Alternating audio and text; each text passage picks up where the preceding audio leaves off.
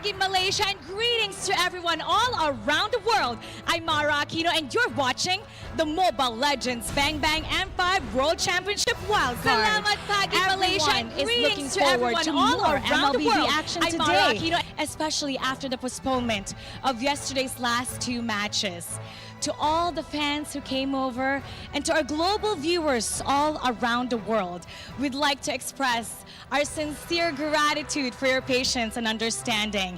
And on behalf of the organizers, we'd like to apologize for any inconvenience caused. But fret not, because today we have 6 electric MLBB matches coming your way. All of our wildcard participants have been showing us their region's exciting MLBB playstyle. And today, we'll find out the teams who will face each other in the crossover matches tomorrow. Who will continue their journey en route to the Grand World Championship stage? The fans are hyped, the casters are set, and the players are more than ready to become better than great.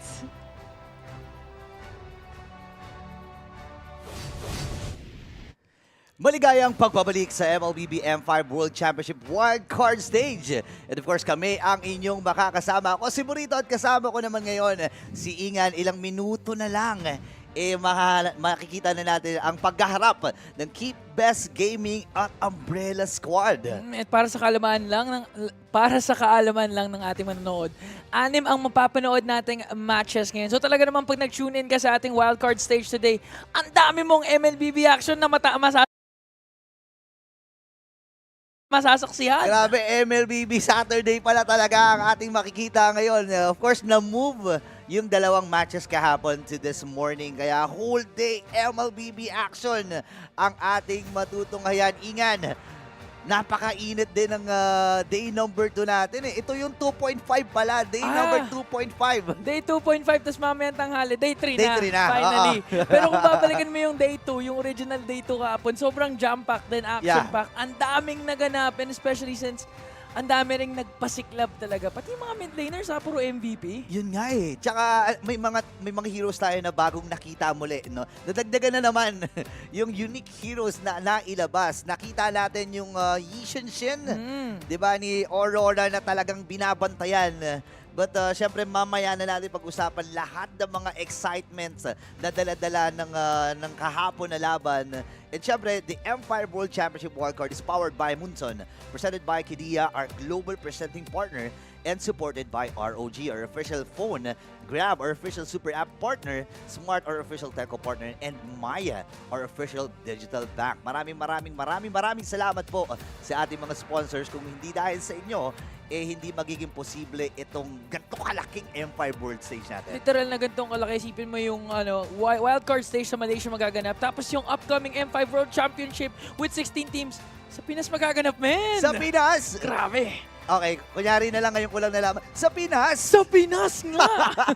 Pero siyempre excited na lahat, no. Actually, kahapon nakikita ko yung mga mga Pinoy MLBB fans talagang excited na rin makita yung mga laban na paparating, lalo na itong dalawang papasok na laban natin, Keep Best Gaming and Umbrella Esports. Ito yung dalawang team na wala pang nakukuhang series win. And I think ito na yung panahon nila kasi sobrang importante nitong laban na to. At ito yung magdidikta sa kanila kung makakatungtong ba sila or aabot ba sila bukas para sa ating day number 4. Isa lang din naman patunay na talagang growing na talaga ang MLBB. Pumapasok na iba't ibang region. Although hindi pa talaga sila makasabay, sobrang nakakabigay confidence lang na nandun na yung malapit na eh. Onting kayod pa, onting bigas pa, pero eventually aabot din sila. Iba pa rin talaga kasi yung standard and level of excellence na sinet ng ating mga excelling regions. Yeah, iba nga yan. Yung mga non-MPL teams na ngayon ay nagpapasiklab. Keep Best Gaming, nakita natin yung potential ng kanilang lineup. Pero syempre, bago natin ipagpatuloy lahat ng yan, tingnan muna natin ang ating standings. Para sa Group A, Team Falcons ang nangunguna with 3-2 na win-loss record at 1-1 yung kanilang score. Sumunod naman dyan ang Nightmare Esports. Next is the Team SMG at ang pinakahuli na naghahanap pa rin ng kanilang panalo is the For Miracle Esports. Oh, and for Group B naman, LG ang nangingibabaw sa standings.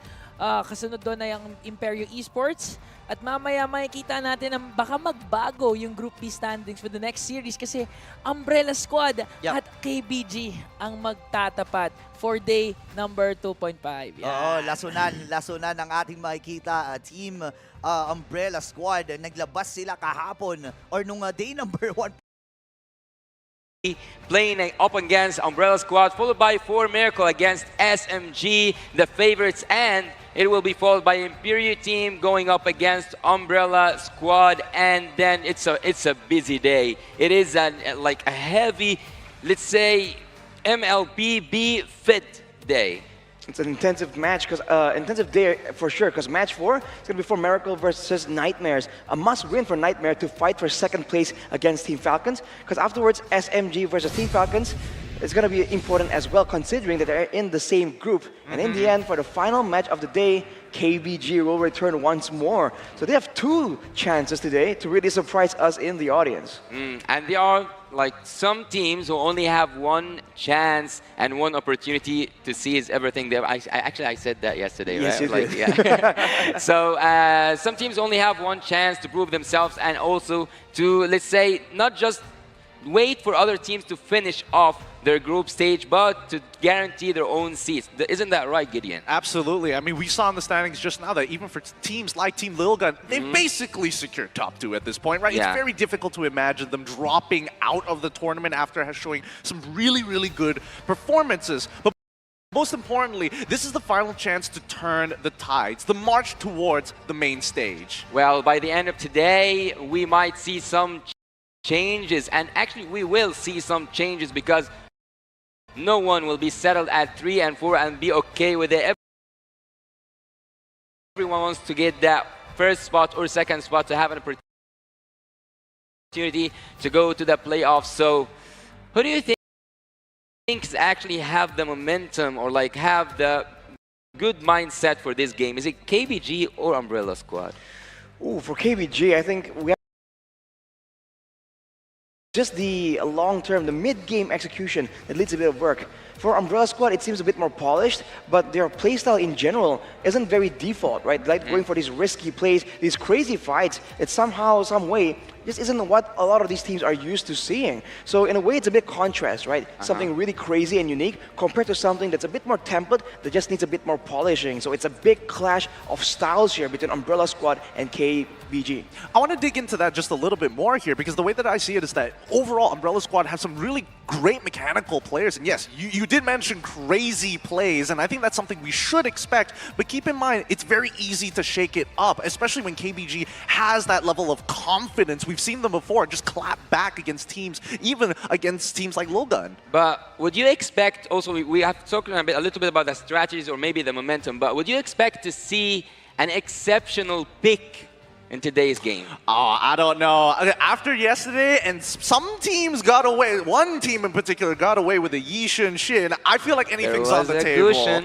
There was a Gushin as well, and it did come from Troublemaker. I don't know. If there is a ban towards it, fine. Respect has been given. Yeah. At least I can assure that at some point at banning phase, it's not. Actually, I mentioned before that there's 3 times of bannings, right? The bans that you know that the enemy teams will play because it's meta picks, or maybe it's a target ban on someone. And in this target ban, I would actually want to say that it's also in an alternative term. It is a respect ban because some people when you give them their special picks, they just out of the extraordinary. Well, just like that, ladies and gentlemen, we're going to go straight into the drafting phase. And like you mentioned, Yasu, the target bans here is going to be very important, especially against Umbrella Squad. They have this great strategy of putting an assassin in the mid lane in the hands of Troublemaker. That is something that isn't too foreign in the world of MOBAs, but it's a bit fresh in the minds of the Mobile Legends community. We'll see if they can try and use that to really shut down the whole rotations in the mid lane from the side of KBG. Well, Gideon, we have actually seen Team KBG come after one short break to be a totally different, like in terms of mindset, they were totally different teams. So after having a day break, do you think that KBG have prepared enough for Team Umbrella Squad? I think they're going to have a more refined draft this time around. Immediately, I'm seeing that the Matilda is going to get picked up, and I'm presently quite happy. It's like, yes, yes, first pick. Oh, but I think that there's a lot of supports having attention here at the wildcard, right? There's a lot of supports for sure. I mean, in day one, you're already hyping up the hospital meta, Yasu, and we're seeing it a lot here. This healing is still such a big value pick, especially when the teams want to go and just brawl like this. Having the ability to just regen back up after a huge fight, and especially for Umbrella Squad right here, it's not just the healing, it's also the mobility. Matilda can be played defensively but also aggressively. And if Troublemaker is on an assassin, then the presence of that guiding wind could be something that throws the whole strategy of KBG into the wind. Well, speaking of defending, Coach Defender is on Umbrella Squad side, and before he was actually a coach, he was a player and he was in international stages. So he does have the experience enough to pass it over to Team Umbrella Squad, and so far they have a really good, I would say, solid draft in terms of like ground control, also the engage and disengage and surprises. But what surprises me the most is that Arlet pick worth taking at the first phase, or like at the first pick, let's say, for KBG?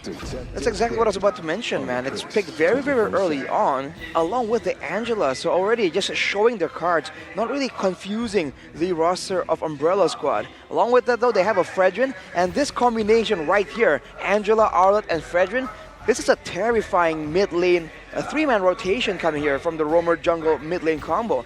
Especially in the early game fights, level 1, level 2, and to a certain degree after level 4 as well, they can do a lot of damage, a lot of combos, and even with the Guiding Wind, you do worry about whether or not the members of Umbrella Squad can really escape from all this damage and all this mobility and crowd control. But that's under the assumption that they want to fight in the same side of the map, because what I'm seeing here is you've got a pretty independent EXP laner, you've got a gold laner that wants to win. I'm feeling like you just need to win out that mid lane and you've basically got gold for free. And I see that heading into that second phase of banning, Fanny has joined so fast on the side of KBG, so they might have done their studies and they know that Umbrella Squad's jungler have also like this. I'm not gonna say a weird draft pool, but a wide draft pool, because Troublemaker has surprised us with that Gushin, and maybe, just maybe, actually wait, I have studied Team Umbrella Squad. They are really good at assassins. I'm actually quite surprised why was Fanny like banned in the previous days. Ooh, I gotta check back on my quite notes. remember. I'm not quite sure about it. Yeah. I think there were some Fanny bans against some of the teams right here. It is a very meta hero by all means, especially in the hands of mechanically sound players. So taking it away from Umbrella Squad with their very skirmish heavy composition and their high speed composition, by the way, is definitely a good idea. But for KBG, what does that mean? Does it mean that they do want to have something vulnerable in the gold lane? Someone that just stays in the back line and outputs that damage, because they're banning 2 assassins. Well, Mario is a really great player in terms of assassins, and that was what was I actually talking about. Actually, there are some fans supporting Team Umbrella Squad here in the audience, and look, yeah, they are just pointing that out. We are here to fully support Team Umbrella Squad. KBG on the other side, I would say that they have done their homework, because Lancelot and Fanny were some of these picks that Marl made the EECA struggle with. Yeah, no, honestly, I think they've done some really good work here, especially being on the red side of this draft, right? It's still very, very flexible. You don't know where exactly they're going to be putting a lot of their resources into. It doesn't really give a spearhead, an obvious spearhead to Umbrella Squad. Ooh, but an Aerithal ban comes in through for Umbrella Squad.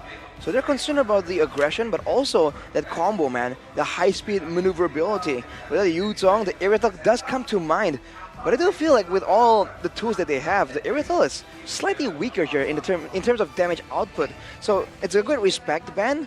So I feel like for Umbrella Squad, taking that away kind of locks KBG into something less meta, you know, something that can't really hardcore carry. unless they really want to go for that carry pick, which is something they could... Oh.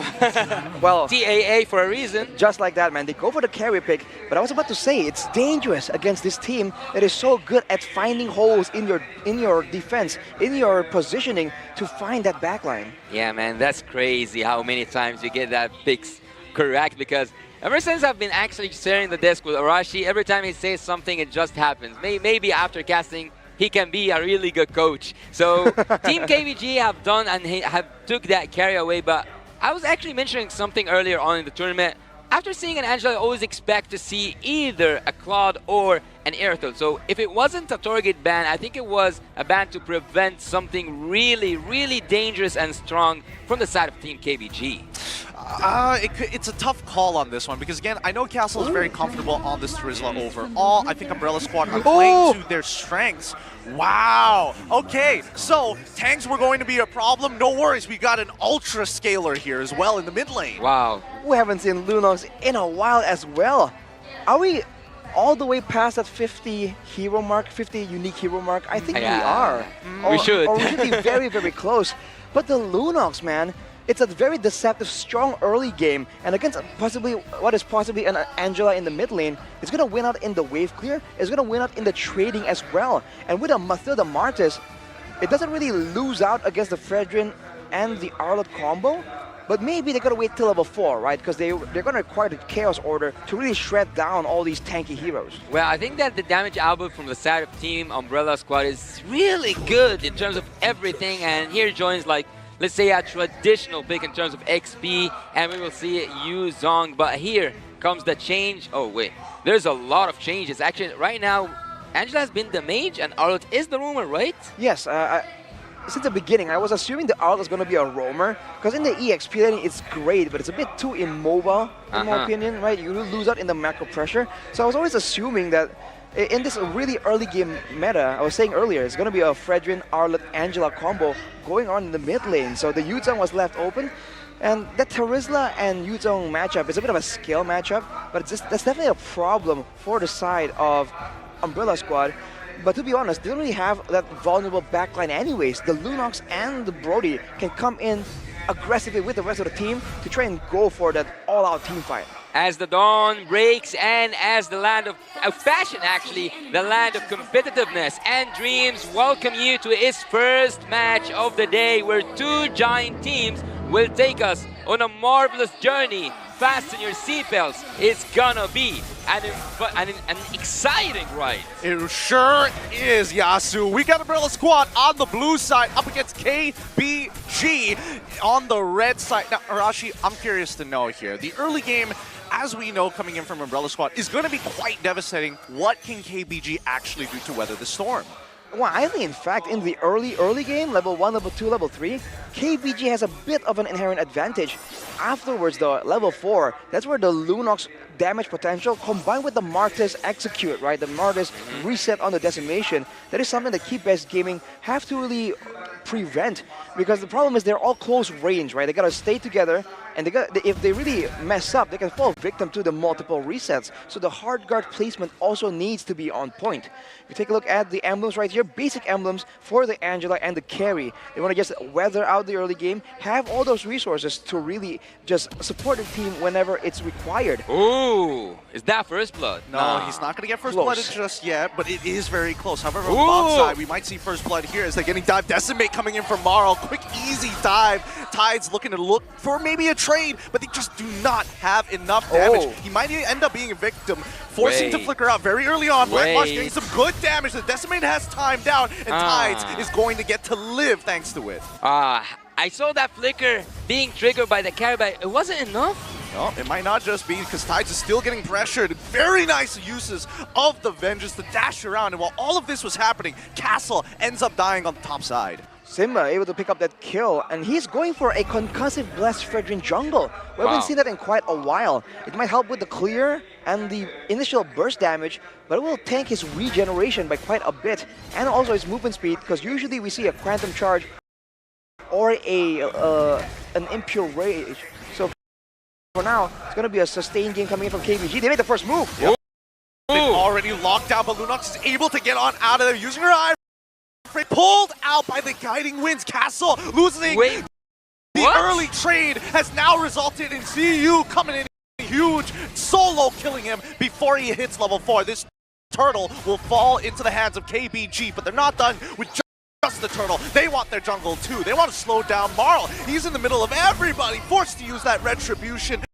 Doesn't lose anything. Nicely played by the Umbrella Squad, but KBG come up on top. Dominating that turtle area was so precise, so nice executed by Team KBG. But what do you think have the upper hand now? Because I think that the gold is still equal.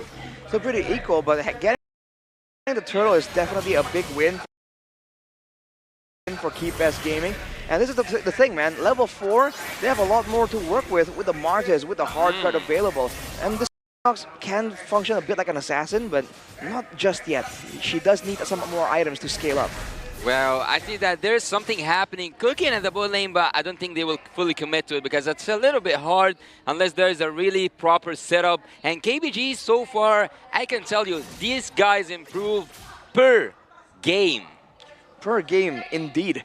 And afterwards, you have to wonder that later on, how will the fights really play out? Because there are no pure fights available for both sides. So the team with the better crowd control technically is ChezyGaming. Oh. They can really start a lot of fights that they really can take on their favor, on their terms. In the top lane, though, this is going to be a big 1v1 matchup, but in the mid lane... Ooh, wow. Tides almost landing it, but Troublemaker able to get out of there just in time with the help of the Darkening. However, topside, the damage on the castle has not stopped just yet. This might result into another solo kill up on the topside. Castle able to hold out on his own with the help of Fangor and Troublemaker to force CU back out of his lane, chunk down to 20% of his HP. I can tell you that after studying Team Umbrella Squad, I can assure you that Castle is not just there to defend, he is also there to be the front laner, to be the initiator. But who's initiating right now? Yeah, Guiding Wind, but gets on out of there, forced to back away. Tides is able to pull him back in towards enemy lines, but again, Guiding Wind just saves the day. Do you think that KBG will control the turtle area again? Without the final slash, without the Black Dragon form also, by the way, you have to wonder if Umbrella Squad knows that the Black Dragon form is still on cooldown. If they do, they can go in. And here they go. They've already popped the Heart Guard. Castle, he's deep in the enemy lines, gets pulled away by the Guiding Winds, but he's already used his penalty zone. The Decimate might be coming on through, but Tides is able to stun off just in time. Not enough. Marl walks away, gets to bring his team along. At the very least, they were able to find one kill, but down on bot side, God Yang holding on to his own. Black Marsh continuing to dominate this lane for as long as it takes. Yeah, dancing with that, dancing with the Oz, and also dancing with that turtle, and it's a steal. Oof. Nice steal. Marl gets a kill, and he gets a steal on top of that. Is it his birthday or something? I don't know, man. Marl is on fire right now. And look at the rotations, man. Umbrella Squad is always so proactive. And unfortunately for ChezyGaming, they don't even get that turtle. So they're not really using the Angela macro presence to really make auto plays happen. And they're really not saving their ultimates for the big fight at the turtle. They should be trying to play in a bit more calculated fashion. And for Umbrella Squad, they gotta keep doing what they're doing. Push the tempo and try and burn these ultimates before the big fight so it can't all be stacked in one decisive victory for ChezyGaming. Well, trusting Castle since day one was and still Umbrella Squad's strategy, and also one of their most important points, they wait to Castle to give the order to initiate or to go back, because we are used to know that, of course, Matilda would do that job, but Castle actually carries so much damage and carries so much of the initiations and D. Speaking of initiations, we've already gotten the ult come out of Fang Agor. Guiding Winds to pull Castle away. Matilda Airlines got to get cancelled early, but Tides decides to go back in. Penalty zone gets cancelled out in the meantime, thanks to the help of the Motor Coils, and now the Decimate is going to lock it out. Troublemaker secures the kill. Marl does not want to get another kill stolen, is able to get these 2 kills for free.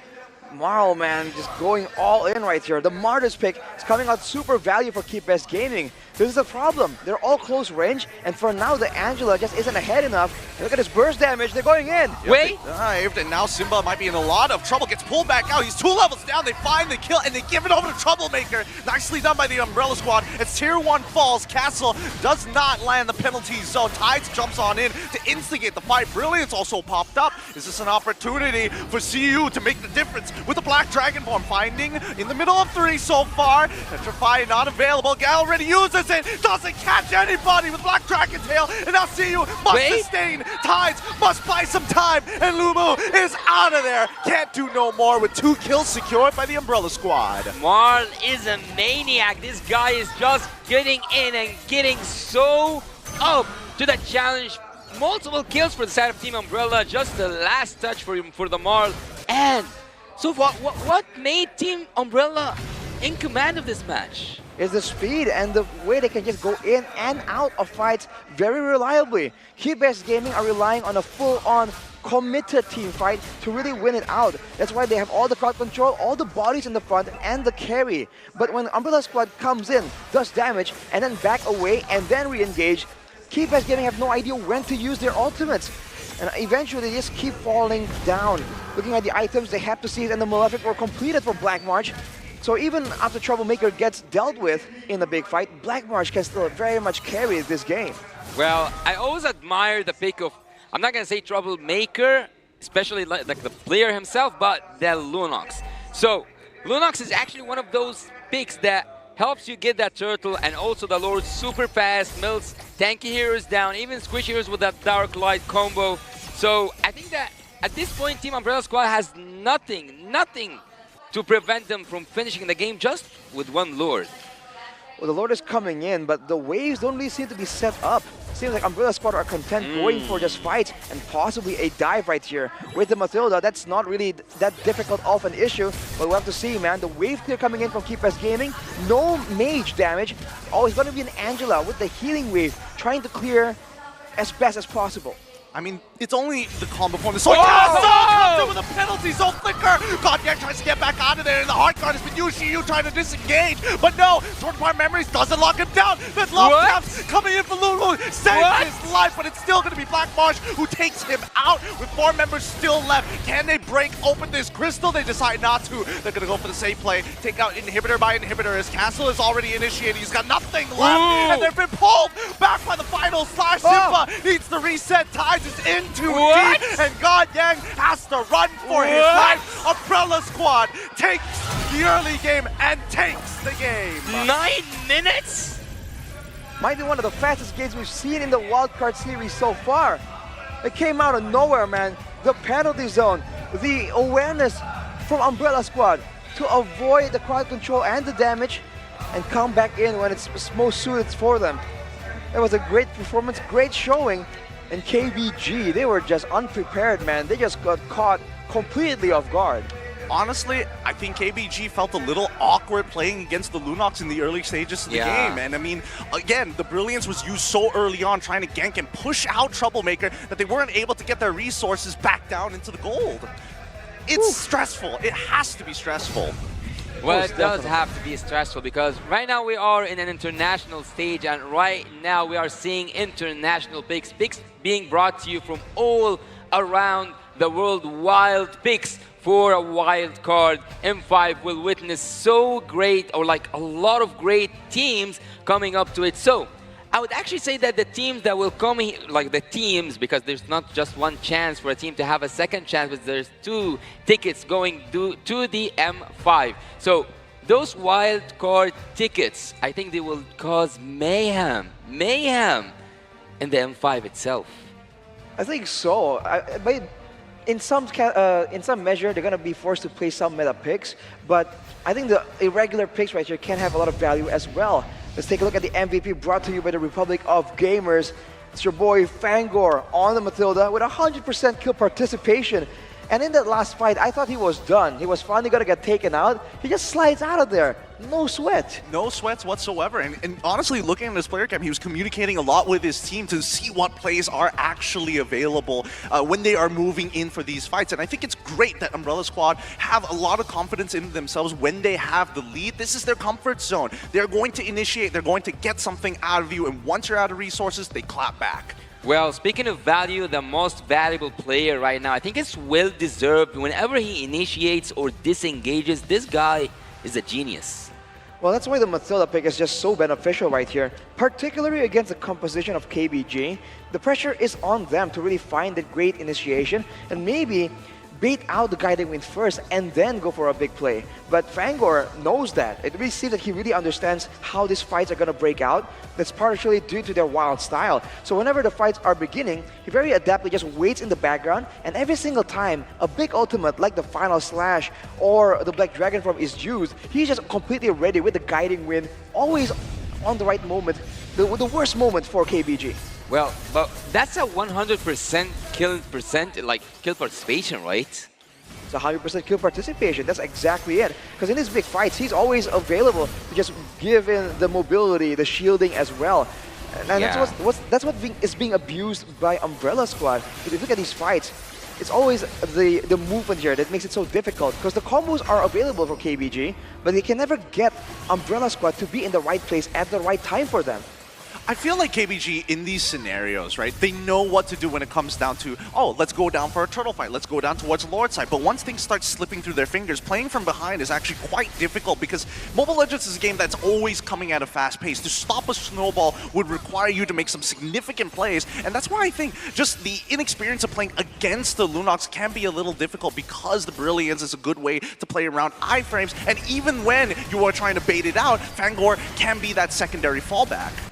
And this is the problem with the draft of KBG as well. They can't really get the right place at the right time, technically. Iframes, Also and even due to when how things you are trying to moving bait it around out, right here. Fangor... Because for, like you mentioned, Gideon, it's just too much at the same time, technically. There's just so many ultimates that are flying around, especially in the early game, against a Martis and a Lunox. If they start really snowballing, there's so much immunity, damage reduction, that to really capitalize on a bad play, it's a bit too difficult for KBG to do without maybe doing some mind games to really trap them. I mean, I feel like the mind games is difficult to play as well, right? Because again, I do agree with you that there has been an overuse of abilities, especially when you start to see the use of the Heart Guard in particular coming in from Lumo. When you are walking up to the turtle, they pop it really early on. They're not holding it as a tool. They want to say, this is what we want to do right now, and it feels like they wear their hearts on their sleeves. They're very transparent. Well, do you think that, like, at some point it was the draft's fault for Team KBG to lose? I think KBG has potential right there, but the communication and the coordination is also a big problem. We saw, like, in the bottom side earlier, there was a big fight where afterwards, I think Simba and CU were trying to go in, Tides as well. They're all very all in, so they went in right there, but God Yang wasn't coming with them. So if they really want to go all in, they have to know, as a whole team, right, when the fight is going to happen, when it's time to back off. Because if they back off not together, one by one, that's also leaving a lot of opportunities for Umbrella Squad to really pick them off one by one. Because if you look at their damage, right, the Brody and the Lunox does have a lot of teamfight presence, but for the most part, it's a lot of burst single target damage. If that is the case, I mean, the Heart Guard should have been the answer. Is this one of those situations where it is a breakdown in communications, or is it just a lack of mechanics? I think there's a bit of both, right? There's a lack of mechanics. Obviously, knowing the interactions between heroes is going to be a big part of looking for that outplay. But the communication, like I said, could be a lot better. Sometimes the usage of the crowd control from KBG is kind of overlapping as well. And in this kind of composition that where the crowd control is generally the ultimate, you want to be a bit thrifty and a bit more communicative with how you want to use it, right? To ensure that, let's say you force out the guiding wind, and then you have options to either pursue or cancel it maybe mid-flight. But KBG came from break last time, a totally different team. Would they do the same thing again? That's actually a huge question. But if KBG have to change something, would it be more on the draft or the gameplay and the macro skills itself? I think execution is the more glaring weakness, because the draft, like I said, has potential. On paper, in some stages of this game, it does make sense, but the way they played it just didn't seem to be aligned with how it's supposed to work out. So I feel like an easy solution would be to change the draft to get something that the players are more comfortable with, but that's also not an end-all solution for this problem. I agree with you. I think, you know, simplifying the draft might actually be a better way of approaching it, especially when you're coming in with Black Mosh winning out his lane, on top of the fact that Castle, despite dying pretty early on, and, you know, hats off to CU, his mechanics are great when it comes down into the laning phase, but after that, Castle was making more impactful plays later down the line. I also really felt like that KBG weren't really getting a good read, right, on what Umbrella Squad was trying to do. It's partially due to the mobility, but with the Black Dragon form, for instance, we don't see it being used a lot during like a big turtle fight, right? It's used, it's forced out even sometimes before the fights and before a big initiation. So if KBG really want to use this kind of composition, they have to know when is the right time to be using their resources. Well, KBG at this moment, or like at this time against Team Umbrella Squad, who do you think, or like Umbrella Squad team, who were the silent MVPs for you? Like, okay, we know that Matilda was the MVP, but who was like playing behind the scenes and having the most like effective part? I feel like it might be Troublemaker, man, with the control in the mid lane. And in the early game, of course, the Marcus does a lot of damage, but you have to remember that the Chaos Order from the Lunox, it does percentage max HP damage. So against a Yu Zhong, against an Arlet, that usually we see are a lot tankier, Fredrin as well, with all this regen. That percentage HP damage was part of the reason why Mao was able to get so much success and so many decimations. We've called out this combo, how effective it might be in the early game, but I think they just played along with it really, really well. Yeah, I'm surprised that Troublemaker was able to get out of that laning phase as well as he did, and I think obviously, you know, Fangor being the MVP, obviously making it easy for him, but it doesn't change the fact that the individual plays have costed KBG a lot of their more resources than it should. Again, the dodging, using the Brilliance, and then after that, the Darkening to create space after we did see Tides try to go for a flicker final slash play in the mid lane. But looking at KBG's team fight participation, the 50 to 50 and also the 0 percentages means that it was solo kills at some moment, so there wasn't like a team effort there. There's a solo kill by Simba and a solo kill by Suyi as well.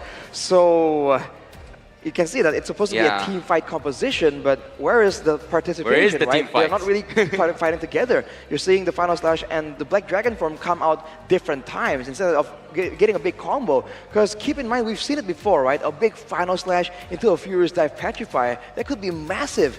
But in fact, I think Tides was using the Final Slash as a bit more of a pick-off tool instead of a team fight ultimate.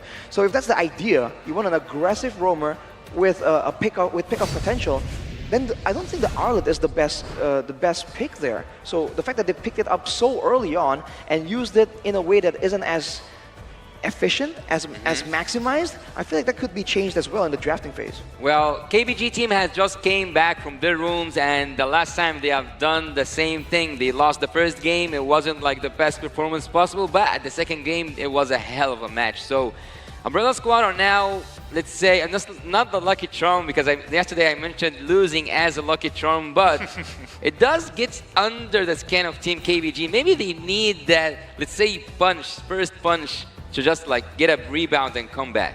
Of course, I do feel like it is one of those situations where they need to download that information. But speaking of some of the players that we mentioned just now, Troublemaker, we played a lot of Gushin in MCC, and now I'm ready to pick it in the wild card. Again, if they don't want to regret, they should keep on banning it. And I mean, I think in general, without any proof, this statement can be ignored. But after seeing the Gushin performance, and now seeing his flexibility playing the off-meta picks like the Lunox, I think that's a very valid threat. So for KBG, will they risk going for something that the Gushin can take advantage of? Are they going to respect it? Because in Game 1, doesn't seem to be a big issue for them to let it open. Well, for Team Lil Gun, I'm going to speak about Team Lil Gun a bit, because in this situation, in this scenario, their lucky charm was losing the first game and then coming back and reverse sweep. But for Team KBG so far, after losing the first game, they also lose the second match. So do you think that we will see a reverse sweep for the first time for Team KBG, or will it be the same full sweep for the opponents? I mean, after Umbrella Squad losing out to Lil Gun in the way that they did, I think they would rather not get reverse sweeped again in this tournament at all. They want to finish it 2-0 as cleanly as possible every single time. I think a clean performance is what a lot of teams are aiming for right here, especially because how volatile the standings are right now, right? The difference between a 3-game series and a clean 2-0 sweep could be massive, considering the statistics at the end of the day. So I think for now, Umbrella Squad, considering it's the last day, they want to pull out all the stops and bring out all those secret pocket picks and really try and get a massive victory here and make a statement and maybe even set a precedent to try and use as some mind games against their future opponents. Well, Umbrella Squad should use that momentum to its best. Like, they should just take the advantage of the momentum that they have right now, winning a game in such a short time and getting into the second game should have a lot of favor to them because they didn't have an issue, I would say, in terms of the draft. They didn't have an issue, of course, in terms of the macro skills and how they moved during the game itself. But anyways, some teams, they don't believe in mercy. And maybe Team Umbrella Squad will not have mercy upon Team KBG and will look for that full sweep in exchange for that reverse sweep they have witnessed during the tournament. This is the drafting phase, game number 2. KBG has decided to go in towards blue side. Umbrella Squad going to be on the red side. And honestly, considering how the last draft went, I'm pretty surprised with how much that KBG specifically has grown. I mean, the way that they draft, I think it's really smart utilizing these flex picks. I think that the end goal at the end of the day, the idea is definitely there. I think they also suffer from the lack of experience. We've already mentioned it again and again. But before, we talked about the rotations and the decision making. But now, even in the team fight flexibility, it seems like they know, hey, one guy engages, the rest does damage, there's follow-up, but they can't get creative with it. They can't take turns, for instance, with 2 engage tools and confuse their opponents by switching it up on them. How many months has it been since they have access to the game? I think it's like what, three-ish. I can't. Let's round it up to 4 for the sake of numbers, right? 4 months of the game. So I'm guessing that it's difficult for KBG to really express themselves mechanically in the game just yet. Yeah, but KBG is not as experienced as the international teams or like the international team because it is like they are new and the region is new. But I can say the same thing about Umbrella Squad, because I haven't seen them on international stage and they don't have like quite good experience. So in terms of experience, I think that both these teams, whether they have a ticket or whether or not, they will definitely gain some experience out of this tournament. Well, here's a fun fact. Nolan. This is Nolan's 14th ban in the tournament out of 17 games this wildcard. He's currently the highest, followed by 1-1 and Matilda with both 12 bans. So Matilda 1-1 both banned by KBG. They certainly know how to read out the meta. But with all the bans settled right here, are they going to go for something like a Faramis, right? Go for a classic team fight play? It's going to be a Joy instead. Okay, interesting. Again, KBG, they like to have these flex picks up in the air, right? They don't want to have any preconceived ideas. They do want to kind of respond to how Umbrella Squad is going to play. But at the end of the day, you are on blue side, right? You kind of want to get your power picks for yourself as early as possible and kind of dictate the tempo. But there's still some good, really good meta picks like Angela, and you can, like, the picks can go on, but okay, this time they are the ones who take all it at the beginning. Are they trying to make a statement right here? Like, hey, this is how you do it. They get the Bruno as well, though. That is a solid pick in the gold lane. Against a Joy, though, there is some risk involved. Overall, though, I think they can still get some security tools to really help the Bruno out. Now the Angela is left open by KBG. Angela Bruno is something that some people use. And a Bruno Rafaela is also a good combo that can work here.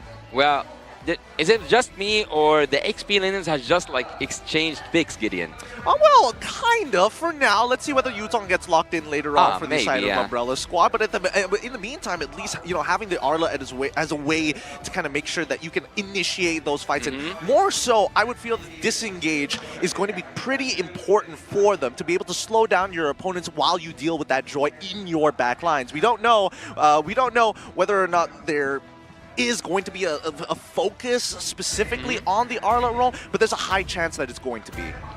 That's how we always see it being used, and usually it's an all-in strat. So the fact that there's a Terizla might pose a problem, but I assume that there's going to be catch. I was about to say, considering the Joy being in the picture, the Kaja is a solid pick here. They can really shut down this assassin pick, and even if it doesn't, it allows for Umbrella Squad to really get a good pick. They have Bruno and Arla burst damage, right? So if they can pull someone even like the Terizla, if they are ahead enough, that can still really really improve their pickoff potential. Well, there's one question that pops up to my mind when I see a suppression big right now. Because yesterday we have seen with Team Falcons, if I'm not mistaken, Super playing on the Franco, and on the other side was it Clock? I cannot actually remember everything. I'm not that good at photographical memory, but once the suppression hero was picked, and on the other side, the team picked something that counters that suppression hero in terms of everyone gets around the suppression hero once he have a catch. So I think that will work perfectly for Trizla, and not just that. If they added one more crowd control, it's gonna be hell for Team Umbrella Squad. Big engage, technically as a counter engage tool against a pickoff, that is definitely something that Umbrella Squad are thinking about. I thought they might pick up the Angela, but they ban it away, knowing that they might not get a chance to pick it up first. And with their pickoff strategy, the Angela could be a big problem. With the Martis being banned, right, what will they use, especially in the jungle here, to really supplement this pickoff style? The Bruno is great, but in the mid lane and the jungle, you would really love to have something with a bit more kick to ensure that whoever gets Divine Judgmented does get taken out. If it's up to you, Gideon, which jungler would you choose for Team Umbrella Squad before it comes? Fast. I mean, I was going to say Martis, but I think KBG might have been a little ahead of the curve on this one. I feel that in this particular situation, you're looking not only for pickup, but you need a way to actually deal with this Joy besides just the suppression, right? Half the time it's not going to happen. Prediction. I'm just going to say Gushin right off the bat, just as a first pick after this rare. only because, again, I don't think that KBG might actually go for the counter pick of something along the lines of a Kufra. It's going to be a Novaria. I'm going to say is Novaria mid, right? Not jungle. So we'll have to see. You never know in the wildcard series. For KBG though, already good. An assassin, a marksman, a good front line. I think utility is what they're lacking. I was talking about the Faramis earlier. That can still work right here, especially against all the pickup potential. Having a Netherrealm to stop someone from getting taken out can be value. But for Umbrella Squad, yeah, the question is what jungler, right? Something with damage. The Fredrin comes to mind as a good in-between. But Akai maybe? Roger. Personally, that'd be very interesting to see here. But I mean, they've got the utility, they've got the right answers. It's just how do you kind of maintain that? And I think that KBG is taking a very good approach. They've covered all their bases. Well, he is a TAA after all, a tactical analyst, Arashi. So he says Faramis, Team KBG just has to listen. Oh, it's a Lancelot. Okay. That is damage. That is mobility that is in line with their style. It was actually banned out by KBG as a final ban in Game 1. Against the Cho, though, an assassin against Cho is quite difficult. And the Netherrealm. I feel like this is going to be reliant on the rotations. Right? If Umbrella Squad can out-rotate KBG and get fights on their terms before KBG can really regroup around the penalty zone, around the Netherrealm, they can definitely take this game and run with it. Well, before we head into the match, I think that I will lean towards Team KBG's draft because I think they have a really good team fight. There's nothing to stop them from just like going in and sleeping into the backlines, having that Faramis. And on the side of Team Umbrella Squad, I think they have to take like solo pick off heroes, like they have to take them one by one. Whether it's 1-by-1, whether it's full 5v5s at the end of this, let's see. Currently at match point, it's going to be the Umbrella Squad on the red side up against KBG on the blue side. Unfortunate there. Unfortunate indeed. Looks like we're going to have to call a tech pause. Luckily, we're not in the middle of the fight or anything important. It's just at the very beginning, the first less than 10 seconds. Well, now we have a bit more time to talk about the possibilities right here. Great team fight from KBG, but so I think the goal for Umbrella Squad is to avoid said big team fights and to ensure they can really go for those pickoffs. The Arlott pick in a big team fight can be used as a deterrent, right? You pull someone in, and when everyone's scrambling to save their guy, the Final Slash can really stop everyone long enough to really go for it. With a Novaria Lancelot, it's a good mix of magical and physical damage. It's good burst, but it still requires items. So I think mid-game is where Umbrella Squad really wants to take off. For KBG, there's a chance they can try to do some things earlier, because with the limited amount of damage coming in from the Novaria, from the Lancelot, right, the burst nature, not spammable like the other mages or jungle picks, it means that the Faramis Netherrealm can have so much more value, especially around the first turtle fight. Well, at a certain point, I think that Arlott can be used not to just like take someone in the middle of his own team, but at some times, and I've actually seen that happen quite a lot, having someone out, swept out of the team fight because they are effective. Say, for example, you don't want a carry to be inside the team fight because she has a really good output and she has a really huge damage to deal, especially because it's a true damage. Of course, no one can stop against the true damage. So sometimes they just want to sweep carry away to keep it away from the team fight, even if they had to sacrifice with that Arlo. Boys, you make some really good points here. In the early stages of this game, it's going to be really important for Umbrella Squad to really sit and protect their laners as much as they can until they hit that mid game. ChezyGaming, on the other hand, if they want to start getting aggressive, they're going to need to hit their level 4s too. But in the meantime, these level 1s, it's all about the information. Looking at the battle spells as well, you can see the Purifies for Lumu on the Faramis. That's definitely the way to go. In the mid lane, it's going to be dangerous, especially against this Kaja right here. Wait, if he gets... Is that a Kaja with the blue buff? That was a Kaja with the blue buff, right? Oh, he stole it. Fangor actually gets the pick off. It seems like he's very adept on that Kaja, which is dangerous, right? Because the suppression, that is a very dangerous tool, especially against a Faramis. If Lumu oversteps, he can get picked off, and no Netherrealm for his team can mean a fatal mistake. Did he really take that risk? Did Simba take that high risk to lose his own buffs in the early game? Losing a buff to Akaja, that should take a lot of work.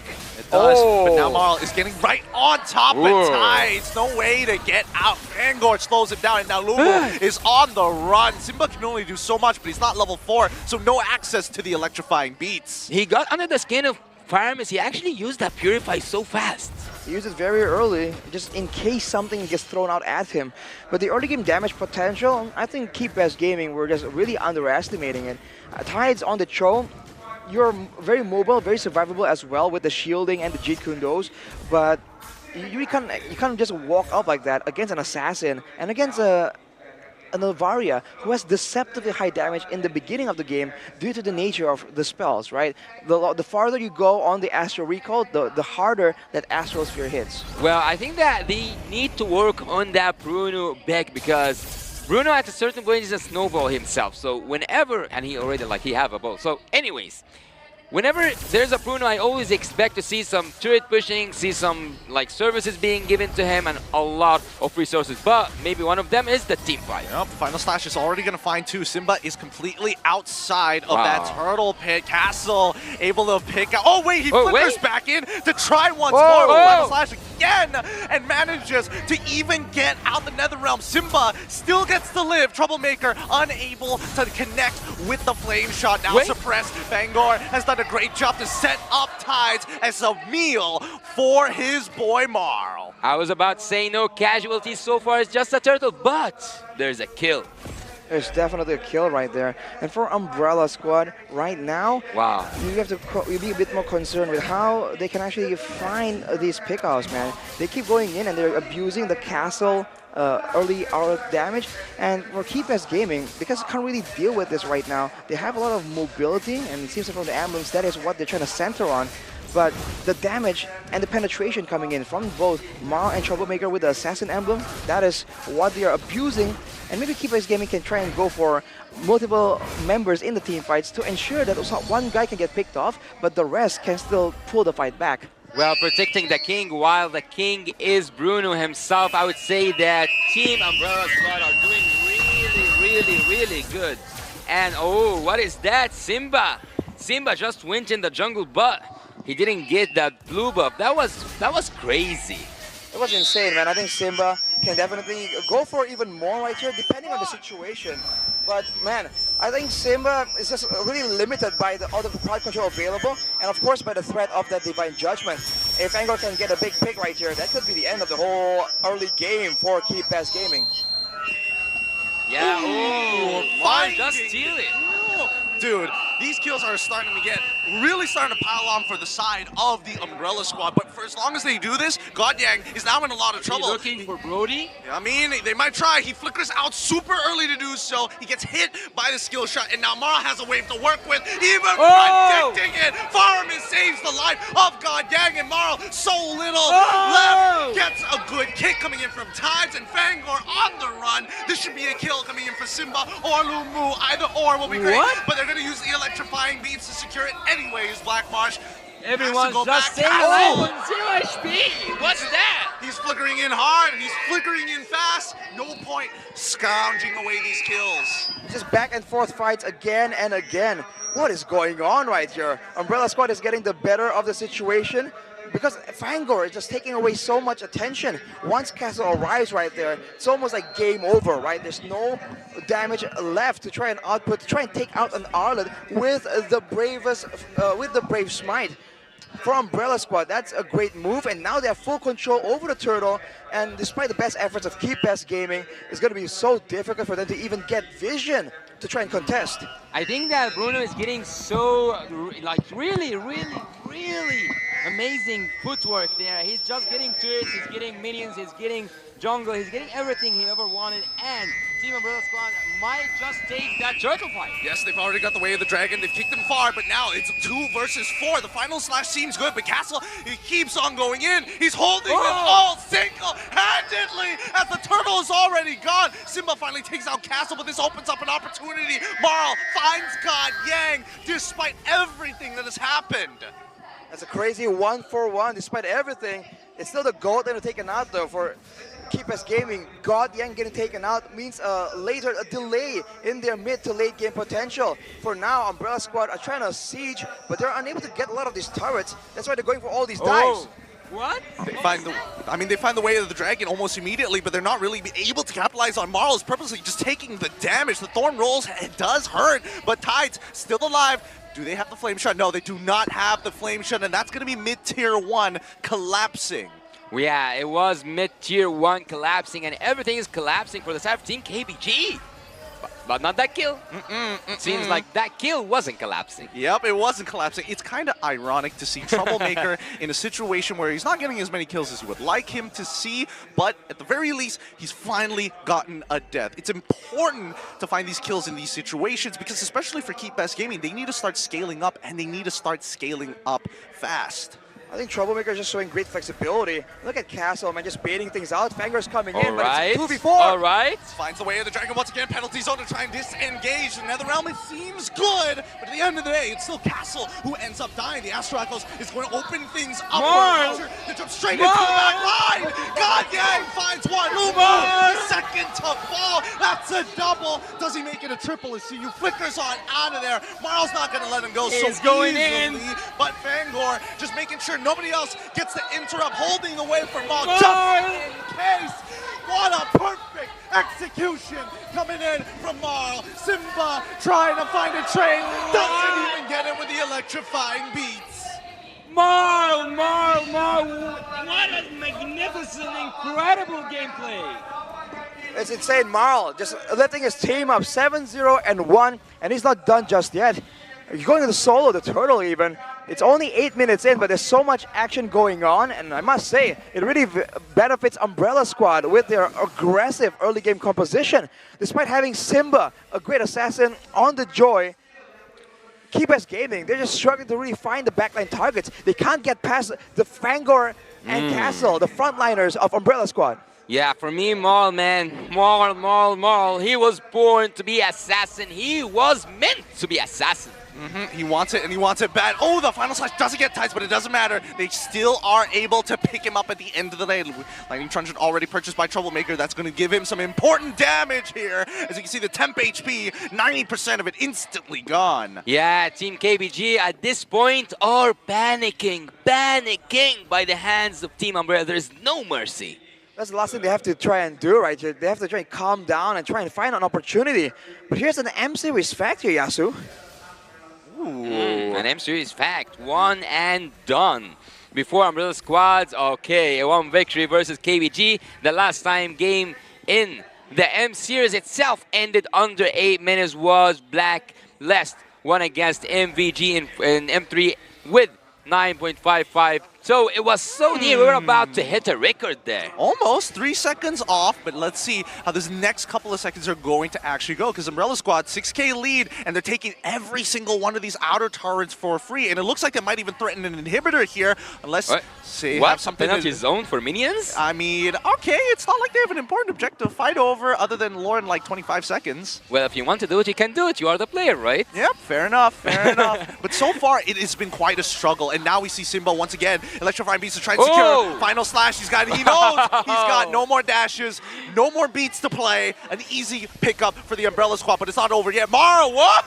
Nicely done with the Thorn Rose, dodging literally everything coming in for the side of Keep Best Gaming. It wasn't just about that final slash, it was about that final touch from Troublemaker coming from far behind with a sniper. With a sniper, Flame Shot managed to just take the life of Simba. Whoa, what was that? The flicker kick coming in, and they've already tried their best times after everything he's done. Was able to finally set up a kill and get Castle. Marl might be the next to fall. God Yang finally has enough damage after the Malefic Roar purchase, and even going into the Winds of Nature, allowing Simba to jump into that back line. Troublemaker very, very low. Luckily, using his ult to confirm his suspicions about where everybody else was. That's a very big blunder coming in from Umbrella Squad. Getting the shutdown and giving it to God Yang of all people.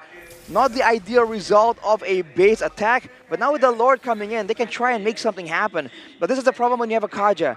For the most part, your approach is very one-dimensional. You're going to wait for the Lord to get close. You're going to wait for KeepS Gaming to be forced to try and walk up and defend against this Lord, and they're going to go for a pickoff. That's generally how it's going to go. And with the Novaria, they can definitely do a lot of damage. If you look at the items, only a Lightning Truncheon though. He might be going for a glowing one next, knowing that there's a big issue in them trying to secure the kills onto CU and Tides. Yeah, Bruno so far, wow, I was just about to speak about the damage. Flicker final slash all towards CU to push him away. Black March is going to be able to pick up that kill at the same time.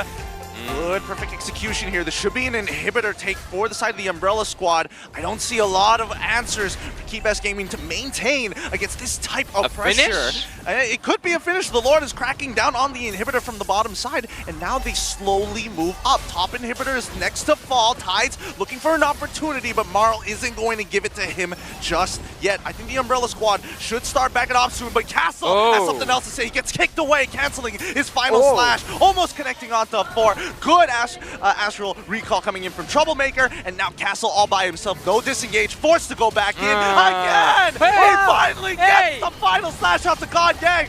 Winds of Nature is going to keep him alive, but it's too late. The Black March is here. Oh my god, man. Oh my god, what was that damage? I'm telling you since the beginning. Watch that Bruno, watch that footwork. He's just working out through the whole game, getting so fed. Only one member down though for KeepS Gaming. Is a 3v4, but Umbrella Squad, they're not backing up. Frangor might be looking for another pickoff. And Black March's damage, man, that is insane. Especially against Lumu. 2 hits, I think, took him down below half HP. Fortunately for KeepS Gaming, they're able to stave off the aggression, and they're gonna live to fight another time. At 30 minutes though, Umbrella Squad, now they're kind of feeling the heat. The late game ain't bad, man, with a Bruno and a Novaria, but the Arlod and the Lancelot does fall off a bit, and the Netherrealm becomes even more important the longer the game goes on. I see a conceal there. What are they planning to do? Not quite much, just changing position, right? Yeah, I think it was just changing a position. You don't want to flex their, like, you know, legs and stuff. You know, they got to stretch it out a little bit. Their base will eventually, they're going to have to base eventually. They've got no inhibitor tyrants, 3 pushing waves. I feel like Umbrella Squad, they've basically got the nuts at this point, right? It's very difficult to lose from this position. No mercy whatsoever.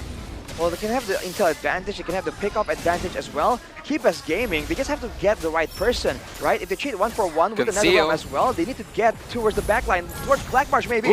Oh, they pull CU, but now here comes the Promise to protect everybody. Jumping on in with the penalty zone, catches them all. Marl's able to take out CU, but Black March had to go as a trade, a 1-for-1 trade. Not very worth it. Not very worth it for the Umbrella Squad, but now evens up with the help of a Lord take. An enhanced Lord there was brought to you by Korea and will be brought to you by Umbrella Squad in the mid lane, and they might just finish what they started because Umbrella Squad so far has been in charge of every single movement in the game. But there's a bit of a weakness here that is spotted, man. KeepS Gaming, the fact that they're able to get Black March in that fight is great for them. gold swing-wise, but it's also good for them in planning out their next fight. Oh, Simba! Oof, Simba almost gets taken out. But if they can trade him for Black Marsh, perhaps in a fight, they can win.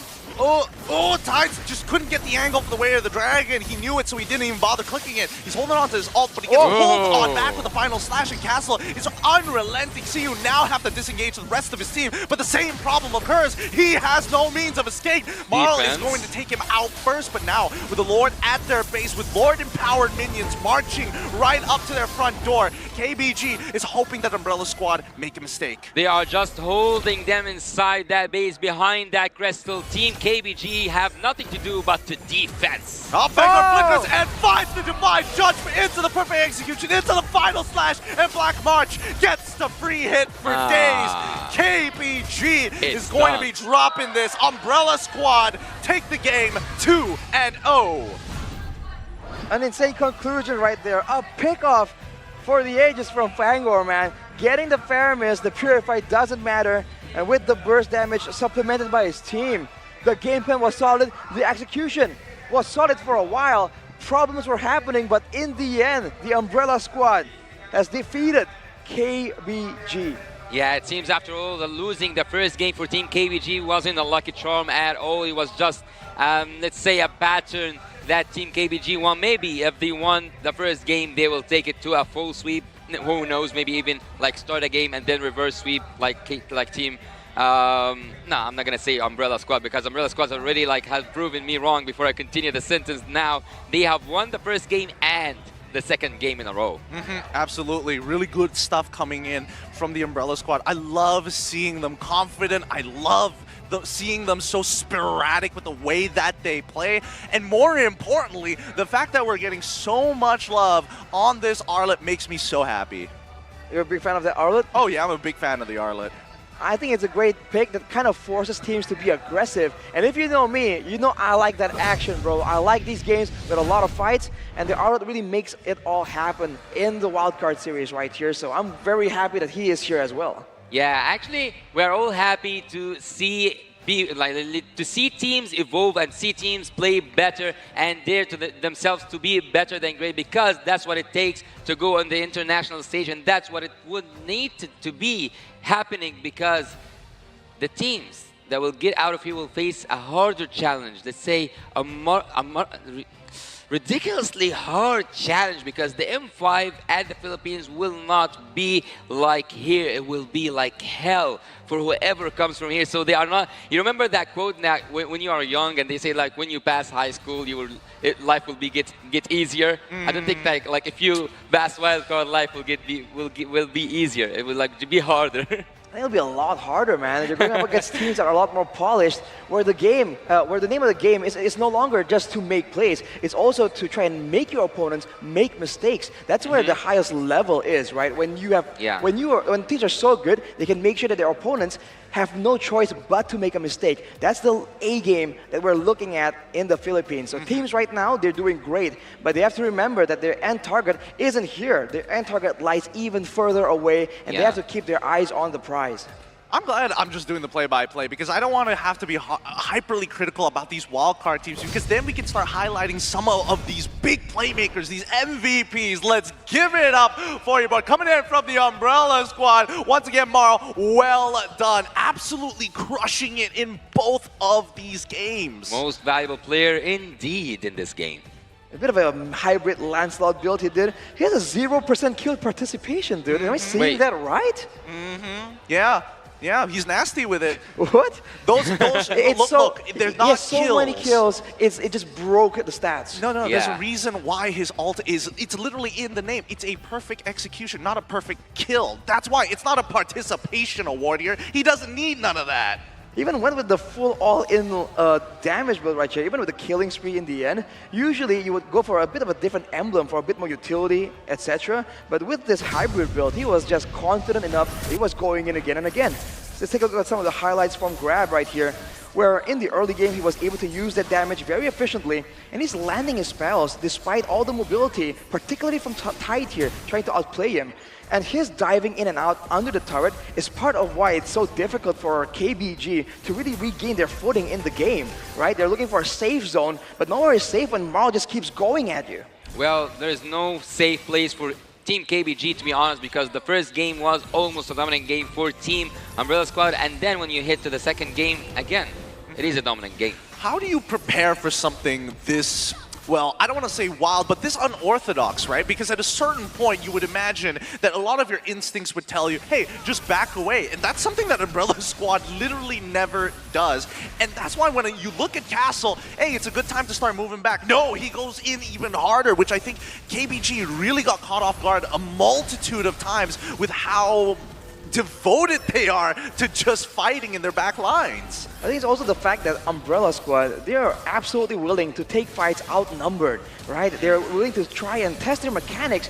Like that right there. Castle, I guess he is stuck in the base, but he is just going in 1v4, no HP, and he's like, you know what? Let's see what's the best thing I can make out of the situation. And the fact that they're willing to just go so riskily in means that for KBG, they're constantly wondering, hey, this is going well, but is it okay? And that hesitation is what makes it so difficult for them to find some moments to try and turn the game around. That's why, be like Castle. Get your ult cancelled like 5 times and still commit, and still commit even harder to get the 6th one off. Well, Castle has let's say an iron heart, because this guy fears nothing. He doesn't even fear death. He just goes in, he just initiates, he just sacrifices himself. As I told you, they use him to the best, and as I told you at the beginning, at the very beginning, the #1 rule at Team Umbrella Squad is just trust Castle. And never back away. Because even Castle, right, he went with the tank emblem right here, not the fighter emblem. So he's not going for a lot of more damage or regeneration. He wants to be as tanky as possible, because he knows he's going to be in the front. And he went with the Wilderness Blessing to ensure that he can keep up with the team, right? The Novaria, the Lancelot, there's a lot of mobility right here that he needs to keep up with, and maybe even to a degree, getting more movement speed to move out along with his team. He went with the Vitality to really capitalize on the kit, right? The regeneration coming in from the Vengeance, and that was a big problem, especially in the early game, without any consistent source of DPS, right? Faramis, Joy, these are all burst damage heroes. The real DPS kind of is God Yang, but even then, compared to a Bruno, for example, the Brody is a lot more burst heavy. So when Castle can regenerate so much HP, it makes it so difficult for him to get taken down.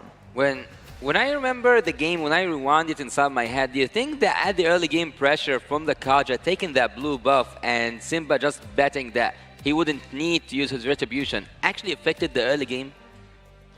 The fact that Simba wasn't able to get the retribution, I mean, he was really zoned out away, man. There's just so many ways for Umbrella Squad to try and find him initially, and also to punish him, especially with the double engage available on their roster. I mean, let's also not forget the fact that by the time he hit level 4 and went into the Turtle Pit, he was like, what? Like, literally 2% EXP down on Marl at that point, so I don't think it really made too much of an impact. Yes, it's a little bit annoying, but at the end of the day, did it really change the odds for him? He managed that early one, but later on is where it became very brutal, am I right? Like, that mid-game was kind of disgusting, and I think that's where we got to see the benefit of that Wilderness Blessing, because, again, Arlet's getting shoved in, I gotta catch up somehow.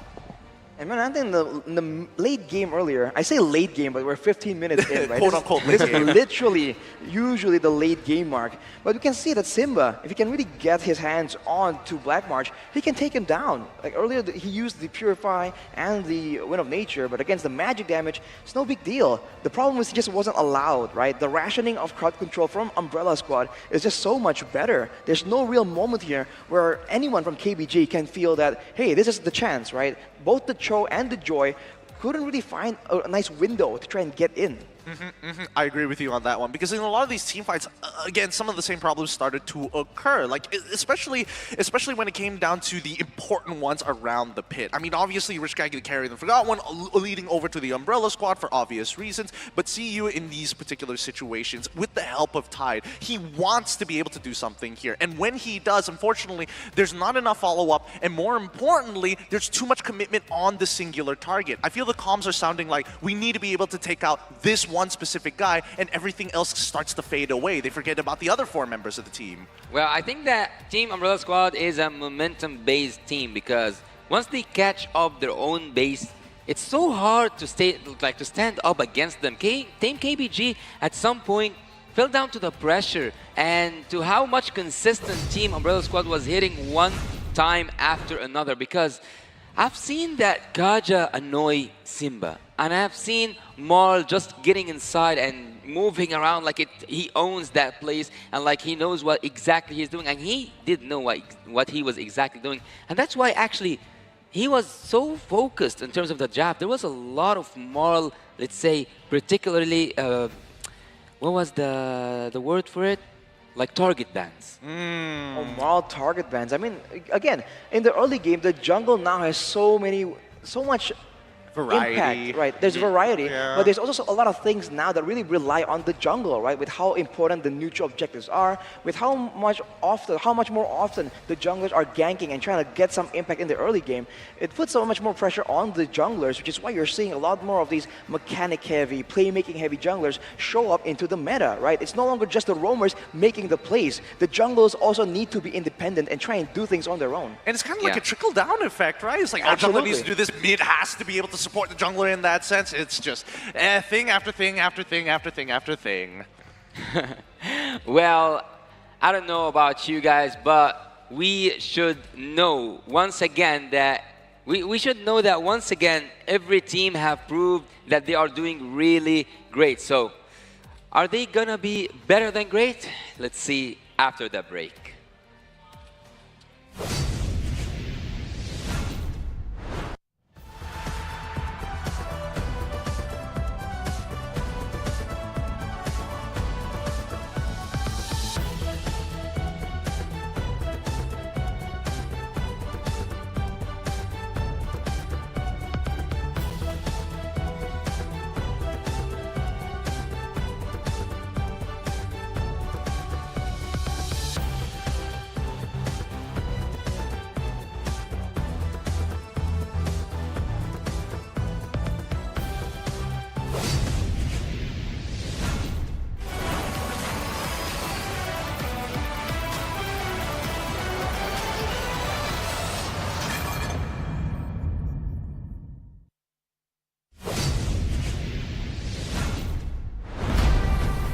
We are here at Gamers 8 to show that we are walking the walk. We have had amazing reactions, major IP owners, and a lot of potential partners and stakeholders coming in here and taking a peek.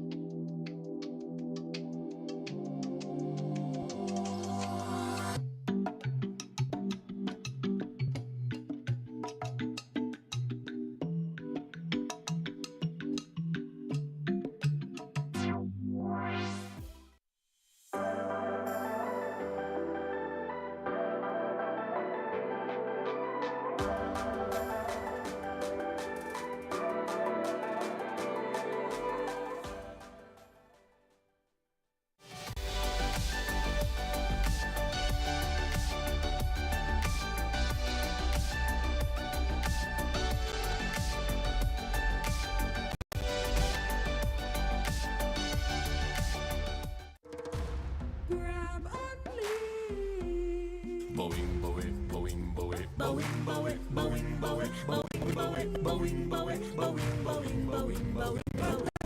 only, savings ang dami, your wallet sings tonight. Laki ng bawi, pag nag-grab only, save 244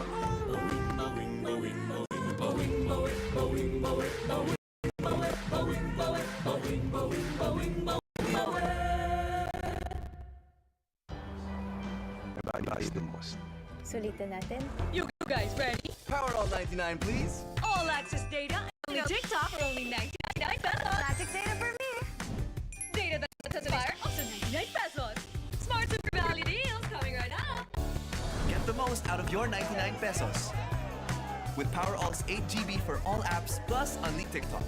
Or magic data that doesn't expire. Swing? Simple with Smart eSIM.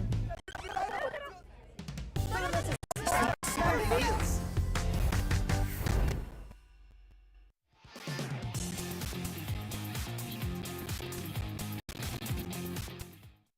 How to register the Smart Giga Arena. First, go to gigaarena.smart on your browser. Click Sign In at the upper right corner and enter your smart mobile number. Enter the one-time authentication code sent to your number and agree to the terms and conditions and privacy policy.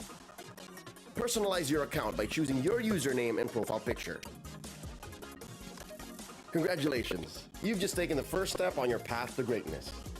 Check out upcoming tournaments and play arcade games. Just subscribe to Giga Arena 20 to join. To join tournaments, click the Tournaments tab. Find the perfect tournament with the search option. Find all the details about your chosen tournament and register. Provide your in-game name, ID, and other details. Make sure you have tickets to join. If not, then subscribe to Giga Arena 20 to get 2 tickets. And you're set. See you at the training grounds.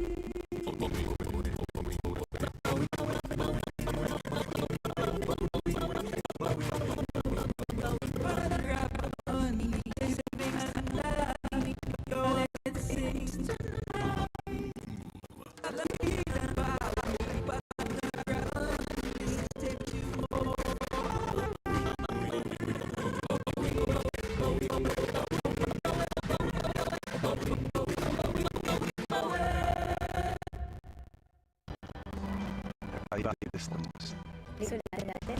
You ready? Power all 99, please. All access data, only TikTok for only 99 pesos. Classic data for me. Data that doesn't expire, also 99 pesos. Smart Super Value deals coming right up. Get the most out of your 99 pesos. PowerAll's 8 GB for all apps plus only TikTok. Or magic data that doesn't expire. Swing? Simple with Smart eSIM.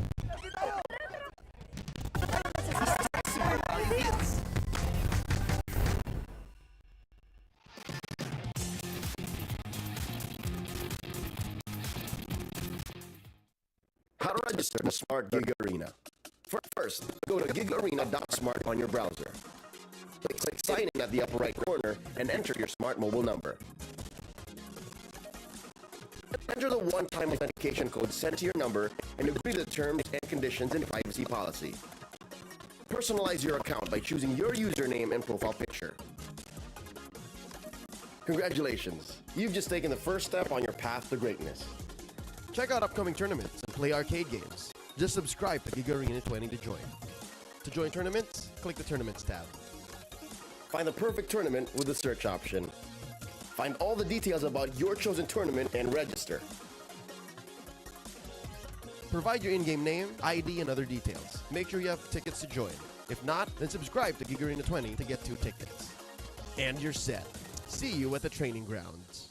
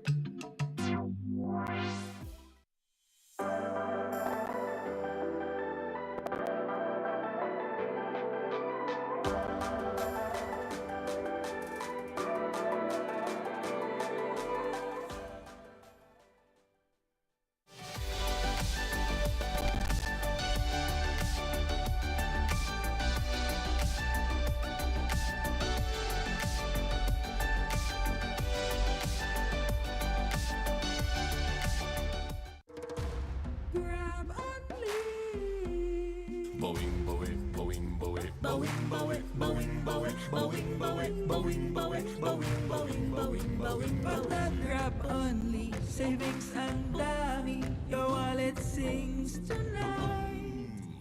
Laki ng bawi, pag nag-grab only, save 2 4 for alright. Bowing, bowing, bowing, bowing, bowing, bowing, bowing, bowing, bowing, bowing, bowing, bowing, bowing, bowing, bowing, bowing.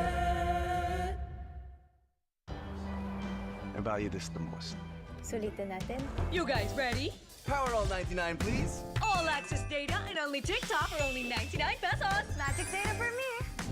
Data that doesn't expire, also 99 pesos. Smart super value deals coming right up. Get the most out of your 99 pesos. With Power All's 8 GB for all apps plus only TikTok. Or magic data that doesn't expire. Switching? Simple with Smart eSIM. Smart super value deals.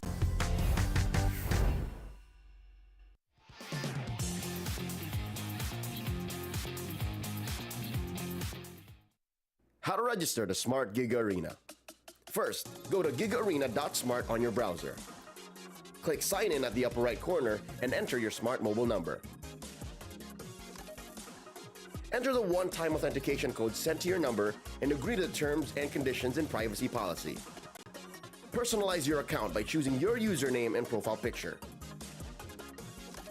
Congratulations! You've just taken the first step on your path to greatness. Check out upcoming tournaments and play arcade games. Just subscribe to Giga Arena 20 to join. To join tournaments, click the Tournaments tab. Find the perfect tournament with the search option. Find all the details about your chosen tournament and register. Provide your in-game name, ID, and other details. Make sure you have tickets to join. If not, then subscribe to Giga Arena 20 to get 2 tickets. And you're set. See you at the training grounds.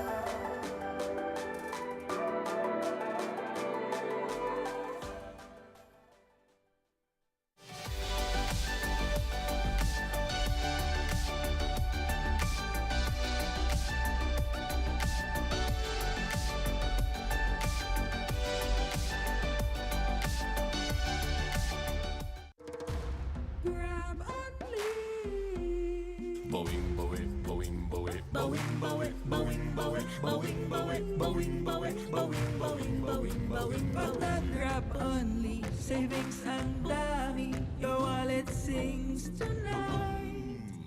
Laki ng bawi, pag nag-grab only, save 2 for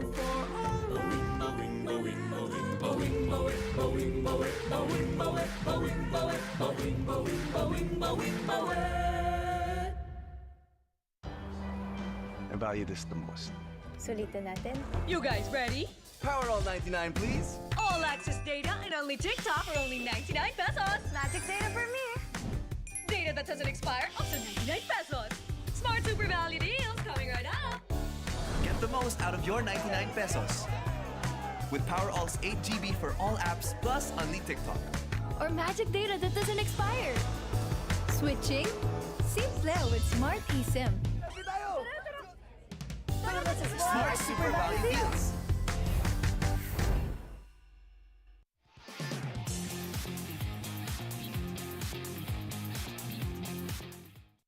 How to register the Smart Giga Arena. First, go to gigaarena.smart on your browser. Click Sign In at the upper right corner and enter your smart mobile number. Enter the one-time authentication code sent to your number and agree to the terms and conditions and privacy policy. Personalize your account by choosing your username and profile picture. Congratulations! You've just taken the first step on your path to greatness. Check out upcoming tournaments and play arcade games. Just subscribe to Giga Arena 20 to join. To join tournaments, click the Tournaments tab. Find the perfect tournament with the search option. Find all the details about your chosen tournament and register. Provide your in-game name, ID, and other details. Make sure you have tickets to join. If not, then subscribe to Giga Arena 20 to get 2 tickets. And you're set. See you at the training grounds.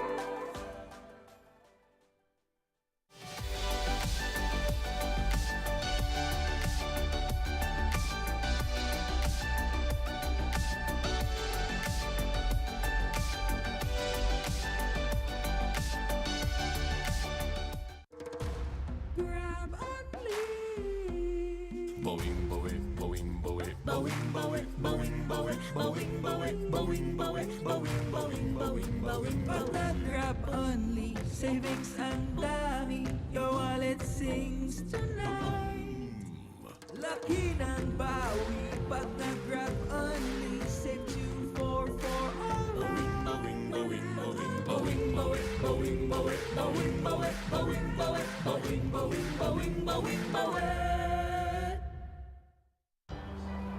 I value this the most.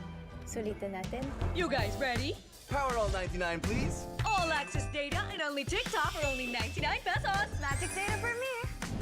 Data that doesn't expire, also 99 pesos. Smart super value deals coming right up. Get the most out of your 99 pesos. With Power All's 8 GB for all apps plus only TikTok. Or magic data that doesn't expire. Switching? Simple with Smart eSIM. Smart super value deals.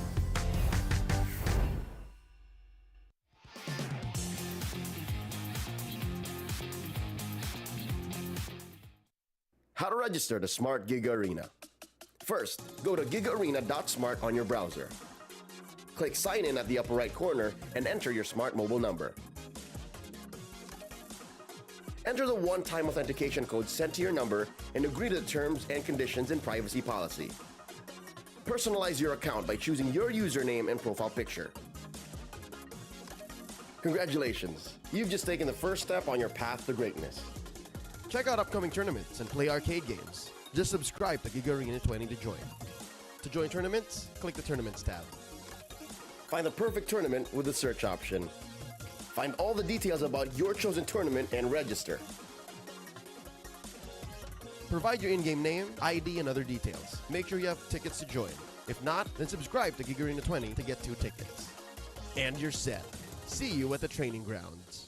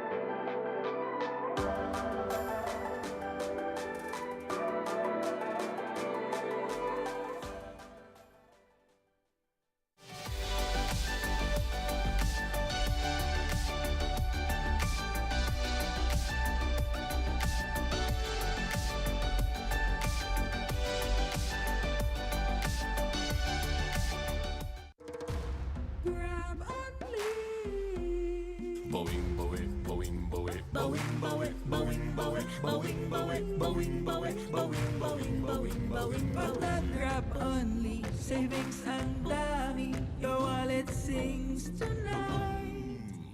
Laki ng bawi, pag nag-grab only, save 2 for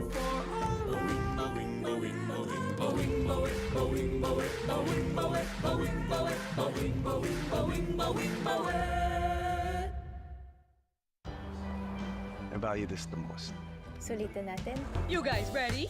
Power all 99, please. All access data and only TikTok for only 99 pesos. Magic data for me. Data that doesn't expire, also 99 pesos. Smart super value deals coming right up.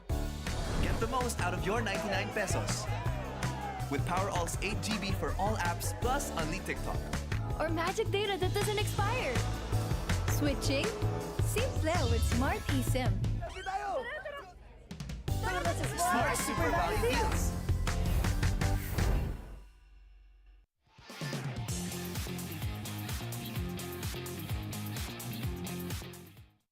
How to register to Smart Giga Arena.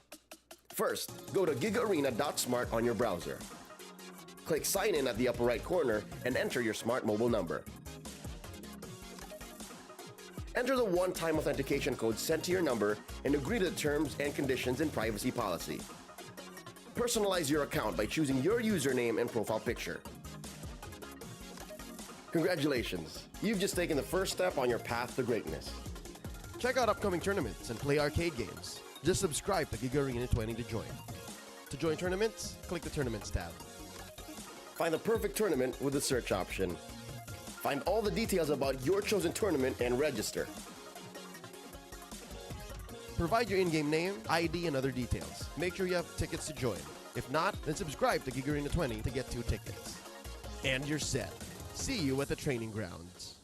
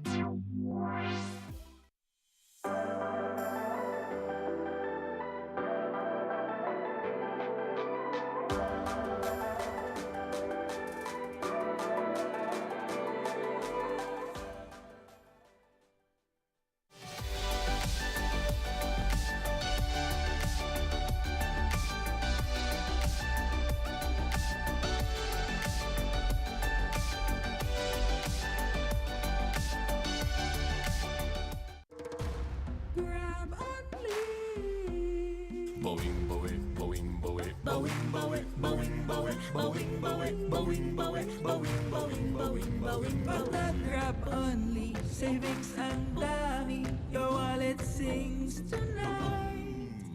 Laki ng bawi. Pag nag-grab only, save 2 4 for alright. Bawing, bawing, bawing, bawing, bawing, bawing, bawing, bawing, bawing, bawing, bawing, bawing, bawing, bawing, bawing, bawing. I value this the most. Sulitin natin. You guys ready? Powerall 99, please. All access data and only TikTok for only 99 pesos. Magic data for me. Data that doesn't expire up to 99 pesos. Smart super value deals coming right up. Get the most out of your 99 pesos. With Powerall's 8 GB for all apps plus only TikTok. Or magic data that doesn't expire. Switching? Simple with Smart eSIM. Smart super value deals.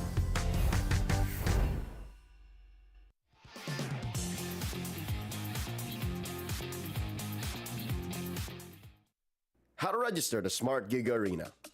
First, go to gigaarena.smart on your browser. Click Sign In at the upper right corner and enter your smart mobile number. Enter the one-time authentication code sent to your number and agree to the terms and conditions and privacy policy.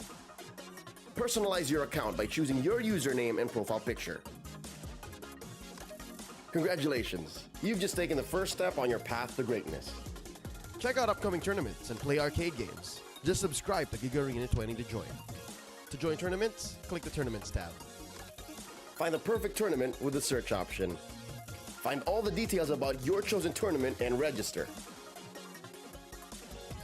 Provide your in-game name, ID, and other details. Make sure you have tickets to join. If not, then subscribe to Giga Arena 20 to get 2 tickets. And you're set. See you at the training grounds.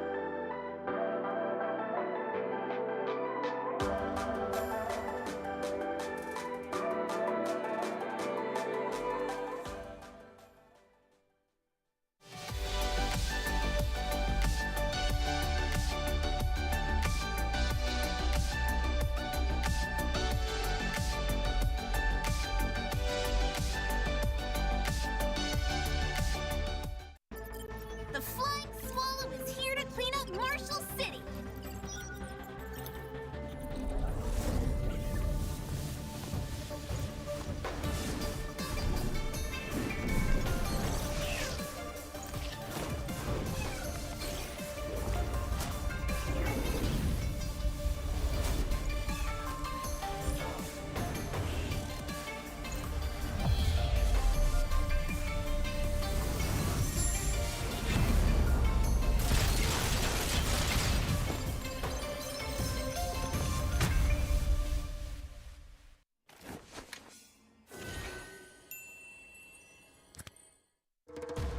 Grab only. Boing, boing, boing, boing, boing, boing, boing, boing, boing, boing, boing, boing, boing, boing, boing, boing. Pag nag-grab only, savings ang dami. Your wallet sings tonight. Laki ng bawi. Pag nag-grab only, save 2 4 for alright. Boing, boing, boing, boing, boing, boing, boing, boing, boing, boing, boing, boing, boing, boing, boing, boing. I value this the most. Sulitin natin. You guys ready? Powerall 99, please. All access data and only TikTok for only 99 pesos. Magic data for me. Data that doesn't expire up to 99 pesos. Smart super value deals coming right up. Get the most out of your 99 pesos. With Powerall's 8 GB for all apps plus only TikTok. Or magic data that doesn't expire. Switching? Simple with Smart eSIM. Smart super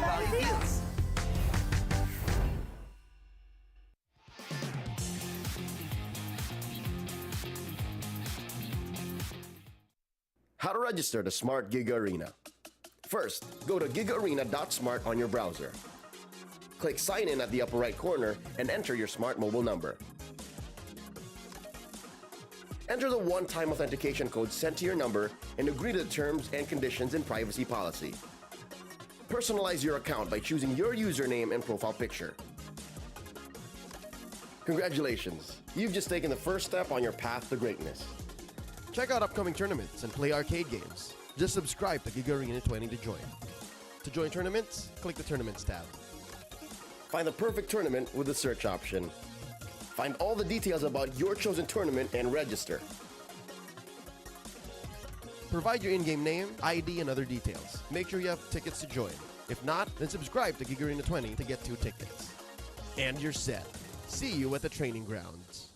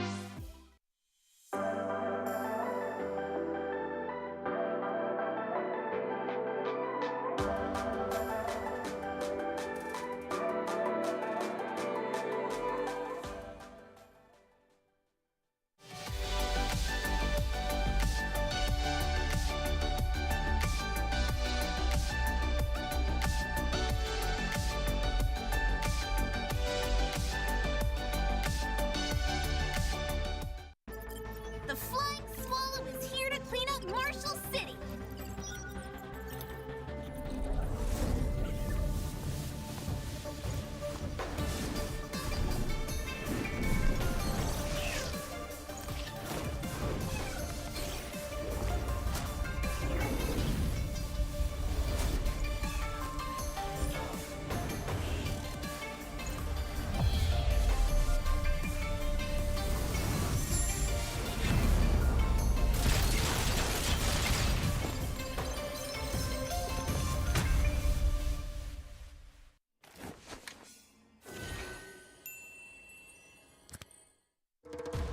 Grab only. Boing, boing, boing, boing, boing, boing, boing, boing, boing, boing, boing, boing, boing, boing, boing, boing. Pag nag-grab only, savings ang dami. Your wallet sings tonight. Laki ng bawi. Pag nag-grab only, save 2 for alright. Boing, boing, boing, boing, boing, boing, boing, boing, boing, boing, boing, boing, boing, boing, boing, boing. I value this the most. Sulitin natin. You guys ready? Power all 99, please. All access data and only TikTok for only 99 pesos. Magic data for me. Data that doesn't expire also 99 pesos. Smart super value deals coming right up. Get the most out of your 99 pesos. With PowerAll's 8 GB for all apps plus Unli TikTok. Or magic data that doesn't expire. Switching? Simple with Smart eSIM. Smart super value deals.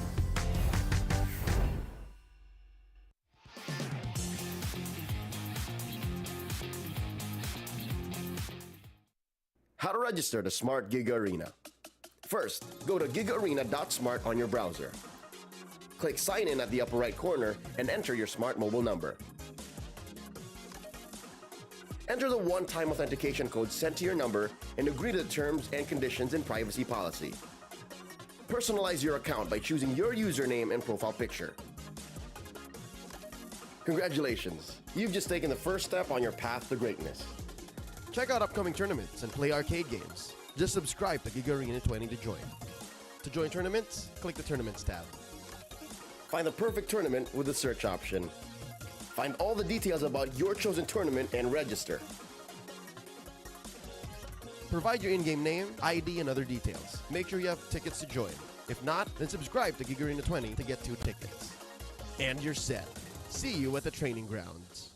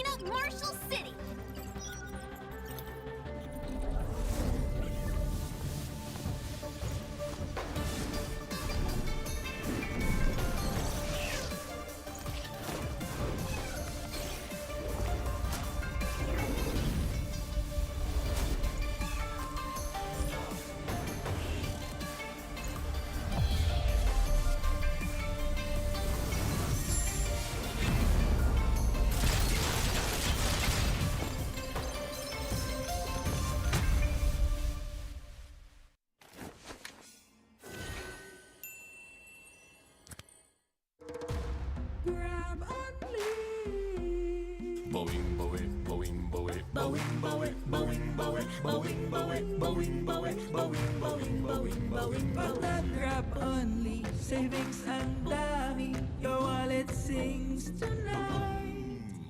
Laki ng bawi, pag nag-grab only, save 2 for all. Bawing, bawing, bawing, bawing, bawing, bawing, bawing, bawing, bawing, bawing, bawing, bawing, bawing, bawing, bawing, bawing. I value this the most. Sulitin natin. You guys ready? Powerall 99, please. All access data and only TikTok for only 99 pesos. Magic data Premier. Data that doesn't expire, also 99 pesos. Smart Super Value deals coming right up. Get the most out of your 99 pesos. With Powerall's 8 GB for all apps plus Only TikTok. Or magic data that doesn't expire. Switching? Simple with Smart eSIM. Smart Super Value deals.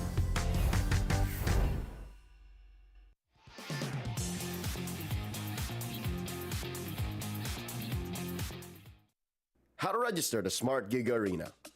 First, go to gigaarena.smart on your browser. Click Sign In at the upper right corner and enter your smart mobile number.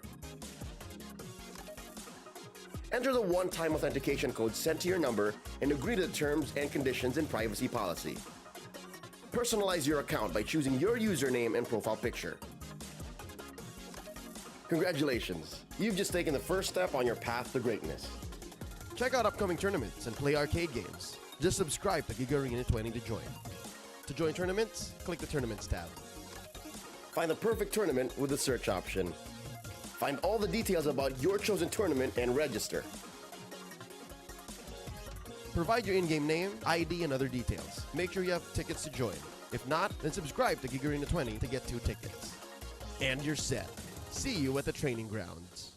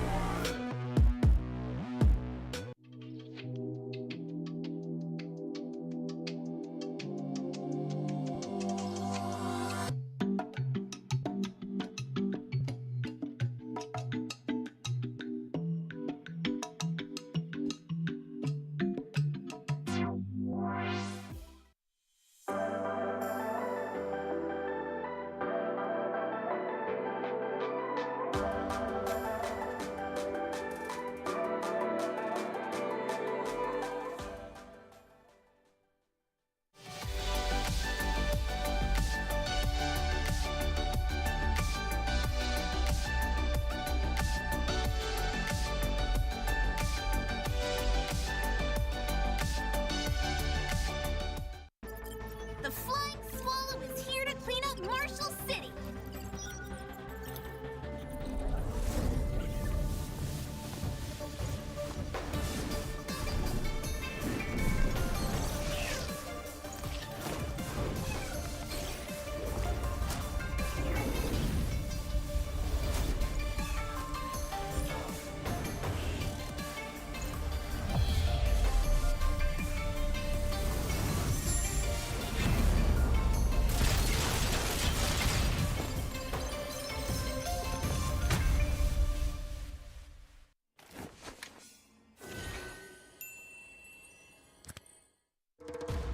Grab only. Bowing, bowing, bowing, bowing, bowing, bowing, bowing, bowing, bowing, bowing, bowing, bowing, bowing, bowing, bowing, bowing, Pag-grab only, savings ang dami, your wallet sings tonight. Laki ng bawi, pag nag-grab only, save 2 for all. Bowing, bowing, bowing, bowing, bowing, bowing, bowing, bowing, bowing, bowing, bowing, bowing, bowing, bowing, bowing, bowing, bowing. I value this the most. Sulitin natin. You guys ready? Powerall 99, please. All access data and only TikTok for only 99 pesos. Magic data Premier. Data that doesn't expire, also 99 pesos. Smart Super Value deals coming right up. Get the most out of your 99 pesos. With Powerall's 8 GB for all apps plus Only TikTok. Or magic data that doesn't expire. Switching? Simple with Smart eSIM. Smart Super Value Deals.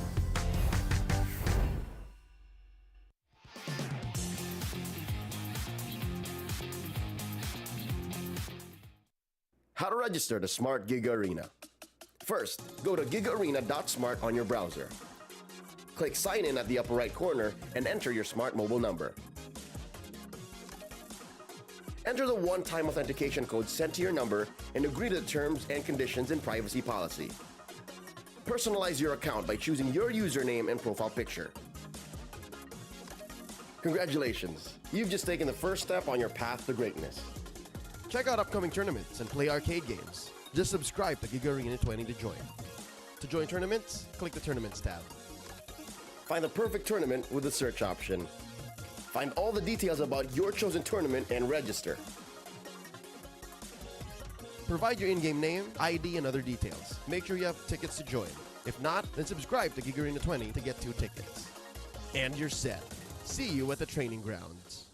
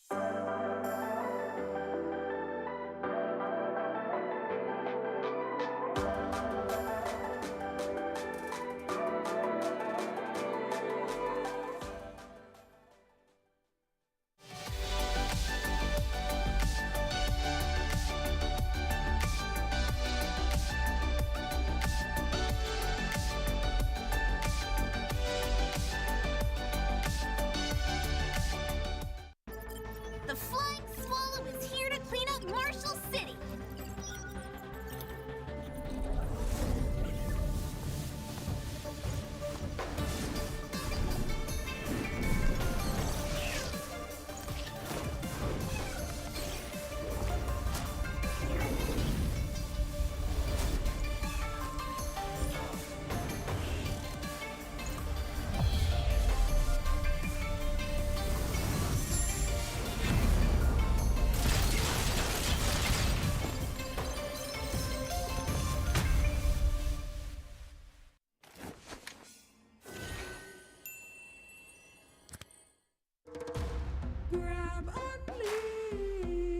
Boing, boing, boing, boing, boing, boing, boing, boing, boing, boing, boing, boing, boing, boing.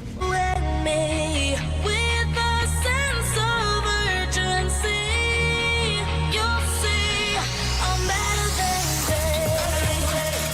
I'm better than great. Oh yeah, yeah.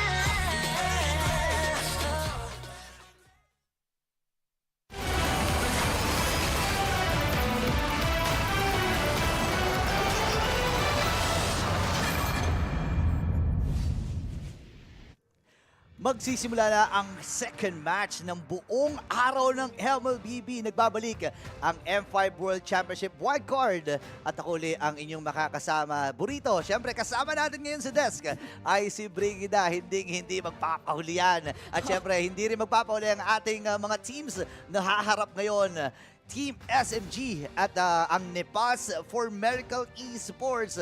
Pero kumusta naman tayo? Kumusta ka naman ngayon? Oo naman, nakakatuwang magbabalik tayo muli rito kasi Oo kahapon nagkasama na rin tayo at Game 3 ang inabot nun, so hindi ko lang alam. Kasi kanina, ano yata yun 2-0 agad ang ating nasaksiyan. Pero sabi mo, di ba, buong araw ng MLBB to? Oo, 6 na games ang ating masasaksiyan. 6 na series pala ang ating masasaksiyan. Natapos na ang laban ng Keep Best Gaming at ng Umbrella Squad.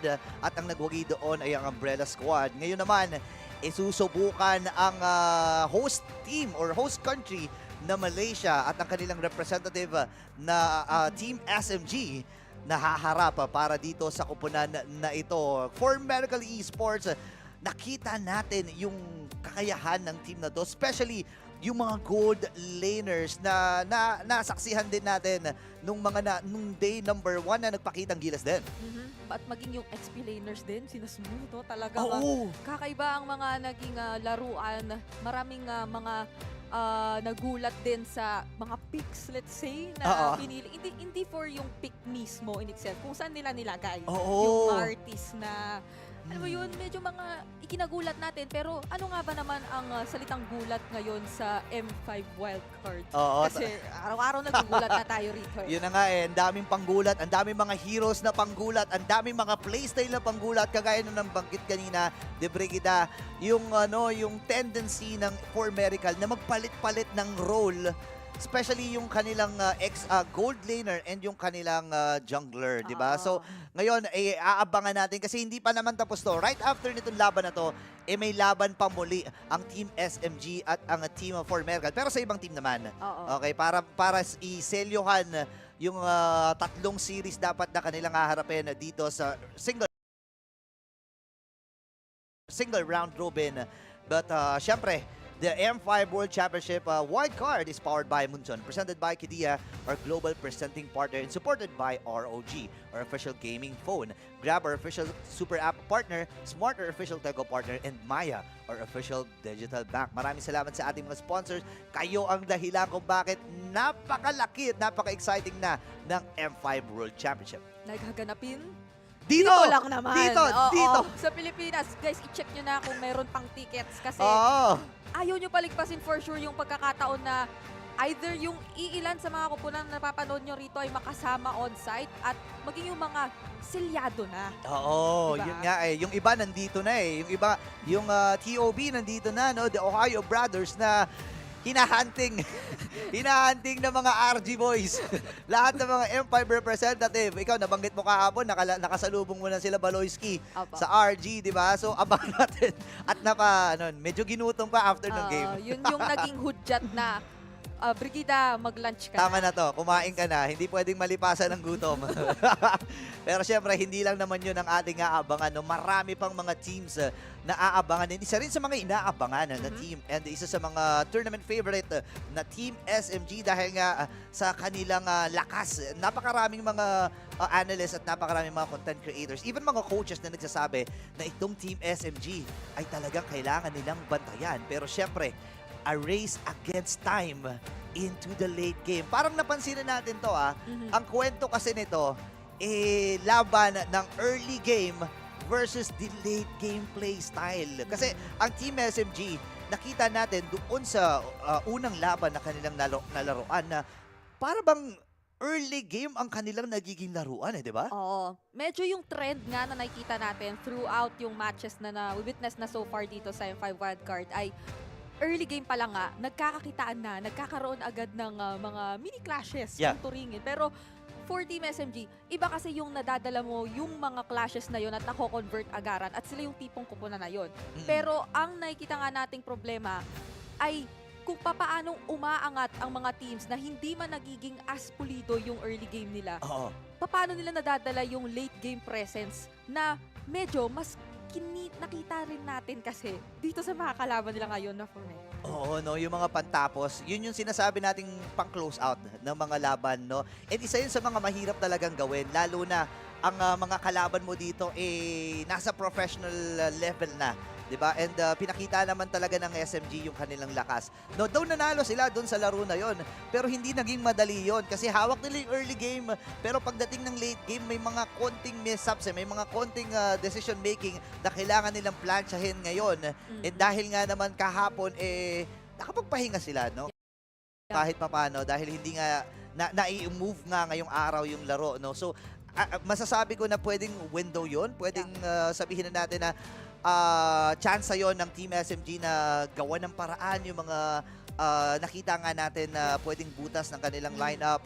Habang ang for Miracle naman kasi, hindi ganun ka pulido yung kanilang early game, pero pagdating sa late game, natalo man sila dun sa Falcon, pinakita nila na hindi nyo kami pwedeng basta ismulin. Hindi nyo pwedeng basta sinusinuhin lang itong team na to from Nepal, di ba? Oo, makakakita tayo kung ganun nga rin ba ang kanilang paninindigan na playstyle o since nga merong mga teams na nakapagpahinga kahapon, nakapag-usap-usap na rin, napaghandaan. Hindi naman din kasi natin maitatanggi na yung unang nilaro ng Team SMG, yung literal na unang laban dito sa first game talaga eh. Oo, at kitaan nga natin sila na nagka-onting struggle in a sense, pero gaya ng paulit-ulit ding nababanggit nitong mga nakaraan, meron din kasing concept ng home court advantage. Oo. Maganda yung sinasabi mo, yung home court advantage. Kasi iba yung feeling kapag naglalaro ka, tapos pag tumitingin ka at sumisilip ka sa crowd, lahat ng tao na nandyan, sumisigaw para sa'yo. Alam mo na sumisigaw para sa'yo. Iba yung boost nun para sa confidence nyo, and iba rin naman yung epekto nun para sa kalaban nyo, di ba? Yung sigawan, yung mga drums na pinapalo, iba yung epekto nun. And ngayon, titingnan natin kung didiin ba yung mga epekto na yun, kasi parehas veteranong coach ang maghaharap. Coach Amox and Coach Pau. Team SMG's coach, si Coach Pau, at sa Formerical naman ay si Coach Amox. Isa rin sa mga veteran to, naalala ko to. Parang M1 pa lang, nagko-coach na to sa Todak Tapos nag-coach na siya nung M4. So pagdating sa international scene, may dala-dala to. Parang eto yung oras din na kailangan ilabas na yata nila yung veterancy na binabanggit mo. Lalo pa para sa Formerical dahil kasalukuyan nga silang nasa dulo ng ating Group A, to be specific, dahil doon sila kabilang. At ang bawat laban na makukuha nila matapos yung kanilang naging una at unfortunate na pagkakatalo kontra sa Falcon, sobrang crucial na. Kasi gaya ng na-mention natin dito, ang top 2 lang ng bawat group ang makakapasok dun sa crossover match natin. So ibig sabihin, pagkatapos ng araw na to, madedesisyon na kung sino ba ang dalawang teams na aangat para bukas sa ating crossover. Kasi para sa kaalaman nyo guys, sa mga bago at hindi alam ang naging format ng tournament na to, may crossover match pagdating ng day number 4. Kung sino yung top sa group na to, for example, Group A, si Team A yung top. Tapos sa kabila naman is si Team B, sasalubungin nila yung second naman para sa Group A and Group B. Ganun kadali yung naging mechanics para mapagdesisyonan kung sino ba yung dalawang teams na aangat. Parang sinintas. Diba? Siyempre, sintasin din natin. I-recap natin. Ano nga ba ang journey ng roamer mula dito sa Team SMG na si Miko.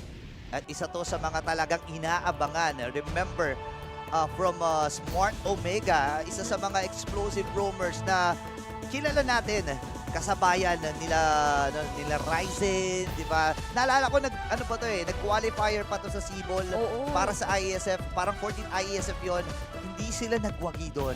Pero iba yung experience mo. Naalala ko tinalo sila doon ng Echo Proud. Di ba? Para sa second round. Pero ibig sabihin nun, kaya talaga nito, may kakayahan talaga ito, at yung performance niya ng season 11 sa MPL Philippines para sa Smart Omega, dun pa lang tumatak na yung pangalan ng isang Migo na kayang sumabay sa mga veteranong roamers. Doon pa lang, makikitaan na natin siya ng glimpses of yung kanyang versatility na sobrang dinadala niya ngayon nakabilang na siya sa international stage. Muli, kasi nga nagbabalik lang naman si Nico sa ganitong uri ng kompetisyon na kinakatapat niya yung mga kupunan mula sa ibang bansa. At ngayon, time to take the field. Versatility nga ba to? Kasi parang ang SMG ay iniiwasan na yung particular na versatility in terms of swap ng roles ng Formerical medyo medyo may chaos kasi nadala-dala ang Formerical dahil nga doon sa swap ng mga heroes nila at ng mga roles. So ibig sabihin, mapapaisip yung coach sino kaya dito yung magja-jungle, sino kaya dito yung mag-golden, and yun yung isa sa mga parang dala-dala ngayon ng Formerical. Pero syempre, gusto kong pag-usapan yung parehas na XP laner kasi kung nakaraan naglaro si Hybrid, ngayon si Masarap from Formerical laban kay Smooth. Ano kaya mga i-expect natin? Ako si Masarap, parang nakita na rin natin yan nung nakaraan. At hindi lang din ito yung unang beses. Oo, may experience na yan sa international. Kung usapin lang ng experience, parang napakaraming players talaga na nandito sa dalawang teams na to, yung merong hawak-hawak na nun. Pero ang makakahawak nung parang paulit-ulit na baban at kinukuha kapag available na Guinevere, si Team SMG muna. Uy, tandaan natin 100% pa rin ang win rate ng isang Guinevere. 5-0 ang win rate ng isang Guinevere. So kailangang matyagan ito ng Team SMG. Now, kumuha na rin ng hero para kay Masarap. Itong Cheresla, pwede silang kumuha rin ng +1 ng marksman. Hindi, sabi nila hindi kunin natin agad itong Valentina. So ito yung binabantayan ngayon ng Formerical para sa SMG. Wala na rin kasi yung typical na Bruno tapos sasamahan mo ng Farah or either nung Edith na nakikita rin natin madalas kinukombok hapon. Yep. Ang naging agarang sagot dito magpa-Valentina na kami. Para kahit na ano pa ang kuhain nyo, kahit magparamis pa kayo, ay hindi na kami masyadong mamomroblema doon. Also to think na kahit mag-focus din siguro sila sa sobrang daming crowd control, kahit kumuha ng digi pa dito yung Team SMG, magiging available na lang din yun para sa side nila. Oo nga, no? Alam mo, sa pag-angat ngayon ng mga heroes na merong mga shields, kagaya nga ng Matilda and the Paramis, pag-usapan natin itong Esmeralda na isa talaga sa mga heroes na ginagamit before pa, no? Noong mga nakaraang panahon pa, kapag may shield generating hero sa kabilang kupunan. And ginamit ito nung day number 1 ni Hybrid. Pero ang tanong kasi, mapapagana ba yun? Pero sa ngayon kasi meron na ring XP layer dito ang kupunan ng Formerica. Tingnan natin mamaya kasi gusto ko lang naman pag-usapan yung isang Esmeralda. Kasi umaangat na rin ito eh. Pero again, kumuha na ng jungler potentially itong kupunan ng Formerica. On the hands of Lunatic Panda or Yahiko. Hanggang ngayon, di ko pa rin alam kung sino pa mag-juggle dito eh. Hindi mo nga alam kung talagang ginagamit lang nila yung switch na yun kapag gusto lang nila mag-funny o kung meron pa silang mga ibang heroes na kino-consider para kay Yahiko, no, na gusto nila para i-switch yung kay Lunatic Panda. Pero gaya na nabanggit mo rin kanina, yung Esmeralda kasi favorite daw talaga yun ni Hybrid.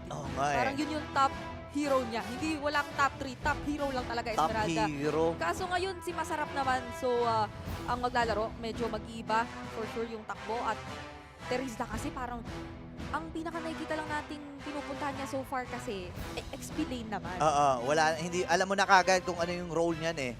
Pero itong Akay na to, pwede pa kasi ito ilagay as a roaming position.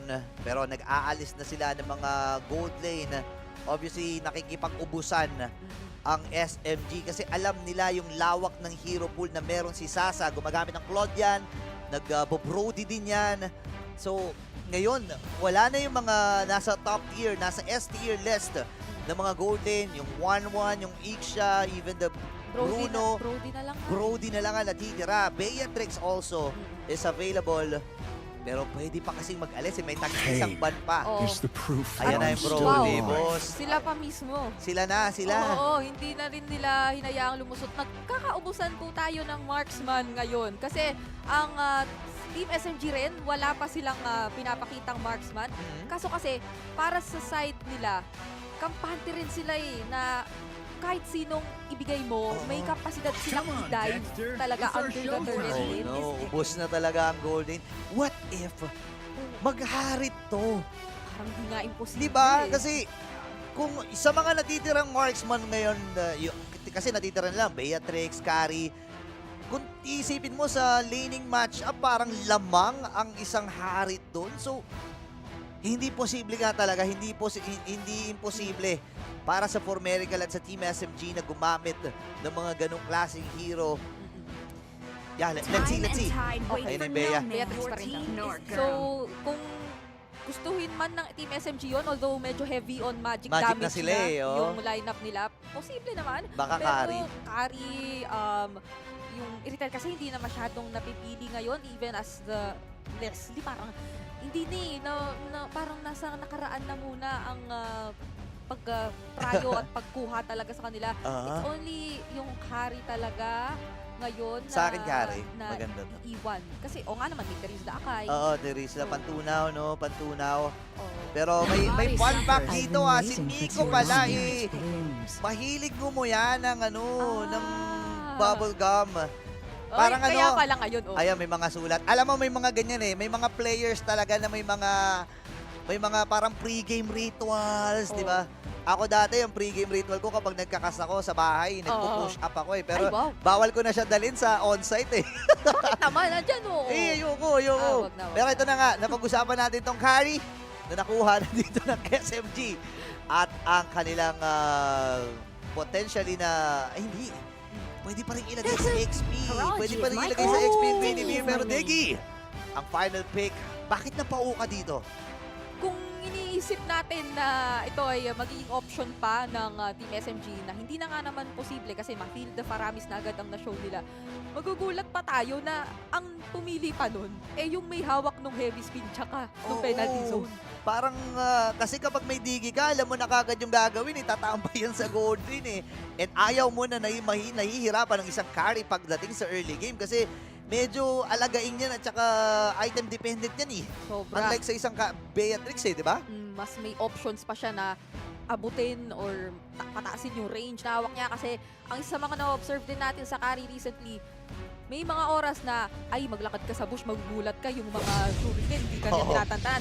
Pero kinakailangan mo ang lumapit ng parang certain distance para magawa yon ng isang carry. Kasi habulin ka naman ng mga shuriken Pero unlike yung Beatrix kasi kahit malayo ka na, abot ka rin talaga niya. So ang magiging crucial na yung early game, kung paano to i-handle ngayon ng Team SMG.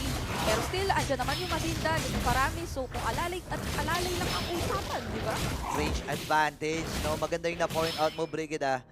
Pero syempre, pag-usapan na muna natin itong carry and itong Beatrix. Totoo yun, kasi sa dami ng kits na meron, sa dami ng baril, 4 yung baril niyan Nibiru, Bennett's Rage, Wesker, tas Renner.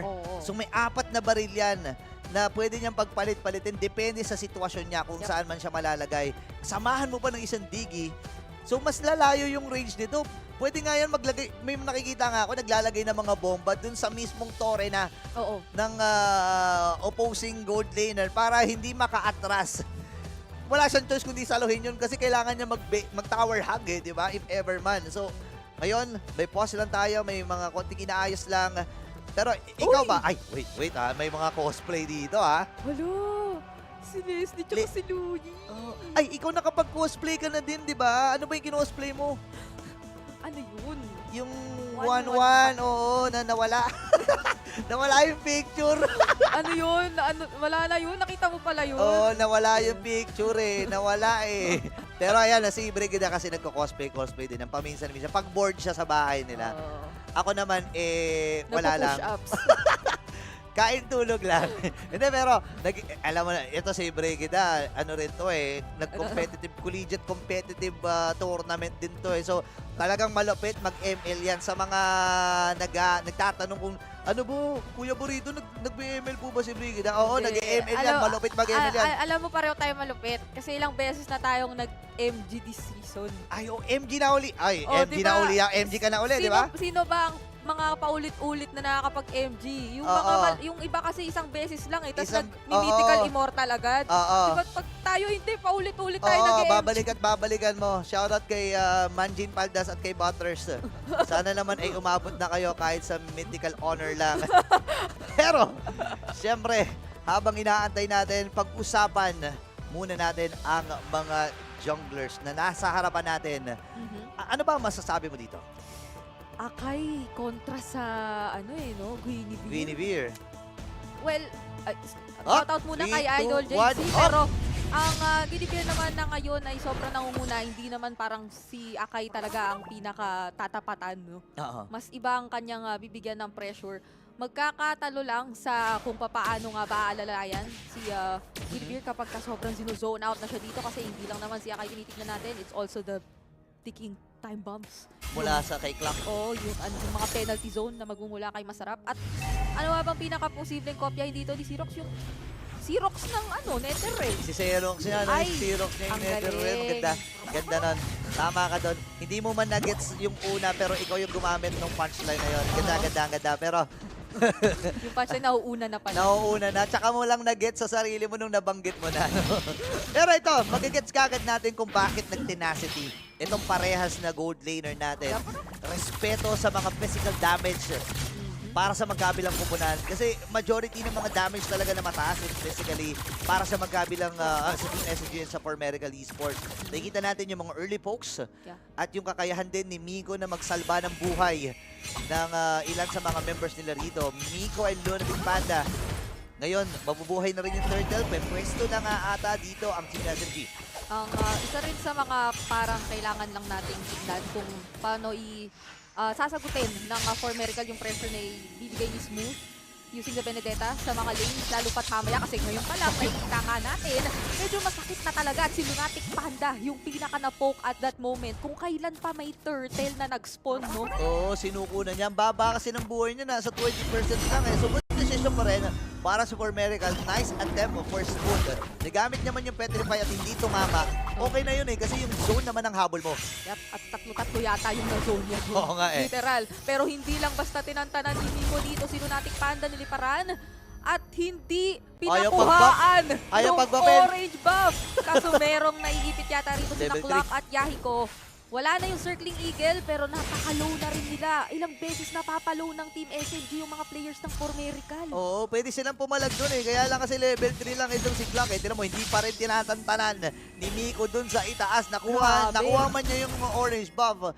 Pero tinan mo, mapapatipis siya. So, nade-delay siya pagdating sa farming. Kanina pa gustong kunin ni Lunatic Panda yun eh. Hindi binibigay. Pero ngayon si Saksha, merong matatalunan dito si Clock. Hindi naman muna makakagamit din ng Times Journey. Wala pa, level 3 pa lang. Pero may penalty zone dito mula kay Masarap. At mukhang ngayon ay aabutan na yung punish onto Saksha. Dahil tatlo-tatlo na rin yung sumalubong sa kanya. Na-revenge strike siya. Ang laki ng nag-aabang na nabawas sa buhay niya eh. Alam na rin niya yun eh. So, ang ginawa na lang dito ng Team SMG, hindi na sila bumack up. Ibinigay na nila yung si Saksha. Pero fun fact pala, para kay Saksha, mas marami siyang mga ginagamit na utilities. Unlike sa mga assassin or mga marksman na jungle. So talagang yung mga ganitong klaseng hero, yung Guinevere, and pwede pasok na pasok sa kanya. Yung maganda kasi sa Guinevere ngayon, pwedeng may hybrid eh. Oh, at parang kabisado niya nga kung paano talaga gamitin. Kasi ultimo siya ay sobrang nakikita mong nanggugulo din naman sa kalaban. Ang kukulit, no? Hindi nila tinatantanan ngayon. And hindi man sobrang lumalaki pa yung goal na nakikita natin. Unti-unti mong nararamdaman na meron ng mamagitan sa kanila na gap talaga. May namamagitan na gap. Level gap. Tama. Pero maglilimang minuto na rin eh. Hindi nila nakapitalize masyado.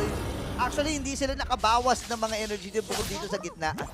At ngayon, Turtle ay sisimulan na rin ang Team SMG. This is the second Turtle na kanilang pinaplano sa Giga gagamitin. Pero back away lang daw muna. Si Smooth, hindi tinatantanan, no? Kung hindi si Smooth, si Miko. Pinaghihiwa, si Smooth. Tingnan mo, nandito na naman tayo sa orange buff ni Lunatic Panda na inabot ng ilang minuto o segundo para kanyang makuha. Hindi umabot doon yung attack ng Shadow Stampede pero binibiro na paggamit na rin siya. Oo, may bawas na kagad. Pwedeng ang Beret Straits na lang ang natitira na pang clear wave. Pero si Nico, tingnan mo, 4-man rotation para sa bottom lane at isusuko na nila pero nandun yung time journey. Magamit na nga dito si Clock. Alam yun ngayon ng Team SMG pero hindi naman yun yung pinaka-focus. Nakakuha sila agad ng tore. Parang pumikit lang tayo. Ganun na agad kabilis nila napatumba yung tore. Oh, with the snap. And ang ganda ng ginagawa ng SMG dito pero For Miracle, props pa rin sa kanila no na hindi sila nakikipagsabayan kasi alam nila yung power spike ng Team SMG early talaga eh. Tapos may insurance pa sila sa late game dahil meron silang carry. So ngayon ang panahon para magbawi dahil nasa papatungo na tayo sa mid part at available na rin yung Flash of the Oasis para kay Clock. So additional shield pag gumamit siya dito ng time journey. At may heal at sa ngayon Team SMG, tinamo si Stormy, tinititigan lang si Lunatic Panda. Oh, gusto lang nilang tiyagain eh, yung early game. Kasi parang siguro iniisip rin naman nila na at some point, pagdating ng mid to late, mas makakakuha sila ng advantage sa mga team fights. Yep. So long as maipanalo nila. Kasi may tendency dito, etong si Smooth na huwalay. Pero speaking of hiwalay, may na-isolate din. Naklock. Binigyan agad doon yung Diggy. At siniguro na wala na siyang maipoprovide pang alalay sa kanyang mga kasama kasi isa na namang panggugulo sa Orange Bang pala ang kanilang pinaplano kontra kay Lunatic Panda. Napakatigas ng ulo ni Miko eh. Hindi, kung sinasaway na siya ni Lunatic Panda at ni Zero. Uy, dumaan mo na, ayaw niya tantanan. Sino mo na may ginagawa? Pati si Stormy dito ay nanggugulo na rin. Kompletos recados para sa Team SMG. Flash of the Oasis is also available. Marat na rin kay Miko. So, mas makulit ng Miko ang ating matutunghayan. Sinasalo lang niya yung mga Digibombs. Successful ang pagkuha ng purple buff, pero si Xerox ay nandun. Hawak niya dito yung Sentry Eagle, pero si Miko mauuna ng mag-Sentry Eagle. Ang dami ng kinakailangan para lang masecure doon yung mga buffs ni Lunatic Panda. At hindi yun nagiging maganda dahil ilang turtle o 3 turtle na yata ang napasa kamay ng Team SMG nang hindi sila nakakalapit at all. Hindi natin sila nakikita na nag-a-attempt man lang para mag-go for the contestation kasi sa tuwing magkakaroon na ng turtle, bago pa man yun, yung iilang segundo na malapit na siya mag-spawn, meron nang nakatoka either etong Team Smooth, either si Miko, na alam kung nasaan agad etong si Lunatic Panda. At saka isa sa kapansin-pansin na objective gaming na ang ipinapamalas dito ng Team SMG at for Medical Esports. Hindi na kagaya nung day 1 na action kung action, pero si Xerox dito, gagamit ni Single Eagle, mapapatalo with the Guiding Wind. Sa free hit si Saksha dito. Ayun na! Ay, ito yung sumasakit na carry, pero merong may itig yung si Heavy Spin. Matatakasan nga lang din naman isang major resource na alam ulit ng Team SMG ay wala na para sa For Miracle. Tori uli ang naging punterya. Ito yung pinag-uusapan natin kanina sa topic. Na early game talagang nagiging laro ng SMG. Dahil nga sa presensya ni Miko at ni Stormy, nagpapatuloy ito. Low scoring game, 1-1 pa lang ang ating kills. At napapasok na tayo, malapit-lapit na tayo sa 10-minute mark at yung Lord ay mabubuhay na rin. Hindi tayo binibigo ng Team SMG pagdating sa early game presence and ano talaga nila, no, execution. Yeah. Kaso nga, ulit-ulit din natin i-mention, for Miracle, isa sila sa mga teams na binabantayan natin pagdating sa late game sa kung paano nila ito hinahandle. So, for Team SMG, gusto nilang i-close out na ito agad. Kaso nakikita mo na dito pa lang sa pagdepensa ng for Miracle sa mid lane turret nila eh. Ito yung kanina pa gustong isunod ng Team SMG pero hindi nila makuha-kuha. Oo, kasi ganda rin ang clear wave ng for Miracle Esports, no? Isang 1-2 combo lang ni Xerox kasi ubus kagad yung mga minions. So ngayon, kailangang humanap ni Xerox. Hawak naman niya yung Netherrealm. Kumbaga ito yung paunahan na lang sa paggamit ng Netherrealm. Pero kasi ang daming crowd control din ng for Miracle Esports. Ito yung win condition na kailangang tumama. Kailangan yung skills ay ma-manage din na mapatama sa mga tamang heroes mula dito sa Team SMG. Lord is up. Napabayaan yung carry, pwedeng i-burst kagad ng mabilis yan, ha? Hindi na to turtle, pero nakahanap pa rin ng paraan sila Miko na i-check kung nasan lahat ng miyembro ng For Miracle. Wala ang ni isa man lang na nakagulo. At nakuha ng mabilis na Saksha at sasalang yung Lord dun sa baba. Alam mo, feeling ko nalilito na rin ng For Miracle eh. Yung gantong klaseng composition kasi, palag-palag to pag early, di ba? Yung Valentina, yung Beatrix, even the Akai, yung Diggy pa. Pero for some reason, hindi nila mapagana. At tingnan mo naman yung mga items dito, 2,000 kalamangan pa Sasa against sa Yahiko. Mahirap na to, ha? At ang napili pang unahin dito ni Xerox ay yung Necklace of Durance na very understandable kasi kanina pa tayo nakakita ng kakulitan mula kay Miko. Maganda rin ito kontra kay Saksha kasi hindi na niya masyado masusustain. Kaso na-compromise yata yung damage na pwede pa nilang makuha at magamit sana using this Valentina. Kasi mas naging na siya, pang-alalay kumbaga sa mga kakampi niya dito sa sitwasyon na binibigay ng Team SMG. Yan, magandang depensa pinamalas ng For Miracle Esports sa may baba. Pero hindi nila mapipigilan yung pagkaubos ng first and second inhibitor turrets sa lahat ng lane na meron sila. Kompleto pa ang buong mga katorehan dito ng Team SMG. So naghahanap pa rin ng sagot ang For Miracle. Nabanggit ko na kanina yung layering of skills, yung heavy spin, yung penalty zone. May damage na rin naman ni Yahiko, hindi pa naman siya nasi-shutdown. So ito yung pag-asa ng For Miracle. Kailangang makaipon lang at magamit ng maganda yung mga skills na crowd control na meron ng Formerical Esports. Oo, na-point out na natin dito kung ano ang kayang gawin ng Formerical sa late game. Meron na silang mga anti-cheat dito. Nandiyan na rin yung mga posible nilang pang turn around na mga setups. It's either the heavy spin or the penalty zone kung paano man nila gagamitin yun ng nagkakasundo sila. Kasi meron tayong mga nakikitang instances na hindi nagkakasundo, yung penalty zone at yung heavy spin. So, kailangan lang nilang tsansyahin gaya ng sinabi dito ni Purito na layering of skills natin. Kasi pag baka mamaya kasi pag nag-penalty zone, malayo niya ng heavy spin.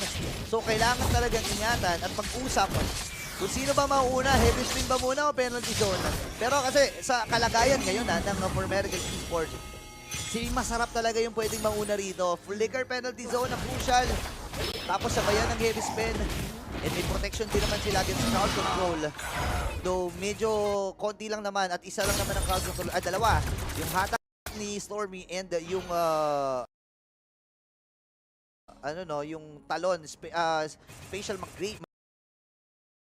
migration mula dito kay Saksha. Pero 20 seconds na lang kasi mabubuhay na naman yung next alert eh. Hindi rin tayo nakakita kasi ng parang nakakaikot si Lunatic Panda. Yung nakakahanap siya ng pwesto na pwede siyang makagulat ng heavy spin mula dun sa likod. Kasi parang bantay sarado rin talaga ng Team SMG yung mga pwestong ginagalawan nila.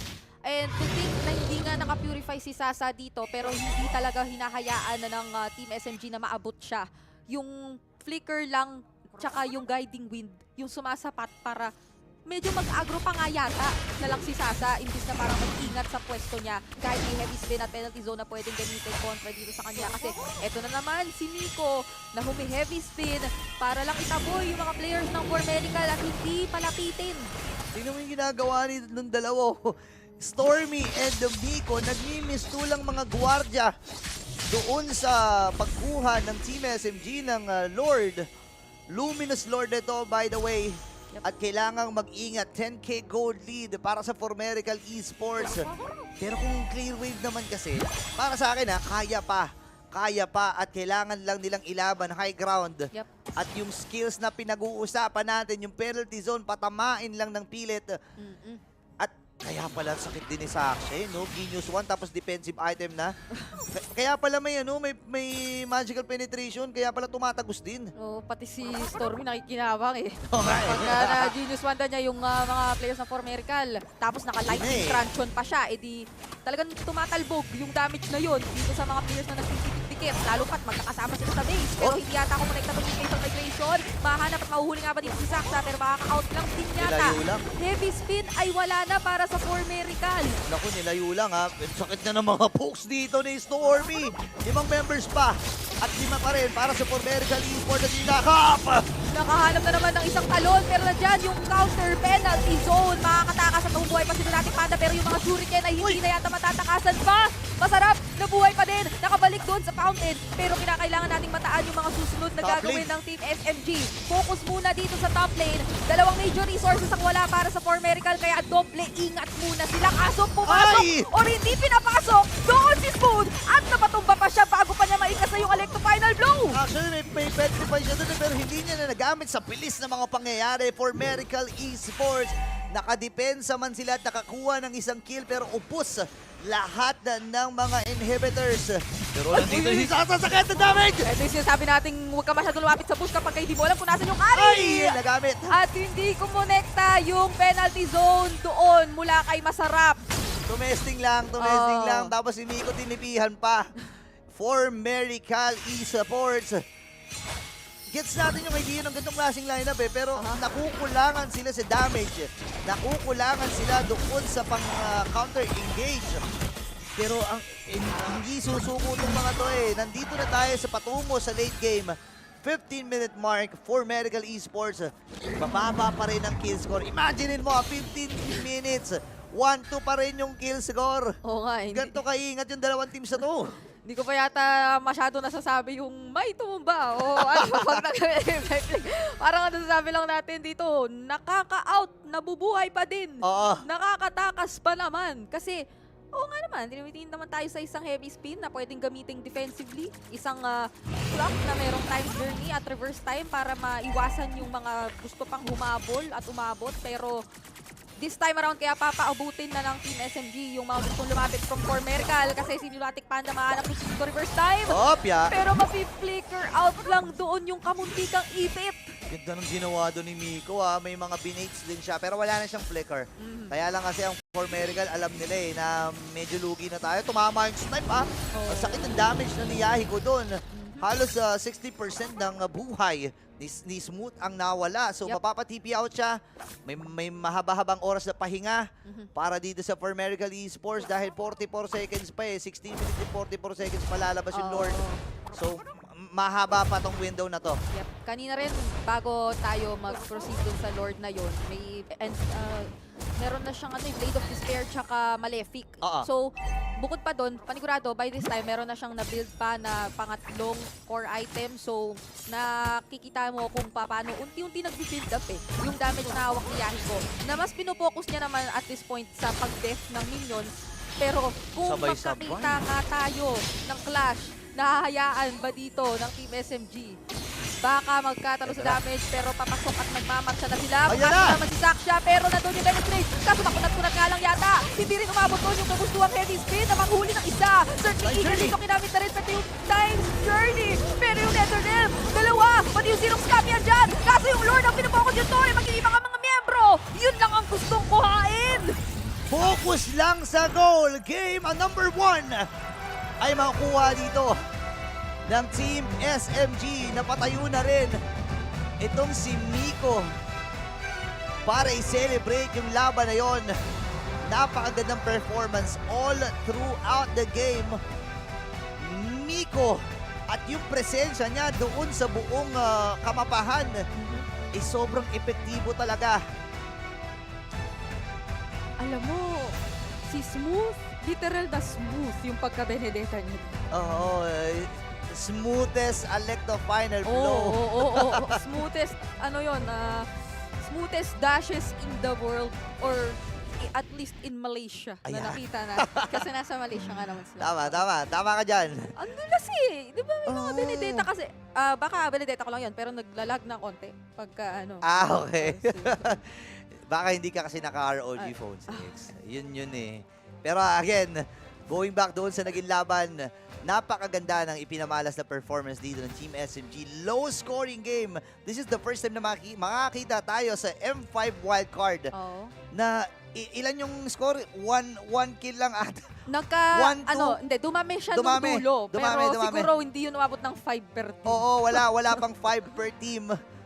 Ganong ka-respetado ng dalawang teams na to ang isa't isa. Pero sa huli, ang nagwagi doon sa game number 1, walang iba kundi ang tournament favorite na Team SMG. Pero sino nga ba naging paborito ng madla at ang MVP ng laban na ito ay walang iba kundi ang kumakaway-kaway na lumilipad. Lumilipad na si Miko. 1-0 and 2 na KD at 3 lang pala yun. Okay, 3 kills lang. So tama tayo, hindi siya umabot ng 5. Hindi. Tingnan mo naman yung itemization. Sobrang tiwala niya sa sarili niya na hindi na niya kailangan ng defensive item. Kuha lang ako ng plus. Kuha ako dito ng Enchanted Talisman. Winter Truncheon ay hinabol niya pa dun sa pinakahuling team fight na yon. At ang laking tulong din actually ng Necklace of Durance para dun sa mga makukunat na heroes at sustainable heroes ng kabilang kupunan, di ba? Lalo lang nila hindi na-sustain yung mga team fights na hindi nga sila nagiging sobrang team fight na binababaran dito ng hindi team fight heavy no? Parang more on pinandi-distract pero lagi sila merong ibang pakay. Which, nung last clash, ay yung base na mismo ng For Miracle. Unfortunately, maging yung Lord, hindi na kasi nag-focus sa ibang players. Wala na siyang ibang pinansin. Yung base na lang din talaga yung tinutukan niya dun sa last moment na yun. Tsaka kaya tuloy-tuloy din kasi yung mga pokes na meron siya Kung titingnan natin sa emblem, naka-basic common emblem yan. So may hybrid regen yan sa HP tsaka sa mana niya. Kaya kahit wala pa siyang Enchanted Talisman ng mga panahon na yun, hindi siya napipigilan sa panggugulo. Tingnan mo naman, instant 3-man gang kagad. Pagtalon pa lang ni Miko at ang laking tulong talaga at contribution niya dito sa naging laban at sa nakuhang panalo ng kupunan ng Team SMG. Parang hindi natin nakita yung yung Diggy plus Marksman combo na napagana dito ng Team For Miracle kasi sa tuwing akalain mo, sila pa ang makakaangat dun sa laning. Sobrang nagugulo kasi yung buong ibang parte ng mapa ng side ng For Miracle. Andun, lagi si Smooth, lagi siyang nakaantabay. Ito yung isang beses na napunish siya. Hindi naging smooth yung galaw niya. Doon lang yun. Doon lang. Pero aside from that talaga, kinailangan na kasing tumulong ni Clark para dun sa mga ginugulong kakampi. At ngayon, ultimo, yung last minute na pag-cast ng Time's Journey na dahil sa Electro Final Blow, ay hindi na rin nila masyadong napakinabangan kasi ang pag-focus ng Team SMG walang duda throughout this entire game. Sobrang objectives lang ang tutok nila para dito. Gantong-ganto yung Filipino playstyle Objective muna. At ipinamalas ni Saksha, Miko at ang buong kupunan ng SMG ang kagalingan nila pagdating sa pagkuha ng mga objective. Tingnan natin ang mga emblems ng magkabilang kupunan. Napakabilis kumilos ni Miko. Ito na naman yung 3 boots. Yung boots with the fur. Diba yung boots with the fur. Okay. Diba? Okay, nawala na tuloy na ako. Agility, Wilderness Blessing, tsaka Quantum Charge. Kaya pala ang bilis din kumilos at ang bilis na mag-responde. Kaya naman pala. Kaya hindi na natin siya nakita doon sa jungle nila. Andun siya sa jungle palagi ng kabila. ayaw paglaruin talaga itong si Lunatic Panda. Nirespeto rin ni Lunatic Panda Kung titignan mo yung itemization niya, alam niya yung physical damage na magagaling kay Saksha. So inuna niya kaagad talaga yung Blade Armor. Tapos yung continuous damage kay Saksha, kay Miko, kasi yung mga Wisp, and yung Violet Rekim na naka-counter ng Radiant Armor. Kaya lang kasi may penetrating item to si Saksha Andyan yung Genius Wand So talagang kapag na-combo ka, at hindi lang naman siya yung aasahan, andyan si Stormy, andyan din si Smooth, at kung saan-saan ang gagaling yung atake nila di ba? Ano rin pala, naka-damage build si Smooth. So, isa siya sa Kaya mga pala sakit. isa siya sa mga pinaka nagiging dahilan kung bakit may napipilitan talaga mag-back agad o may napipilitang mag-cast ng either Time's Journey, which nakikita natin ngayon base sa build ni Clock ay nag-attempt din kasing magparamdam ng sakit o mag-damage talaga, mag-poke. Pero the superior pokes came from Team SMG talaga all throughout that entire game. Kaya magigets mo bakit si Lunatic Panda yung sandbag Oo, siya kasi talaga yung magiging frontline frontline hero doon. Gets mo yung idea ng For Miracle Kasi after nila kumuha ng Digi, hindi mo na i-consider na kumuha ng mga assassin kasi pwede mo na kagad partneran ng isang tanky hero. For example, mga Fredrin, mga Akai, and with on this case, Akai ang kanilang napili, which is a good thing naman kasi may mga setup sila at pwedeng ma-disrupt yung spatial migration ni Saksha. Kaya lang kasi hindi ginagamit ni Saksha sa ibang tao Kay Lunatic Panda mismo niya ginagamit Kung ikaw ay gagamit ng heavy spin, actually, alam ko, malulusutan mo yung spatial migration And ang ginagawa kasi ni Saksha, spatial migration lang, tapos tatakas palayo. And dahil doon, nagagamit kagad yung heavy spin, nagagamit kagad yung time journey, at yun yung go signal para sa SMG na mag-engage, di ba? Minsan nga, akala mo yung heavy spin magagamit na para maka-counter engage. Yun na oo. Kaso meron din palang Shadow Stampede na hahatakin siya papalapit. So, yung inaakala niyang magiging setup na para sa mga kasama niya, hindi, madidisplace pa siya. Yun nga So, iba pa yung mapupuntahan niya. So, hindi na rin tayo nakita ng coordinated play talaga sa pagitan ng heavy spin and ng penalty zone. Doon din sa last team fight mismo, nagkaroon ng malinaw na hatian kasi etong sinaklak, hindi na rin sila masyadong nabigyan ng suporta. Kinailangan kasi nilang sagutin yung Electo Final Blow na nagmula kay Smooth dun sa likod. Samantalang nakafocus, etong sila Lunatic Panda, sila Masarap, sa pag-setup sana ng mga nasa harap. Tsaka grabe rin yung protection talaga ng Team SMG.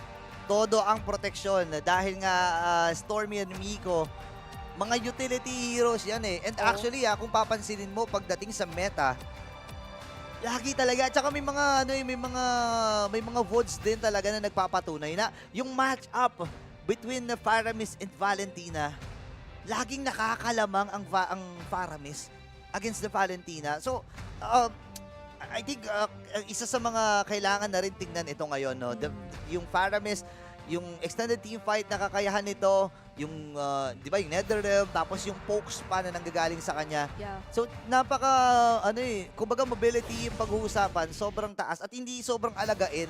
Ito yung mage na hindi kailangang alagaan masyado, di ba? Kaya medyo nakikita natin ngayon na hindi pala as effective or at least na dito sa kaso nung laban na to, yung prayo nila sa Valentina kumpara sa Faramis. Sobrang napakinabangan kasi talaga ng Team SMG dito. Nandun yung kanilang additional na, okay, kaya na nating ituloy yung laban na to. May Netherrealm pa tayo. Bukod dun sa, meron tayong Guiding Wind. Kaya nyong magtapang ng kaunti. Doble talaga. So, double support. Kahit na pinag-uusapan natin itong mga nakaraan, yung pag-nerf sa Flask of the Oasis, kapag ka nagamit nyo talaga ng maigi, yung mga ganong setups, sobrang effective niya. Nakakatakot eh. Tapos napunta pa sa kanila yung Guinevere. By the way, 100% pa rin ang win rate ng Guinevere. 6-0 para sa M5 wildcard at ganung kataas ang percentage at ganung kataas ang prioritization para sa hero na to. Hindi naman katakay kasi sobrang daming crowd control. Tapos isa pa sa mga nakakainis na sobrang tagal ng crowd control niya, di ba? So, base to sa experience. So, kaya kami talaga, kapag nag-a-RG kami, pinapan namin yan. Pinapan nyo. Ayaw namin kalaban yan. Sino na bang ka-RG mo ngayon? Sila pa rin, pero sila pa din. ang ginagawa ko kasi, kapag nag-a-RG ako, sumosolo ako, kaya nakikisama muna ako sa iba. Nag-iipon muna ako ng stars. Tapos para pagka nagharap na kami nila Manjin, may buffer ako ng stars. para mong sinabing kailangan mong paghandaan yung mas mataas na chance ang may mawawala kang stars. Yung team kasi namin, parang for Miracle Esports eh. Unpredictable.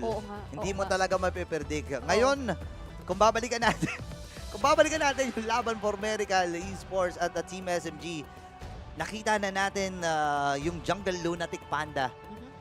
Hindi kaya ito na yung time uli para mag-switch itong si Lunatic Panda at si Yahiko? Gusto na ba nila na switchero na, no? Wait. Happy birthday! Ay, happy birthday! Sa'yo! Sa'yo. Yan, happy birthday po. Happy birthday, Coach. Happy birthday, Coach. Opo. Kaya pala may birthday ba? Oo nga, no? Parang, maski sa, sa MPL Philippines Season 12, lahat ng may birthday na nanalo.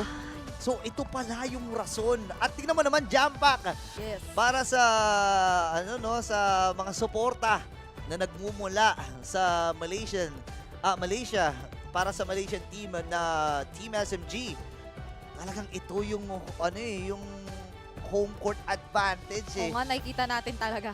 Diba? Yung na idudulot nung naririnig mo kahit na yung mga kahit na yung mga headset and may white noise. May pa rin, may onting may mga sigawan pa rin yan. Ay, alam mo, gusto ko lang pagkwentuhan at gusto ko lang balikan. Itong si Miko kasi, at saka itong si Saksha, mahilig din mag-basketball yan. Kaya may connection yan. Diba? Kami nakalaro kasi namin yan si Miko. Magaling maglaro yan, mabilis. And pinapamalas niya rin dito yung, at saka makulit din pala sa basketball. So, pinapakita niya yung playstyle niya ng pagbabasketball dito sa laro na ito against For Miracle.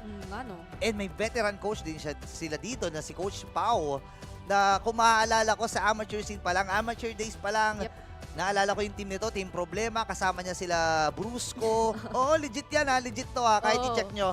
Team Problema dati yung team niyan, tapos ang mga player niya, sila Brusco, napakalakas ng team nito at makikita natin yung potential. Pagpasok sa next play, nakita din natin at doon nga nauso yung legendary meme na it's time to fire up. Yes, it's time kasi. So, ito ang time para panatilihin nila yung consistency na yon dahil match point na ang hinahawakan ng Team SMG. Kaya na-mention dito ni Burrito kanina, hindi natin sigurado kung may magaganap bang switch o kung anuan kasi madalas natin nakikita yon pag mag-assassin / funny talaga si Yaiko. Pero base kasi dun sa playstyle na ipinamalas ng Team SMG na never iniwan ang jungler. Hindi natin alam kung okay bang option na mag-assassin ka dito sa laro. Mahirap kasi sa playstyle ni Miko tandaan natin yung Matilda na pangungulit niya kanina, may mga chopa yan. Oo nga pala. So may mga heroes pa na manggugulo potentially para dito sa lineup ng For Miracle. Pero napag-uusapan natin yung switching ng ano ng heroes at saka ng players Pati switching ng roles Yung pati players at saka heroes ay may mga switching din sila, 'di ba? Nung laban ng Formerical Esports against the Team Falcons, nag-Martis mid to. So, hindi kaya may mga ganong sorpresa muli itong Formerical Esports. Maganda kasi kapag talagang matutuloy-tuloy mo yung early pokes, tapos masusure mo na low na sila para di ba snowball kayo. Kaso, is it something possible na gawin nga nila kasi may Nolan silang na-secure for the first pick? Nabanggit ko to kanina Nolan is an island Shoutout kay Chantel. Nolan na pick para sa Formerical Esports. Ang dami kasing dash dito Ito yung hero nalaga na early game may damage. Though na-nerf din ito sa cooldown, no? If I'm not mistaken, parang yung cooldown ang ni-nerf. Pero may damage at may damage pa rin itong hero na to. Kailangan nilang sumagot. Martis is one of those heroes na pwede talagang ipaglaban dito. At nako, ito na naman, hawak na naman, the Miko Especial. Matilda. Ano na tayo, i-imagine na natin kung ano yung bilis na naman ng gusto nilang gawing takbo. Kasi Martis yung napick na nila so far. Di natin alam kung magbe-Benedetta pa ulit si Smooth dito o kukuhain na ba ng Formerical. Kasi kung mahawakan pa nila yung Benedetta, di ba parang masyado na mabilis ang mga magiging pangyayari. Hindi na tayo makakita ng mga babad na nag-lane na XP. Lagi at laging na may team fight ulit. Na base kanina, hindi naman team fight na team fight. Pero parang gusto nila lalong makipagsabayan na sa early yata. Not sure about the Lilia, pero kung clear wave ang pag-uusapan sa early game yung damage at yung early control pagdating sa mga objective, for example, turtles. Kasi di ba ang ginagawa, nilalapag lang muna yung gloom, hindi mo na pinapasabog, ilalapag dun sa may mga objective, tapos siya ka pa sasabugin pag magko-contest na ang kalaban. Yun usually ginagawa. Pero sa ngayon, pwedeng iiwas dito ng Team SMG yung mga ganong klaseng tagpo. Ano kaya ang pwedeng kunin? Pwede na actually silang kumuha rin ng marksman if ever, kasi most likely yung dalawang last pick ban dito ng Formerical, pwedeng ipan-target yun sa gold lane, kagaya ng nangyari kanina nung game number 1 na ubusan ng gold laners. Si Sasa lang sabi niya parang hindi naman ako maubusan. Okay. Obvious! Na parang akala ko kung magiging option man nito, maghihintay pa sila ng isa pang hero na may dash din. Kasi as of now, Nolan pa lang yun. Si Yahiko or kung si Yahiko man ang maglalaro, ay isang Iksha na wala namang dash. Tapos ang Lilia ay black shoes lang naman ang parang pinaka magkakapag-trigger nun. Kaso kasi meron nga pala silang Martis na nakakapagpausok at Matilda na nakaka-knockback. Oo nga, no? Kailangan pumindot ng mabilisan ng Formerical Esports dito. At syempre ang mga fans at supporters ng Team SMG ay narito. At nandyan pala, hindi pala nandito. Kasi nasa Pilipinas tayo. Narito sa screen. Narito sa screen at nariyan sa Malaysia para sumuporta. At napapaisip na rin Ito, tatanggalan na nila ng mga golden, kagaya nga nung na-mention ko kanina. And this time, wala pang roam ang Formerical at yun nagiging target ng Team SMG. Bawal ang dagdag alalay ulit. Pero surprisingly, hindi pa masyadong napaprioritize yung Faramis this game. Or kasi, nga naman, kahit na hindi na nga yata unahin yun ng Team SMG kasi gusto nila na i-make sure yung early game palagi. Kanina kasi parang naging pandagdag pandagdag tapang din yung Faramis using the Nether Realm o panghatak, ganun. Pero this time around, pwede na silang kumuha ng mas makakasabay at mas makakabitaw dito ng pressure. Surprising Esmeralda Banzo para sa Formerical. Alam mo na, ako nag-gets ko nag-gets ko yung idea ni Coach Pao dito. Natanggalin natin yung Esmeralda kasi maraming shield generating heroes para sa Team SMG. And kung maaalala natin noong mga unang panahon, noong mga 1990, joke lang, noong mga unang panahon, itong Povius talaga ay tinatapatan ng Esmeralda pagdating sa XP lane. So, ngayon, ano ang marksman na kunin? Actually, hindi na nga kailangan nilang kumuha muna ng marksman Alam na nila yung match-up siya So, kailangan nila mag-isip kung ano yung magiging, magiging mage or mid lane. I will choose my own path. Okay. So, mid lane Matilda. Mid lane Matilda na Tapos, ba? O Rome, ay, wait lang, may nakikita ako dito. Teka, oo nga eh. Mukhang mid lane Pobius to Oo nga eh. Mukhang mid lane Pobius to. Nakita ko na to kay Pew eh. Nasa Malaysia nga ba tayo? O meron tayong napakikiramdaman na isa sa mga kupunang madalas nating nasasaksihan sa Pilipinas? Nakita ko na to sa AP Bren, boss. Nakita ko na to sa AP Bren. At okay, so kumuha naman sila dito ng Akai. Sa ngayon, hindi pa natin sure. Kasi ang pinakahuling pick dito ng SMG, gold na lang eh. So, kapag hindi pa natin sure dito kung sino magiging mid lane. Kasi yung Arlot ngayon, nakikita natin yung pag-angat pagdating sa roaming position. Beatrix na to, no? Beatrix pa din. Narinig na natin. Ayan na. Okay, so, the question is answered. Si Stormy ang humawak nung Phobius. Oh no! Sobrang surprising nito mga kaibigan. Nakita na natin to ah. Wow, nakakamiss makakita ng ganito. Stormy. Siya ang gagamit nitong Phobius na ito. So, wow, nakakagulat na gantong klase. Willing si Coach Pao mag-risk ng mga gantong klaseng playstyle kasi alam nila na unorthodox ang formerical eh. Alam nila na unpredictable eh. Di maglapas din tayo ng mga unpredictable picks. At ito na nga ang isa sa mga sample nun. Welcome para sa ating game number 2. Matutuldo ka na nga ba? At mapuputol ang losing streak or lose streak mula din sa formerical at maitutuloy ba ng Team SMG ang kanilang pagkapanalo as we head on para sa ating game number 2. Ang ating magkabilang jungler. Magandang matchup to actually Oo.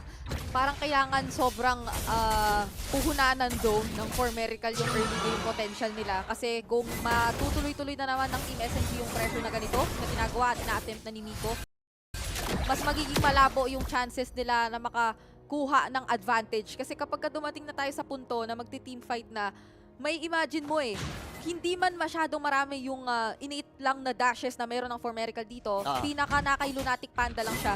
Tingnan mo naman yung mga kasama dito ni Stormy. May final slash, ni Smooth, tapos may flame shot siya sarili niya, yung knockback ng circling eagle, tapos yung mga sasayawan ni Saksha.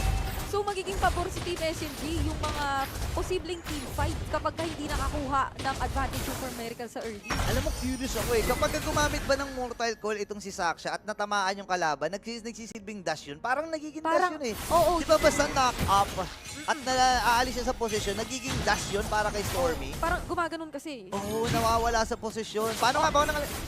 Wait lang. Mamaya mo na yung sample. Oo, hindi rin naman nilalagay niya yung sample. Pero para lang sa inyong kaalaman, tinatry namin i-recreate yung mga sidestep dito sa upuan. Tinatry namin. Pero ang feeling talaga namin kasi kapag sumasayaw ng Mortal Coil, di ba nauusog? So dagdag pang trigger dito ng demonic force na bumula kay Stormy.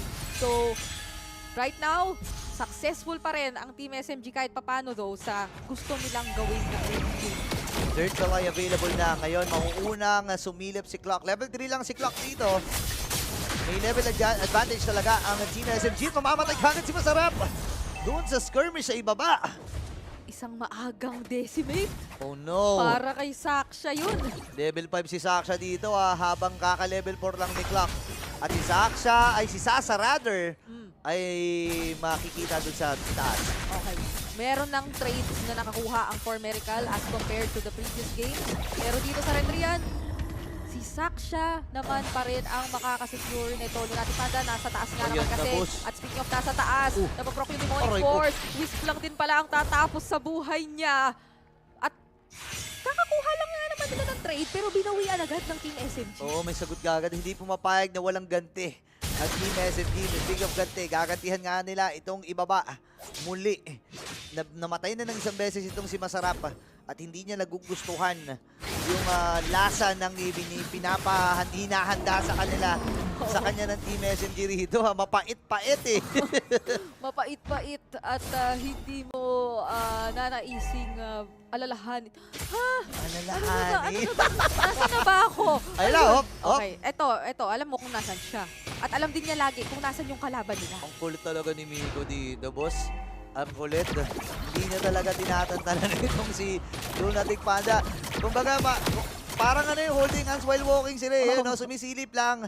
Alam niya, may countdown kasi sa mapa yan. 7 seconds, mabubuhay yung purple buff ng Formerical. Nauna pa nga si Miko actually mag-cap dyan eh. Oh. Ito yung sinasabi nating, tama lang ba ang mag-assassin jungler sa ganitong playstyle ng Team SMG? Hirap, oh. Kasi sobrang nakababad sila sa kung nasaan ka, maging yung roamer mo na nakabantay sa'yo, halos less than half na ang buhay na hinahawakan niya. Ay! Okay. May natirang maliit na buhay. Pero nakikita natin yung potential. Sasa dito, kahit may isang death na, may damage na. Yung Renner, kumonekta pa din. Mula sa itaas, dumunta siya sa gitna para magtangka na tapusin doon yung kill kay Clock. Nakakagulat naman dito ang pag-rotate ng gold lane ng Team SMG. Oh, pero hindi pa rin tapos to kasi Formerical. Yep. Kung papansinin natin, may damage pa rin yan mga heroes na yan. Tapos may dragon pa na napakaganda ng skin. Sana all nakaganyan skin. Pero ayun na, Clock papasok dito. Nandun yung mga pagdabog habang second gigil na gamit na. Dadamba na nga rin. Nag-spin, gumamit na rin dito. Etong si Clock, may naipit. Pero yung damage ay sasapat nga ba dahil may Black Dragon form pang hinahabol. Ang turtle nga lang ay nasecure na dito ni Saksha. Stormy though, may hampas lang din naman. Etong si Clock at mababawian kahit na siya ang tinry ipitin kanina. Habang si Lunatic Panda ang hinahabol nila ngayon sa gitna ng dalawang tore. Ang nakikita natin. Pero isang vengeance na lang ang kinailangan mula dito kay Smooth. At dalawa ang napatumba sa side ng Formerical. Iniwasan niyo yung Astaros. Ay, kaya lang kasi ang problema. Andun si Smooth para linisin yung mga naganap. Ngayon, may switching ba na gagawin? Hindi. Parang itaas ata ang kanilang puntirya. Kinakat na ba? Or kakat na ba? Hindi. Purple daw ulit. Sabi dito ni Nico, Boss, balik kayo dito. May purple ulit. Magkano ulit natin at si Saksha ang magiging matagumpay sa pagkuha ng purple buff na yun. Ang mga shot call na nai-imagine na natin ay lagi at laging nakatuon talaga sa kung paano natin i-deny ang mga bagay-bagay para rito kay Lunatic Panda.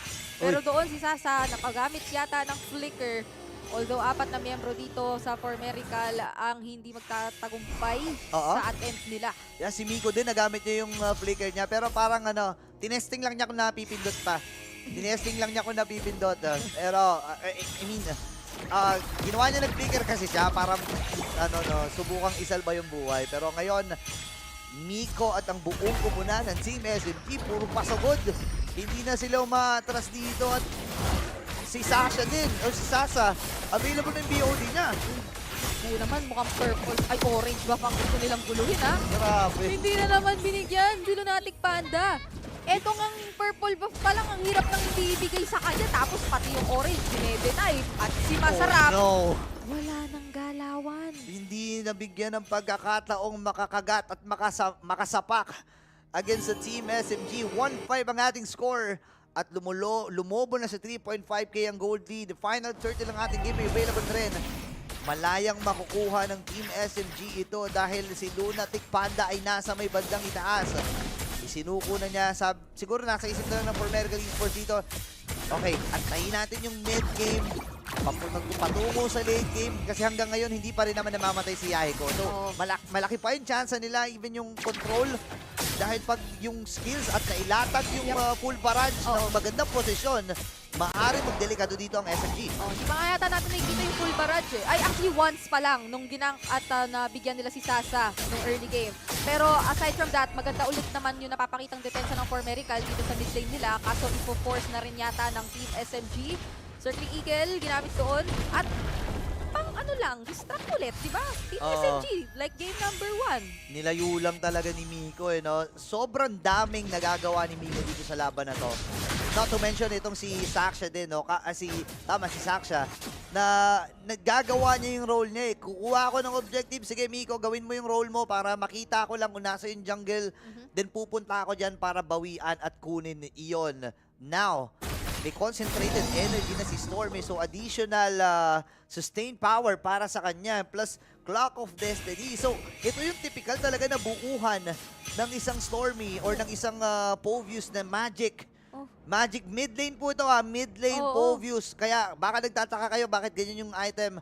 Mid lane Povius yan at napakasakit niyan. Kaya pala may concentrated kasi mid lane Povius po siya. Mid lane po yan. Ano siya, meron siyang liberty na hindi masyadong mag-focus doon sa...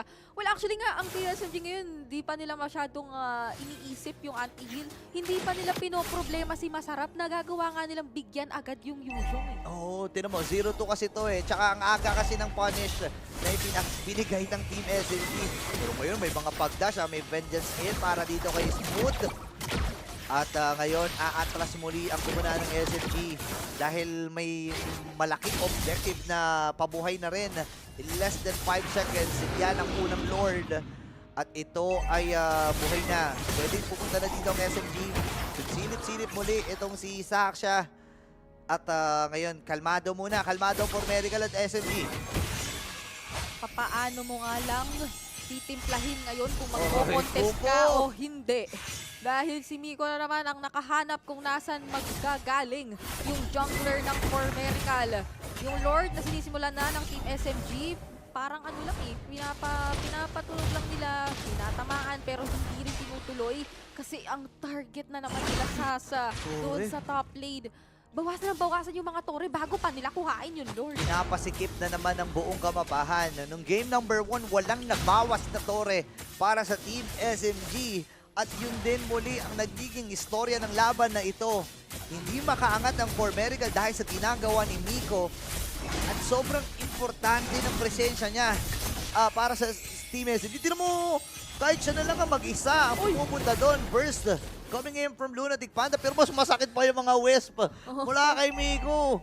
Nagkatagpo pa sila ni Lunatic Panda doon. Hindi natin alam kung natansya talaga ni Miko na nandoon. Pero nagulat sa'yo, siguro may nauntog siya Tapos hindi man lang naging masakit yung damage na nagmumula doon sa mga fracture dito. Ni Lunatic Panda. Ito na, 7K na yung gold lead mula sa Team SMG. Habol, Smooth, Vengeance, Ed. At ang si Miko, ito nauuna na naman. Tore ang kanila magiging punteriya. Available pa yung full barrage. Kung may even si Masarap, kalahati yung buhay rito. Lord ay nasa may bandang itaas. Napailaw na rin para sa Formerical Esports.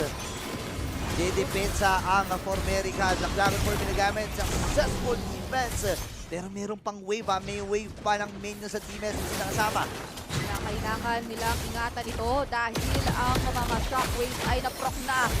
Merong naipit doon na isa, full barrage, ginamit na rin. Sasapat nga ba yung damage? Big move yata dito. Hindi na makakatakas pa. Spoon is down, pero so is Lunatic Panda. Pero yung mga pasok na nagmumula kay Stormy dito, nababawian lang din naman ni Yahiko with a double kill kontra sa Team SMG. Ay medyo kakikitaan natin ng pagkakapantay sa pagitan ng dalawang team sa palitan. Pero pinoforce nila etong Torres sa itaas. Nandyan na nga lang din si Masarap. Pero yung buhos, no Navil's Passion, medyo masakit. Kinakailangan yung ingatan. At mabubuhay naman yung tatlong miyembrong nagkatakbo doon, Burrito. Ang sakit! Ang sakit na ng mga damage dito ni Sasa. And the Saksha, nabuhay doon sa pagkakataon na yon. Formerical Esports, nakikita na natin unti-unti yung potential Yahiko.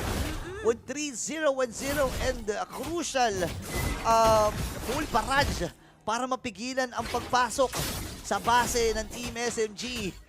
And si Xerox din laki ng tulong talaga ng mga Angry Glooms Iba na ngayon dahil mas mataas na yung parang pang-clear at pang-tagal, pag-depensa na pwedeng gawin ng Formerical gamit yung composition na to. Wala nang basta-bastang aabot kay Yahiko. So long as maulit nila yung ganoong klase na, okay, may mauuna silang masetapan tapos mabubuhusan, sure take out.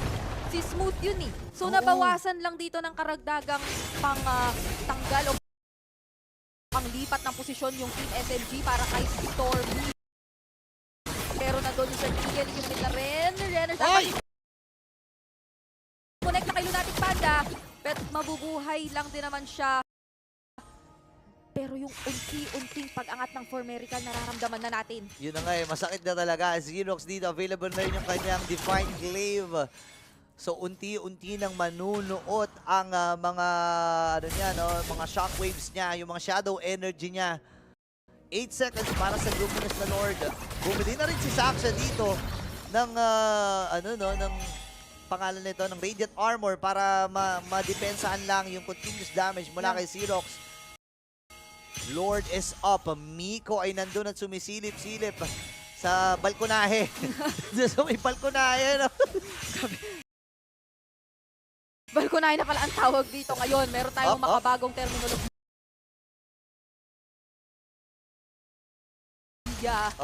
Pero masarap doon.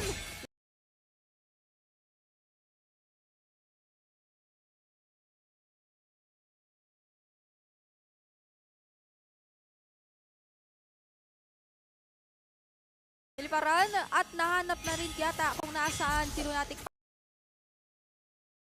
Panda. So, SMG once again with the zoning. Pero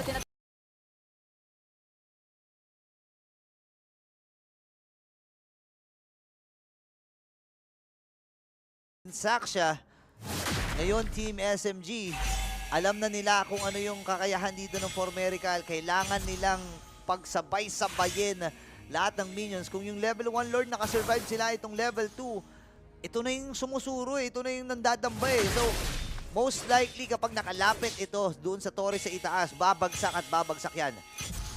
kailangang ingatan to Lunatic Panda, maganda ang kanya naging pagkaangat ng bottom lane kasi kung hindi, magsasabay itong tatlo. But still, nabasag na ang isang inhibitor turret sa top lane. Tinatarget naman ngayon ng SMG yung kanilang mid lane. Nadepensahan nga lang ng mga Angry Glooms. Pero ngayon, ang Lord ay mukhang tutok pa na rin at ipofocus ng Formerical.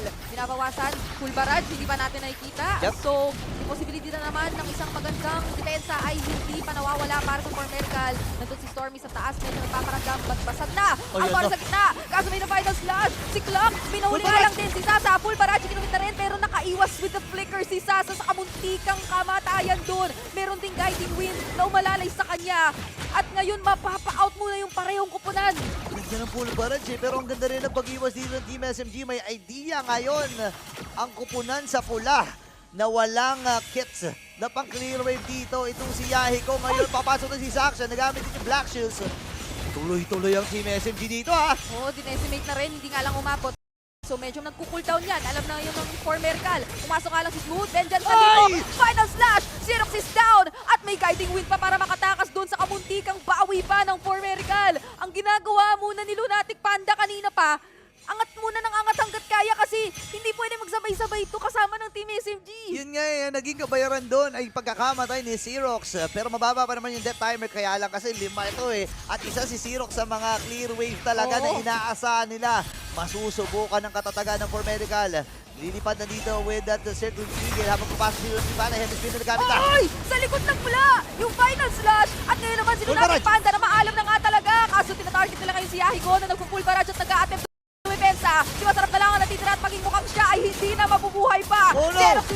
Pero ang itatarget na yata dito ng Team SMG ay yung pag-lock ng tower habang pinit tinatry depensa ni Masarap to no avail kasi Team SMG pa rin ang mangingibabaw sa ating groupings. Clean sweep para sa Team SMG. Isa sa mga tournament favorite at pinatunayan nila ang kanilang lakas sa laban na ito. 2-0 against Formerical Esports.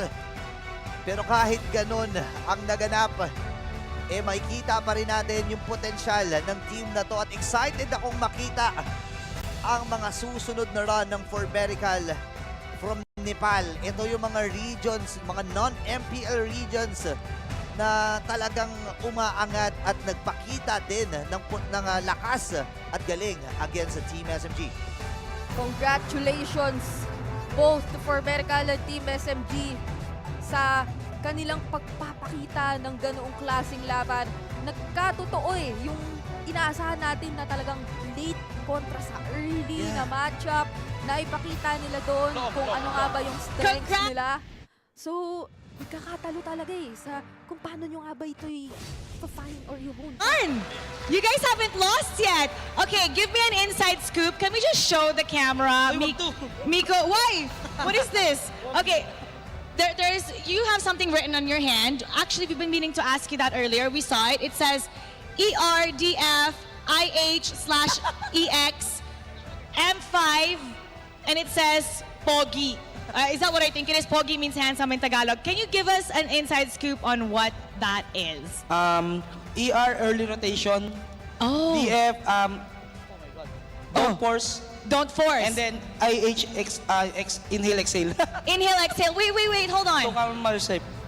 Those things sound pretty simple, but why do you write that on your hand? So if the match, pag sobrang hirap na po.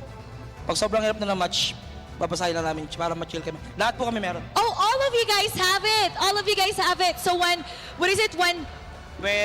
you cannot think in the game, just see your hand. When the match gets so intense, you take a look at your hand for a reminder. Whose idea was this? Ma'am Rebecca, our psychologist, doctor. Oh, you guys have a psychologist. Yes. That is amazing. I think that's something that's not every team has a psychologist. And how is this sports psychologist? How has it helped you guys out in your tournaments? Like this one, it's a really important international tournament. Yes, sure. Laking tulong niya po kasi nare-reset niya kami in-game and lalo na kapag nag-i-struggle kami sa scrims. So it's a big help because your psychologist is able to help you reset in-game, especially when you're struggling.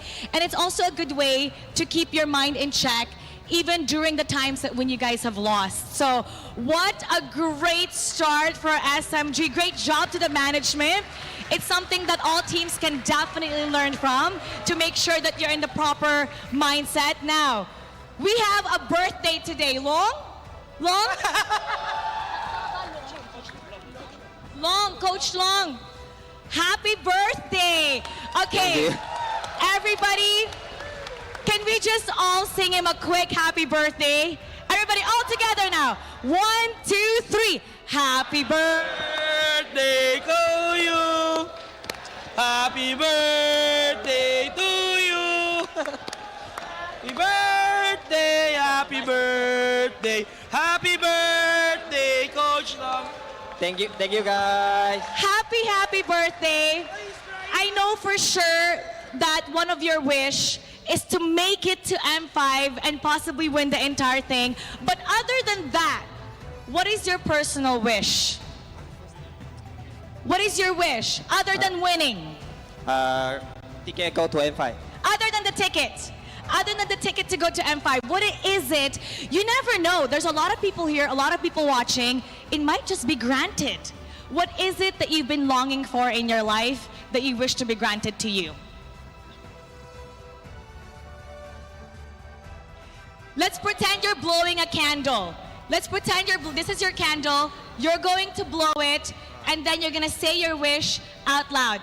Happy birthday, Coach Longbird. Blow your candle. Pretend it's a candle. You're gonna blow it and say your wish. Wow, the coach needs to be coached. I think no. I just want to ticket go to M5. If other day I want to top 4 make the. He wish he finds a what? A what? No. A girlfriend. A girlfriend! Okay, coach. Like I said, there's a lot of people watching, and you guys are doing great. You never know, your wish might be granted. Once again, happy birthday and congratulations to Team SMG. Now we're gonna go back to our casters and see what happened in that game. Casters, break it down for us. Maraming salamat, Mara Aquino, and of course, sa Team SMG na nasa napakagandang performance. At din, ano ibig sabihin ng DF? Don't force. ER? Early rotation. Yung IE? Inhale, exhale. Inhale, exhale. Tapos Pogi. Pogi. Dapat Pogi last. maganda yung nakalagay sa Okay iyo. lang, Pogi din. Pero, of course, Smart is still the Philippines' best mobile network, having the fastest network in nationwide coverage in the country, as awarded by Ookla. Speed, that's intelligence data for speed and coverage Q1 to Q2 2023. You can also enjoy the power of Smart when you switch to Smart without changing your mobile number via the Mobile Number Portability or MNP. Visit smart.ph/switch to smart to know more. Ang dami kong natutunan doon. At saka, happy birthday pala. Happy birthday kay Coach Long. And syempre ang MVP ng ating game walang iba kundi si Smooth with 3-1 and 7 na KDA, 77% kill participation and 583 na GPM. Tingnan mo yung kanyang emblem dito. Okay, naka-ano siya, tank defensive emblem. And naka-tenacity din. So, kaya pala ang kunat na ito, tapos Brave Smite. Magigets mo eh. Kasing smooth nung mga Benedetta niya, yung mga vengeance na ginagawa niya kanila. At ang crucial sobra ha, nung final slash niya, lalo na nung tinatry nang i-end nung Team SMG o tinatry i-close yung larong iyon. So, parang all in all talaga, lahat sila sobrang nagtulong-tulong. Maganda yung mga naging pagko-coordinate ng mga demonic force dito, yung pressure na ina-apply ni Miko, given naman yan. At yung total deny nila kay Lunatic Panda, lahat yon sobrang nag-build up sa kung paano na-dominate ng Team SMG yung labang yun. Kita-kita yung sabihin natin experience din na dala-dala ng Team SMG. Siyempre, masasabi natin na isa sa mga MPL region na umaangat pagdating sa MLBB scene against sa non-MPL region na Nepal. Para sa akin naman, pumalag naman sila kaya naman nila at nakita nila yung kalakasan ng ganitong klaseng komposisyon. Nandiyan si Yaiko, nandiyan si Xerox para sa clear wave and high ground defense ang ipinamalas nila. Ilang beses sila nakadepensa pero ito yung sinasabi mo, yung isa dito, isa sa mga final slash na sobrang crucial. Meron pa, ito yun, di ba? Yun yung final slash pa na isa sa nagbigay ng exclamation point at period or dot doon sa naging laban na yun. Pero props pa rin naman para sa Formerical Esports and yung experience na nakuha nila dito sa M5 qualifiers ay M5 wildcard ay madadala nila pagbalik sa Nepal at pagbalik sa kanilang rehiyon. Feeling ko nito may mga takeaway din sila. Kung tayo may takeaway sa SMG, may mga takeaway din naman ng Formerical Esports doon sa laban na yon. At tingnan natin ang mga emblems and spells dito. Grabe, nakabasag lang ng isang tore dito ang Formerical habang lahat naman ng mga objectives ay kinuha ng SMG. Gagulat ding isipin na makikita pala tayo ng isang Phobius na naka-ano rin, double boot setup, agility, tapos Wilderness Blessing. Literal na gustong mag-rotate ng mag-rotate at mga alalay lang talaga dito sa ginagawa ni Miko. Kahit nasabihin natin isa itong Phobius na karaniwan nating makikita sa XP lane, kung nasa Pilipinas ka, hindi ka na nagugulat sa ganito na nasa mid lane siya. Yun nga diba? Diba? Damage din. Napakakate. Ngayon ko lang napansin, nag-final item pa pala siya bago matapos yung laban na yun. Nag-lightning truncheon pa siya. So, talagang lalong sumasakit yung burst na nanggagaling dito kay Stormy. Ito yung mga hindi typical nating nakikita. No? Kasi, usually na lumalabas is mga Novaria, mga Paramis, may mga gourd pa nga Pero dito sa wildcard, wala pa tayo nakikitang gourd, no? Pero ang gusto ko lang sabihin is more on mga likod gaming na. More on mga range na. Tapos bigla kang nagpasok ng Phobius na gusto niya lumalapit sa kalaban. Ibang klase ang mastery ng Team SMG dito sa hero na to. Pero ang sandbag, walang iba kundi si Clock with 97.1k na damage taken. Siya pa rin no? Kinailangan niya talagang harapan ng mga ginagawa at ang damage na binabato na ng Team SMG, and at the same time, siya yung nag-a-attempt naman na makapag-setup. Na in some cases, nakita nating successful, pero in terms of yung follow-up, na naiiwasan na madalas ng Team SMG, doon lang din nagkaroon ng onting problema. Sasa na sobrang consistent din yung naging farming doon.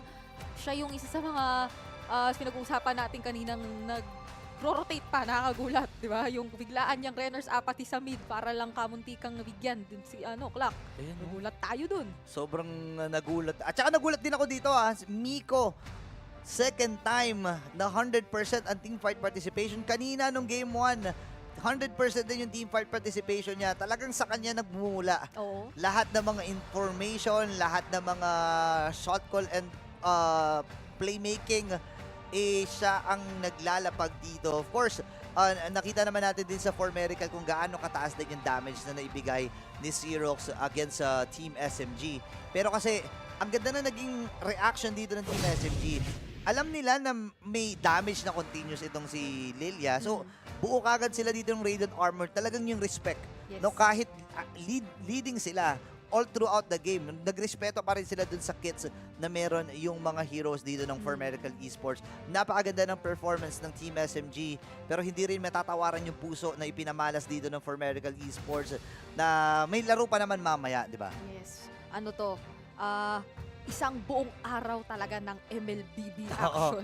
Action. Pangalawa pa lang to, pangalawang serye pa lang ang ating matutunghayan. Meron pa tayong 4 mamaya. Pero syempre, bago tayo magpatuloy sa lahat ng yan, maraming salamat uli sa ating mga sponsors. The M5 World Championship wildcard is powered by Moonton, presented by Kedia, our global presenting partner, supported by ROG, our official gaming phone, Grab, our official super app partner, Smart, our official telco partner, and Maya, our official digital bank. Napakaganda at napakalinis na naging laro na yon.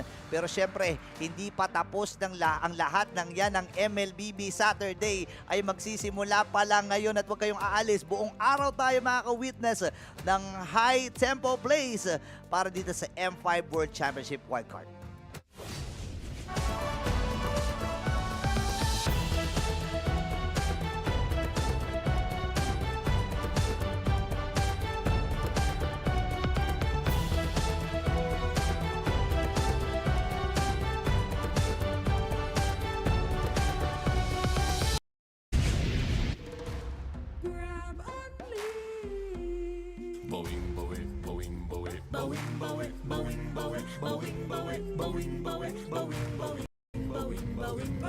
Grab only, savings ang dami, your wallet sings tonight.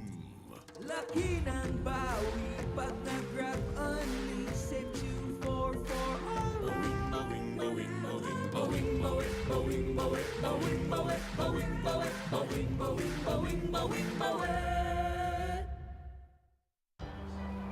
I value this the most. Sulitin natin. You guys ready? Powerall 99, please. All access data and only TikTok for only 99 pesos. Magic data for me. Data that doesn't expire also 99 pesos. Smart super value deals coming right up. Get the most out of your 99 pesos. With Powerall's 8 GB for all apps plus Unli TikTok. Or magic data that doesn't expire. Switching? Simple with Smart eSIM. Smart super value deals.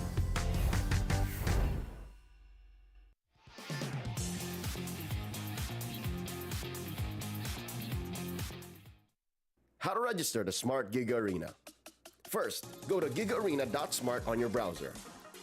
Click Sign In at the upper right corner and enter your smart mobile number. Enter the one-time authentication code sent to your number and agree to the terms and conditions and privacy policy.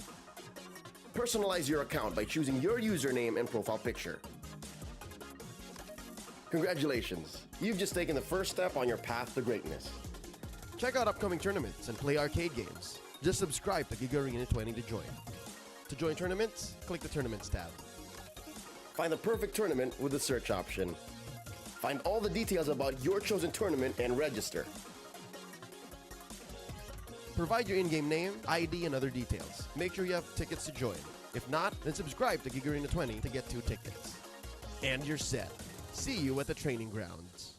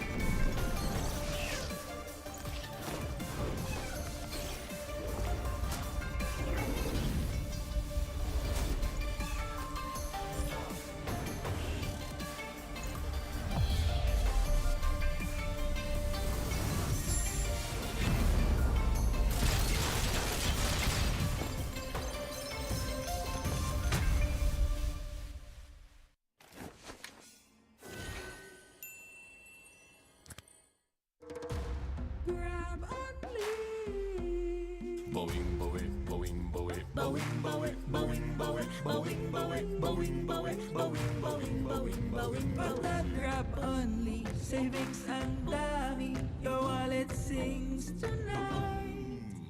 Laki ng bawi, pag nag-grab only, save 244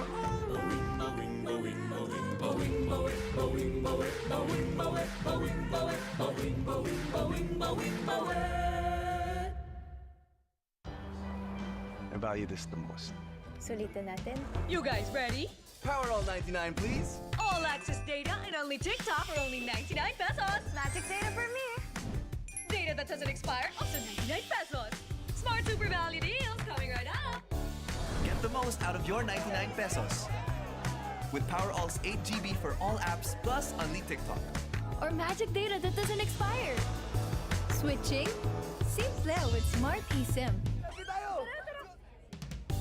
Smart Super Value deals.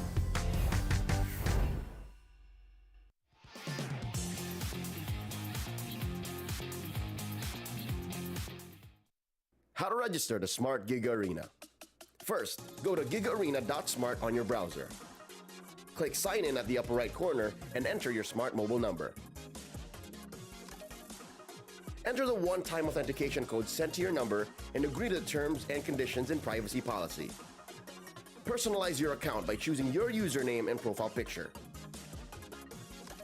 Congratulations! You've just taken the first step on your path to greatness. Check out upcoming tournaments and play arcade games. Just subscribe to Giga Arena 20 to join. To join tournaments, click the Tournaments tab. Find the perfect tournament with the search option. Find all the details about your chosen tournament and register. Provide your in-game name, ID, and other details. Make sure you have tickets to join. If not, then subscribe to Giga Arena 20 to get 2 tickets. And you're set. See you at the training grounds.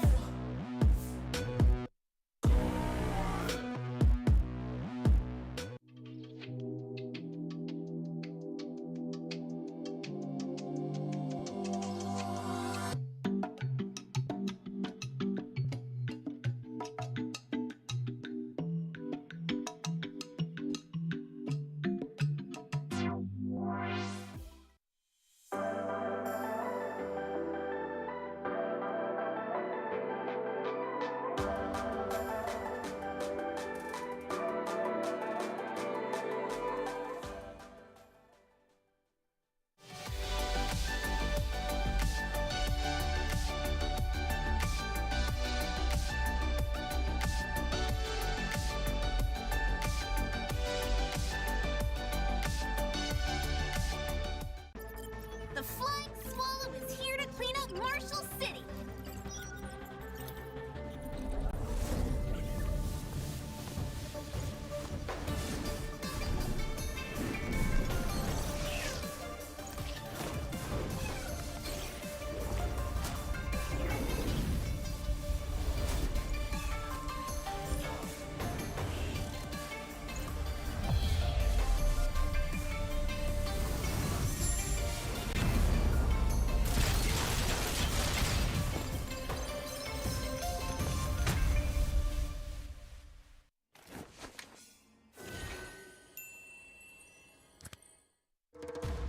Grab only. Boing, boing, boing, boing, boing, boing, boing, boing, boing, boing, boing, boing, boing, boing, boing. Pag nag-grab only, savings ang dami, your wallet sings tonight. Laki ng bawi, pag nag-grab only, save 244 alright. Boing, boing, boing, boing, boing, boing, boing, boing, boing, boing, boing, boing, boing, boing, boing, boing. I value this the most. Sulitin natin. You guys ready? Powerall 99, please. All access data and only TikTok for only 99 pesos. Magic data for me. Data that doesn't expire, also 99 pesos. Smart Super Value deals coming right up. Get the most out of your 99 pesos. With Powerall's 8 GB for all apps plus only TikTok. Or magic data that doesn't expire. Switching? Simple with Smart eSIM. Smart Super Value Deals.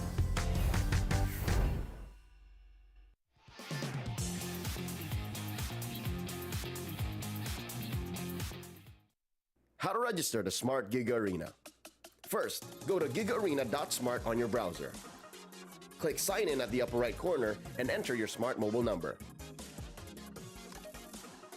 Enter the one-time authentication code sent to your number and agree to the terms and conditions and privacy policy. Personalize your account by choosing your username and profile picture. Congratulations! You've just taken the first step on your path to greatness. Check out upcoming tournaments and play arcade games. Just subscribe to Giga Arena 20 to join. To join tournaments, click the Tournaments tab. Find the perfect tournament with the search option. Find all the details about your chosen tournament and register. Provide your in-game name, ID, and other details. Make sure you have tickets to join. If not, then subscribe to Giga Arena 20 to get 2 tickets. And you're set. See you at the training grounds.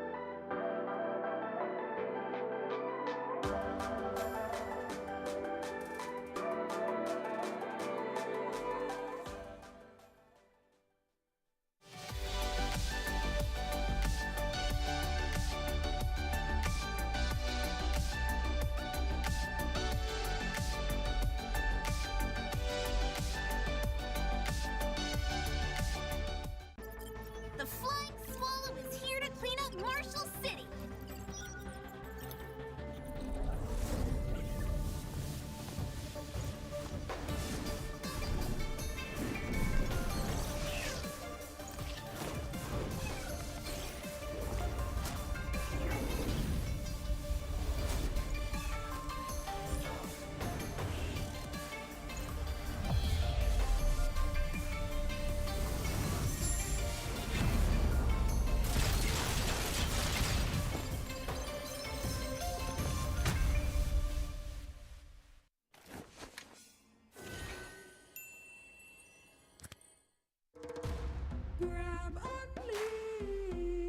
Boing, boing, boing, boing, boing, boing, boing, boing, boing, boing, boing, boing, boing, boing, boing, boing. Pag-grab only, savings ang dami, your wallet sings tonight.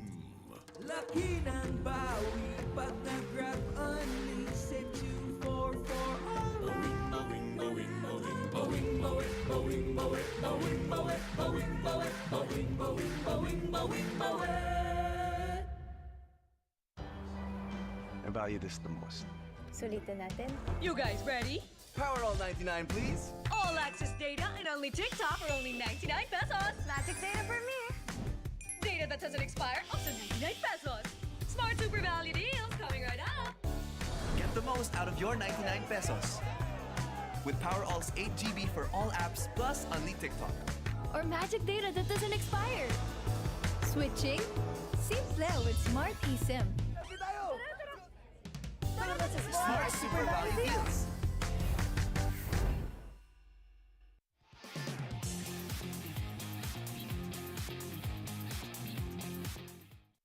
How to register to Smart Giga Arena. First, go to gigaarena.smart on your browser. Click Sign In at the upper right corner and enter your smart mobile number. Enter the one-time authentication code sent to your number and agree to the terms and conditions and privacy policy. Personalize your account by choosing your username and profile picture. Congratulations! You've just taken the first step on your path to greatness.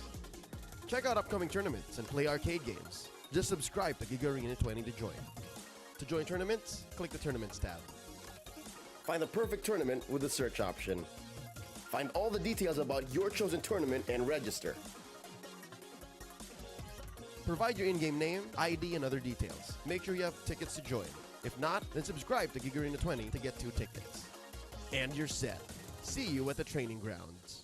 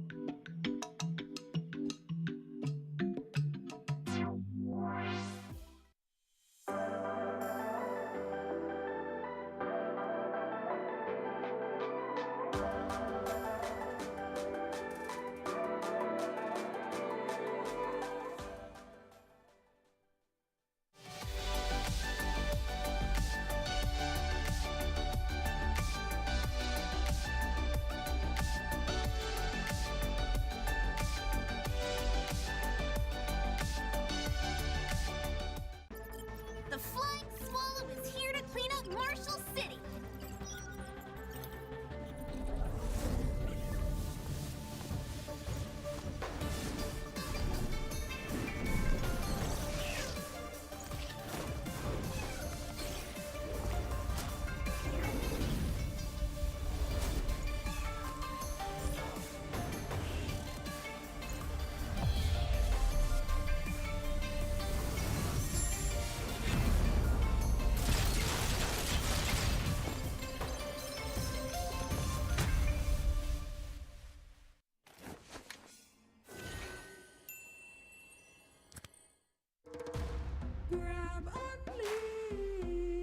Boing, boing, boing, boing, boing, boing, boing, boing, boing, boing, boing, boing, boing, boing, boing, boing, Pag nag-grab only, savings ang dami, your wallet sings tonight.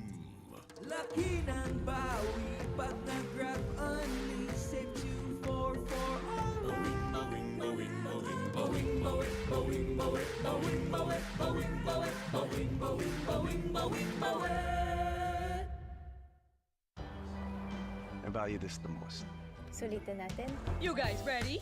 Power all 99, please. All access data and only TikTok for only 99 pesos. Magic data for me.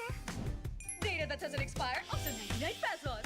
Smart super value deals coming right up. Get the most out of your 99 pesos. With Power All's 8 GB for all apps plus Only TikTok. Or magic data that doesn't expire. Switching? Simple with Smart eSIM. Smart Super Value Deals.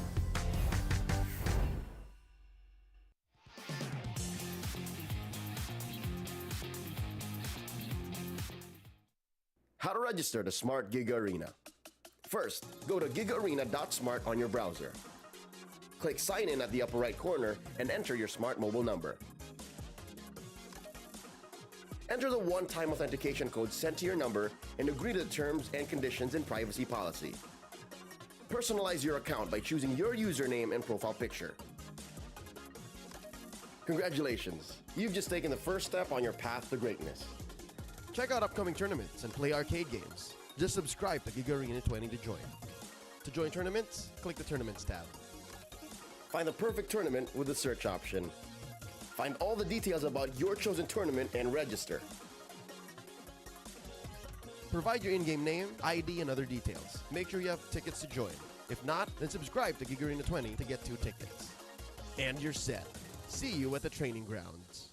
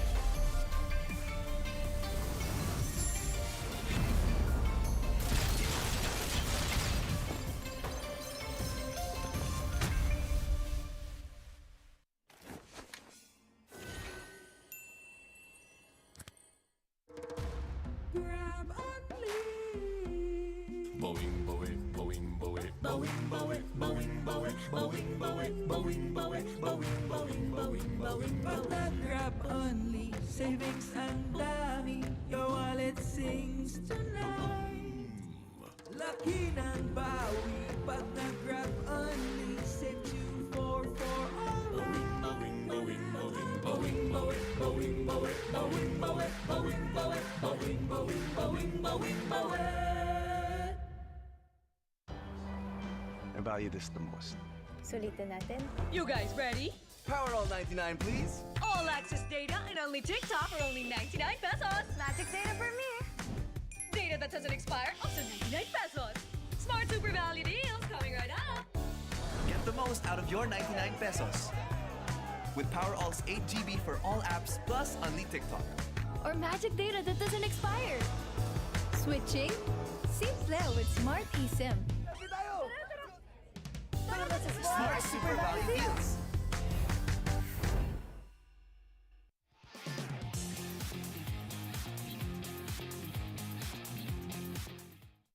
How to register the Smart Giga Arena. First, go to gigaarena.smart on your browser. Click Sign In at the upper right corner and enter your smart mobile number. Enter the one-time authentication code sent to your number and agree to the terms and conditions and privacy policy. Personalize your account by choosing your username and profile picture. Congratulations! You've just taken the first step on your path to greatness. Check out upcoming tournaments and play arcade games. Just subscribe to Giga Arena 20 to join. To join tournaments, click the Tournaments tab. Find the perfect tournament with the search option. Find all the details about your chosen tournament and register. Provide your in-game name, ID, and other details. Make sure you have tickets to join. If not, then subscribe to Giga Arena 20 to get 2 tickets. And you're set. See you at the training grounds.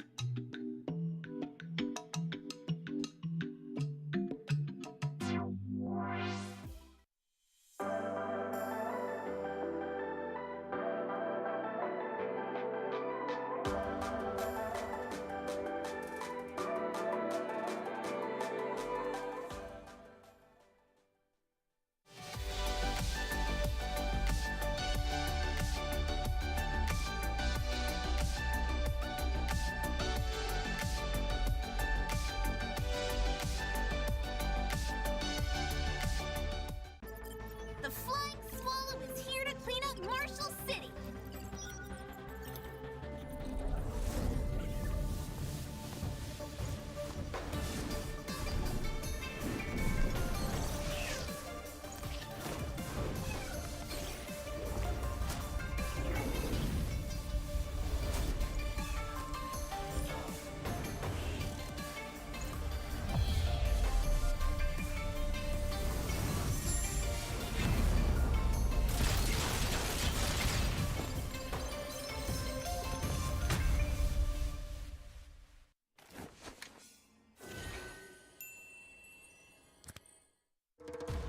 Grab only. Boing, boing, boing, boing, boing, boing, boing, boing, boing, boing, boing, boing, boing, boing, boing, boing. Pag nag-grab only, savings ang dami, your wallet sings tonight. Laki ng bawi, pag nag-grab only, save 2 for alright. Boing, boing, boing, boing, boing, boing, boing, boing, boing, boing, boing, boing, boing, boing, boing, boing. I value this the most. Sulitin natin. You guys ready? Powerall 99, please. All access data and only TikTok for only 99 pesos. Magic Data Premier. Data that doesn't expire, also 99 pesos. Smart Super Value deals coming right up. Get the most out of your 99 pesos. With Powerall's 8 GB for all apps plus Unli TikTok. Or magic data that doesn't expire. Switching? Simple with Smart eSIM. Smart Super Value Deals.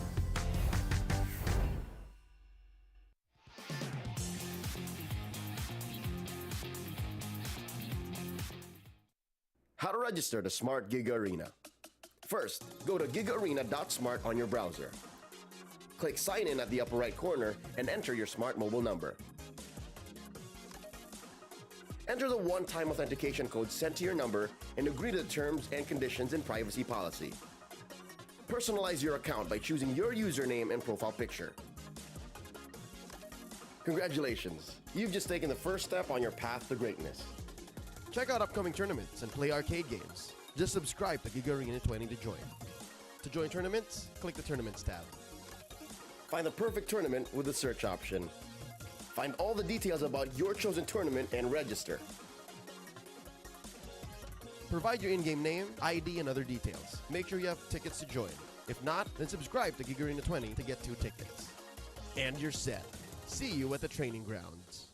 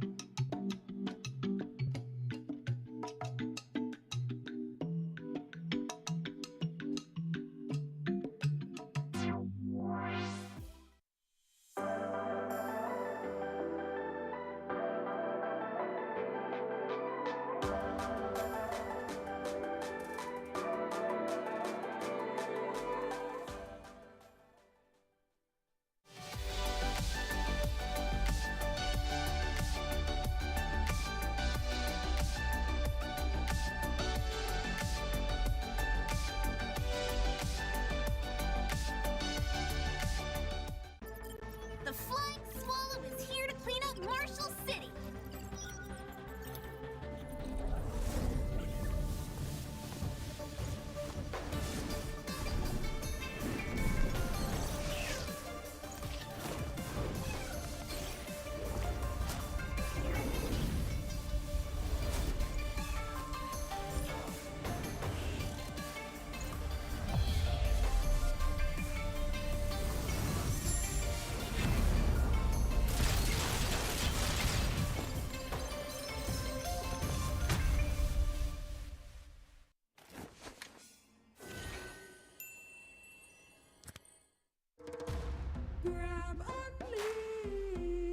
Boing, boing, boing, boing, boing, boing, boing, boing, boing, boing, boing, boing, boing, boing, boing, boing, Pag nag-grab only, savings ang dami, your wallet sings tonight. Laki ng bawi, pag nag-grab only, save 2 for all. Boing, boing, boing, boing, boing, boing, boing, boing, boing, boing, boing, boing, boing, boing, boing, boing, boing. I value this the most. Sulitin natin. You guys ready?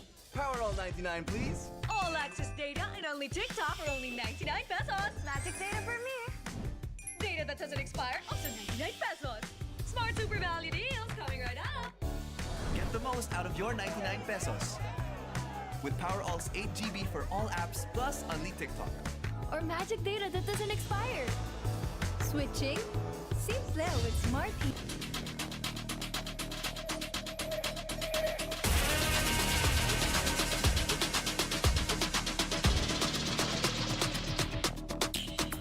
Hit me like I might kick over, but you can give me in no corner. I know I can make a comeback. Ace this round and finish this game now. Got the power on my shoulders. Yeah, you know that I'm a soldier. You can keep me off my guard, but you can't keep me from my honor. Nah, nah, nah, I never get your inside, but the energy's getting higher. You're saving my arms, 'cause I know just what I got. I got you like na-na-na, and you know I hold the power. This feeling I do, oh yeah. Making my grind good to great, so don't stand in my way. Standing tall and I won't fall over. We are better than great, good. We are better than great. We stand tall, no matter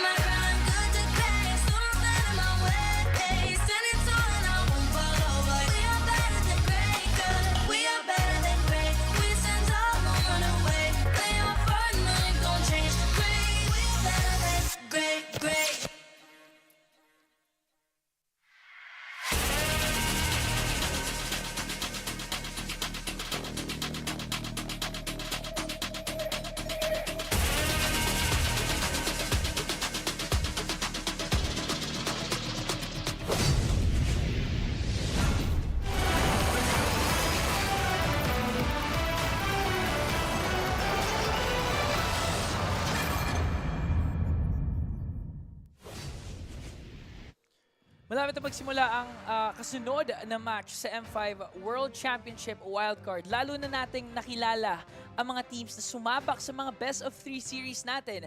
Ako nga ulit si Ingan at kasama ko ngayon si Burrito na sunod-sunod na 3 serye sumabak dito sa wildcard stage. Isa ka talagang tunay na bayani. Ayan, tayo ay tatangke.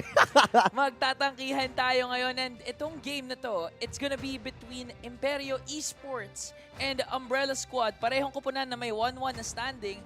This actually will be a potential decider kung anong kakalabasan ng Group B standings ko dito. Nakaka-excite to kasi itong dalawang team na to, nakita na natin yung kakayahan nila. Nakita na natin yung mga playstyle na inilabas nila, yung mga sarili-sarili nilang mga identities. Diba? Napag-uusapan natin, maski off-live napag-uusapan natin itong Umbrella Esports na kung saan gumagamit sila ng mga heroes na hindi natin nakikita sa meta, especially itong si Troublemaker na gumamit ng Gusion. And excited ako kung ilalabas ba niya to ngayon. Ang dami nilang ibang nilalabas. Speaking of iba, meron din naman sa side ng Imperio Esports na sobrang kakaiba talaga yung mga picks. To the point na may sinabi ka sa akin kanina backstage na yung YSS. First time in a very long time lumabas sa M-Series sa kamay ni Aurora. Actually, nakita na natin na yun talaga yung paborito niyang hero Nirespeto yun. Unang araw pa lang, nag-research ang KBG at binan kagad yun against them. Pero, again, ang kailangan nating abangan dito is yung stake nito kasi kapag nanalo ka, maaring masecure mo na yung slot mo bukas kasi pinakahuling laban nila itong dalawa di ba? Oo, itong dalawang to nakalaban nila pareho KPG. Pareho nilang natalo KPG. And I think pareho din silang natalo sa Lilgan. Yep. So ibig sabihin, this will be the decisive game for either of the teams kung sino pwedeng mag-advance for the crossover match na magaganap bukas. Pero bago ang lahat, the M5 World Championship Wildcard is powered by Muntun, presented by Kidia, our global presenting partner, and is supported by ROG, our official gaming phone, Grab, our official super app, a partner, Smart, our official telco partner, and Maya, our official digital bank. Maraming salamat sa ating mga sponsors. Kayo ang dahilan kung bakit ganito nakalaki at ganito kalawak ang M5 World Championship. And mapapansin ulit natin na these two teams, they are from emerging regions. Meaning hindi pa sila ganun ka-established pero sigurado tayo na dadating din sila sa point na baka matawag natin silang top regions. Yun nga EECA from and Imperio Esports from Latin America and Umbrella Squad naman from EECA. Dalawang kupunan na labas sa Southeast, sa Asian region na naglabas din ng lakas Pinakita din nila na kaya nilang sumabay sa mga top teams na nandito na kasi alam mo kapag MLBB pagka napag-usapan MLBB masasabi mo kagad na okay ang nagdo-dominate diyan andiyan yung Indonesia, andiyan yung Cambodia, andiyan yung Philippines. Hinuli ko na yung Philippines. Pero walang kabayas-bayas. Para walang kabayas-bayas. pero alam niyo naman na yan. Alam niyo na yung ibig kong sabihin. Pero excited ako kung ano ba ang mga lalabas mamaya pa. And last dance na talaga to for both Imperio Esports and Umbrella Squad. Kaya naman kinakailangan talaga na ilabas lahat. Kung marami na silang nalabas, specifically the match-up between Marl and Aurora, na dalawang junglers na 5 or 6 unique heroes pick na ang nalabas nila all throughout the wildcard stage. So this is gonna be interesting kasi sobrang contrasting ng kanilang hero pool. If you're gonna look at yung hero pool ni Marl, naglabas na siya ng mga usual meta picks. Guinevere, Joy Lancelot, even Leomord and Mortis. Tapos for the side naman of Imperio, ito yung kakaiba. Alpha, Baksha, Roger, Yi Sanshin. Men, akala mo RG pero hindi. This is a high-stakes wildcard tournament that could dictate the fate of the growth of either of these regions. Nabanggit mo ibang-iba talaga ang line-up at composition na inilalabas dito ng magkabilang jungler. Pero sa isa lang sila nagkakasundo Saan? Sa Guinevere. Sa Guinevere. 100% pa rin. Until now, 100%. Pati yung Lancelot, nakakalabas lang na ang tagal mo nang hinihintay. 100% win rate din yun sa kamay ni Marl. So, Burrito, matatanong kita, ano bang similarities or differences that directly highlights each team para sa'yo? Sa akin, siguro yung adaptability na meron ang kupunan ng Umbrella Squad. Dahil kumbaga parang ikaw kumpara mo sila sa isang tubig, humahalo sila kung saan mang garapon ilalagay. No, yun, medyo malalim yun pero alam kong nagigess nyo rin yung gusto kong sabihin dito. Depende yun sa draft nila. Depende sa draft pattern nila. And si Coach Defender kasi medyo veterano na rin yan pagdating sa esports scene, especially sa MLBB. At dito magkakasubukan yun ngayon. Parehas kupunan na nais magwagi dito sa laban na ito para madugtungan ang kanilang buhay at patungo doon sa ating crossover at nagsimula na nga ito. Sobrang lalim ng mga sinabi mo kanina pero isa lang sabi ko, agree na agree ako doon. Pero ngayon, we are heading on to the drafting phase of game number 1. Ito yung matchup na talagang honestly excited ako sa draft kasi parang si Wolf lang ata makaka-predict kung anong ilalabas eh. Kasi to the point na pag titignan mo yung mga unique heroes pick nila sa sobrang dami, huwag na natin i-overthink to. I-enjoy na lang natin to eh. Oo nga, no? Basta pag may lumabas dyan, sigawan na lang natin. Sigawan na lang natin. Kung ano man hero yon. But syempre, ang nakatalaga para sa mga draft, bans and picks, ang ating mga coaches dito, Defender at Coach El Viejo Max from Team Imperio. Ngayon, natanggal na ang Matilda. Nakita natin yung gaano kahirap talaga ang Matilda. Kanina, yung kakatapos ng laban ng Team SMG at si Miko ang gumamit doon. Ngayon, first 3 picks o first 3 bans nakuha na ng Team Umbrella Squad. Ay, open Bruno. Bruno. Respectable ban for this Guinevere kasi either of the two teams can use this as their roamer or their jungler. Pero right now, this opens up Bruno, one of the most banned marksmen. Kasabay doon ng 1-1, will Umbrella Squad actually use this Bruno for Black March? Actually, medyo masasabi ko na double-edged sword ng pagkuha ng maagang Bruno dito. Alam mo na kagad kasi yung matchup ng Golden and alam natin na sobrang taas ng prioritization sa Gold Lane. Laging yan yung dadalawan, laging yan yung pupuntahan. And kapag kumuha kasi ng Bruno, pwedeng sumagot kagad yung kabila na, kunyari, may mga pokes na roamers, kunyari, mga digi, ganun. Para mahirapan yung Bruno dito. Pero, iba ang ruta nila. Kuha muna tayo ng Joy para kay Marl. Si Marl, gagamit daw muna ngayon ng Joy. Di pa tayo sure pero nagamit na to actually ni Mar. Yeah. Sa mga unang serye nila as the jungler, not successful. Pero pwede din kasi nila i-segue sa sa mid lane Joy kasi si Troublemaker nag-join na rin daw pala eh. So sobrang flex na flex pala tong pick for the side of Umbrella Squad. So Imperio Esports will result to that Paramis. Uy, and Bruno, ayan na. Yan, sila na lang yung kumuha ng Bruno instead of first pick from Umbrella Squad. And Umbrella Squad, tingin mo, anong pwede pa nila yung pick? XP, hindi. Kung ako yan, ayoko mo nang ilabas yung XP lane Kasi yung Joy pwede mo ilagay sa XP. Nabanggit mo kanina, nagmi-mid si Troublemaker ng isang Joy. Pero kasi, sa ngayon, feeling ko pinaka-safe maglabas na sila ng Gold Lane kasi malamang pwede magkaubusan sa second phase yan. And, ano ba? Arlot? Hindi, ban yung Arlot eh. Ay, ban Arlot. Feel ko, Terizla Valentina. Terizla plus 1. Options eh. Ayan na, Terizla. Ayan na. Most likely kay Castle yan. Uy, ito na nga, naglabas na. Ayan na, naglabas na nga ng gold laner ang Umbrella Squad. Ngayon, final pick para sa kupunan ng Imperio. Ako sa tingin ko, pwede rin silang kumuha na ng XP lane. Kasi kung jungle kasi lawak naman ng hero pool ng paras jungle eh. Oo, ni Aurora, bahala na yan. May malalabas at may malalabas yan. Pero speaking of XP lane, isa din ang gumamit ng Zeroth at Khalid. Pero Yuzhong. First time niya actually itong gagamitin ni Marquino. Uy, pero base sa nakita ko, Zeroth at Yuzhong daw yung paborito niya doon sa mga previous tournaments na kanyang nilaruan. Pero kasi iba to. Nasa M5 wildcard ka and every game counts. Lalo na huling laban, huling laro ng Umbrella Squad at Imperio to. Importante yung bawat laro kasi dito nakasalalay yung pag-asa nila na makatungtong doon sa crossover na manggaganap bukas. Totoo yan. So ngayon, Marquino, ang ganda ng pag-pick na ng Yuzhong.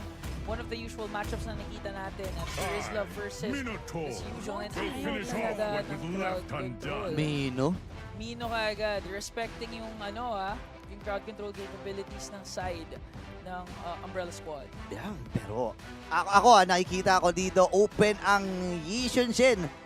Imperio Esports, napagana nila to against sa sabihin natin sa heavily favorite na team Lilgon. Pwede uli nilang ilabas ito, lalo na napag-uusapan namin kahapon ni Brigid na bawat team kasi may kanya-kanya yung mga signature na hero, 'di ba? Kunyari sa dati nung Bren, andun yung Lancelot, 'di ba? 'Di ba? Omega naman, Kufra ni Chuck, 'di ba? So baka Yishun-shin ang pwedeng i-priority kasi second phase, first pick naman ang Imperio eh. No? Tapos kung nilabas ng Yushin-shin, sabi daw ni Troublemaker, signature mo, lalabas mo. Labas ko kaya Gushon! Ganda yan! Maganda yan ha, Yishun-shin versus Gushon. Akala mo hindi high stakes game eh. Pinangunahan ng pasiklab eh. Pero ito, last ban na for Imperio Esports. Will they focus on the jungler? Will they assume, hindi nila ina-assume na jungler tong Joy. Kaya nagtanggal ng Fight! Fight for Ayan the na. ultimate Base sa dalawang hero na inalis nila, hindi kaya mag-assassin sila? Ramdam ko din eh. Assassin or marksman. Kasi yung Hilda, directly kumakounter yan sa marksman and assassin jungle. Nangangamoy bang Roger? Nangangamoy Yishun-shin at Roger to Parang YSS Roger yung naaamoy ko din pag nagtanggal ng Hilda eh. Nako, abangan natin. Feeling ko natutunugan na rin eh, no? Sabi ni Coach Defender, guys, ano bang kukunin natin? Ayan na, Martis. Hindi naman daw ginagamit yan yung Aurora eh. Hindi, tsaka Sabado ngayon eh, Martes yan eh. Martes yan eh. Sabi niya, okay, Martes, di ko naman ginagamit. Sabi ni Aurora. Ito, Steph, wala pa nga silang roamer. So, ano kayang pwedeng kunin niyo ni Steph? Angela, nako. Ito na, sorpresa na para sa Team Imperio. Ilalabas na nga ba sa pinakahuling laro nila dito sa group stage ang Yishun-shin. Valentina! Feel ko Valentina maganda ngayon eh. Oo nga, no, Valen. Legit. Ginagamit din yan ngayon ni Troublemaker. Unless gusto niya mag-fast stance. Pero magandang pick para sa akin yung Valentina. Valen, Lilia, pwede rin pambasag ng Netherrealm. Pa kaya may gold na sila, may XP, potential XP jungler. Rome at mid if ever. Para naman kay si ba Rome nila? Si Fangor. Pwede ulit siya mag-Kaja kanina. Game-winning Kaja. We'll see. Ano kaya? Ay, ayan na. Florin! Lancelot! Oh my gosh! Nailabas muli ang Lancelot. So confirm, mid lane Joy para sa kupunan ng Umbrella Squad. Pero may panggulat din. Yung YSS Aurora. Teka lang Sabi siya, masaya yung draft diba? Ito eh. Ang lalaki ng mga segue. Grabe yung segue doon ng Umbrella Squad. So, kay Troublemaker pupunta kay Joy. I think okay to para kay Troublemaker kasi alam naman natin, fast hand siya. He wants to play explosive, aggressive tong dalawang kupunan na to. So, it perfectly fits for Troublemaker. He can penetrate the backline. And for the side naman of Imperio Esports, interesting dito yung pick ni Steph kasi nag-Angela siya. He's not known for those utility type of tanks na nag-heal. Kasi for the past 4 games nila, halos ang nilalaro niya yung mga pick-off type, Eden, Cho, yung mga Kufra, even the Ruby. So pinapakita nila yung adaptability na like what you mentioned, di ba? Tinanong kita, what would it take for them to win a game? You said adaptability, versatility. Men, sa draft pa lang, pinakita na nila yun. Naglabasan kagad dito ng mga pasabog para sa pinakahuling serye ng dalawang team na ito. Game number 1. Imperio. Ako, ang nakikita ako dito, yung mga panggugulo, ito na nga, agad-agad, si Steph, sumisilip agad sa purple pop. Angela yan, Angela yan, matapang na Angela. Matapang na Angela, naka-impure rate. Flickered. Sira ko yung ballpen.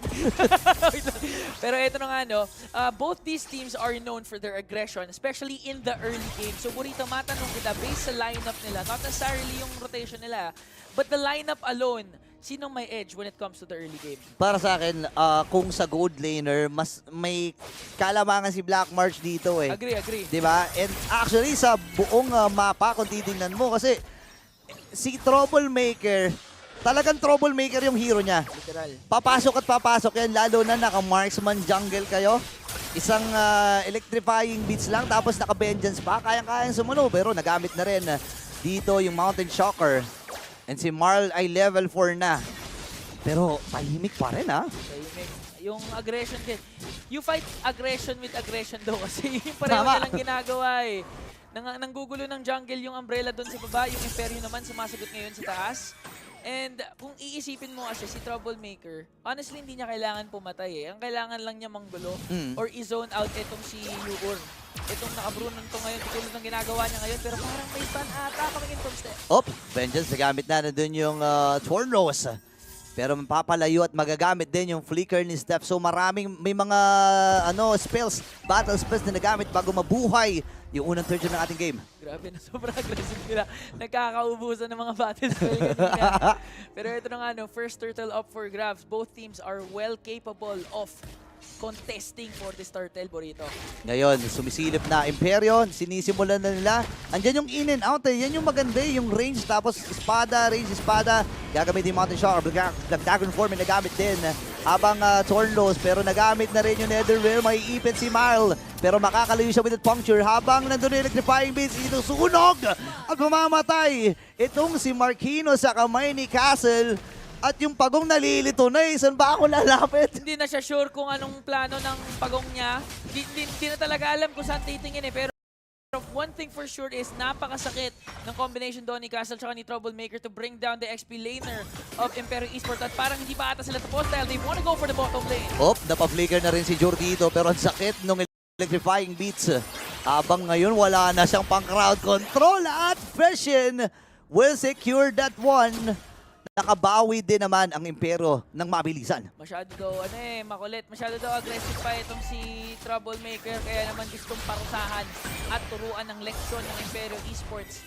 Ang pag-i-invade doon ni Troublemaker sa bottom lane. Good pag-protect din kay Yuur. And for Steph, hands-off play din talaga. Ang bilis na mga kamay niya. If ever kailangan niya sumanib kay Yuur, nandun siya ready to rescue. Yeah, yun yung kailangan nating tingnan eh. Kasi yung mga timings ni Steph. Actually, nabanggit mo kanina na hindi siya known para sa mga utilities na ganito. Kasi more on the setup talaga. Mga Cho, mga Kufra.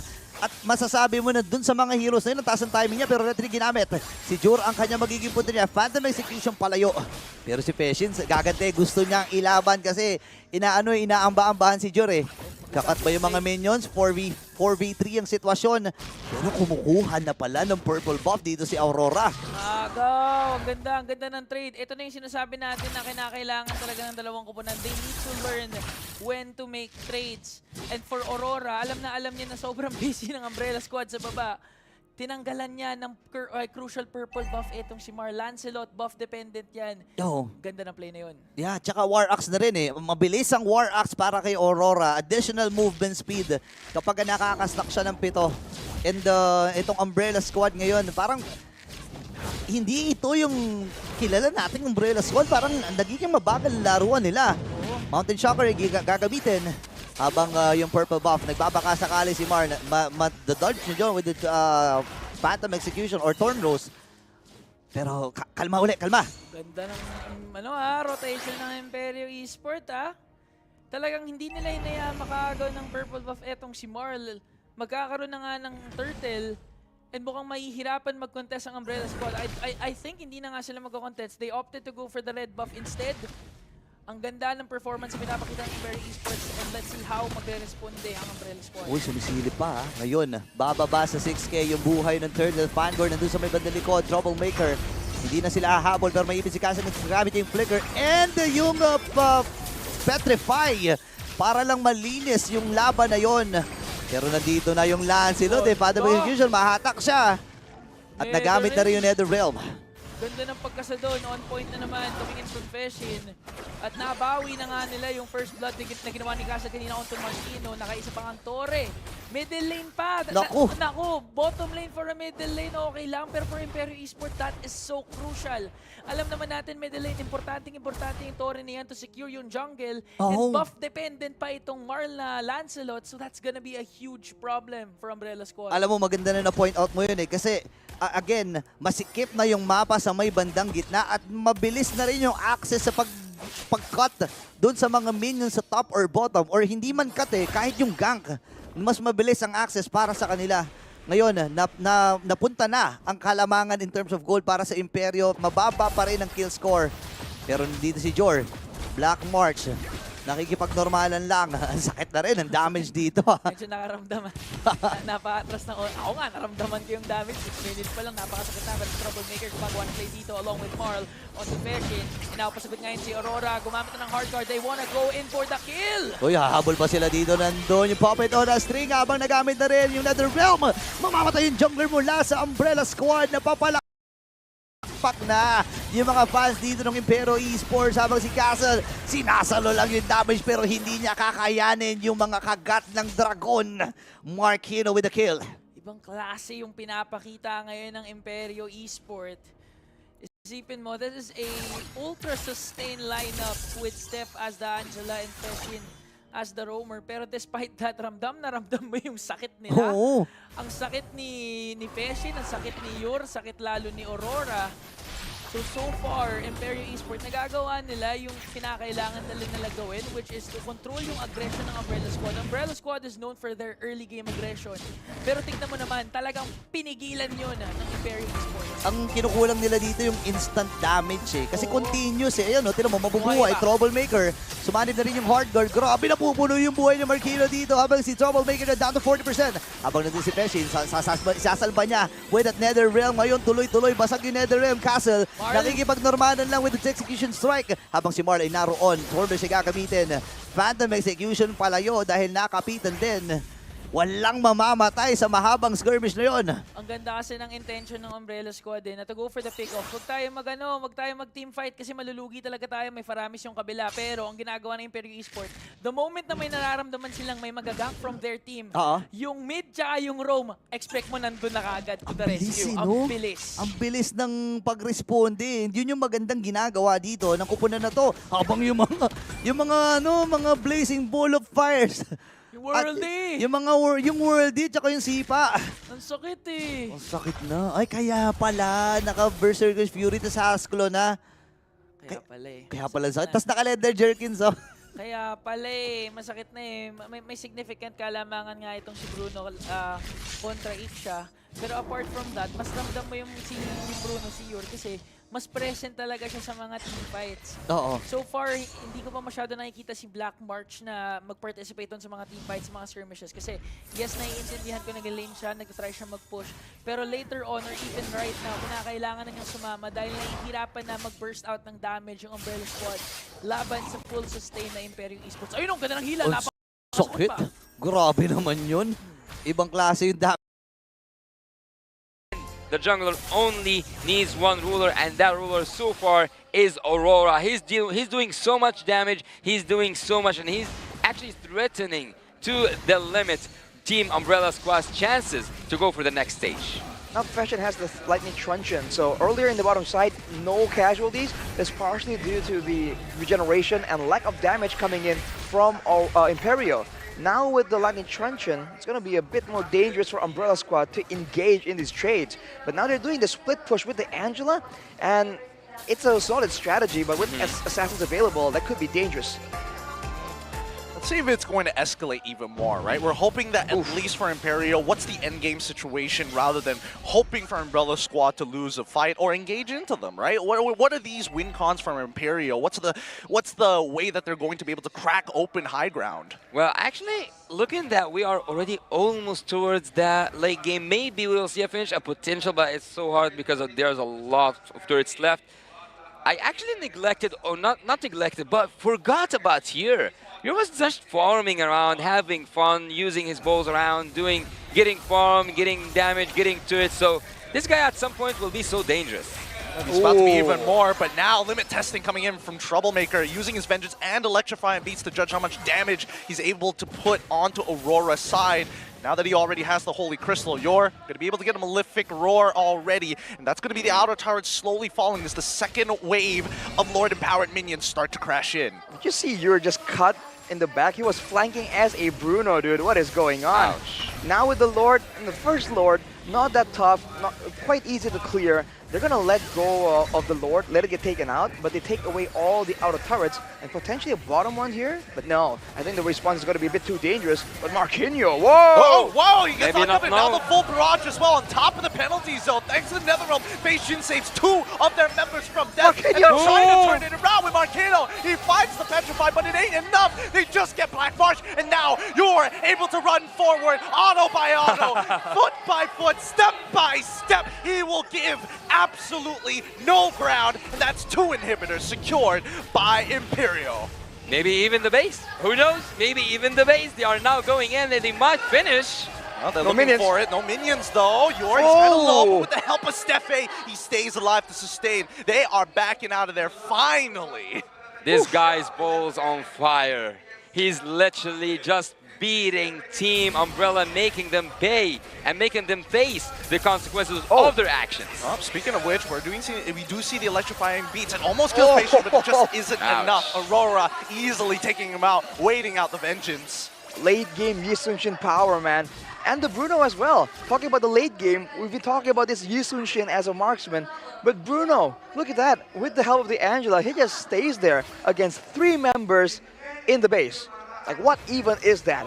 It's an 8.1k gold difference, and with this next Lord, I believe unless something crazy happens, it might be the end. Umbrella Squad, they gotta try and do something. They do have the full barrage, some AoE, some tools to work around with. They have to surprise, right? Do something, initiate a trap, you know?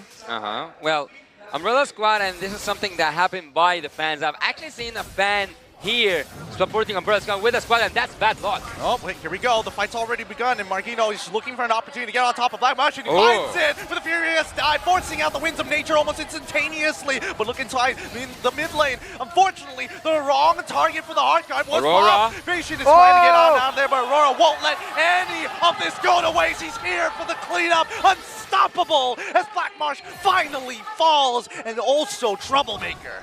Yeah, they just might take this base down. They have so much damage by now, they can just go in. Penalty zone, they went hard. They find 1, but it's just not enough. The sentry turret, he stands still. His flaming balls are making sure that you don't get the space. Door does it again to close out this game. Aggressive play to end out the game right there. The Heart Guard to the member that's not in the fight. Creative approach, absolutely, man. Imperial takes game number 1. Yeah, he just he came all the way through from the mid lane having the Heart Guard. He was so trusted that the Angela chose to use the ultimate on him even though he wasn't even in the fight. But what we just saw was incredible, literally incredible. They controlled the game once again, having 2 marksmen and having almost the same setup, right? Still 100% win rate on the Aurora, dude. Come on, how is that even possible? That is insane. I do wonder, was that a mistake, right? That looks good because they were so ahead, or was it planned? Oh, Yi Sun-shin is way too far. He's the main carry. Let's get in the Heart Guard so he can get to the fight as fast as possible with the movement speed buff. Well, if he pulled that off, Is that a long shot?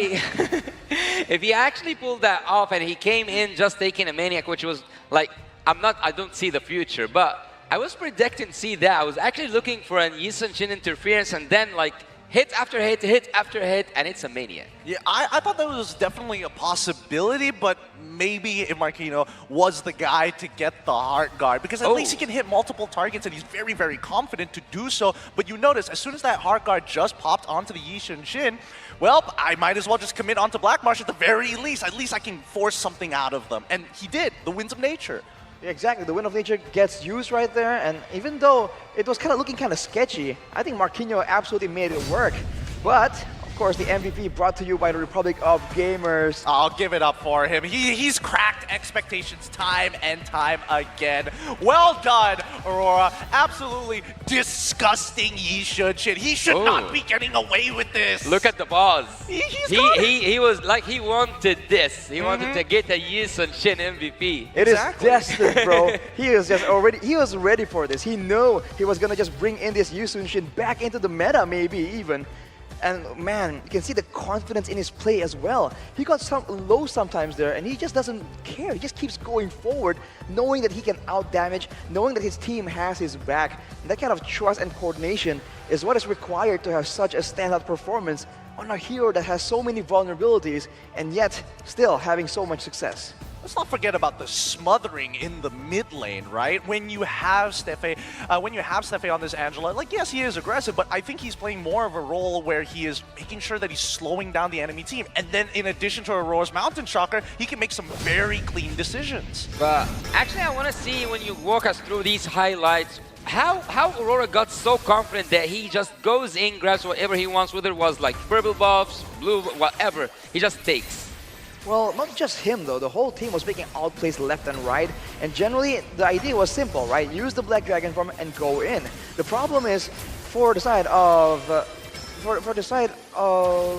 I'm blanking out right now.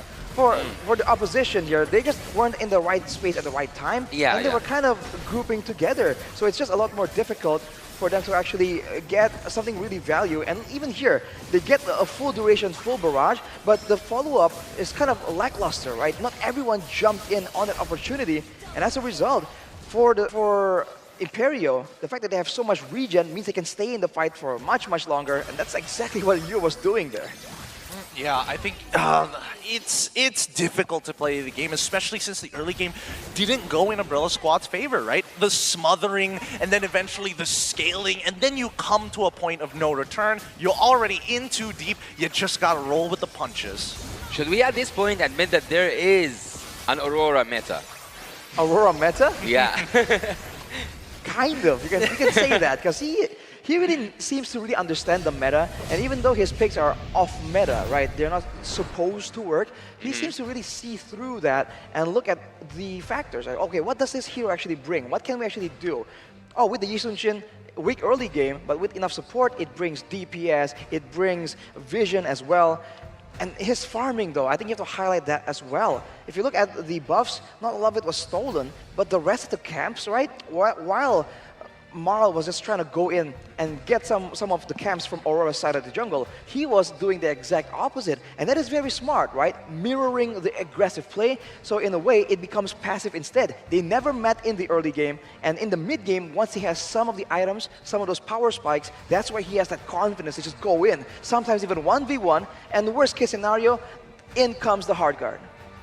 Yeah, I mean, it's difficult. I think that especially for Umbrella Squad who want to find those like early leads, Imperial, if we're not even talking about the overall team fights, their laners actually played very, very well. They weren't giving away free kills. They weren't offering bad trades at all. They knew and respected their opponents, and by buying this amount of time and basically drafting around what Aurora wanted to pick at the very end, it works out. This is a well-oiled machine. Well, you said that at a certain moment, it was a one-sided game since the start?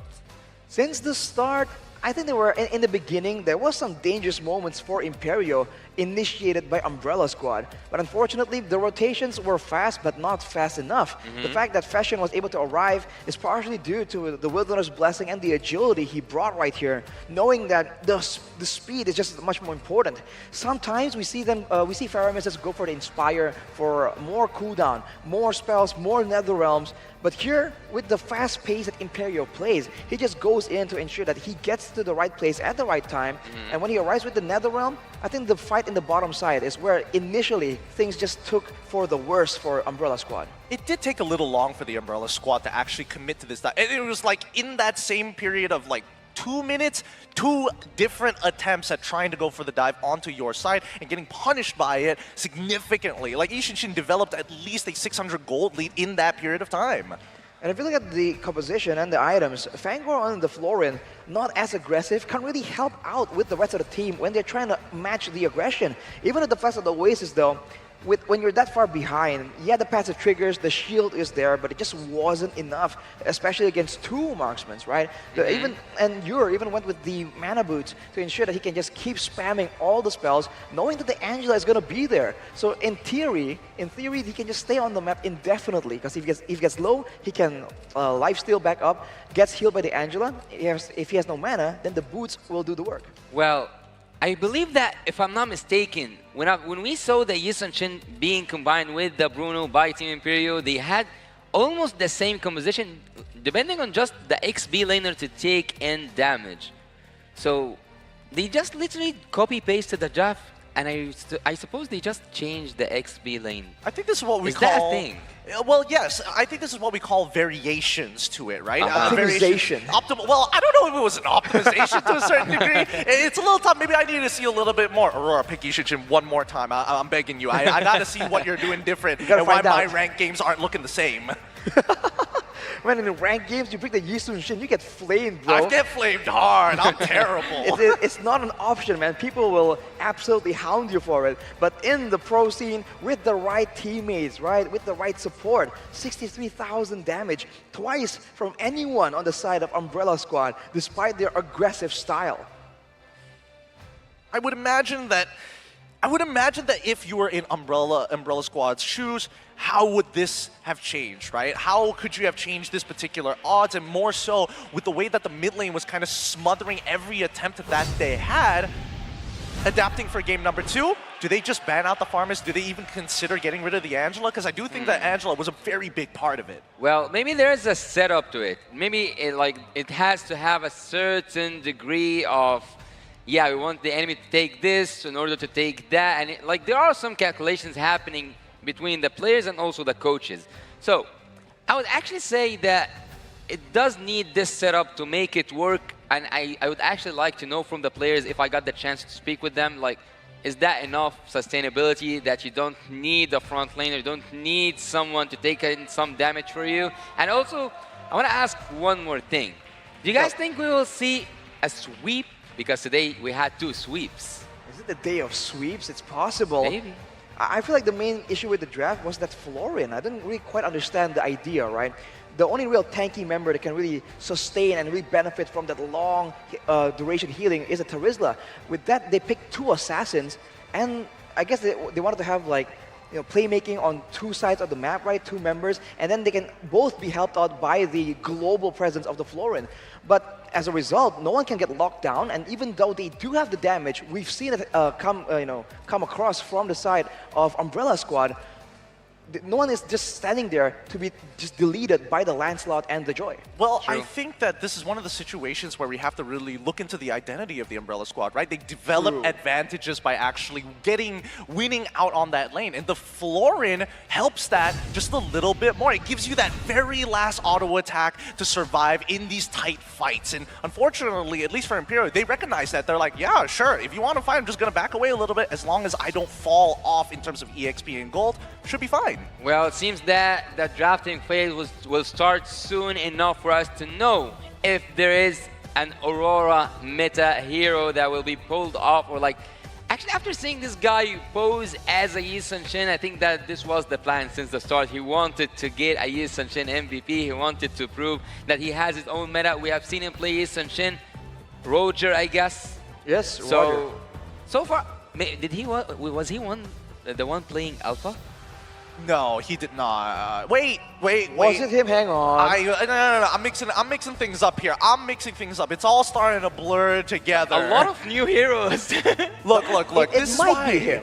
It might be him, but this is why the wild cards are important, right? We're trying to see the up-and-comers from younger regions develop something in their own style, and I like it. I like it a lot, because when we look at the major regions, it's all standardized. It's so boring. And they copy each other as well. So, I mean, we want some variety, bro. Get some spice up into it. So now, for the side of Imperio, will they just do the same bold move again? Pick a Yi Sun-shin against a team that is notorious for abusing those assassins. Well, there's no way to answer our questions but to get into the draft to see what's gone inside the heads of Team Imperio and also Team Umbrella Squad. So far, the bans will not include anything that we have seen from both teams. No Angela so far, no Bruno, no Yi Sun-shin. Maybe there will be a respect ban, because so far he's like a 100%, as the TAA himself said, 100% win rate for the Yi Sun-shin. And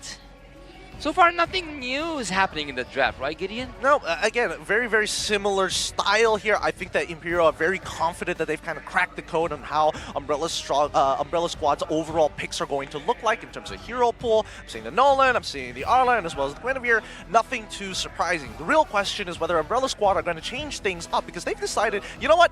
I'm going to stay on the red side. I want to be able to have that very last pick. Well, that's good and all, but now the first pick, what are they going to try and prioritize? They go for the 1-1, which means at least two heroes, right? I think they're going to let go of all the support heroes. I think that's the idea. So now, if Imperial go for a Faramis, let's say, they can go for a Mathilda Angela. If they go for an Angela, they can go for a Mathilda Faramis. It's been a very solid approach, and especially with the Mathilda, I feel like one of them has to ban it away, man. For Imperial, that means that the Assassins have more space to operate. For Umbrella Squad, that means that they can also be a bit more aggressive here with their signature chaotic style. Well, the hospital meta, as a wise man, I don't know who actually invented the term, but the hospital meta is the meta where like the supports are used, the healer ones especially. But so far, I think that favors Team Umbrella Squad if they wanted to take the Imperial style, but it's gonna be so hard for them to make it pull off, or like to make it work, because I think that only Imperial knows how to deal with such dangerous draft, because no front lanes, because just Yuzong that game, so there's nothing to rely on. Oh, and there's no umbrellas anymore in the audience. No one is bringing that umbrella underneath, like in a closed place, because some people might actually think that it brings bad luck. Oh, opening an umbrella Yeah, indoors? indoors. Yeah. Yo, are they getting hit with the Asian buff? We'll have to see, man. But with the Mathilda ban out, that's going to be the Faramis for Imperial. Looking kind of sketchy here for Umbrella Squad. Now the squishy targets have that extra life in the fight. So we'll have to see here. What is the response? What is so costly that they're willing to let go of that Faramis? The Bruno? Possibly the Bruno. I mean, there's other early game marksmen that eventually scale towards the later stages. I think that Umbrella Squad, they might even consider Valentina here, unless Troublemaker is like, you know what, I've seen this before. Oh, a Faramis opener. We might be able to set up another Gushin later down the line, but we'll see what the opening picks are going to be. Because keep in mind that Castle was kind of having a hard time, not in the lane, but just in these overall fights. They might even lock it in early, but no. Instead, it's Martis as well as the Bruno. I actually expected to see an Angela early on. What did I miss? What did I miss? Angela not being there. Hey! DJY shouting out Mr. T-Rex. We'll have to see, man. Where? Earlier, DJY in the audience, he was shouting out, yo, hi Trex, T-Rex, whichever version you like from him. Mr. Wagner? That's my favorite one. I was saying that Umbrella Squad, I thought that they will take the Angela instead of Mortis as a first pick phase. Because right now, if you have an Angela alongside with that Faramis, isn't that the same combination? But again, it is. It is kind of the same. Having Faramis, Yusuf Shin, a front laner, and then it carries on with a healer.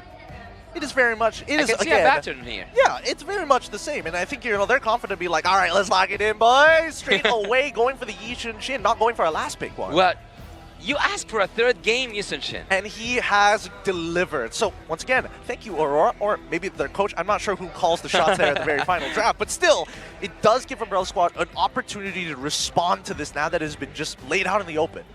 The supports, like Yasu mentioned, is still available. The Angela, Bruno, and Martis combo, we've just seen the Angela Bruno combo. The Angela Martis combo is also quite disgusting. So, for Imperial, I think it's going to be a bit dangerous, but wow, they bring in that Hilda, man. They're going to go straight in for the Yi Sun-shin. Trying to go aggressive right here, especially in the early game when the NetherRealm can give you survival, but you can't really match the damage output of these fighters.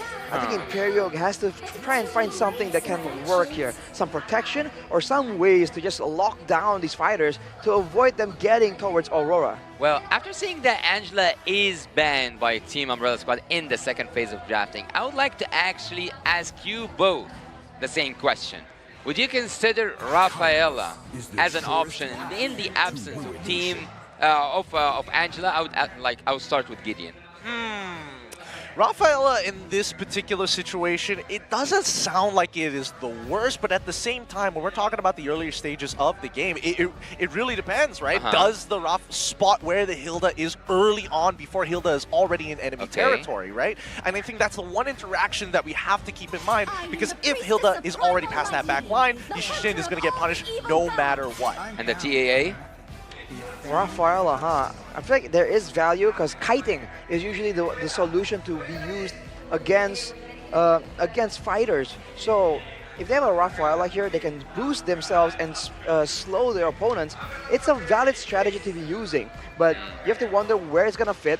And in the early game, it also becomes another target that can be destroyed by all this aggression.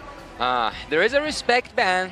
There is a respect ban for Troublemaker. They don't want to have any troubles with this man, but Castles seem to have an issue with that. He wants to cause some trouble in the land of Dawn. Gushin is out, and at the second phase of drafting, I wouldn't actually expect to see a certain focus on a certain lane, but wouldn't Team Umbrella Squad focus on the gold lane a little bit more because they have the Bruno? They do have the Bruno, that is for sure, right? And I think that especially for Imperial, right? What are some of the better matchups for them? They need to be able to kind of do just enough, and I think Ixia, if they really want, is a decent way to deal with it. Clint, interesting clause here, because keep in mind, Clint is not exactly the most mobile target in the world, so if Klee gets into that backline and he doesn't have his recoil, then he's trapping recoil, then he's in a lot of trouble, and finally, we get to see the Kufra. The Kufra that's so popular in Indonesia and Philippines. It's going to make big moments happen here for sure. And with the switcheroo, right, the Tyrant's Rage, Tyrant's Revenge combo switched up with the penalty zone. It's a lot of things that the Umbrella Squad need to be careful about. The Clint, though, it's good trading in the lane. It's amazing lead game. And compared to the Ixia, the range and AoE isn't as good, but there's more mobility. It is going to be answered by a Novaria, though. So I feel like it's quite even technically. It's only whether or not Umbrella Squad can really get that momentum going. Yeah, I agree with that. I think it's going to come down to the roamers in this particular game. They're going to dictate the tempo, and if something is going to happen, it's because of them. Well, speaking of technical, and because you are the tactical expert here, I think that, again, I have this habit. I want to lean towards someone's draft, and in this, I will go with Imperio. Quick, Gideon. I think I'm leaning just a little bit more to Umbrella Squad on this one. And you? I think it's going to be, I would lean more towards Imperio, actually. So we have 2 Imperio and 1 Umbrella Squad. But why did you say Umbrella Squad, though? Don't worry. I'm going to talk about Umbrella Squad all day here at the M5 World Championship wild card stage, as currently their opponents Imperial are on match point on the blue side of the map, all the way from South America. They're going up against the Umbrella Squad on the red side, looking to make a name for themselves and making sure that their signature style sticks. And that's why I love them. Yeah, you love them? Because they are so aggressive. And also because Defender is one of my favorite players. But hey, you know, that's a side thing. Yeah, that's a side thing. That's not definitely the main thing. So, at this match, we should expect to see something new. And they have delivered that so far. Ooh. Both teams have one opportunity. They need to take it to its best, because there's only one winner today coming out of here. And there is only one team that will go to the playoffs. For now, I think Marquinhos, it was a very early flicker, but it kind of saves him a lot of HP. So overall, I think that was a great call. For Umbrella, they're trying to make use of that early game aggression for sure. You can see the dueling between the roamers right here. Steffe trying to make sure that Fangor can't get in. We've talked about this before, man, but Fangor, I believe it was Fangor, who has played this Hilda before. He doesn't really go that aggressive. He does now. Oh no, Marquinhos, he does, because of that missing. Wait, hold on, the turnaround coming in from Steffe halfway down the river. And even Aurora just looking for that opportunity. Quicksand Guard is going to make sure that Castle is alive, but Marquinhos, he's taken so much punishment, and now Steffe is going to have to receive a little bit of that to alleviate this pressure. If you have nothing to lose and have everything to win, you should do as Umbrella Squad are doing right now. Play aggressive. Play aggressive, force. But who is a force of nature here for me is Aurora, man. He knows how to farm. he knows where to find the crabs, when to take them down, and so far, I think that Imperial are finding their base in their own way. The mean team, man. Oh, The flicker! And two! They all coming in from Castle, almost connecting. So very, very close. And this zones them out completely. Oh my goodness. Just the lane difference in terms of EXP. Aggressive. That's what you need to try and go up against this composition. The Hilda, like we predicted here, not as aggressive. Still in the jungle though. But look at Aurora. He's still getting farm. He knows he's going to lose a purple buff. So he just goes immediately to the orange. And this kind of decisive farming is what allows him to get so much more ahead. In the turtle fights though, I think Umbrella Squad definitely took the advantage there, but it's not a bad thing for Imperio to avoid engaging against a Martis, right? The last thing you want is for Marl to start snowballing, especially with the killing spree emblem, bro. Well, how more aggressive can Team Umbrella Squad be? Because we have seen Aurora is the one who actually was bullying the jungle of Marl, but this time, everything flips around. A potential 3v3 here as Fangor getting aggressive onto Aurora's side. Yor is going to join this. This might just be first blood, but Fangor, he's out of there. He quickly pops the sprint, makes a run for the bushes, looking for any opportunity. Gets the Wilderness Blessing. No, doesn't matter. Yor should be able to secure first blood for Imperial Esports. 3 minutes before the first blood. A very different change, right? A different situation for both these teams. But while they were all chasing down the Hilda, Marl is just constantly farming. This is the other aspect of this Hilda gameplay, man. It's not only being aggressive, it's also just denying a lot of time. Marl takes the gold buff and he'll try to escape. Can Imperio find something? Flicker coming in from Marquino. It's a Stumpy locking two against the wall. Even if you try to go for the Raging Sandstorm, you cannot get away from Imperial. You cannot get away from such wombo combo here from that Kufra and also from the Drizzler, but the fights keep on. Troublemaker, he needs to land this shot. Oh! Bashin, he was like, I'm not giving it a single chance. Even the flame shot being blocked perfectly coming in from Steppe. Top side, tier 1, broken down. Lightning speed reactions coming in from Fashion right there, and that's a dangerous sign for Umbrella Squad. His Netherrealm timing is going to be so important, but he does not have a Purify though, so there's a chance that Umbrella Squad can try and get something. The only real card control, unfortunately, for the side of Umbrella is the Raging Sandstorm. That's why Fashion can afford to go with this Flicker. Can Imperial come out on top in the early stage turtle contest now? Well, revealing the map up, I don't know what to expect actually, but this team fight will start now. Raging Sandstorm going to be landing on towards that back line. Steppe already down. Troublemaker finds him as the penalty zone comes through. Fangor is holding back as many people as he can, contesting it. Aurora gets the turtle, and Vision is able to take out Castle. Explain what just happened, Arashi. There was a mess. That was just Imperial being Imperial, man. Taking the initial engage, backing away. Fangor, unfortunately, was playing so much time, doing so much damage, but no one was with him. Eventually, he gets taken out. He is a roamer, and then just like that, with low HP bars, Yor and Aurora move forward. This is what's so crazy about Imperio. They don't move backwards, man. They don't get intimidated. They're willing to bring the fight to you despite overwhelming odds. Well, let's take a breath here because we want to recalculate. We want to know why Umbrella are going down.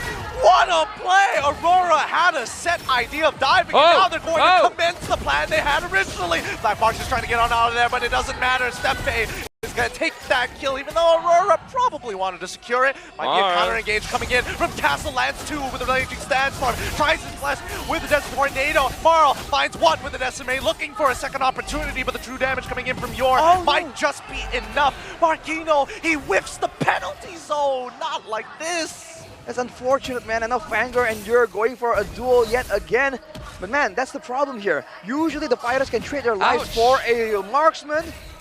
Woof, but now there's 2 and Yor very subtly taunts with the recall. Let's take a look at some of the items, man.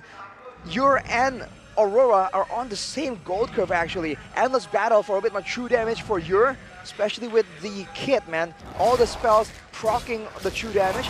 And for Aurora, it's the War X done and probably an Endless Battle as well. A lot of DPS, but also a lot of burst damage, a lot of true damage. So even Fangor and Marl, if they stack up that physical defense, it might be a bit dangerous. They might need some more health before they can even go in all out for the backliners. Yeah, it's so strange how things can flip around. Team Umbrella Squad were so aggressive at the early game, but they are now having a taste of their own from their own medicine. Imperio back on top. Imperio right now are taking everything, eating everything at the land of Dawn. Aurora takes a turtle and everything is so calm, but I think there's gonna be a mayhem in the top lane. Flicker coming in from Marquino with the penalty zone to try and lock down Marl. They don't find the kill, unfortunately, and that's the Netherrealm pop. Flame Shot doesn't connect, and Castle doesn't finish off the kills. Marquino does not get punished for this. That was insane, and Marquinhos, he alone was able to zone away the members of Umbrella Squad. I guess Umbrella were just really concerned about the follow-up if a penalty zone does land. And now they're not done. They're still playing around this tower. The dives with the Netherrealm from Imperio were so neat, so calculated. And you gotta give a shout out again to Aurora on the Yi Sun-shin. If you see how he's taking the neutral objectives, he is doing what we call in Indonesia the lambada, right? Using the passive, right? Whenever you move, you switch from close range to long range on the Yi Sun-shin, you do bonus damage. So juggling the range with the Yi Sun-shin becomes very important, and Aurora is showing that he can do it very consistently. I bet he could do it with his eyes closed, to be fair, but here we go. Vanguard might be in some trouble here. Steppe finds him. Good call coming in from Aurora, using that Mountain Shocker to get enough information to make this call fast and quick, and that's something that Umbrella Squad should be doing, but they don't have this type of info. Imperio Esports are just one step closer to that playoff. Steppe, you gotta stop this man, because he's currently on fire. Where's he been hiding this coup for a pick, man? We haven't seen it so far. Now he brings it out and is absolutely dominating. And on top of that, to make things worse, even in a full team fight, Umbrella, they're just falling so far behind against a late game comp yet again.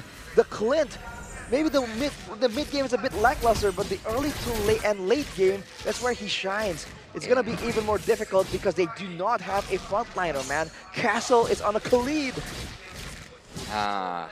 Is it a sweep day? It's a sweep day for some people, but is it a sweep day? Because so far things are going that direction. Things are going towards a sweep for Team Imperio, but nothing is concluded before everything is settled down. Look at the moves, dude, from Aurora. Yep. Subtle jiggles. He's just dancing. Wait, where's the follow-up here? As now Aurora is able to close the distance. Marquino's already jumped in with the penalty zone, and they find one on Troublemaker all by himself. Nicely done coming in from Imperio. Well, you're just used the flicker to get a kill. I think it's worth it. Yeah, I think it's worth it. And even Vanguard, there's nothing much he can really do at this stage, right? Whoa. What? Why?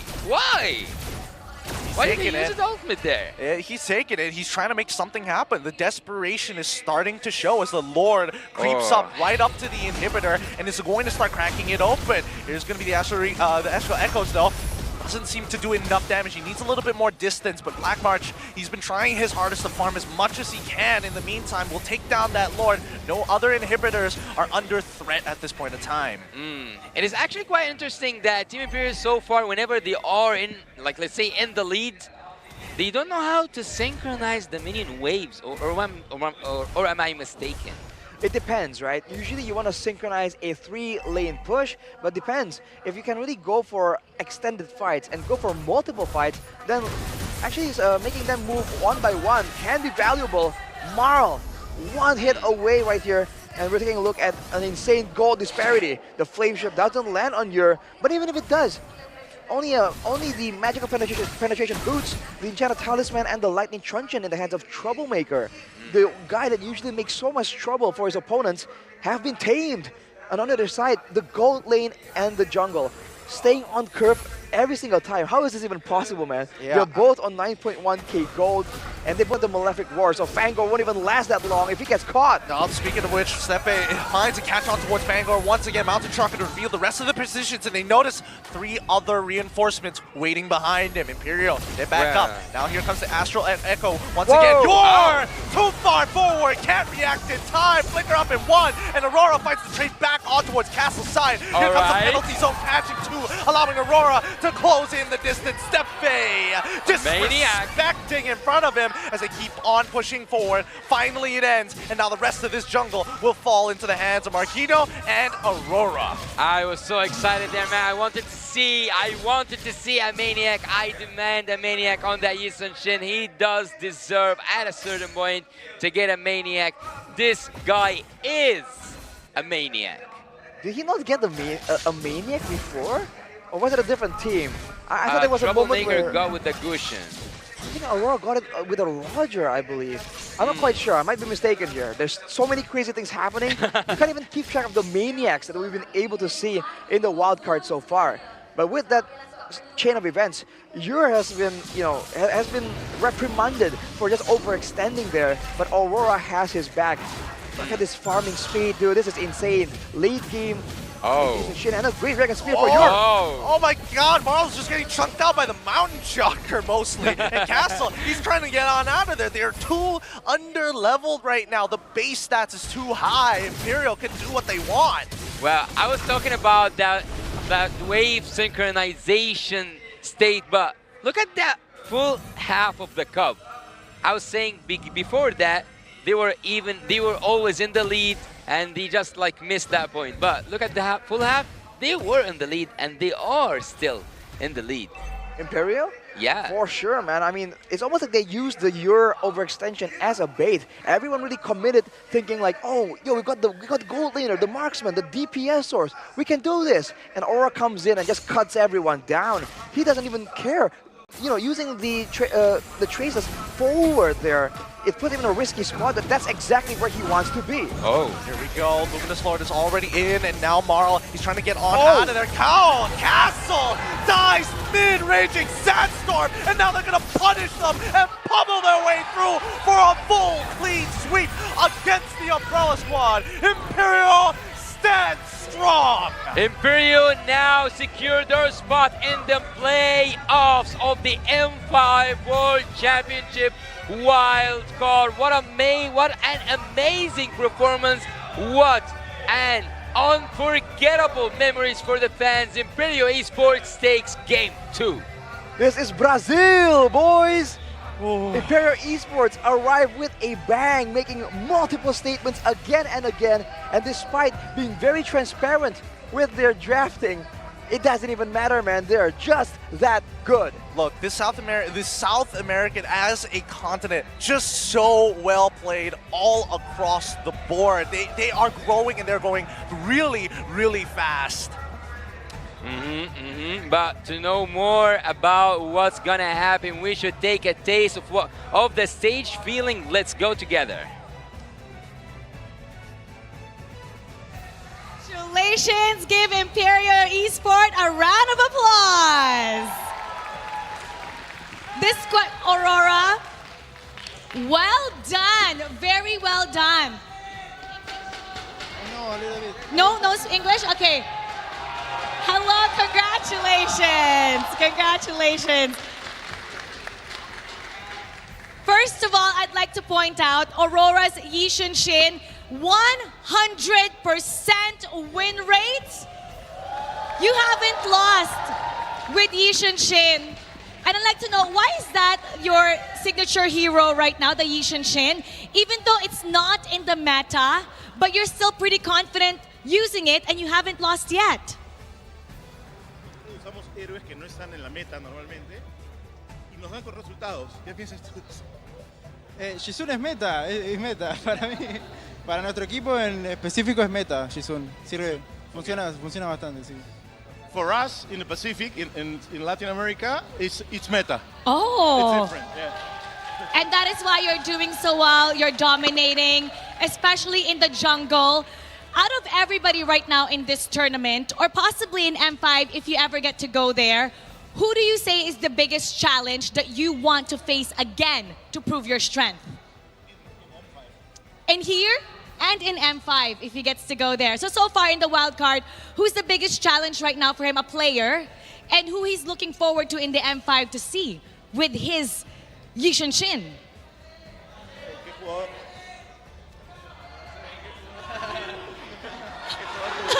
Moasei, es Moasei. MOBA Zane. Okay. What about here in this? Is that why? So you're using his hero? Is that your idol, MOBA Zane? Sí, hace mucho tiempo. También Roger, que eso está oculto, Roger. Yeah, he's been using it a long time. Yeah. Okay, so you're looking forward to seeing him. How about in the wild card? Right now? So he's able to see all the opponents. Right now, congratulations, by the way, for securing the top 2.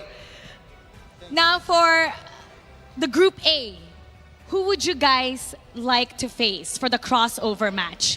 Anybody can answer this. For the crossover match, who would you like to face? SMG. To SMG for To sure. SMG? Oh, wow. Okay, the crowd likes it. But right now, SMG is the crowd favorite. How do you feel about, for sure, we're going to have this whole studio filled up. How confident do you feel about being able to beat them in front of their home crowd, in their soil? ¿Qué tan seguro estás de poder vencer a SMG, ya que ellos están de local con toda su gente? Es un gran equipo CMG y vamos a intentar estar a la altura como todo buen latinoamericano. SMG is a great team, that's for sure, and we're gonna do our best for sure in the name of Latin America. It's definitely going to be a great fight. Now, do you guys have anything to say to your friends, the people in Peru and people in the region?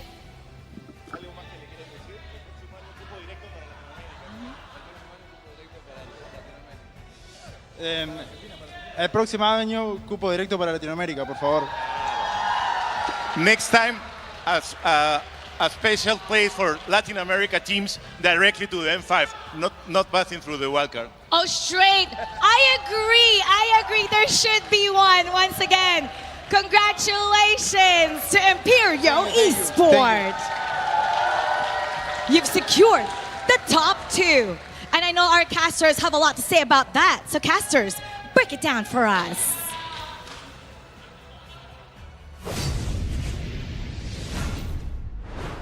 Well, isn't Aurora the guy with all the answers? He nailed every question. I would like to give a round of applause for him, not just for the performance, also for the answers he gave, because he wants to go up against the man himself, the Yisun Shin Master, MOBA Zane, and not just that. He wants to play against SMG, and not just that. He wants an M5 pass.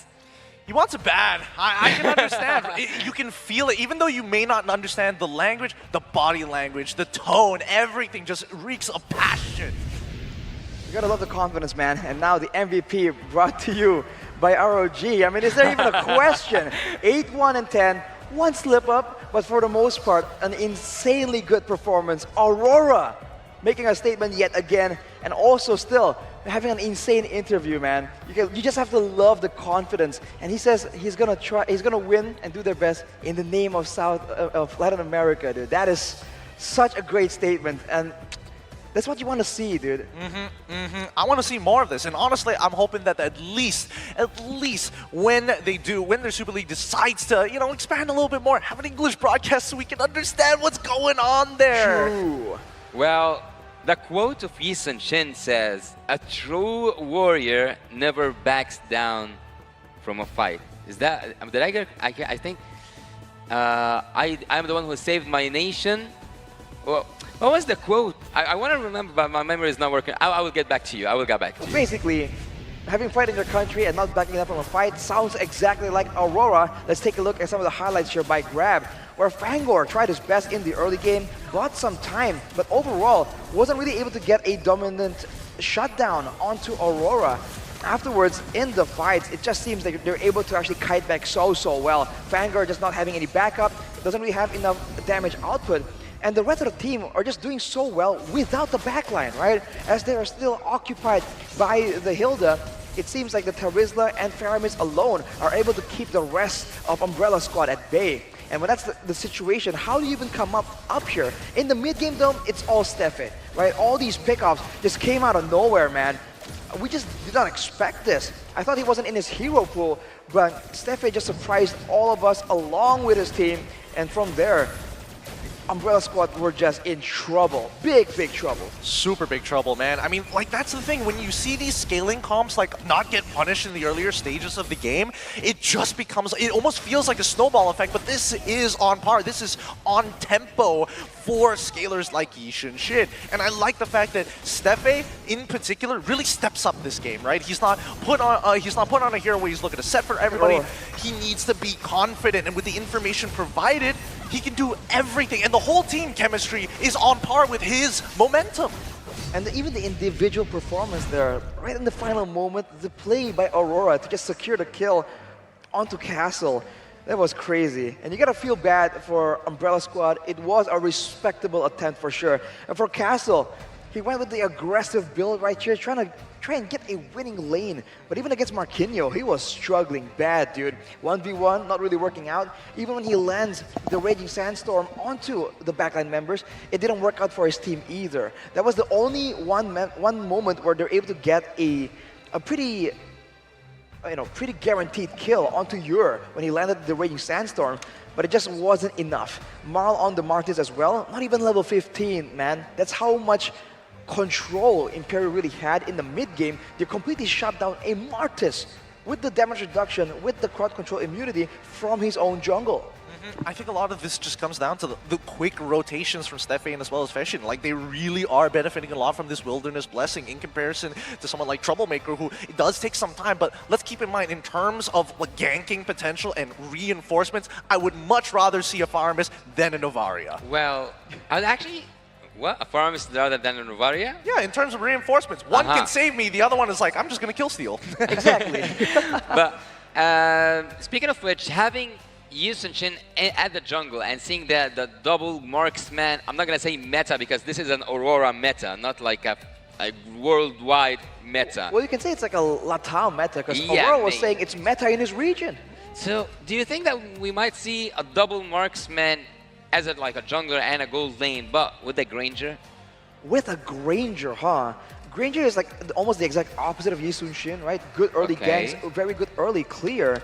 If you want to talk about marksmen in general, actually in Indonesia, among our talents, we've had this conversation before. How with the flexibility in the current meta, the old marksman type heroes that was so popular back then in the jungle can make a comeback, Yixin Shin being one of them. Latam has proven it can work, so maybe there's going to be a bit of a trend-setting situation. Maybe we can expect a lot more in M5 later. Potentially, I don't know. It feels a little difficult because, again, these aren't teams who are, polished tip top, the tip of the spear, the cream of the crop. And obviously, when you're looking at these stats, it feels very good. But when you are comparing it to globally, and especially at M5 against some of the major region teams, that's when it's going to get really, really difficult. So I am hoping that Imperial does face off against Team SMG because, again, Team SMG, as we've mentioned right at the beginning of the wildcards, they're basically the gatekeepers, right? They're expected to win. So therefore, who is willing to challenge them? And looking at the damage dealt right here, I think this strategy can work deep, but it's very situational, right? I mean, even in this game in particular, the highest damage dealt is Aurora and Ur because they are marksmen and they build damage, but also because it's a good pick in the beginning because they're up against a lot of fighters, right? We talked about the Clint pick. Why was it Clint? Why was it not something like an Ixia? Because now there's more mobility, more burst damage, and more utility overall, right? That can be a big threat. The same can be said about the Yixin Shin. Due to the passive, if you get too close to him, he'll hit you with the bonus damage crit once, he can traceless backwards, hit you again, and so the fact that you're fighting in close to mid-range is really beneficial for the Yixin Shin, which makes it a great counter to a lot of these fighters that can just run at them without dashes. I mean, in this particular case, that's Castle, right? He on this Khalid. As soon as you start using the Desert Tornado, you are just locked into that animation. Maybe you can sneak in an auto, but you've already used your empowered auto, so therefore closing the distance isn't as easy without the Raging Sandstorm. Well, since this game has finished, and one of the teams is already at the top 2, right? Yeah, they secured already their top 2, and they are going to the next stage, which is the playoffs. So far, it is a sweep, a full sweep day. I wonder, when we pass it on to our colleagues, will they continue with the sweep of the day. A sweep streak, right? If today, whether today is going to be all a 2-0. We already have sweep streak. True, exactly. So I think the later games are going to be a bit more difficult. But hey, it's the wild card. Like we just saw today in the first 3 matches, you just have no idea what is going to happen. Truly, truly. It's difficult to predict some of these drafts sometimes, but at the very least, you can see the concepts and ideas that the other regions are putting on the table. Some, well, wear it on their sleeves. Others, it's hard to tell how deep their pockets actually go. True.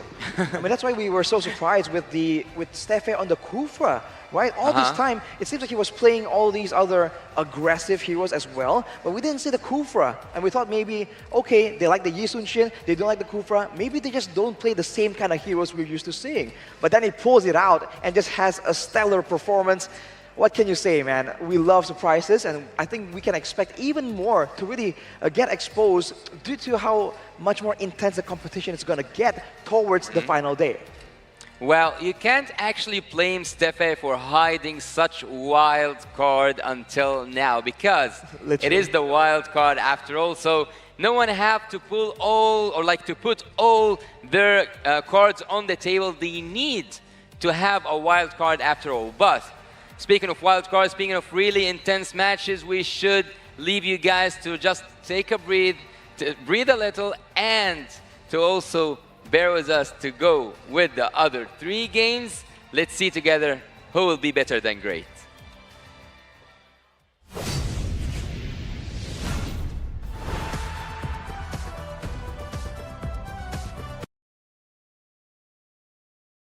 Ingan nga pala, kasama si Burrito, and we'll see you again.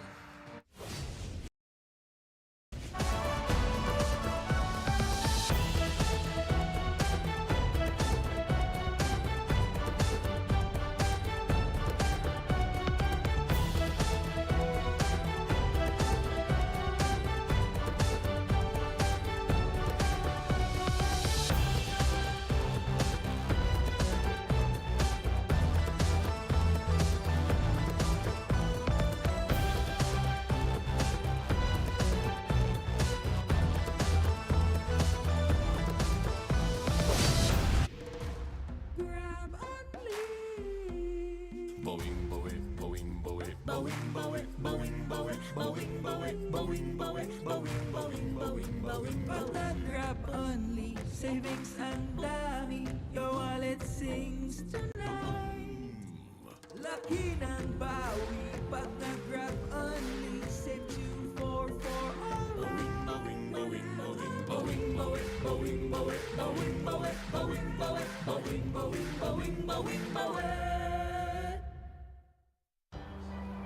I value this the most. Sulitin natin. You guys ready? Power all 99, please. All access data and only TikTok for only 99 pesos. Magic data for me. Data that doesn't expire, also 99 pesos. Smart super value deals coming right up. Get the most out of your 99 pesos. With Power All's 8 GB for all apps plus only TikTok. Or magic data that doesn't expire. Switching? Simple with Smart eSIM. Smart super value deals.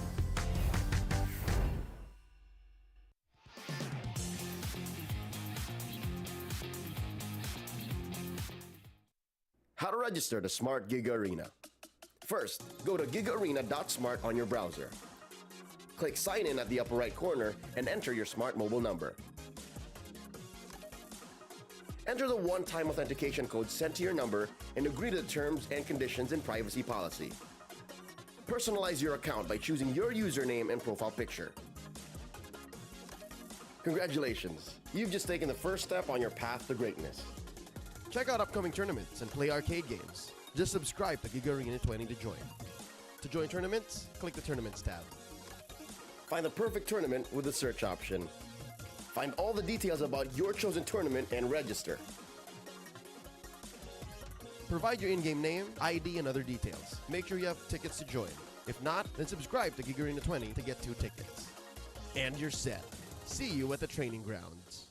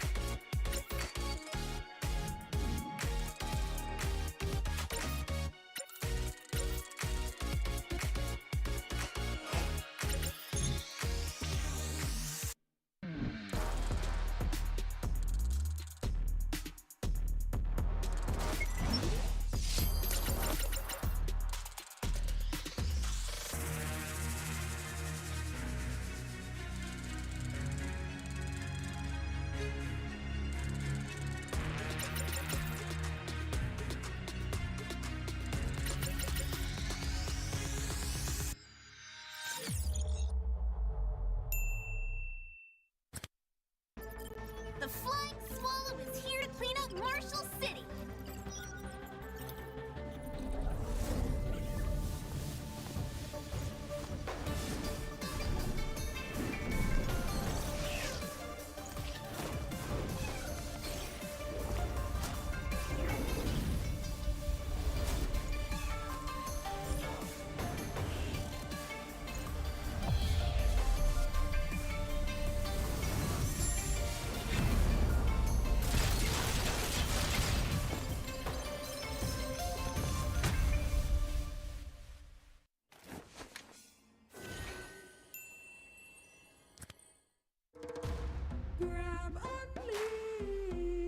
Boing, boing, boing, boing, boing, boing, boing, boing, boing, boing, boing, boing, boing, boing, boing, boing, Pag nag-grab only, savings ang dami, your wallet sings tonight.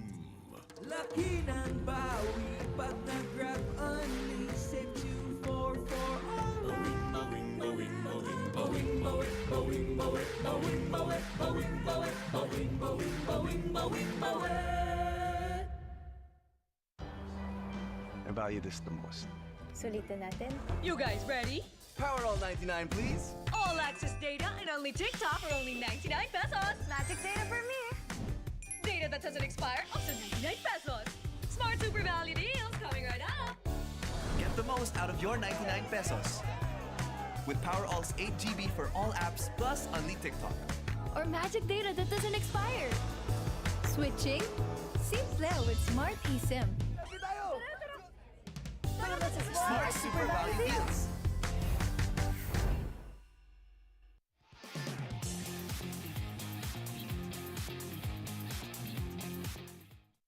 How to register the Smart Giga Arena. First, go to gigaarena.smart on your browser. Click Sign In at the upper right corner and enter your smart mobile number. Enter the one-time authentication code sent to your number and agree to the terms and conditions and privacy policy. Personalize your account by choosing your username and profile picture. Congratulations! You've just taken the first step on your path to greatness. Check out upcoming tournaments and play arcade games. Just subscribe to Giga Arena 20 to join. To join tournaments, click the Tournaments tab. Find the perfect tournament with the search option. Find all the details about your chosen tournament and register. Provide your in-game name, ID, and other details. Make sure you have tickets to join. If not, then subscribe to Giga Arena 20 to get 2 tickets. And you're set. See you at the training grounds.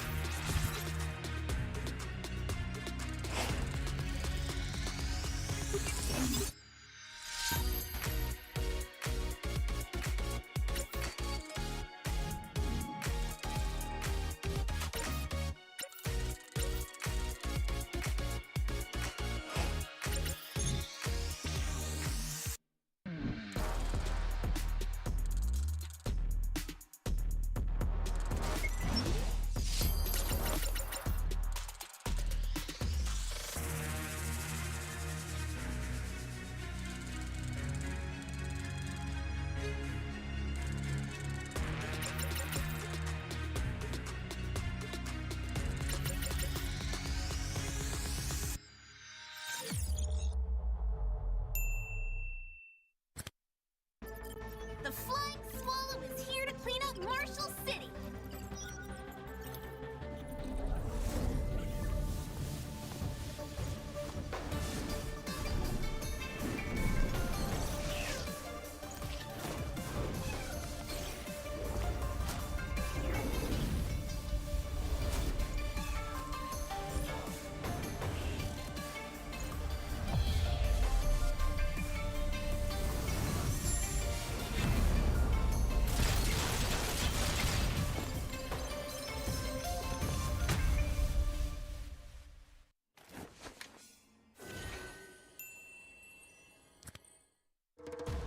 Grab only.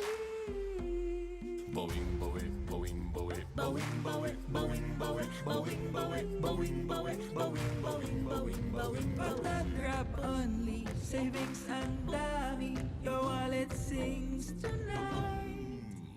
Laki ng bawi, pag nag-grab only, save 2 for all. boing, boing, boing, boing, boing, boing, boing, boing, boing, boing, boing, boing, boing, boing, boing, boing. I value this the most. Sulitin natin. You guys ready?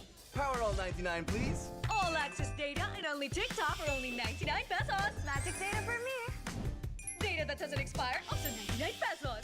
Smart Super Value deals coming right up. Get the most out of your 99 pesos. With Power All's 8 GB for all apps plus Unli TikTok. Or magic data that doesn't expire. Switching? Simple with Smart eSIM. Smart Super Value deals.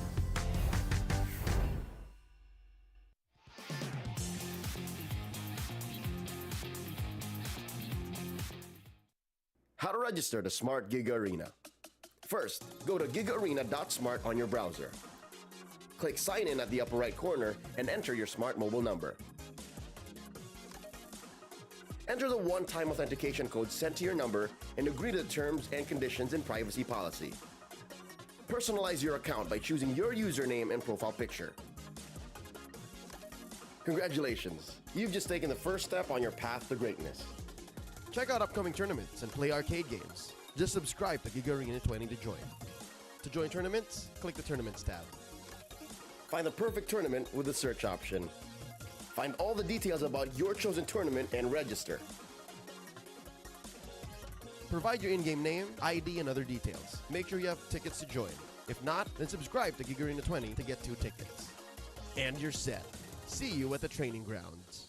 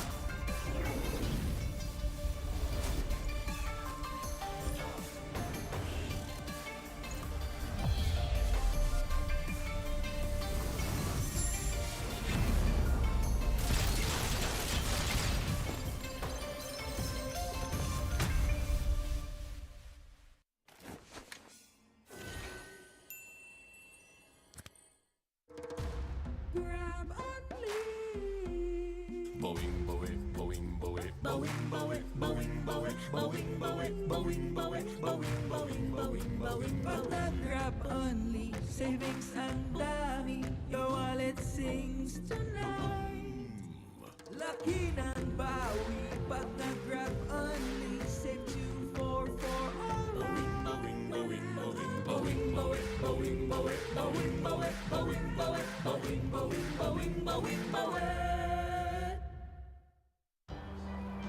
I value this the most. Sulitin natin. You guys ready? Power all 99, please. All access data and only TikTok for only 99 pesos. Magic data for me. Data that doesn't expire up to 99 pesos. Smart super value deals coming right up. Get the most out of your 99 pesos. With Power All's 8 GB for all apps plus only TikTok. Or magic data that doesn't expire. Switching? Simple with Smart eSIM. Smart super value deals.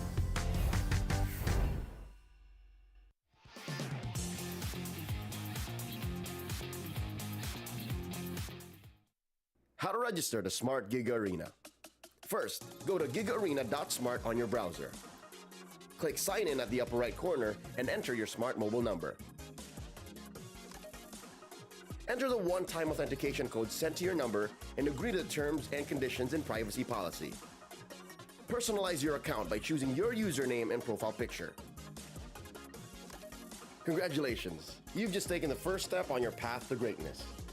Check out upcoming tournaments and play arcade games. Just subscribe to Giga Arena 20 to join. To join tournaments, click the Tournaments tab.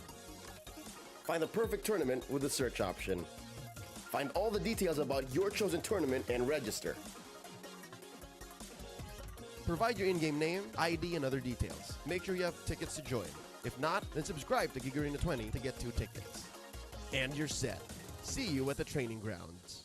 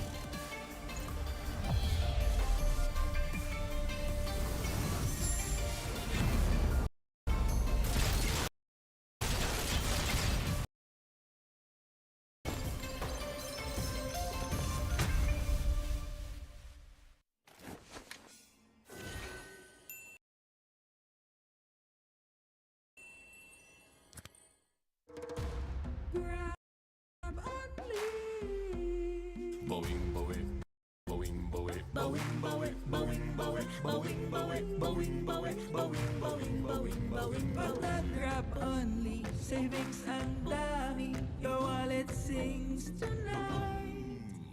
Laki ng bawi, pag nag-grab only, save 244 alright. Bawing, bawing, bawing, bawing, bawing, bawing, bawing, bawing, bawing, bawing, bawing, bawing, bawing, bawing, bawing, bawing. I value this the most. Sulitin natin. You guys ready? Power all 99, please. All access data and only TikTok for only 99 pesos. Magic data for me. Data that doesn't expire up to 99 pesos. Smart Super Value deals coming right up. Get the most out of your 99 pesos. With Power All's 8 GB for all apps plus only TikTok. Or magic data that doesn't expire. Switching? Simple with Smart eSIM. Smart Super Value deals.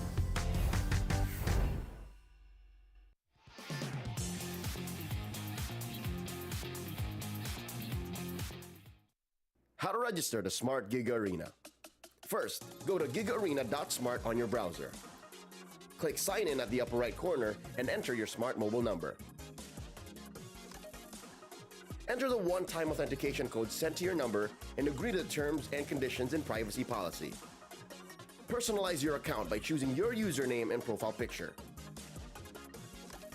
Congratulations! You've just taken the first step on your path to greatness. Check out upcoming tournaments and play arcade games. Just subscribe to Giga Arena 20 to join. To join tournaments, click the Tournaments tab. Find the perfect tournament with the search option. Find all the details about your chosen tournament and register. Provide your in-game name, ID, and other details. Make sure you have tickets to join. If not, then subscribe to Giga Arena 20 to get 2 tickets. And you're set. See you at the training grounds.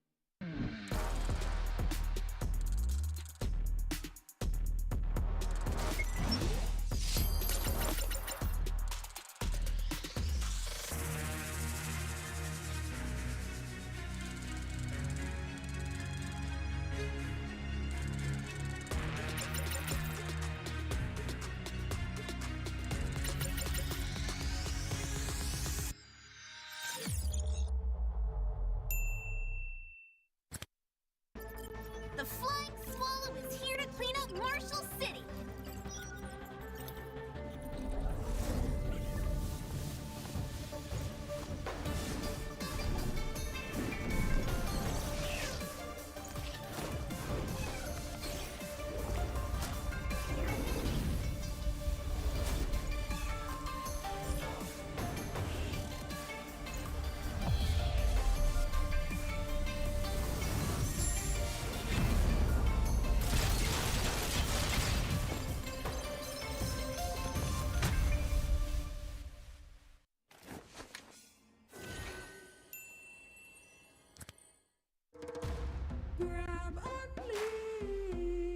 Boing, boing, boing, boing, boing, boing, boing, boing, boing, boing, boing, boing, boing, boing, boing, boing, Pag nag-grab only, savings ang dami, your wallet sings tonight.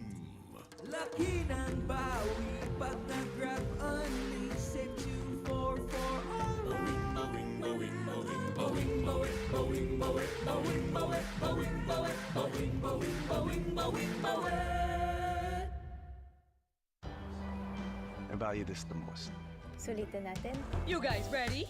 Power all 99, please. All access data and only TikTok for only 99 pesos. Magic data for me. Data that doesn't expire, also 99 pesos. Smart Super Value deals coming right up. Get the most out of your 99 pesos. With Power All's 8 GB for all apps plus Unli TikTok. Or magic data that doesn't expire. Switching? Simple with Smart eSIM. Smart Super Value deals.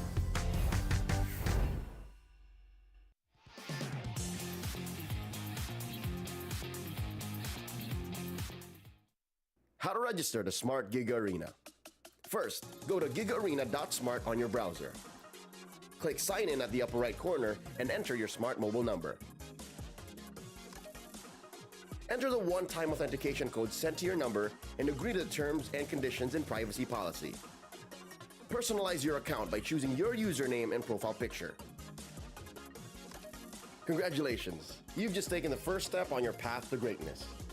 Check out upcoming tournaments and play arcade games. Just subscribe to Giga Arena 20 to join. To join tournaments, click the Tournaments tab. Find the perfect tournament with the search option. Find all the details about your chosen tournament and register. Provide your in-game name, ID, and other details. Make sure you have tickets to join. If not, then subscribe to Giga Arena 20 to get 2 tickets. And you're set. See you at the training grounds.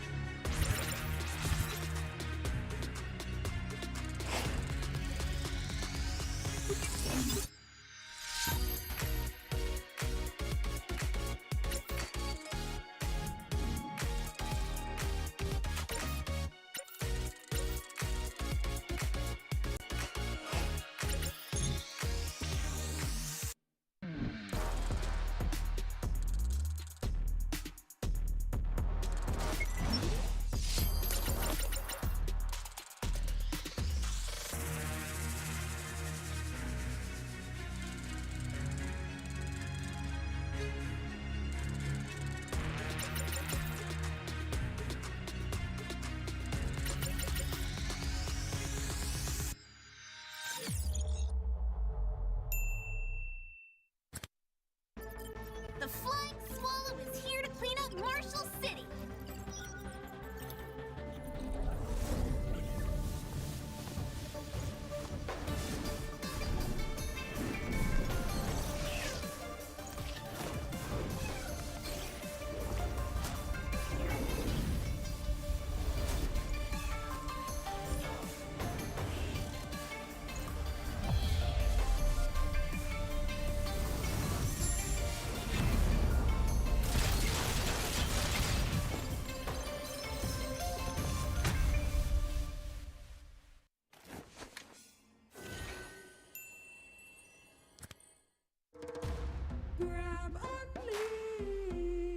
Boing, boing, boing, boing, boing, boing, boing, boing, boing, boing, boing, boing, boing, boing, boing, boing, Pag nag-grab only, savings ang dami, your wallet sings tonight.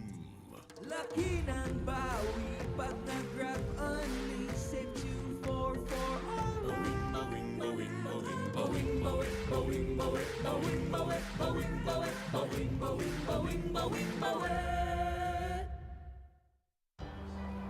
I value this the most. Sulitin natin. You guys ready? Power all 99, please. All access data and only TikTok for only 99 pesos. Magic data for me. Data that doesn't expire up to 99 pesos. Smart super value deals coming right up. Get the most out of your 99 pesos. With Power All's 8 GB for all apps plus only TikTok. Or magic data that doesn't expire. Switching? Simple with Smart eSIM. Smart Super Value Deals.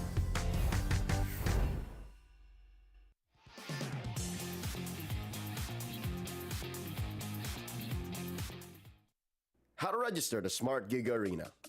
First, go to gigaarena.smart on your browser. Click Sign In at the upper right corner and enter your smart mobile number. Enter the one-time authentication code sent to your number and agree to the terms and conditions and privacy policy.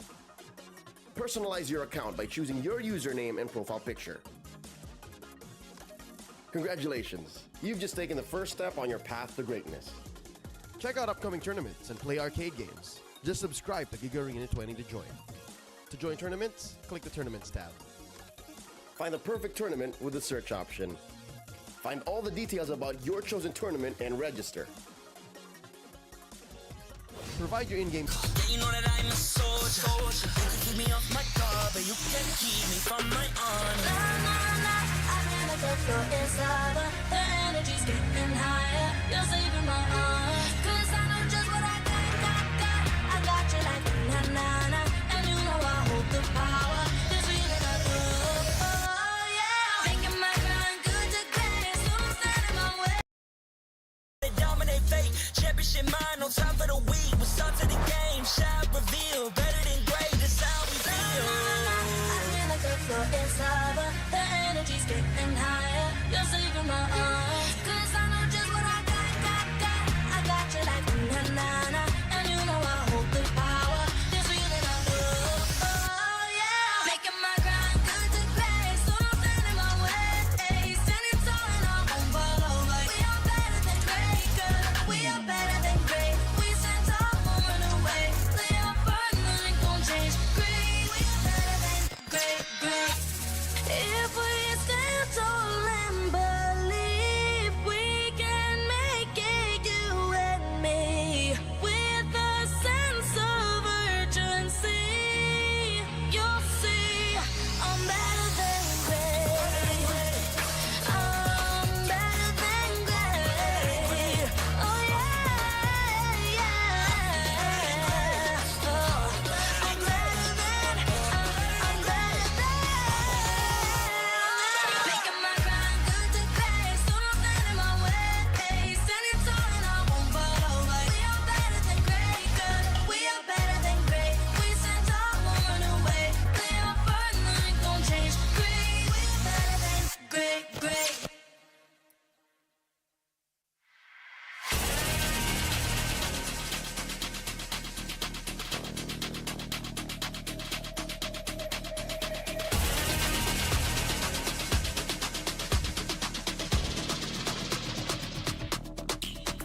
Hit me like I might get over.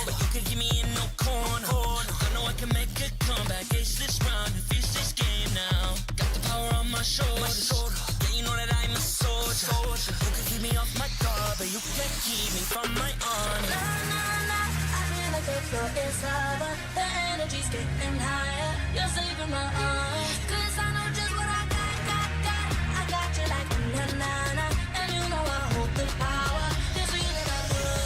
Oh, yeah. Making my grind good to great. So don't stand in my way. Standing tall and I won't fall over. We are better than great, good. We are better than great. We said y'all won't run away. We are fun, nothing gon' change. Great, we are better than great, great. Can't get it great, I'm better than great. I play my own role, I become the greatest. Transcend myself into this game, yeah. I feel the power to dominate things.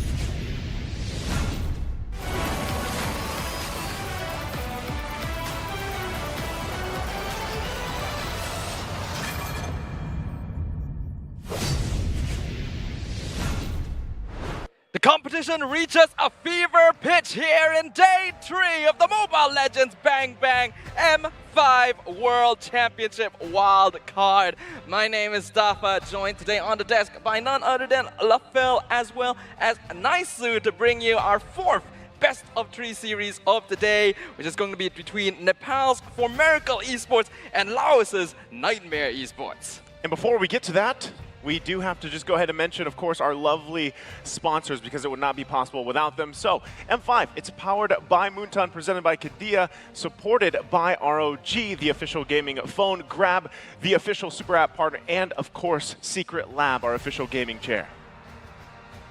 Oh, it's my turn? Anyways, thank you to our lovely sponsors. M5 wouldn't be possible without your love, care, and support. We love you guys.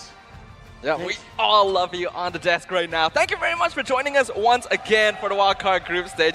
Just listen to the crowd cheer when Lafel just like, you know how to play it for the camera, don't you? Oh, I love the camera. You know what's funny? It's actually me and Lafel's first time on Yeah! a desk. Dude, I'm so excited! How long have we known each other? And now we're just finally.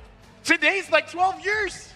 It kind of feels like it. That long? Kind of feels like it. Me and Isu, we go a long way because we used to go to kindergarten together. He was my teacher. Amazing. He's an amazing guy. He takes care of me. He was the first guy to talk to me about Mobile Legends. Wow. Even it was I've such learned a long something time new. ago. Yeah. Yeah, like I think it's been so long that you've already forgotten it, right? Naisu is incredible, but let's not just stop at that, of course. We have to tell you guys, if you want to get ahead of the competition and reach Mythic or Mythic Glory, make sure you guys grab the Secret Lab Titan Evo gaming chair, outfitted with pro-grade ergonomic features engineered for maximum performance. Lafel, what do you think about the chair? Oh, it's shot matchmaking comfort, and keep yourself at the top of your game now. This time, I got my timing right. I'm learning. I'm learning. He's learning. He's growing up. They grow up so fast, guys. I'm an amazing caster. I'm proud of you. Yeah. Thank you, Daddy. Of course, besides that as well, don't forget to search hashtag MLBB M5 on TikTok to find the best M5 content. Remember to use the same hashtag, once again, hashtag MLBB M5 to share your very own content to stand a chance to win rewards. But without further ado, we're going to be jumping into our first game as a trio here today, guys. We got Nightmare Esports, we got For Miracle Esports. We know that For Miracle, based on their past performance, unfortunately, is already considered out of the competition. But I imagine they're still going to do their best up on stage right there, because for Nightmare, this is quite the determining match, right? Like, what do you think about Nightmare's performance so far? Well, so far, I mean, yesterday, we got to see them for quite some time, right? Oh, yes. Oh, yeah. Yesterday, their match against Falcon and everything, and of course, we'll see Falcon play later. But for Nightmare, I've been rather impressed, right? And I mentioned this even back in day one. I've had the opportunity to cast some of their games. This is a roster that has been together for quite some time, and I just feel like they're really refined now, and it's showing, right? At least up to this point. Now, hopefully, they keep that momentum going. They can continue on that route, and maybe secure that top spot. For me, my father once told me, keep it simple. Keep it simple. And there's nothing simpler than winning a 2-0, because that's what they need. Because if they want to make sure that they have a solid standing going up into tomorrow, they need to win a 2-0. A 2-1 will be too complicated. And as everyone knows, complications make things not simple. That is true. Your father is a wise man. That's basic logic, you know? It is basic logic. I tried but my best. Sometimes people don't realize that. Regardless, though, we have to talk about the match headline that's going to be happening right now. Nightmare's hike for redemption. This is a team that definitely started things off a little bit iffy, but their performance yesterday, like you mentioned, Naisu, was pretty impressive overall. So far, I think they're going to be going into this match as the favorites, right? Because unfortunately for Miracle Esports' performance still needs some refinement this tournament. But do you think we could see a surprise? For Miracle? From either way? What do you think? I think, you know, for Miracle in a way, coming into the wild card, they had quite a few fans already, right? Because of the waves they started back in the qualifiers and everything else throughout their journey this year and how it all ended up. But unfortunately, I feel like, you know, some people might feel like they were let down a little bit, right? Now, maybe this is their opportunity where, given the circumstances, they can kind of relax a little bit and just go to some comfort heroes. We know that they have some signature picks that they like to go with, and we even saw a little bit of that earlier today. But if anything, I know that they want to just go ahead and have their last match for the wild card so far to just kind of go out swinging, have a good time, and end on a good note if they can. Make it memorable. Because we have over 120-something heroes. This is definitely their opportunity to try out something new and take Nightmare Esports for a spin. Because honestly, Nightmare, Cammy has been performing incredibly well.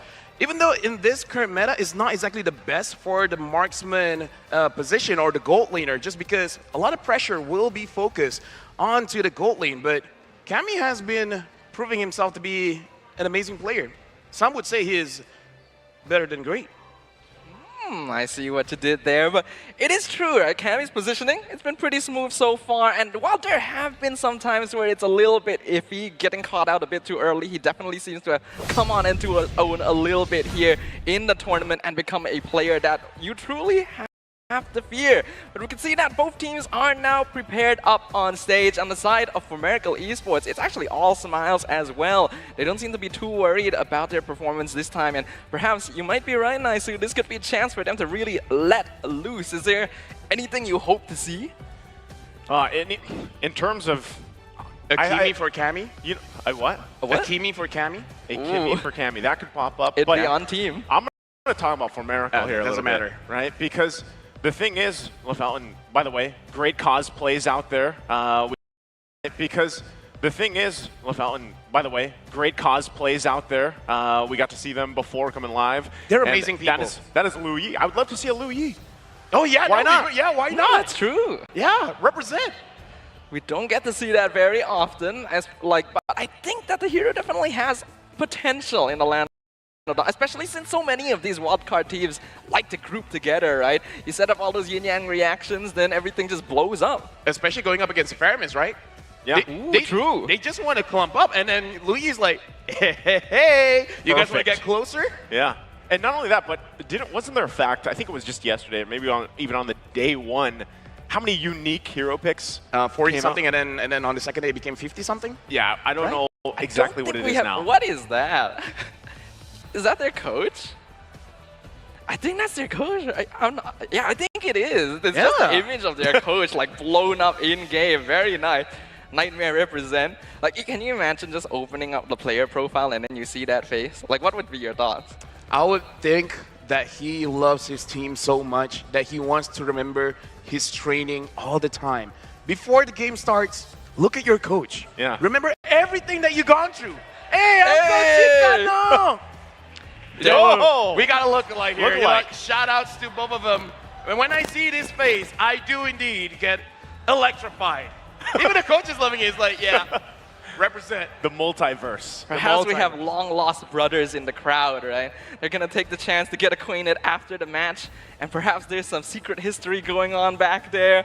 But right now, we got to focus a little bit on what's happening up on stage for these players, right? For Miracle Esports, there's no longer really any stakes here. It's all about showing off what they're really capable of in their last game here in the wild cards, maybe bring out some pocket picks. But for Nightmare Esports, like you guys already mentioned, a victory here is pivotal. Even a 2-0 win isn't going to guarantee that they get into that top 2. So when you're under this sort of pressure, right?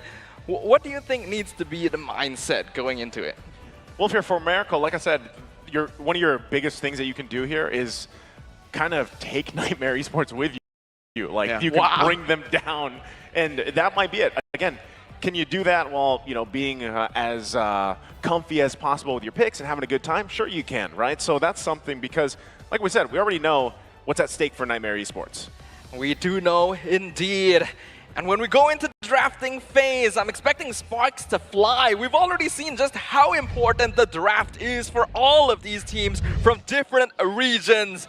So the drafting phase for game number 1 shall now officially commence between Formerical Esports and Nightmare Esports. We've got the first couple of bans coming out already. Is this normal, Lafel? I would say this is normal. Nightmare is really looking forward to closing this game out cleanly.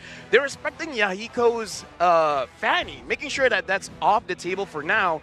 And for Miracle, respecting with the Nolan pick as well. This does kind of show that the teams want to play more for the mid game rather than for that play for the mid and looking for more utility junglers. So the average time for the games here in the wildcard is 18-minute plus. Wow. I think we're going to be more or less on the same page here. It has been quite back and forth. There have been like super long slogs, and then there have been really one-sided massacres as well, showing that there's a pretty big difference in terms of playstyle as well as experience. And yet all of these teams have really demonstrated that they are worthy of an international stage. With the Turisla and the 1-1 banned out right now, Nicely, what are your current thoughts? Well, one thing is, as we get through the first phase, so far what I've loved about the wild card is that most of the drafts, most of the strategies shown have been pretty wild themselves, right? That's the standout for me so far. Now, that's what I'm wondering is, if you're put in the situation, especially if you're Nightmare Esports, you know what's at stake here. Do you still kind of go along those lines? Like, we know even Tigreal has popped up how many times now? He hasn't done too great statistically, right? Sadly. But it's nice to see some of those picks come out. And it makes me wonder, like, what does Nightmare Esports want to prioritize, considering once we get through this last ban after this, then we'll see what their priority wants to be. But so far, I feel like that's even been up in the air. We've seen the Joy pop up. Yeah. We've seen some of these other options. But, you know, what does Nightmare Esports want to do? Personally, for me, I think the best strategy when they're in this situation is to have a lot of pressure. So I was actually anticipating for them to pick up the Bruno. But the Bruno has been a very strong second pick here in this competition, as well as MPLI. So the fact that they're banning out the Bruno, it does seem that they want something else for the gold lane. And perhaps they want to prioritize something like a Joy, the one that can really put more pressure in the early to mid stage of the game, because, I don't know, I kind of feel like if they pick up the Bruno, it would have been better for them. Yeah, it would have been tricky since, yes, they have first pick. Farum is a Joy for me. Yeah, I agree. I think Joy is the obvious choice. And, Lafel, you are correct. Joy going to be dropped in instantly by Nightmare Esports. We know that both their jungle and EXP lane are capable of playing the hero pretty well, so a pretty flexible choice to start things off. As for Miracle right now, what do you think we can expect, Nicely? Well, again, they have so many different... Hey, thanks for the shout out, man. Appreciate it. Look who it is. What is this? Oh, he's saying... I don't know what that says. He said, Mom, I'm on television. What is that? Oh, Caster Handsome. I thought that. Oh, yeah. That's. It's understandable. You were distracted by Lafel's face. Yeah, I was, because But as that distraction was happening, the Guinevere gets locked in. Not what I was expecting, right? I mean, from this first phase, from Formerical, but they go with it, and then they pick up the Valentina here. So interesting. If they actually get this to work, we know it's weird because Guinevere has been very popular leading into the wild card, and then all of a sudden, I feel like now it's kind of like 50-50, at least, from what the teams have shown us, at least for the wild card so far. It's worked, and then there's other times where it just has kind of fizzled out completely. For me personally, Guinevere is definitely an amazing pick after the buff on the spatial migration. But the thing is, personally for me, it is based on the draft.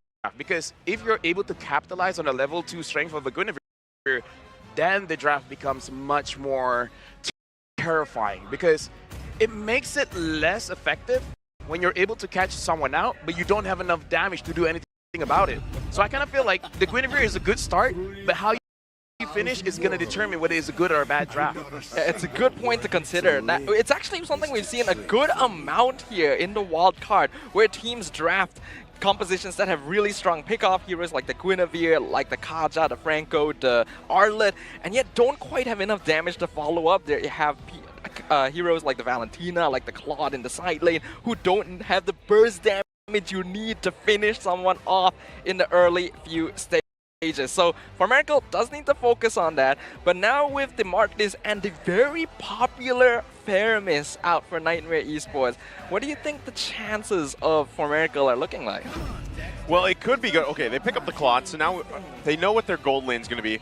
But talking about chances here, Sadafa, I got to say, based on what we've seen so far, the Valentina in the hands of Xerox here he has to be a little more aggressive, right? Typically when you see these amazing Valentina players, they know how to calculate, like, okay, now's my time to be aggressive. Obviously you have to juggle what kind of ultimate you want to take.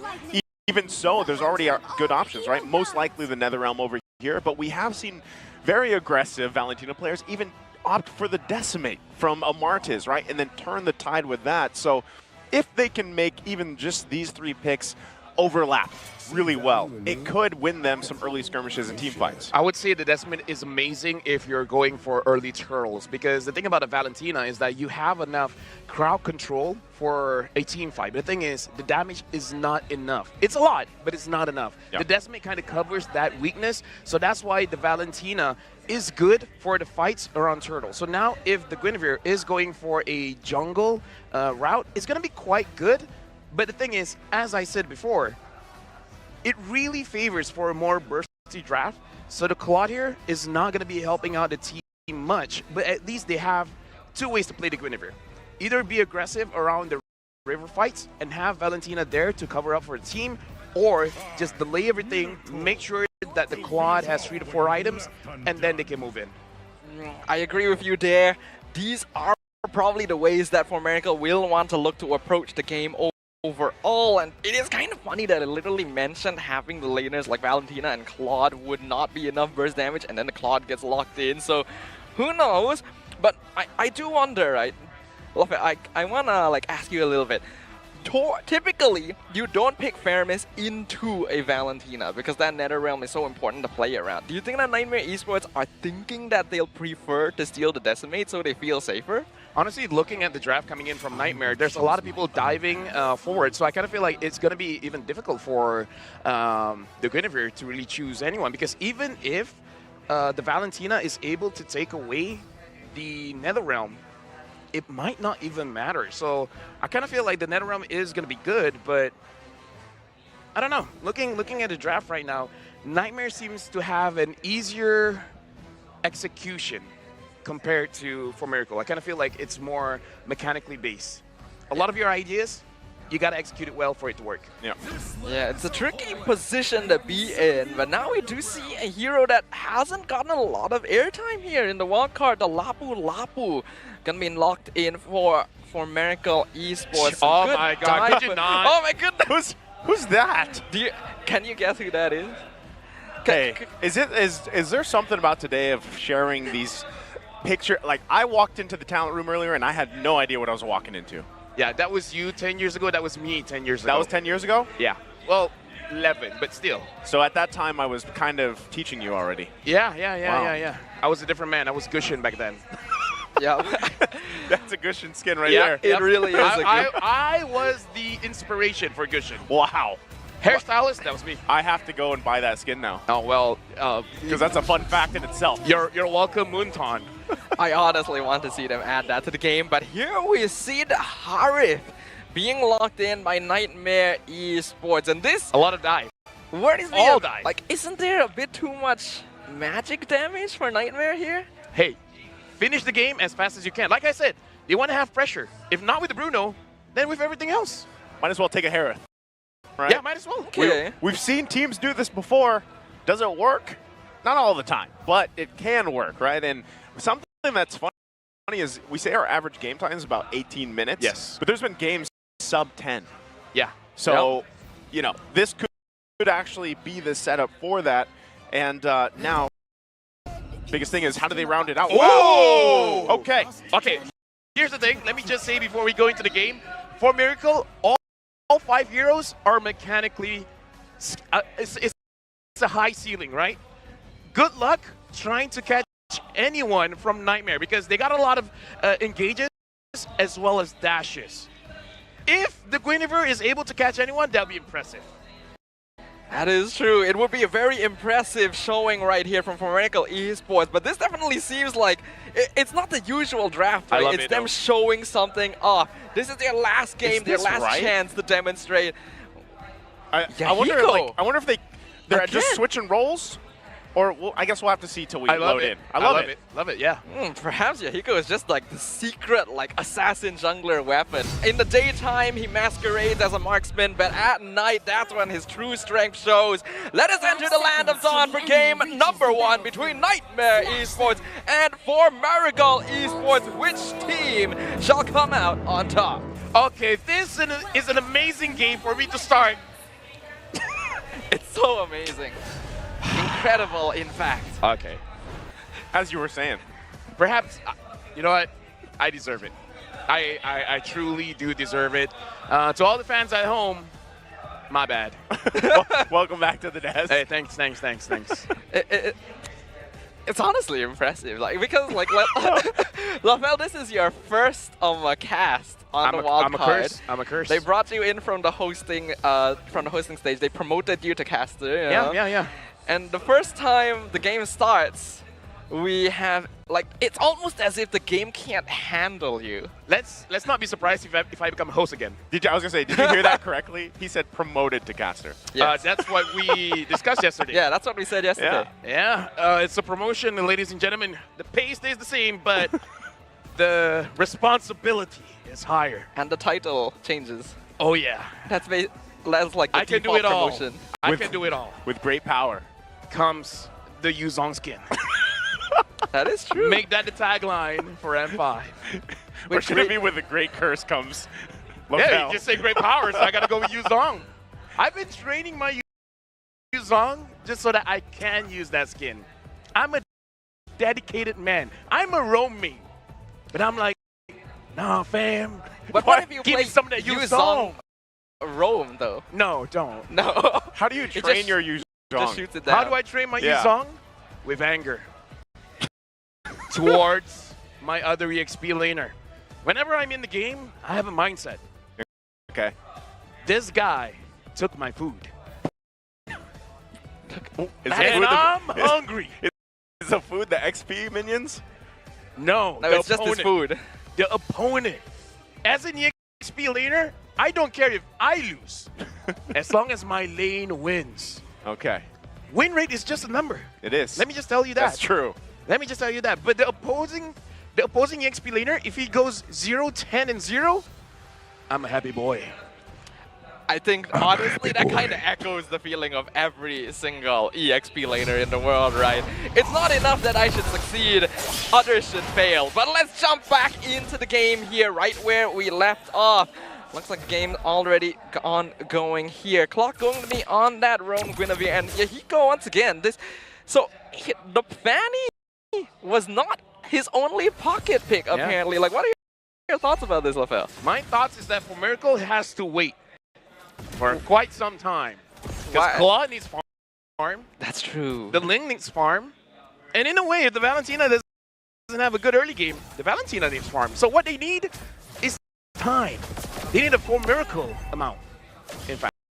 Yeah, this is literally the comp I was talking about, right? When we expressed concern about the pickoff comps having too many late game laners, and now they have Valentina, Ling, and Claude. Yeah. So this is literally the issue we talked about from the side of Formerical Esports. Kind of like, where do you put all the gold? Right now, somebody going to use Tempest of Blades. Yahiko working on Juviana.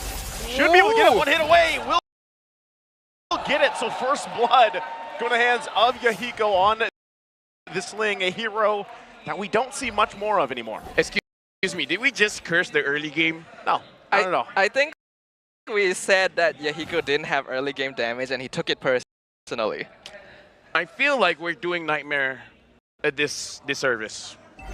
We're giving a buff towards Formerical, so we need to talk good about Formerical now. They're the best. They're the best team in the world. I have their posters all over my bedroom wall. But not gonna lie, that was very good because there's two ways to play the lane.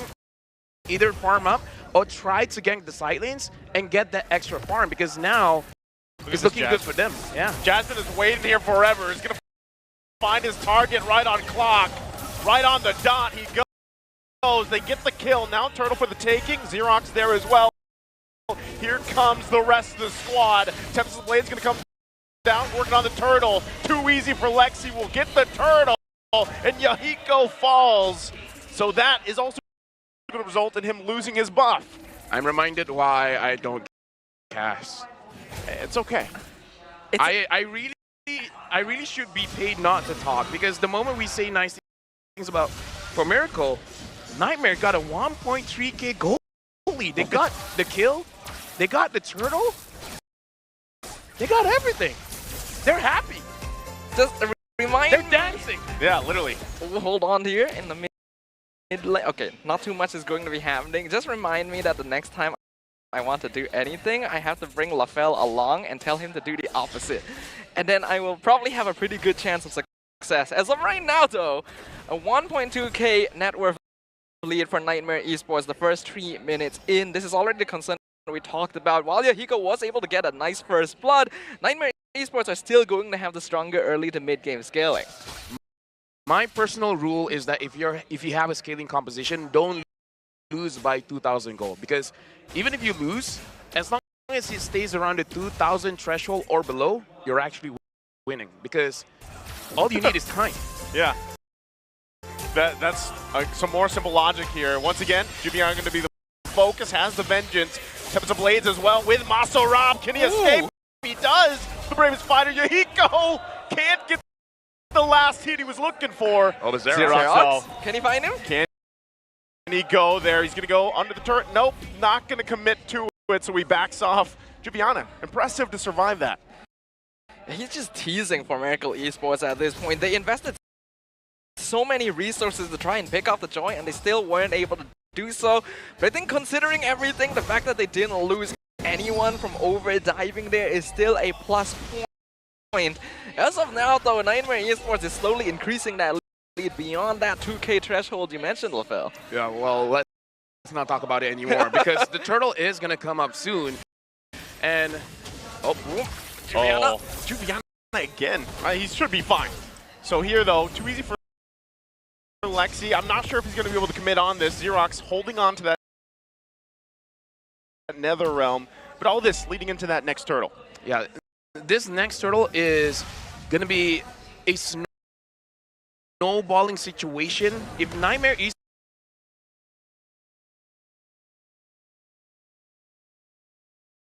especially if you see Nightmare Esports grouping up there, try to find farm somewhere else. Try to invade the Nightmare Esports jungle. Get as much objective or farm there. That's a better way to play the macro game because they need the farm. They don't need the turtle. Yeah, I may have to agree with you here. Considering how much mobility for Miracle have as well with Lunatic Panda and Yahiko, that should be the play, but here they go again. Oh, Cammy, once again, using that Zalman force. Tempest Blade's going to come down. Soul joining the fight. Going to push him back, though. So still, even given all that, they still can't grab the kill they're looking for top side. Yeah, it looks like they're trying to force things out that doesn't have to be forced out because, like I said, it's not going to be easy for Clock to catch anyone off guard because there's so many ways for them to run away. And as I say that, okay, Cammy still survives. Yep, and now, okay, they get the flicker out from Clock. Lunatic Panda is here. Jasmine waiting in the whims alongside Soul. They're going to jump in, finds the Rage. Going to lock him down, gets the Blazing Duet out. And now Xerox here for the fight. Clock falls under the turret, and no one else able to help out. So they're going to get the turret as well. I think all things considered, it's not too bad only losing Clock there when it's a full 5-man dive by Nightmare Esports. Xerox was able to arrive just in time to get that Nether Realm to save Lunatic Pandas alive. But the timer is definitely ticking down for Miracle Esports at this point. Nearly a 5k net worth lead now for Nightmare. The Turtle in their control completely at this stage. Yeah, nothing here. Again, Yahiko isn't even a part of this fight. He's just going to go ahead and get his buff. And that'll be the clean sweep of turtles for Nightmare Esports. I would say right now for Nightmare, they really should start adding more pressure or start baiting out for Miracle Esports. just you know, hide basically Jasmine everyone. doing that? Look Oh at yeah. him. Oh yeah. Well, he's going to jump in right on Maserop, gets the rage, the lockdowns here. Bravest fighter in, trying to go for Soul, but he will fall. Again, just left in the whims here. How does Jasmine even get in that brush without Maserop noticing? Like, he definitely was not expecting the backdoor there from Nightmare Esports. And right now, the rotations from the blue side of the map are very clean. Oh! I almost saw you, basically. An anime moment there. Now under the turret. Jasmine could be in trouble here. Still going to be looking for the kill. Xerox there, and now Soul joining with the NetherRealm, and they disengage. Even in moments like that, For Miracle is having a hard time getting a kill. That was a beautiful dive. It was. It was by both of them. That was an action shot. That was an action shot. Yeah. That should be in a trailer. Perhaps even a spoof trailer. Well, you heard it, Clippers, everyone. Oh, yeah, that is the time to go for it. I'm pretty sure they're going to be eyeing that opportunity every moment they get. But Nightmare Esports now really upping the ante. They know that they're starting to hit their power spikes. They're starting to get the first and second items, and that is where they're going to be strongest in Fallout team fights against For Miracle Esports. Oh! Yeah, they'll be fine. Oh, Jasmine, though, actually still wants to press the situation here. Masterop's going to be the one to jump in. Zaman forced under the turret, forcing For Miracle back. Flicker goes in too. They're under the turret again. NetherRealm in response. And they can't do anything with that. They have to back off. Meanwhile, Yahiko spending time in Nightmare Esports' jungle. This is what they need to do, avoid the fights. If you're all at mid, we'll go to the side lanes. If you're all at the side lanes, we're going for mid. If you're everywhere, we'll be nowhere. That's the mindset. That's the mindset. That's the mindset. If they don't know what we're doing, just don't know what we're doing and we're all good. That's peak XP lane mindset, by the way. Yeah. Oh, Xerox. Xerox still going to be up here. No one falling just yet, but this is Lord for the taking for Nightmare Esports, even with that, unless, once again, the information can come here for Miracle. Yahiko does have that purple buff. Can he actually steal this away? He's taking quite a bit of damage himself. They force the Tempest of Blades out, and right now he has nowhere to go unless he can pull something amazing off, but he's forced back too much, and Nightmare Esports plays that so well, keeping For Miracle at bay. Juviana wants this kill on clock. He's looking for it, and he grabs it as he backs off here, Nightmare Esports. The way that Nightmare Esports is splitting these fights apart and zoning out For Miracle is incredible here. The fact that they were able to delay that Lord to make sure that Yahiko wouldn't be able to get a cheeky steal. Oh. Their timing is great. Xerox. Oh, the flicker from Jasmine, able to get the kill, and now Lunatic in trouble as well. It happens so quick. And now Nightmare Esports pressuring down the lanes. Yeah, now Yahiko is just pushing, because again, no one is there to defend. And it will be a very good situation if Yahiko can find a way to make sure that he can cut the minions. If he can proxy those minions, then Nightmare is going to have a hard time pushing. Yeah, it's pretty clear at this point that Nightmare Esports really wants to group together. They're sending Juviana to deal with Yahiko, but the mobility of the Ling will definitely outscale that of the Joy. The problem is there's not going to be a lot left of the map for Miracle to play with. 1v1 on the bottom side. Whoa! Whoa! Damn it! Oh! Big damn from Juviana now on the top side. Still going to be working on it. Clocks the one to fall. Too easy for Lexi going to jump in, but will back off. They get the turret. Lord just a couple hits away, but this is dire for Miracle. Excuse me, was most of the damage from... What? That was Juviana's damage. No, was it the Vengeance? He popped the Vengeance, right? Yeah, so I mean... It could be just the Vengeance damage. No, I'm pretty sure it was just Juviana. Oh.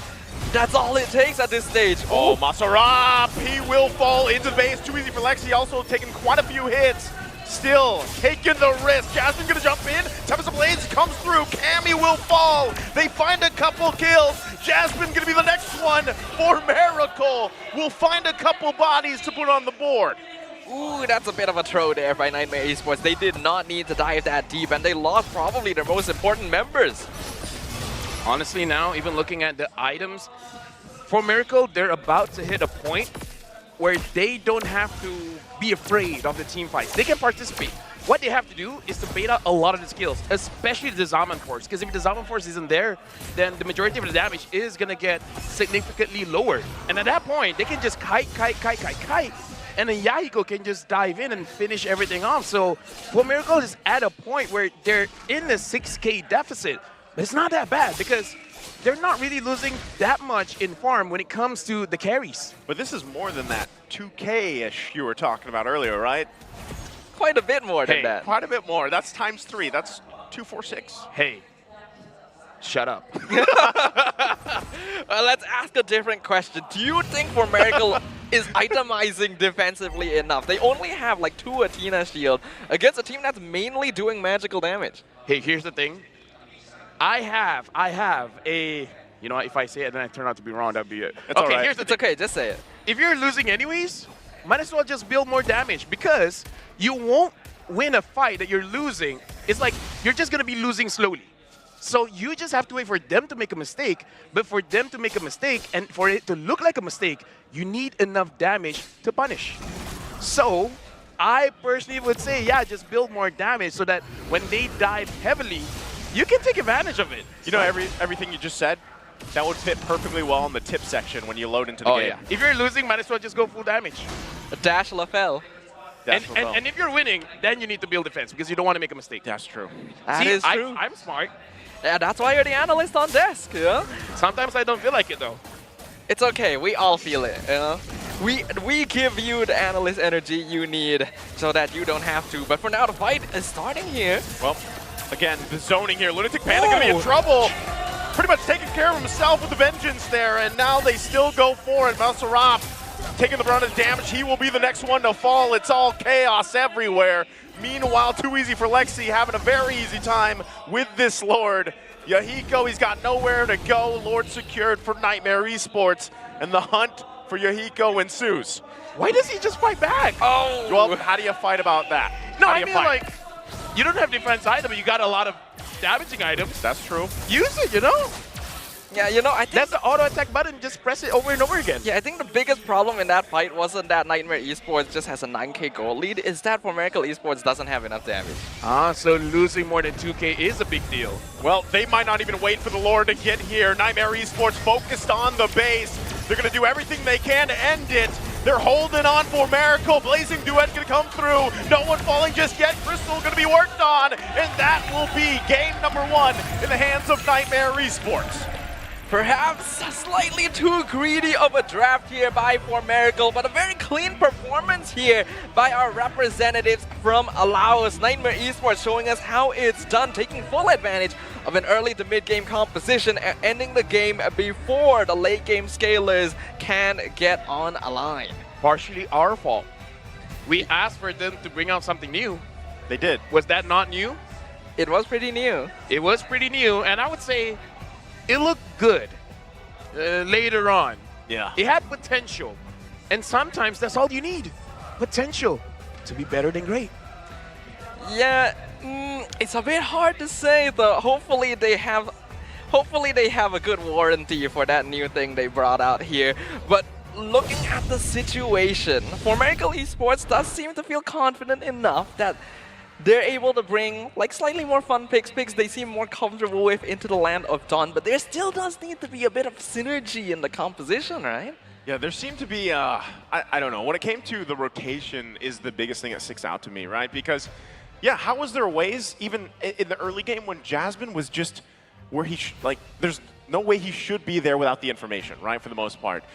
So, again, it just seemed like there was kind of some miscommunication with them on how they wanted to rotate with that. It was great to see them, though, bring this kind of team composition out, and even the swap that they did.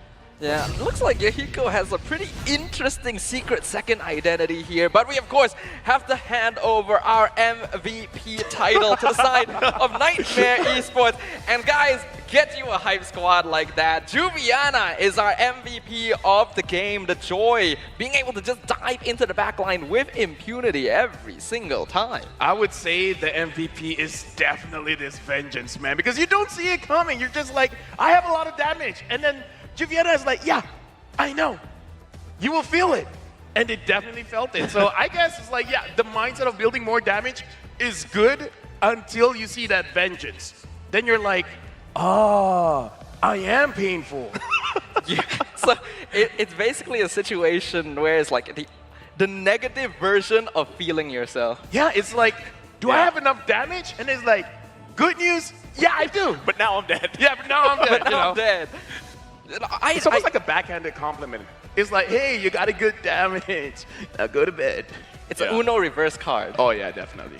But Juviana, I think his positioning was great here. Obviously, Formerical didn't really have any heroes that could actually punish it. Like all the usual hard CC heroes, like the Franco, the Kaja, for some reason just led through the draft entirely. So he could just jump into the backline, and we already mentioned the Ling, the Claw, the Valentina, all don't really threaten him enough in total. But let's just jump into the highlights here, brought to you by Grab Unlimited, to talk about, once again, what happened during that game. In this game, in the early stages of the game, it's definitely a mistake when it comes to the prioritization of what we should do. Because when you're at a deficit and your draft is not really built to fight for these neutral objectives, you really should just be looking for something else. In the mid game, we can definitely see for Miracle understanding it's like, okay, don't fight. Let's just go to the side lanes, try to get some kind of farm, try to get some kind of push going. The idea was there. But then it comes to the point where Juviana as the MVP for this game is kind of like shutting down their win conditions, the Claude as well as the Ling. If your win condition is not allowed to deal out damage freely, then that's a big no-no. That's a big oof. Yeah, it's a big oof situation in total, but the thing is, yes, they were able to finally figure out that, oh, maybe we need to do some split pushing in this game, but when you draft a comp like this, shouldn't you start the game with that mindset? Like, do you think it would have changed if they just did that from the very beginning? I think the mindset even that LaFell talked about, you know, early on is kind of what you wanted to have before Miracle. But again, when you have this draft, where do you put all the gold, you know? And then it comes into a point where even if we are able to get a good start, then can we transition from where it should be, you know, the Ling popping off, getting these kills, getting the scaling, and then eventually transition to Lunatic Panda, right? To shine on that Claude, but it just never happened, you know, for them. I would say the Guinevere pick, this is one of the reasons why I said it's a very good pick. It is a very good pick, but it really depends on how you finish off the draft, because if it doesn't really have that synergy, it's not going to be looking pretty good. It's not one of those heroes that it's strong in a vacuum, but even on a broom. I'm following you, man. I'm going to stop. I'm going to stop there. I'm following you. Yeah. Okay, but you understand what I'm saying, right? Because Guinevere by herself is good, but as we watch anime, friends are important. If you don't have friends, there's no one to tangle with. And it also helps if those friends are rich friends. Oh, yeah. Yeah, you gotta have money, you gotta have items, you gotta have damage. Exactly. You're smart. The power of friendship, basically. Exactly. Also money. Wakatayo. All right. Yahiko. Watashi wa no Rafael desu. 50-minute game, I would say, looking at the items, Miracle was there. They were 100% there. But again, we have to talk about this vengeance. It was the reason why their HP, it looked like it was a magic act. First, my HP is here, and then it's gone. We did talk about Sayonara. We did talk about Nightmare having a lot of magic damage. So it is kind of a magic performance happening where they make your health disappear. Wow. Amazing. What I'm wondering, though, is, you know, in a world where maybe you could say Yahiko was doing the best he could on a Ling given the situation, because we have seen games before, right, where Ling is down, whoever's playing him, but they do that split push, that kind of idea that he had. It's just unfortunate, like you were talking about with the joy and the vengeance and everything. I'm pretty sure he did not see that coming. Yeah. But eventually, that could have put enough pressure against Nightmare Esports to kind of split them up, right? And I think that was the game plan. Again, it snowballed too fast out of control for them. And even when you started to get a little gold, like you mentioned, LaFell, you realize, you're hurting yourself more than you're helping the team. Yes. It's not even just the vengeance, right? You see the double blade armor on Too Easy for Lexi and Jasmine, so just completely honing in on that point. You have the Claude, you have the Ling. It not only counters their late game build, it makes them hurt themselves. So Nightmare Esports were able to really control this game overall. And as we can see, Juviana, there's a reason he's the MVP. He's the rich guy. He is the carry. Masaraf tried to take as much damage as possible for his team, but it still wasn't enough because there's no real front line once Nightmare Esports dives into their ranks. I would say for Miracle, for the next game, really think about the first 3 picks, because there was not a lot of synergy there. And again, just the Vengeance was enough to really deal with it. And like you say, even the Blade Armors as well. So I really feel like, think about the first 3 heroes and how they synergize with each other rather than trying to get the S tier picks first. Because it really doesn't help your team out when you have amazing picks, but they don't like each other. Yeah, I would assume that's how real life is. You know? Exactly. But that's why I'm the desk with you. That's why you have. Oh wait, no. That's. Oh wait, no. Yeah. We are here now. We are here. We are here. Yeah. And I didn't like you when you were teaching me. All right. You're mean. That I can let that pass. That I makes thought sense. you were a building. Now we're both building. So you were being taught by a building. Oh yeah. Nice. Were you studying architecture? I will soon. Okay, well, let's hope that LaFell's studies go well. For now, we're going into game number 2 very soon. As of right now, for Miracle Esports, we already mentioned this before the game started. There are no stakes for them here. This is just a chance for them to show off their potential. Nah. No? I would say, this is their moment to shine. When you're thinking about, oh, no stakes and everything like that, you'll just get hungry. Don't think about it that way. Just think of this as your opportunity for you to show the world that in the future, you'll be scared of us, not me, them, us. This frame looks like a recruitment poster. Why did you cut me off? Where did my train of thought go? I think it went to a different station. Dude! LaFell, welcome back to the desk. Nice to be back. Now you got game 1 under your belt. You promoted here with us. Who said I'm wearing a belt? That's true. Who says you're wearing pants? Let's look at the players. I heard their cams is coming up, and here they are. Their cams are indeed coming up. Don't call me out like that, man. I'm sorry. It's cold. You need some pants? I got some here. Oh, well, I'm not going to wear But then yours. I won't have pants. Talking points? Okay, let's talk about what needs to change going into game number 2 here. So, it's pretty clear that having multiple late game heroes with a pickup hero like Guinevere isn't going to work out. LaFell, you already mentioned there needs to be a little bit more synergy in terms of the first couple of picks. And we've already seen some of the heroes that For Miracle is capable of playing. In their position, what is the approach for the draft? Go more damage. More damage? No? But what if they pick Vengeance again? Okay. Let's look at it this way, right? Because like I said, the first 3 picks. Now, you got to make sure your draft, you have enough crowd control, you have enough early game, and you have enough late game. And then once you have all of that, you got to start looking into the future. Can we win the turtle fights? Can we not win the turtle fights? Can we win the lane? Can we not win the lane? And then once you ask all those questions, then what? If you have an answer, great. And if you don't, try your best. That's still a game plan. Exactly. But here's the thing. I kind of feel like the mid and roam is going to be so important. So build your draft around that. I legitimately feel that way because in the game just now, their rotation is able to keep up, but they don't have the firepower to keep up. So it's like they can match the macro speed. They just need to pick heroes that is easier to execute micro-wise. Because even before the game started, I was like, good luck for the Guinevere to catch anyone. Yeah. Did she catch anyone? You did have 2 very speedy Leonin heroes in both side lanes. Literally, when they ganked the Joy and they ganked the Harif, it felt like I was watching a repeat of what happened. So, I do agree, but what if they went in a separate direction, right? We've seen a lot of success from various teams in like the double support meta, right? You pair Fermis with like the Angela or the Rafaela, and you just have so much extra health. Could that be viable? Angela, as a roamer, still has a 100% win rate. Really? But as a mid laner, only 20% win rate. Ooh. Is that confirmed? Yeah, so Moonson really knows how to balance heroes. They did say they don't want Angela as the mid anymore. Maybe you should listen to them.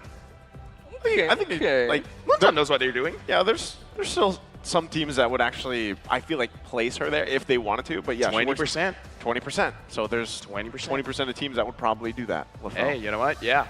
20% is more than 0. You're not wrong, but you're not correct. Yeah, I'm often told that. But going on into it must be a very tough childhood. Yeah, it's okay, man. It's understandable. But either way, moving on into the game right now. There are various strategies that could be possible for these teams. It's just that synergy, right? You got to be able to figure out what the game plan is. Like Lefel said, you got to be able to look into that future. You got to be able to figure out what is going to happen in that Land of Dawn. While we wait for the draft to pop up here, let's contemplate a little bit about the future. Yes. Okay. You know, this is M5 now. What do you guys think about M6? Would it finally be outside of the C region? That's very future. Do you think there's a possibility for that? If you're asking me. I am asking you. I'm looking you directly in the eye. Sure. Do I have nice eyes, though? You do. All right, thank you. Then I will answer yes. Okay. The opportunity is there. Let the world know.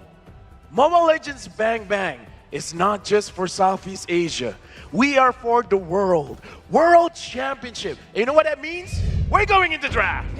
The drafting phase for game number 2 between Formerical Esports and Nightmare Esports. Right now, Formerical Esports won a game down in their final match of the wild card. We already see a couple of bans come out, and it does look like the teams have switched sides here in terms of the drafting. So we'll see how this might affect things. Nice. Have you been to Europe? I have, yeah. Would it be a good place to have a World Series there? Just say yes. Do I have nice eyes? You have very nice eyes. Then it's a yes. Then it's a yes. M6, why not? Yeah, why not? Yeah, I've never been to Europe. Wouldn't you love to go to Europe? I would love to go to Europe without paying. And that's what the World Series is for. Traveling without paying. Okay. That's what it means to be a caster. That's what all of this is about. Is that why you became a caster? Oh, yeah. Like, because of the wild card? Yeah. I didn't have to pay to come here. But don't you live in Malaysia? Actually, I didn't have to pay to come here either. Don't you both live in Malaysia? We don't have to talk about those details. Okay. Why are you talking about things that are relevant, man? Let's talk about the draft.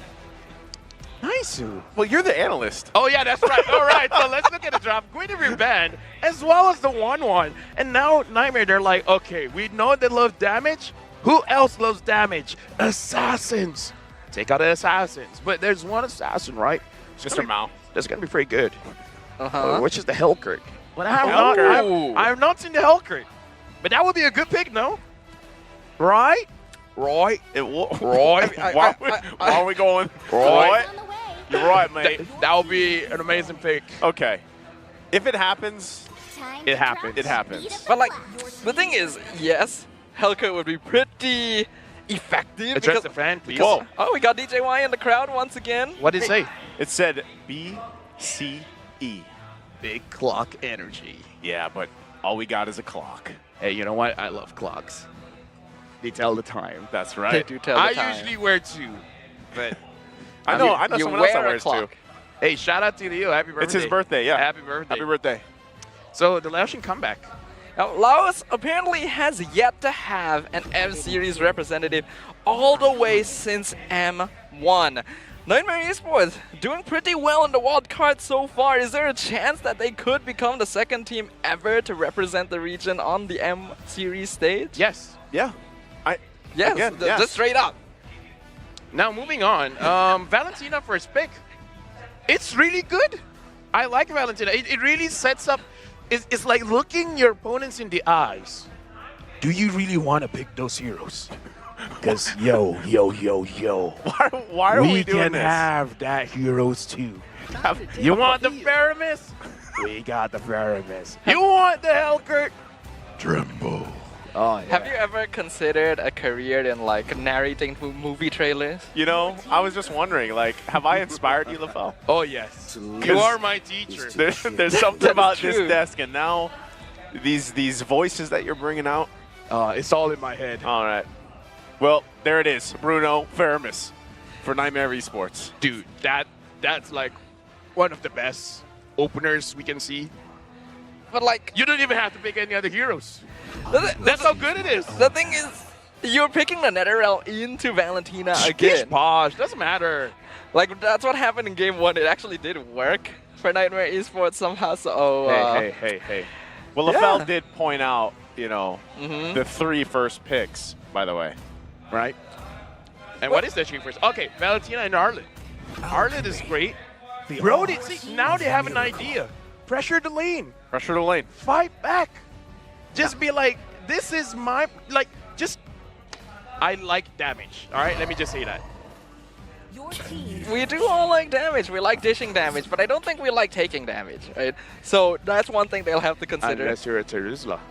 Terizla likes taking damage. Because he has the body of Smith, the BOS. The BOS? Yeah, I learned that from the birthday boy. Energy? No, BOS. No, that's BBS. Yeah. What? Letters, I'm Boss sorry. does not start with O. I didn't finish my alphabet. I'm throwing letters out there at What you. were you teaching here? Well, you know, when I started teaching LaFell, we started on the very basic, like, you know, the letter magnets that stick to your fridge? Yeah? That's what I gave him when I first started teaching him. What was his first word? M.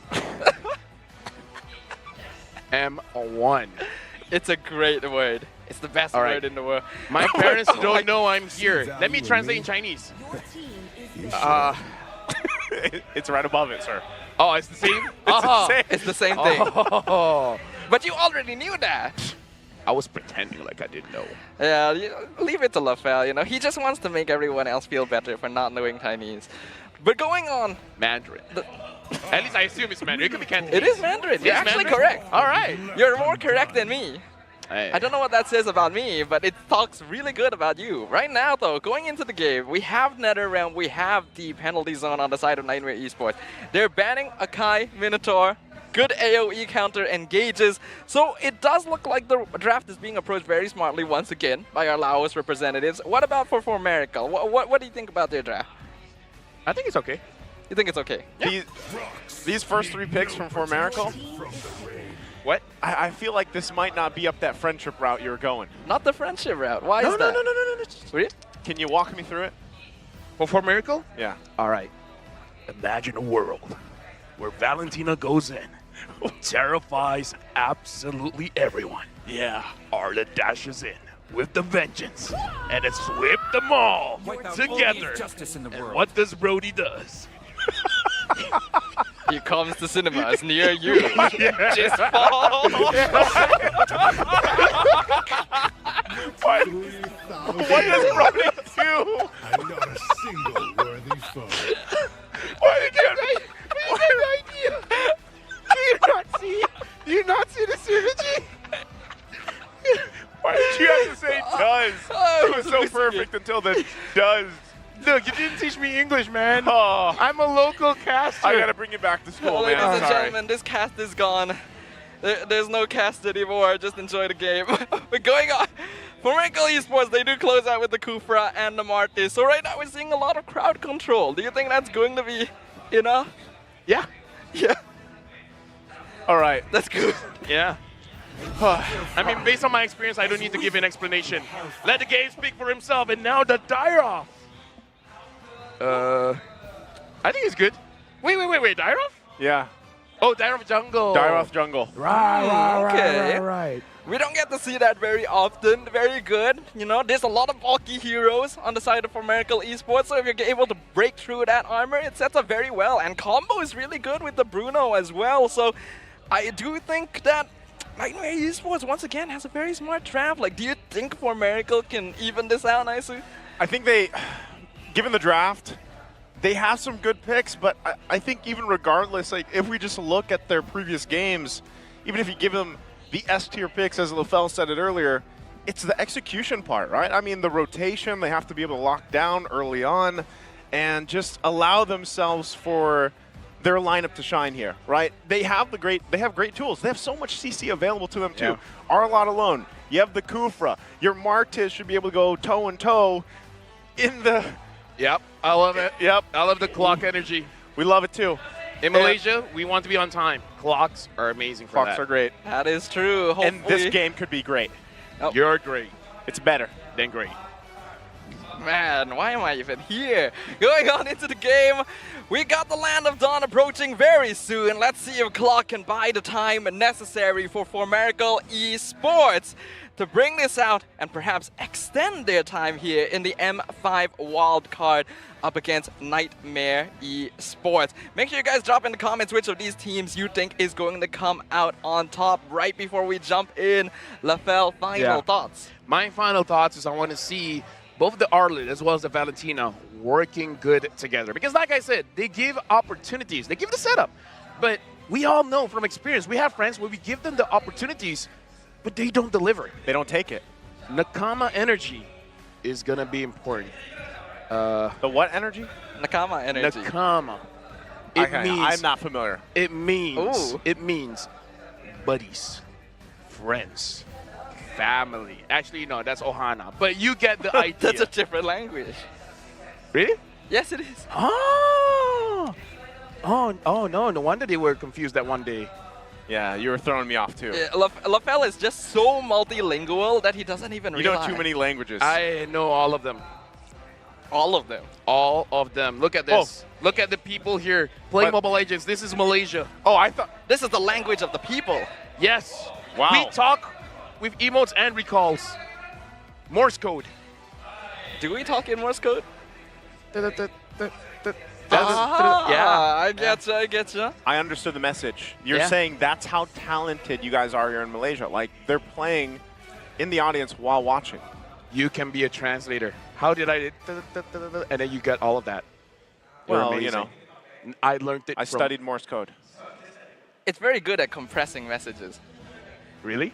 Yeah. I don't know. I should try that more often. I thought you knew Morse code. I do. You said you know all the languages. I do. Let me show you sign language. Okay. Acknowledged. That was a very respectful here's sign language. You know, this one time, I was at an event. I feel bad. The person wanted to take a picture with me, and I was like, I didn't know he wanted to take a picture. I was like, what do you want? What do you want? It's like, you know, saying hi and everything, and then he just did You actually said to him, what do you want? Yeah, no, he's like, he's touching me and everything. He's like, okay, yeah. What do you want? You want to say hello? You want me to sign something and everything? And I saw his shirt. Huh? And then I saw his shirt. And then what does his shirt say? It's basically he's in an association that, you know, can't talk. Okay. Oh. All right. And I felt bad. And then he just did this, and I'm like, oh, picture. And I took a picture. All right. What's the moral of the story here? Moral of the story is, look at people's shirt before engaging. Their shirt could say a lot. Like this one shirt I saw, it says, I'm with dummy. Was he standing next to you? Hey. Hey. I take offense to that. I'm sorry. I'm not a dummy. I'm a mommy. Wait, no. I can't think of a cooler word. It's fine. You went with it. Mommy? I'm sunny. You have to stick with it. I have to what? You have to stick with it. You went with it. You stick with it. I'm a mommy. I'm an Esmeralda. Nah, man, you're just funny. That's a simple one. Hey, give me a high five. Hey, there you go. I got your back. I knew all the languages, but I just don't know all the words. Technically not wrong. Right? I know how to count. There's 3 minutes left into the game. It does look like we're running into a spot of technical difficulty here, ladies and gentlemen. Thank you very much for being patient with us. We'll be right back in the Land of Song soon. Land of Song, yeah, you messed that up. No, okay. I did say that wrong. My mom always said, troubles. Why do you always go lower octave? Hey, my mom once said. He went lower. My mom once said, troubles are opportunity for greatness. And this provides us time to. Isn't it great to be better? It is. It is. See, so Staffa's got to join us. Staffa, lower your voice. Do it for your parents. My parents have nothing to do with this. Oh, okay. There you go. That's pretty good. Yeah, that's pretty good. That is a fist bump. Yuzong would be proud. That's actually how Yuzong sounds like. He does. Yeah, in the new video. Dragon form. Yeah. You could become like, imagine if they did like a LaFell skin for Yuzong and you voiced it. Well, let's get it. Well, we get drifted back into the land of Son here for game number 2 between Formerical Esports and Nightmare Esports on the blue and red side, respectively. It does look like a good amount of abuse happening in the mid lane already for the side of Xerox, especially. Yahiko, he's coming in. All right, Jasmine could be in trouble here. He's only level 1. Yahiko on the board again. First blood for Miracle. What did I say about friendship? Does that not show the sign of friendship? Oh, clock. Gonna find too easy for Lexi. I guess they're not gonna commit to it further, so they back off, as you were saying, the friendship. When a friend is in need, yes, is a friend indeed. I never understand that. To be honest, now that you say it, I don't really get it either. I don't get why do you say that? Why do your friends have to be in need, you know? Oh, hold on. Oh, well, that's why. Too easy for Lexi, just decimated. Into the jungle he goes. Right now, this is a great start for Yahiko here for Formerical. A very strong opening here, and that's exactly what Formerical Esports is going to be looking for in the next few moments. I do notice Yahiko is in the jungle again. This time he's not on like one of those assassin heroes. Is this just a complete role swap for Formerical?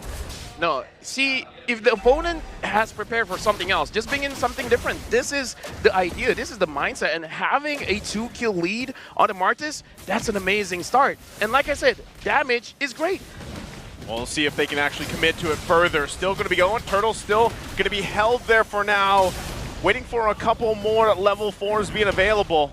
For Miracle, they want to be careful how they approach this right now. Nightmare Esports going to go ahead and take control of the Turtle. Jasmine going to take the brunt of the damage. He will go down. Hybrid able to get that kill. Still going to be working for it. And they get the Turtle. Whoa. Too easy for Lexi. NetherRealm going to come down as well. Jack is there.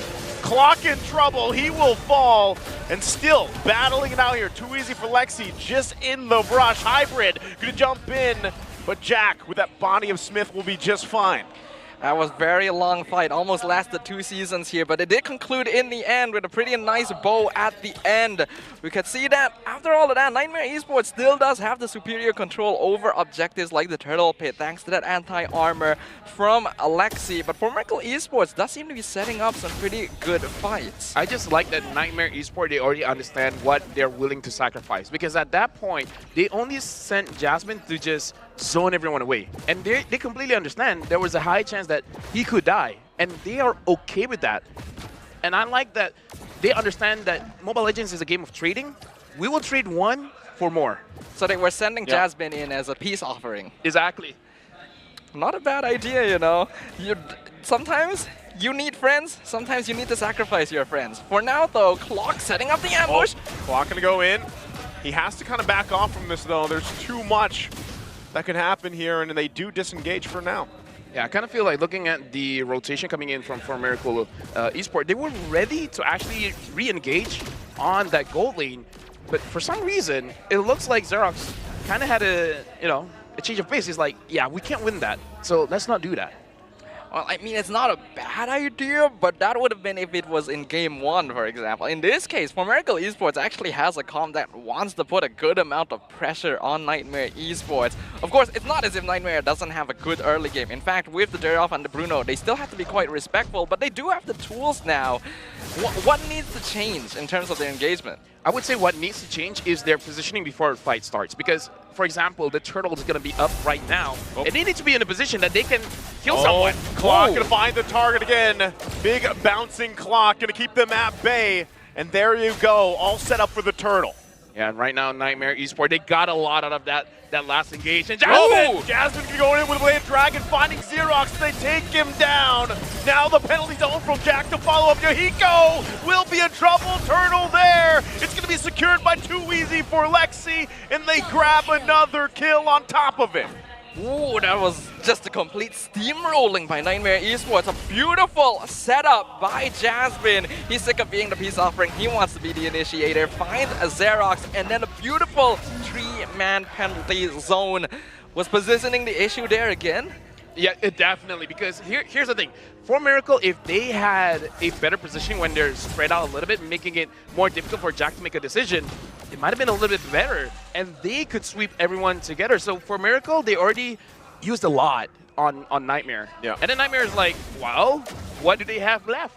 Nothing? We're going to go in. So I kind of feel like positioning was an issue there, and overcommitting to a non-confirmed kill. That was also another mistake. Perhaps a more mistake when it comes to the experience.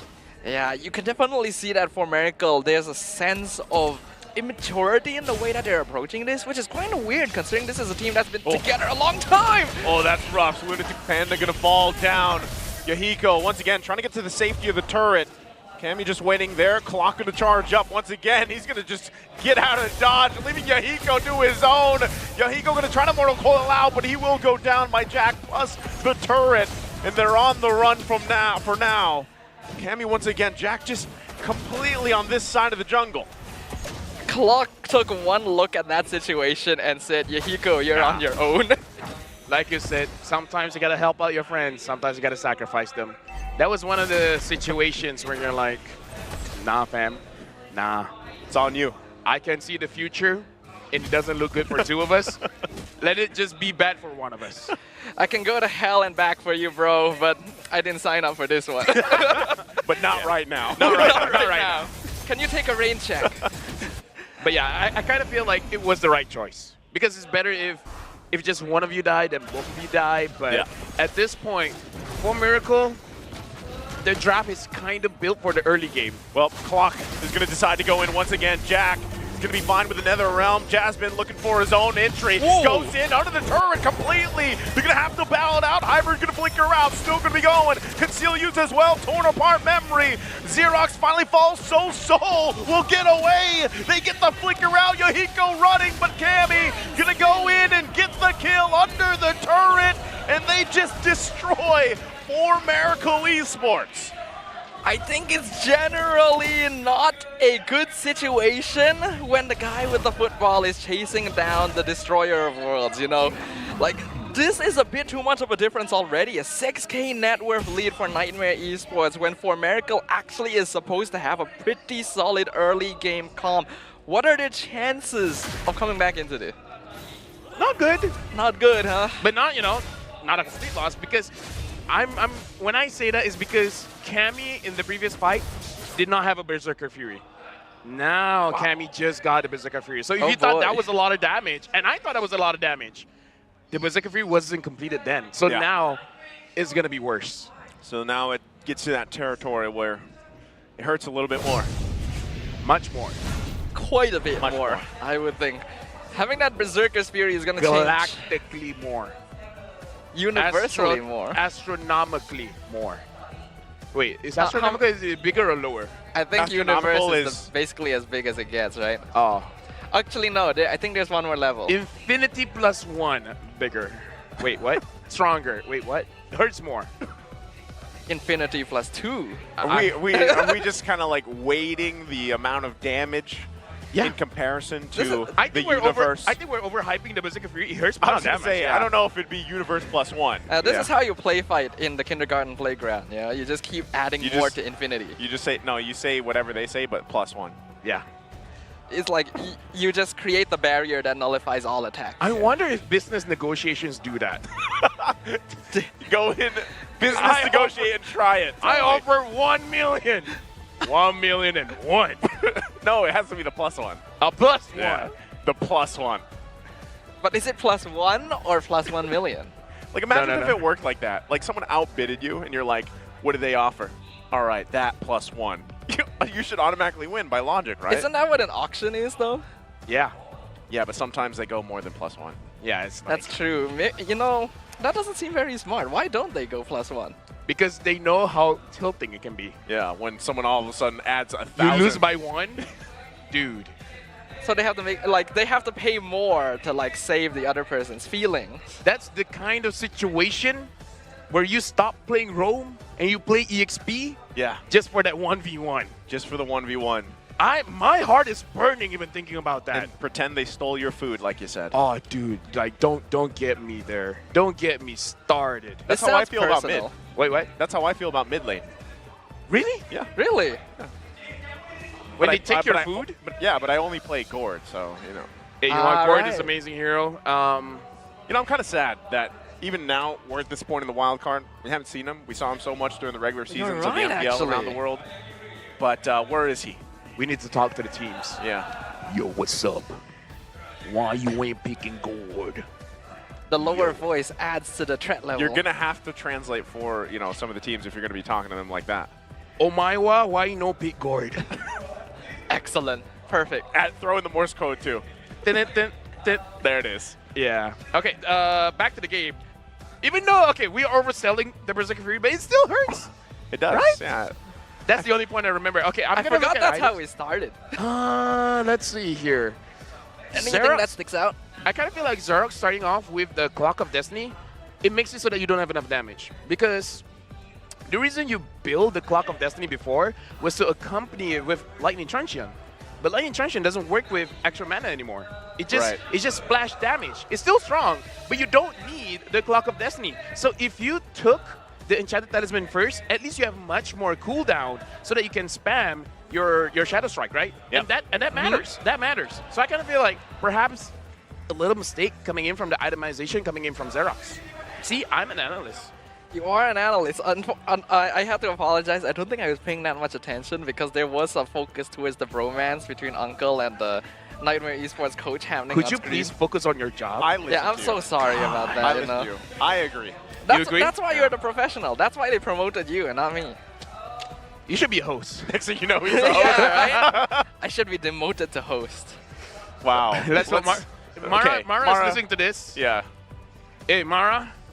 We don't mean it. Love you. This is actually quite something. I like that he's playing into the meme. Yeah. Oh, we got the hug. And he's like, okay, maybe not that far. We got the remote hug though from the long lost brothers from different regions. Yeah.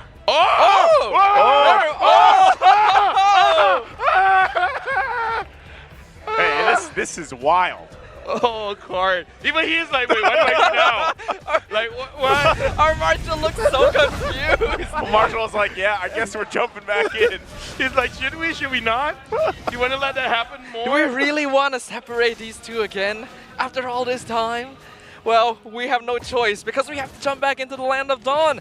Nightmare Esports, 7.5k net worth lead, 8.5 minutes in. The first Lord already secured very easily. You know what's crazy? Imagine those two get to go to the Philippines because they're the two qualifying teams. But meanwhile, in the bottom lane, all right, they already get the Nether Realm out.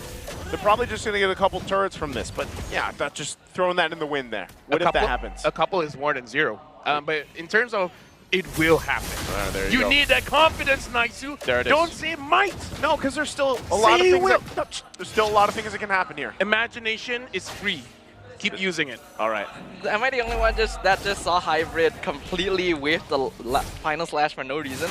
Oh, really? Yeah, he just used it on literally nothing in the middle of the lane. Hey, don't be like that, man. I guess he was thrown off by the bromance. Yeah.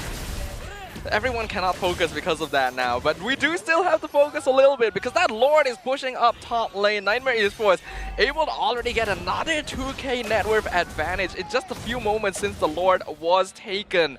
And with only inhibitors standing, I imagine this is going to be a very difficult defense for Miracle Esports.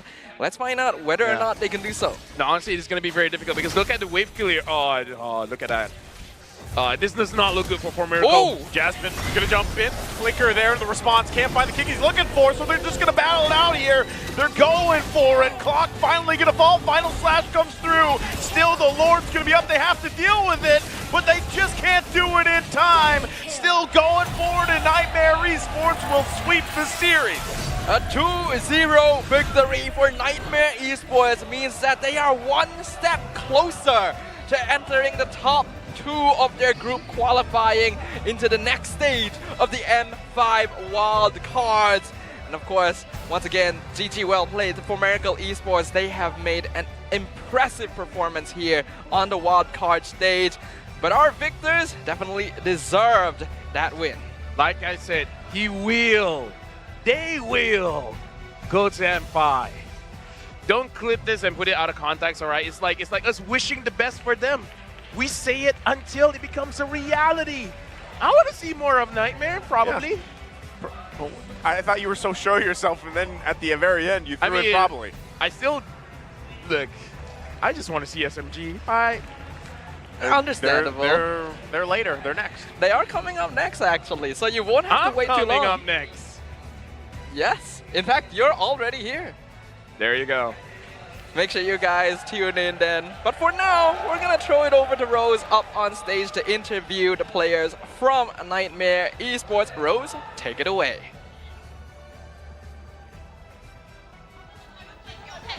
And Nightmare Esports take this wins against 4 Miracles in a clean sweep of 2-0, which technically means that Nightmare Esports is now the top 2 teams in their grouping. So before anything else, guys, please give them a warm round of applause. All right, hi guys. How are you guys doing? Okay, your translator is here. Hello, hi, how are you guys doing? I feel great that we secured to the top 2 to the playoff, so we can play tomorrow. All right, so you guys started off your journey and you guys lost your first game, technically your first match in this wild card. And now that you guys are in the top 2, potentially qualifying for M5, which team do you want to meet in the M5 if you guys are going to M5?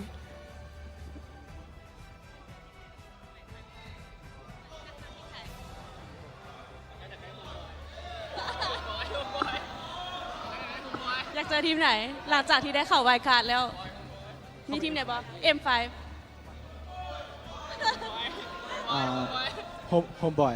Wow! Oh my goodness. The home crowd loves the answer. Why homeboys? Maybe we already fight with SMG, the Malaysian representative for the wild card. So maybe why not another one? Yeah. Do you like Malaysia teams? Do you think the Malaysian teams are strong? Yeah, they're strong. That's why we lose to SMG. I see. All right. So, Sosol has been crowned the MVP multiple times during this wild card, right? So, Sosol, what makes you so good? And do you think that this is actually really easy for you? Yes, too easy to pro skill. Wow. Okay. Why is it easy? Just been make my space for me. Oh, because your team makes your space for you. Yes. All right, so we have one more match to actually determine who you will be facing in the crossover match, right? Now, do you guys want to meet either Lil Gun or Imperio? Who do you guys want to meet? Anyone. Anyone? Yes. Oh, they're confident. They're that confident. They don't mind meeting whoever. Okay, so before I send you guys off to rest, what do you want to say to all the fans watching at home?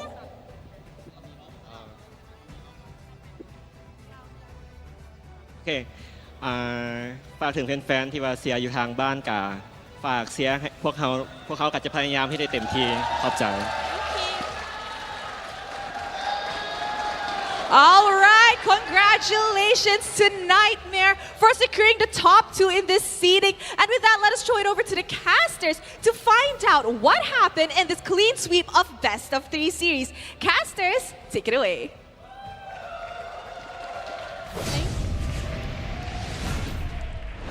Thank you very much to Rose and of course the players of Nightmare Esports up on stage, and congratulations for a clean victory. Lafel, what do you think about their Nakama power after that interview? I love that interview, and we see Jasmine being the real friend because he doesn't just give you the world, he gives you space. Space That's is good. Beautiful. Get it? Yeah. Because space. I'm impressed. Stars. As sun, I have been the whole moon. series. Hello, Yes. impressed. Yeah. It's nice to meet you, but You want to go for a break now?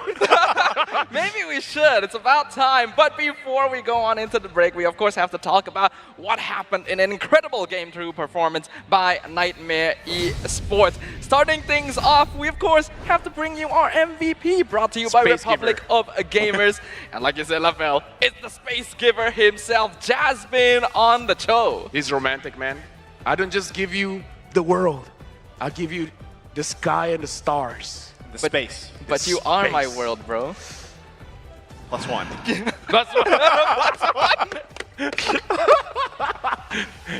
Love you, man. Love you. What about me? I mean, let's just move on. Okay. So, let's talk about Jasmine, right? He's great. He is great. The fact that he was able to find those angles is incredible. Even at the beginning, his willingness to just trade his life as a peace offering in order to get that objective, and then somehow getting out with the life intact afterwards, which doesn't seem like a very fair trade, but hey, Jasmine made it happen, as we can see in our highlights brought to you by Grab Unlimited. He gives you space, the sky and the stars, and he even gives up his own life. What more could you ask for? Look at this. Jasmine gave his life for space. That is nice. And that's how you do it, right? Yeah, that's how you do it. Proving love with action. That is true. You need to prove love with actions instead of words, and no words needed to be exchanged between these players on the land of Dawn there. And honestly, the coordination from Nightmare Esports right from the beginning was amazing. The way they followed up on one another, the way they ganked, the pressure that they put on for Miracle Esports basically didn't allow them to do anything at all the entire time. Yeah, even this. Look at that call right there. Oh, look at that. Just continue on. Dude. That's space.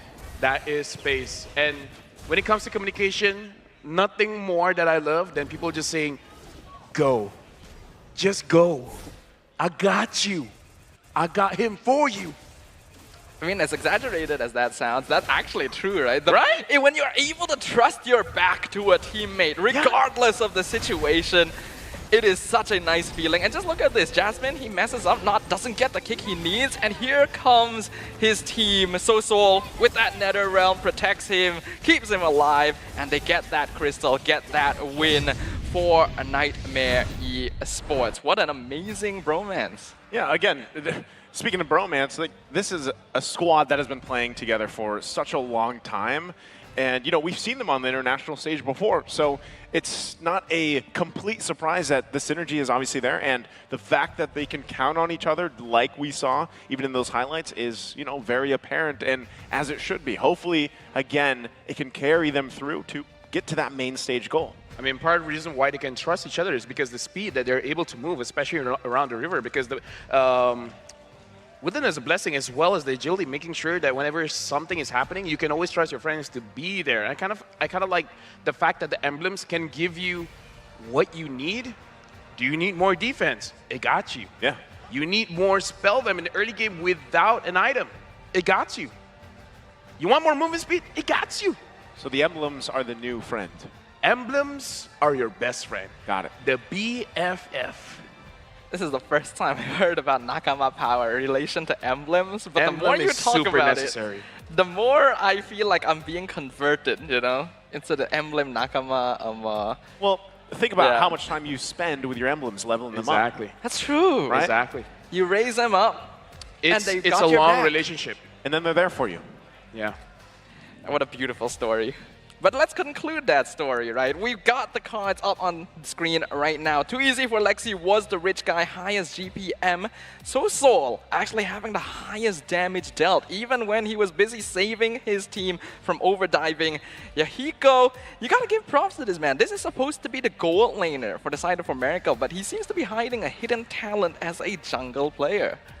I mean, I'm guessing because they switch roles around, perhaps they're still in a phase where they're a little bit unsure of what's the best decision to make as a team. Right. So I kind of feel like that does show a little bit of development as well as growing as a team. So yes, we're not going to be seeing them in M5, but this is a good first step, as any first steps is, for them to be better. Yeah, again, you got to consider the fact that how much XP they gained through these past couple of days, right? They were first seen by a majority of people back in their online qualifiers for a different tournament, right? And that's when people started to realize who they were. They come here, they get great game time in, great experience for them, and I think they'll carry on even after this has concluded and learn from all this experience that they have now. When coal is under pressure, it becomes diamonds. And they were under a good amount of pressure here, so I get the feeling that for Miracle Esports from Nepal, while they do have a lot of evolving to do, we've already seen the potential of this team on an international stage. We definitely while it's true that the performance didn't quite live up to expectations, I think we definitely can have a lot of faith in how this team will develop. But before we throw on into the break, before our next game, once again, M5 is powered by Moonton, presented by Kadia, our global presenting partner, supported by ROG, our official gaming phone, Grab, our official super app partner, and Secret Lab, our official chair partner. Up next, it's going to be Team SMG up against Falcon Esports. Stay tuned. The M5 World Championship isn't going anywhere, and we will be right back. See you guys there.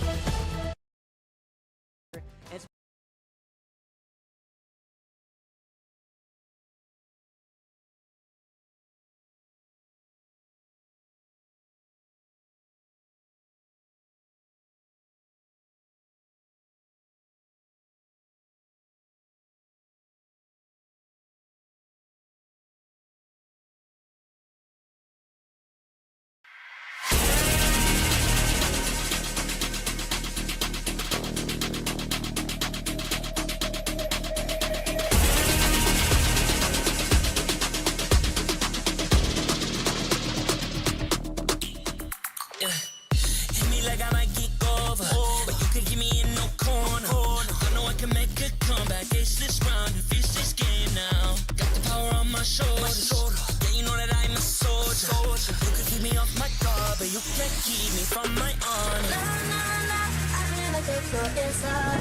The energy's getting higher. You're saving my arms, 'cause I know just what I got. I got you like na na na, and you know I hold the power.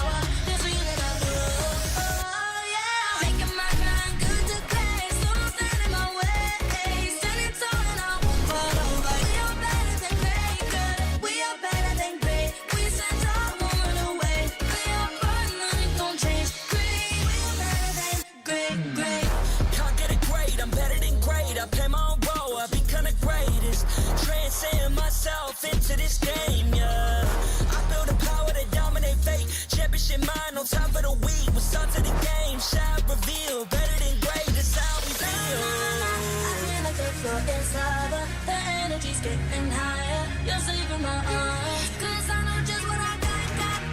I got you like na na na, and you know I hold the power. This feeling I feel. Oh yeah, making my grind good to great. So don't stand in my way.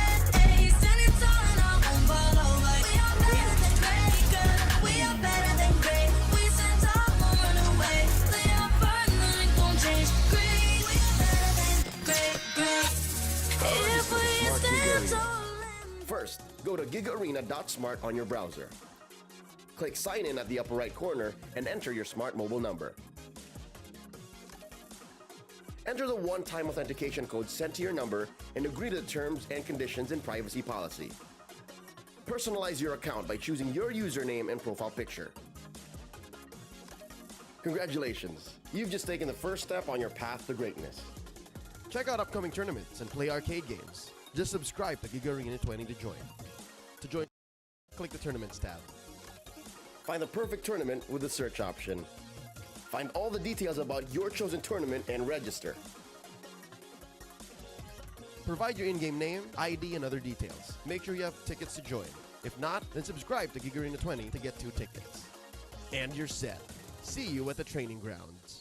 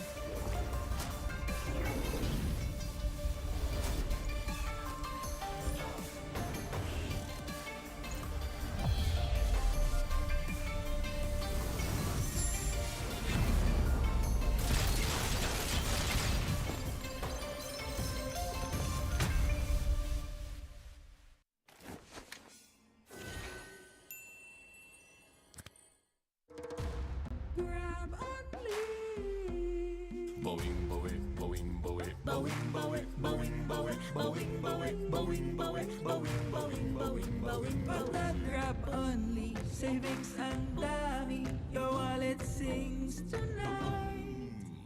Laki ng bawi, pag nag-grab only, save 2 for alright.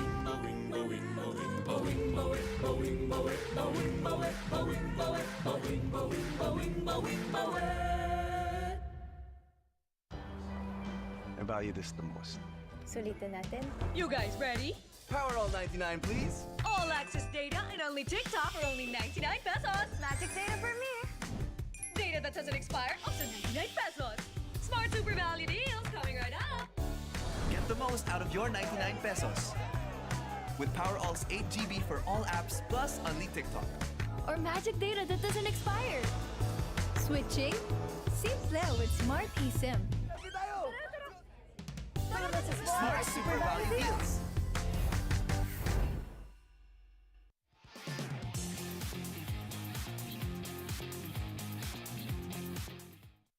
How to register the Smart Giga Arena. First, go to gigaarena.smart on your browser. Click Sign In at the upper right corner and enter your smart mobile number. Enter the one-time authentication code sent to your number and agree to the terms and conditions and privacy policy. Personalize your account by choosing your username and profile picture. Congratulations! You've just taken the first step on your path to greatness. Check out upcoming tournaments and play arcade games. Just subscribe to Giga Arena 20 to join. To join tournaments, click the Tournaments tab. Find the perfect tournament with the search option. Find all the details about your chosen tournament and register. Provide your in-game name, ID, and other details. Make sure you have tickets to join. If not, then subscribe to Giga Arena 20 to get 2 tickets. And you're set. See you at the training grounds.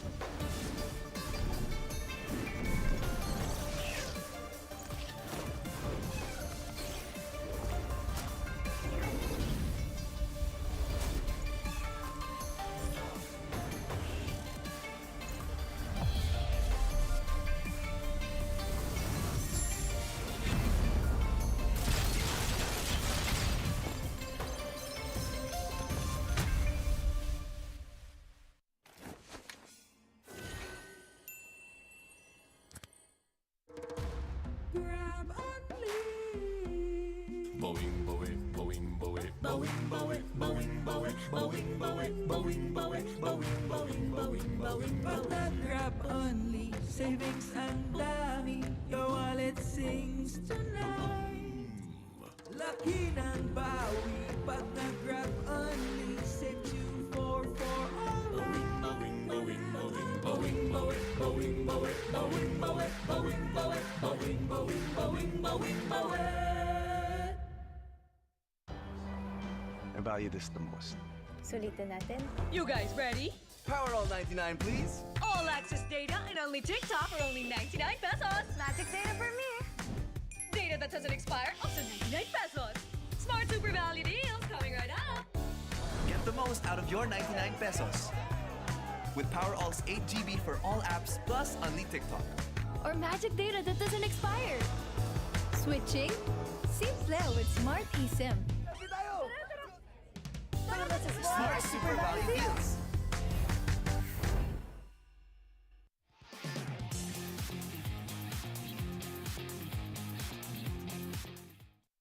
How to register the Smart Giga Arena. First, go to gigaarena.smart on your browser. Click Sign In at the upper right corner and enter your smart mobile number. Enter the one-time authentication code sent to your number and agree to the terms and conditions and privacy policy. Personalize your account by choosing your username and profile picture. Congratulations! You've just taken the first step on your path to greatness. Check out upcoming tournaments and play arcade games. Just subscribe to Giga Arena 20 to join. To join tournaments, click the Tournaments tab. Find the perfect tournament with the search option. Find all the details about your chosen tournament and register. Provide your in-game name, ID, and other details. Make sure you have tickets to join. If not, then subscribe to Giga Arena 20 to get 2 tickets. And you're set. See you at the training grounds.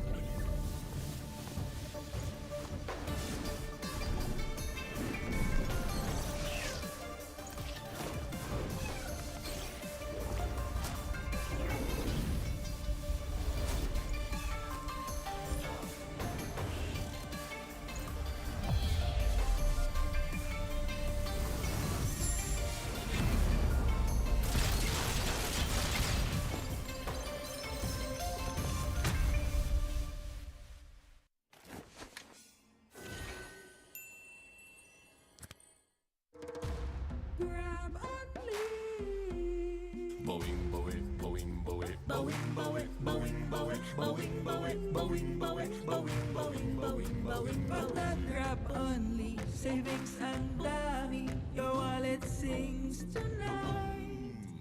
Laki ng bawi, pag nag-grab only, save 2 for alright.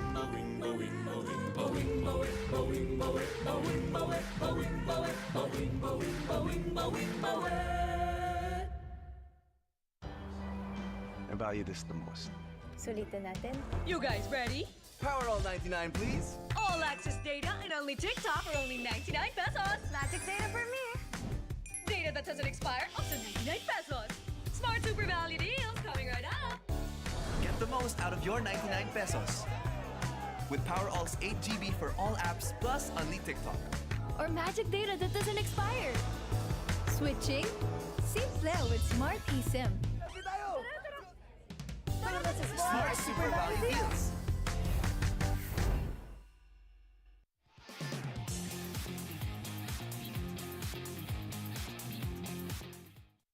How to register to Smart Giga Arena. First, go to gigaarena.smart on your browser.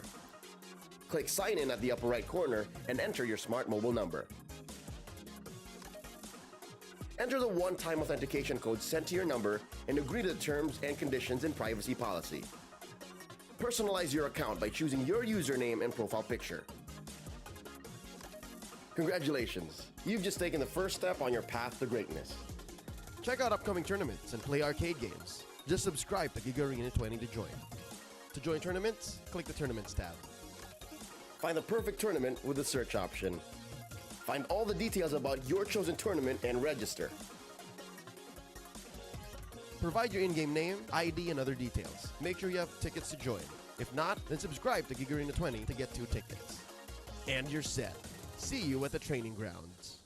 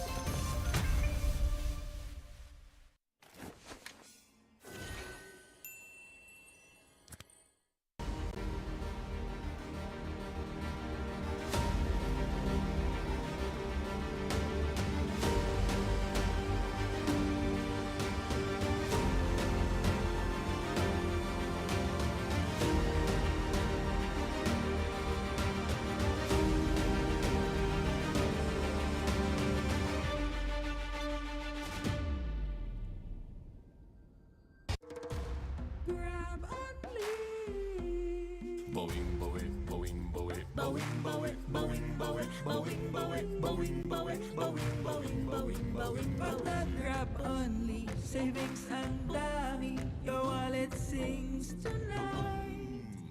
Laki ng bawi, pag nag-grab only, save 2 for alright.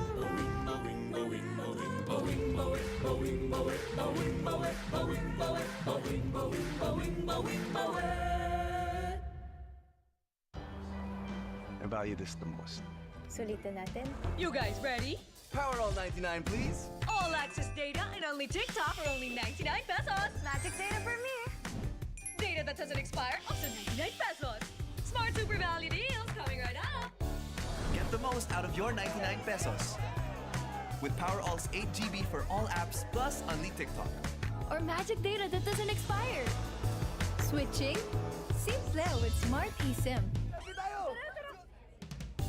Smart Super Value deals.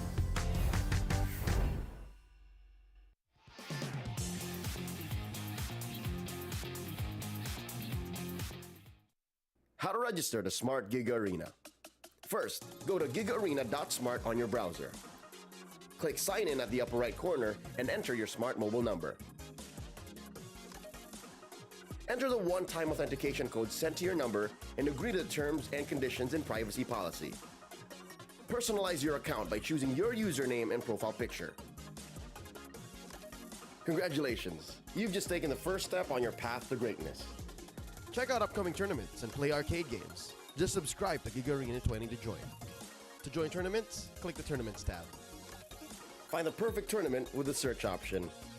Find all the details about your chosen tournament and register. Provide your in-game name, ID, and other details. Make sure you have tickets to join. If not, then subscribe to Giga Arena 20 to get 2 tickets. And you're set. See you at the training grounds.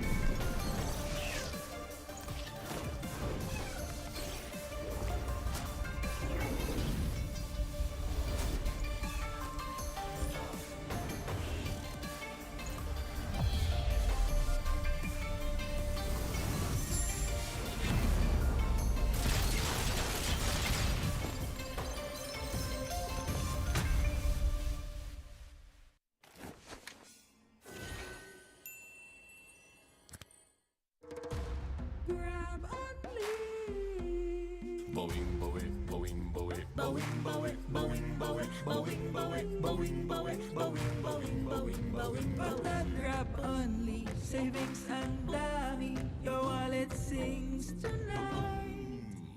Laki ng bawi, pag nag-grab only, save 2 for alright. Bowing, bowing, bowing, bowing, bowing, bowing, bowing, bowing, bowing, bowing, bowing, bowing, bowing, bowing, bowing.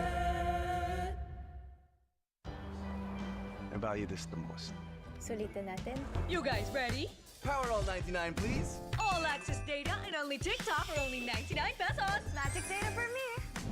Data that doesn't expire, also 99 pesos. Smart super value deals coming right up.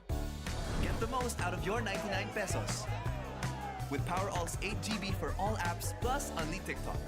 Or magic data that doesn't expire. Switching? Simple with Smart eSIM. Smart super value deals.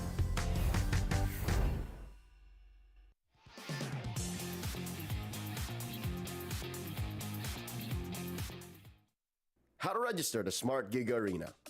First, go to gigaarena.smart on your browser. Click Sign In at the upper right corner and enter your smart mobile number. Enter the one-time authentication code sent to your number and agree to the terms and conditions and privacy policy. Personalize your account by choosing your username and profile picture. Congratulations! You've just taken the first step on your path to greatness. Check out upcoming tournaments and play arcade games. Just subscribe to Giga Arena 20 to join. To join tournaments, click the Tournaments tab. Find the perfect tournament with the search option. Find all the details about your chosen tournament and register. Provide your in-game name, ID, and other details. Make sure you have tickets to join. If not, then subscribe to Giga Arena 20 to get 2 tickets. And you're set. See you at the training grounds.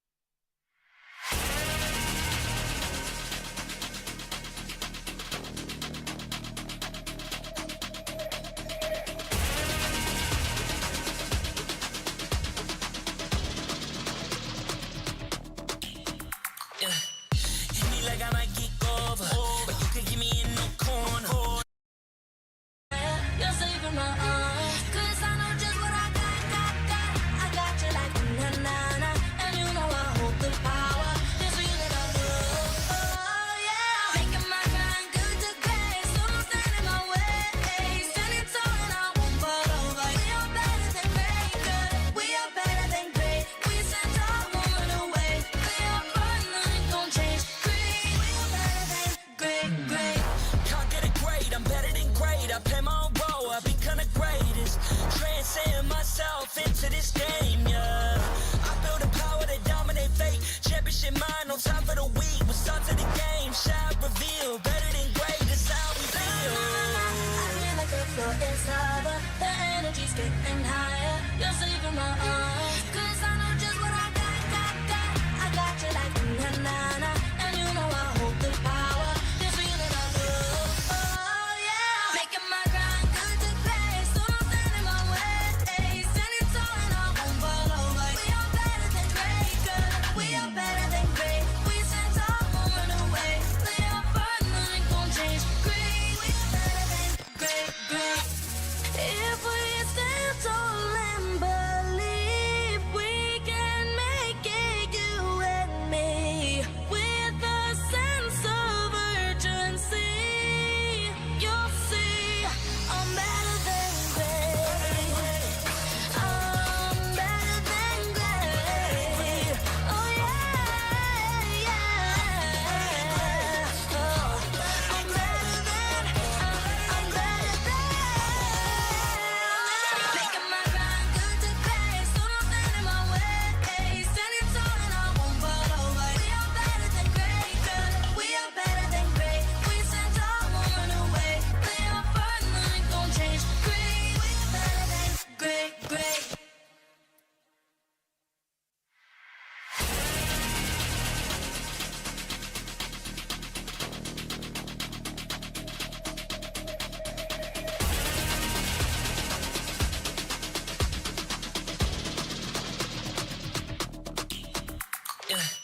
Hit me like I might get over, but you could give me in no corner. I know I can make a comeback. Ace this round and finish this game now. Got the power on my shoulders. Yeah, you know that I'm a soldier.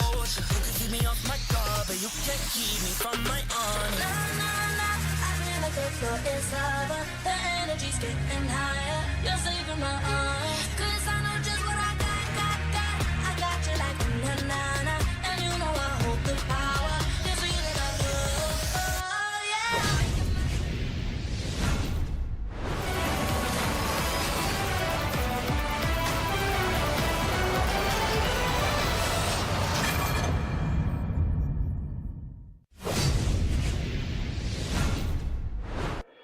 Time for the MPL regions to collide here in the M5 World Championship Wild Card stage. Our audience is alive here because we have our 5th best of 3 series of the day between none other than Malaysia's Team SMG and Saudi Arabia's Team Falcons. My name is Stafa. Along with me is none other than Lafel as well as Naisu.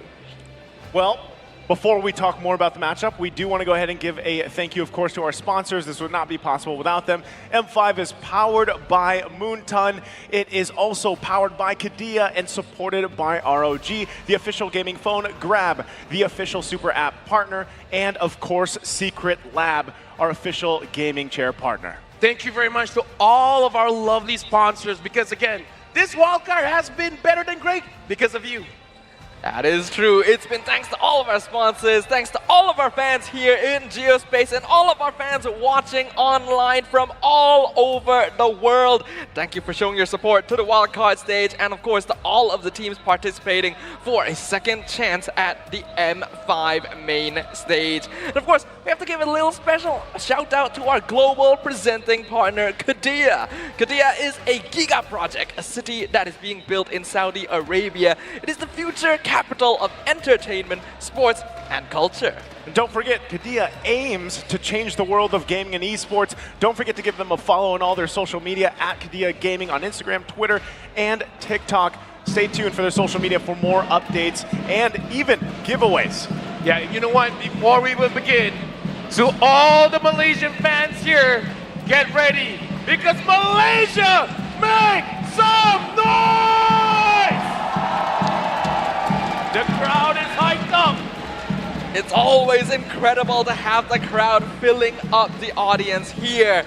Of course, there's going to be a lot of support for Team SMG, but as we've seen in the past, Team Falcons has a good number of fans here as well. So I get the feeling this is going to be a very loud match. Note this is also going to be an MPL matchup. We got MPL MY going up against MPL Mana, and not only that, it is going to be the Filipino bloodbath because we have PH imports on both teams. What do you think about that? I don't know why you both are looking at me. You guys are everywhere. So it is. And you know what? As long as it's a bloodbath, yeah, I will be entertained because that's going to be the important part here because everyone is here. They want to see action. They want to see blood. They want to see fighting. It almost feels like LaFell is going to jump off the desk and join them on stage. Let's go! We need to hold him down. What Someone happened hold him during the down. break? What? What happened during the break? What happened during the break? Oh, I got a lot of energy because the crowd is electrifying. We got the drums in here. We got the cheer squad. Everyone's hyped. I am hyped. Team SMG for M5. I'm starting to wonder if the crowd is here for the teams or if the crowd is here for LaFell. Maybe a little bit of both. But let's... I'm starting to think LaFell's a national treasure. Oh, you're not wrong. You are not wrong. And for this game, even the crowd, if you just be silent for a while, you can hear the chants. You can hear the scream. You can hear the... Okay, I don't have much space here. But you can hear them singing. He's going deeper and deeper. I have a lot of energy, if you can't tell. We still got another series, LaFell. But we do? Yep. I'm hyped for that too! I get the feeling he got Oh wait, I'm an analyst. Calm down. He got his food back from his opposing EXP laner just now. He did. So he's feeling very energetic about what is about to happen. But let's take a moment to discuss things because yes, these are two MPL regions, the only two MPL regions in the wild card. Does that mean we're going to see a higher level of gameplay here, LaFell? Yes. Thank you. Very short, very succinct answer. How about you, Lacey? Yes. Why am I here? Hey, you know what? It's like, we're here to give you more time to shine. This is the Malaysian crowd. If you guys don't know, Stafa, he's Malaysian. He is? Wow, I didn't know that. Yeah, so this is your time to talk a lot. If you don't want to talk, you know what we can do? What can we do? We can go to the draft. Sounds like a pretty good idea to me. Let's hop on into the draft. Ladies and gentlemen, game one between Malaysia's team SMG and Saudi Arabia's team Falcons. Let's find out how this match will develop. We got Team Falcons on the blue side. We got Team SMG on the red side. First couple bans already coming out. What are your thoughts, LaFell? First of all, let me just say, I'm happy for one thing. Yes. One of my bosses in Moonton, he looked at me with intensity, and he gave me the thumbs up. So I think I'm all good. I think I'm all good. You're all good. I think I was approved of being energetic. You deserve the promotion. Yeah, I deserve the promotion. By the way, that's totally not Yasu. That's Yasu. No. That's just a regular Team Falcons fan. He's a random boy. Who's that? Do you know who that is, Lacey? Yasi. He's Yasi. Oh, you saw. He's you saw. You saw. You saw. You saw nothing. You That's saw, his full you name. conquered. You saw nothing? That's his full name. All right. Good That's to know. Mr. Nothing. You saw nothing. Good to know. LaFell knows everyone's name. How do you know everyone's name? It's amazing sometimes. Let me just say, I am a crowd pleaser. I'm an entertainer, and most and foremost, I'm a liar. Yeah, I see. That's good to know. Keep that in mind, everyone watching. Can I just say real quick, after yesterday, and everybody knows what happened yesterday, right? We're not going to expound on that. don't. But exactly, right? But let's hope that Falcons, they have reset for this matchup ahead of them. Let me just say one thing. Yes. Slight biasness. I hope Malaysia wins because if they lose, I don't think I'm allowed in the country again. Yeah. Let's not talk I about have a reputation. sensitive I issues have here. a reputation here, nicely. Whenever I'm on board, Malaysia tends to lose. So it's okay. If the Philippines accept me, you know, I'm it's not a choice. I might have to move. You can stay at my house. I heard that you have a very good place for your cats. I'm okay with that. You okay with the cat tree? I love cat tree. We can make it the LaFell tree. Oh, that's what I want to hear. I really hope I don't see LaFell on Nicey's IG after this. Going forward, We got our first pick of the game. It's going to be Matilda coming in from Team Falcons, emphasizing that early game flexibility against the Arlet 1-1 on the side of Team SMG. Now, I can't quite remember, has Sasa gotten to play 1-1 this tournament yet? You're asking me? Yes, you are the analyst. Hey. Shut up. Okay. Having the Matilda here makes me feel like they want to die. And having the Arlet as well as the 1-1, I think of a team fight. It's a good thing that Falcon pick up the Terizla here, because if they pick an EXP laner that's not super tanky, right. I'm really looking at a Kaja pick coming in from SMG to really punish the entire team. The Claude has been picked up. Very interesting, picking it up very early. Wait, okay, this is interesting, right? Because I also feel like we've seen what Miko can do on the Matilda, right? We see how dominant he can be, so I'm liking what Falcon has done for the first phase, at least. You know, they have a solid support. They have a great XP laner that Terizla himself has performed very well, you know, in certain teams and certain strategies.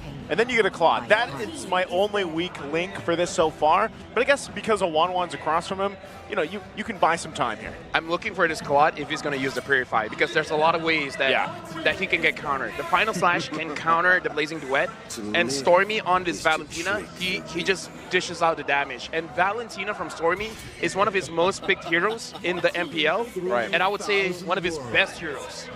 Yeah, that is true. This is a man that wants to fight, wants to brawl, and if he can get an aggressive ultimate to steal, he's almost always going to go for it. We do see the Martes banned out, which is kind of sad, because that is his spell of choice, that Decimate. But I think Penalty Zone going to be a pretty solid option for the side of Team SMG if you combine it with that Final Slash too. So they are banning out that Fair Miss, has been very popular so far here in the wild card. So we're not going to see the big team fight another round. Do you think that would be a problem for like Team Falcons here? I guess it depends on the situation, right? Because even if you look at the first phase here for both teams, they have pretty good control. But my biggest thing is, right now, at least with the Arlot alone, we've seen him parked in a couple different lanes. But let's just say, right, even if you get a solid Final Slash, we've seen Final Slashes land on 3, 4, sometimes even 5 members. But unfortunately, there you go, by the way. No problem, can. My thing is, do they have enough damage to follow it up? The thing about SMG here, I'm looking at the Angela, it's still up. And it's a good thing that Stormy has already picked up the Valentina, because I feel like Angela is a very solid hero, just not for Stormy. If it's on Miko, it's going to be good. And then Saksa can have a... Okay, never mind then. I guess they hurt me. And you were about to say the Angela? This is why I say I'm cursed. It's okay. The moment I'm like, yeah, they can take Angela. Oh, yeah, never mind. It's okay. The curse is part of your status as national treasure, you know? Half my face is cursed. Without it, you wouldn't be LaFell. Which half? Right or left or top or bottom? Do you want me to answer that? No. Okay. Perhaps it's better this way. Moving onwards. The Angela has been banned out. Now, what LaFell says about it not quite being a Stormy hero makes sense, but it's actually something he picks up fairly often as well. So perhaps Team Falcons are gonna make sure that doesn't go through. The crowd seems to believe that MY can have 2 teams in M5, but I think that like Team SMG is already confirmed to move on into the crossover matches, right? So in this case... Hey, he said end of discussion. Why are you discussing it? You're right. What are you doing? I'm not You're the anchor. That's his job. No! Quit your job. Wait, what? No, Okay. no. I'm Bye-bye, sorry. everyone. I'm sorry. I'm gonna step off the stage. Goodbye. I love you, man. I love you, man. LaFell can take over. He can be promoted to anchor. Wow. So analysts are wow. Putting up statements, huh? All the analysts in the world are hurt. Yo, Wolf, you hearing this? All right. Now, looking at the draft here for Falcon, all's that left, because I'm assuming this Matilda is going to be roam. So they're going to pick up an Akai and a Phobias. Called it. Called it? Called it. Called it. Man, how does he do it? I did not buy time. Time just slowed down for me. He actually predicted before the pick came out. It was just so fast that we couldn't handle it. You know? Wait, what? 1-1 does not really carry a crossbow. What does she carry? A Tang. That actually caught me off guard. So, I gotta admit. The crossbow Tang? It's more So like she is the crossbow. It's like Like, she technically doesn't carry a traditional crossbow. She's got like wrist-mounted mini crossbows. It's called a tang. Okay, it's All right, now we now know. officially called a tang. Oh, it's not? Oh, it is? I actually have no idea. I Listen, probably should know. My dad did say, don't overcomplicate the simple things. Yeah. And what's the simple thing? The fact that we're going into game. Wait, no, I should not say it. What if there's a pause? No, shut up, LaFell, shut up! Let's... We're going to wipe the past couple seconds of footage from history here as we prepare to enter the game. We got completed drafts on both sides, a good amount of CC on both teams here to try and deal with the brawling that I imagine is definitely going to happen upon the land of Dawn. No pause here. You're safe for now, LaFell. I hope I haven't spoken too soon. Ladies and gentlemen, we're jumping into the land of Dawn for Game 1 between Team SMG and Team Falcons. Oh my god! Well, you I did guess it we again. did speak too soon. Oh my god. Can I just get one? Oops, I did it again. Just one, LaFell. Did it again. He's I all play with your heart. You don't have to keep going. Oh, sorry. Just that. That's fine. You didn't have to stop him though. It's like the moment I caught myself, I knew what was gonna happen. Yeah. Why did I have to open my mouth? Oh wait, no, it's my job. It is your job. Want to talk about how the Phobius is a good counter to the 1-1? But yeah, let's do that. It's a good counter to the 1-1. Let's move to the next topic. What do we have? It's also a good counter to the Arlet. Here's one. All right. Just got word. All right. That if Falcon gets a 2-1, all right, 2-1, there will be a 3-way tiebreaker for Group A. What? Oh. Yep. Really? What? Yep. Oh my god, I did not see that coming. It's a good thing you can't see my face now. That is quite notable, right? Considering that when we went into this, we thought Group B would be the group of death. Yeah, little did we know. And now it's actually but this will depend on whether like Falcons can get that 2-1, right? If they get the 2-0, they actually have very good chances of making it into the crossover matches. And if they lose 2-0, then this team, unfortunately, will not be able to move on. So there's a lot of stakes here. The fact that I'm here is definitely possible that the Malaysia team can lose. Yeah. It's possible. It's possible. Now that you bring it up, that is a good point. Because Malaysia teams can throw. We've seen it happen. They can throw. Oh, someone's pulling. Oh, can they get anything? Good luck, good luck. Good luck. Okay. Good luck. 3, 2, wait! Wait, go back! What? No, no! Go back! No! Oh, Khalid's skin, that's pretty nice. All right. He's pushing it. Oh! Let's go! Let's go! That's nice! That luck, though! I think that was all, but that's a pretty good prize right there. We got another fan saying that if SMG wins, she's gonna go to the Philippines. Yo, the support. It's like, SMG, you guys going? We're going with you. Yeah, I wonder what else that guy got. I think that was it. I think he pressed the button and he got like the end. He's happy. He's happy. He's already happy with what he's got. It's gonna get clipped. Lucky guy. Lucky guy. Yep, yep. Miko lang, saka lang. You want me to translate that for you? Miko is the greatest. Is that what it is? I mean, in a way, The only greatest? It's backwards Filipino, backwards Tagalog. Yeah. Wait, what does that mean? Malakas. Yeah, lang malakas. Ah. I know. Do you know what it? Do you I know know what all Malakas language. means? What? Do you know what Malakas means? Great. Strong. Tough. Tough. Oh. Well, 3, 2, 1. let's hope we jump on into a strong start here for both these MPL teams. We're back into the land of Dawn. Team SMG on the red side, Team Falcons on the blue side. We do actually see 2 Purifies. It's not just Lotric, even Goodnight on the Phobius is going for that. Well, I do think that he kind of needs it because right now, looking at the draft, Team SMG, they have problems that Team Falcons have to answer to because the Phobius itself is going to be pretty strong against Sasa, against Storby, against Smooth, and to an extent, even Saksa, if he wants to go in and tries to get that taunt, he can just start jumping in. So Team Falcons, they have a very solid draft on their hands. That is for sure, and it does look like they're going to be emphasizing heavily on movement here. We got 3 agilities, 2 wilderness blessings on the side of Team Falcons to try and outmaneuver the crowd control that Team SMG has in store. Miko. Okay, Miko gonna jump in, not gonna find that connection he was looking for on Good Night. ChezyGaming. So they just have to back off. Again, this is just typical early game. They'll see if they can find anything, force anything out before that first turtle.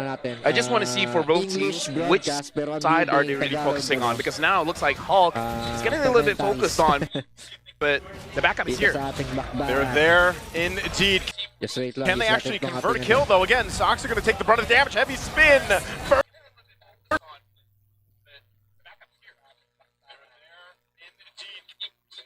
Can they actually convert a kill though? Again, Sox are going to take the brunt of the damage. Heavy spin.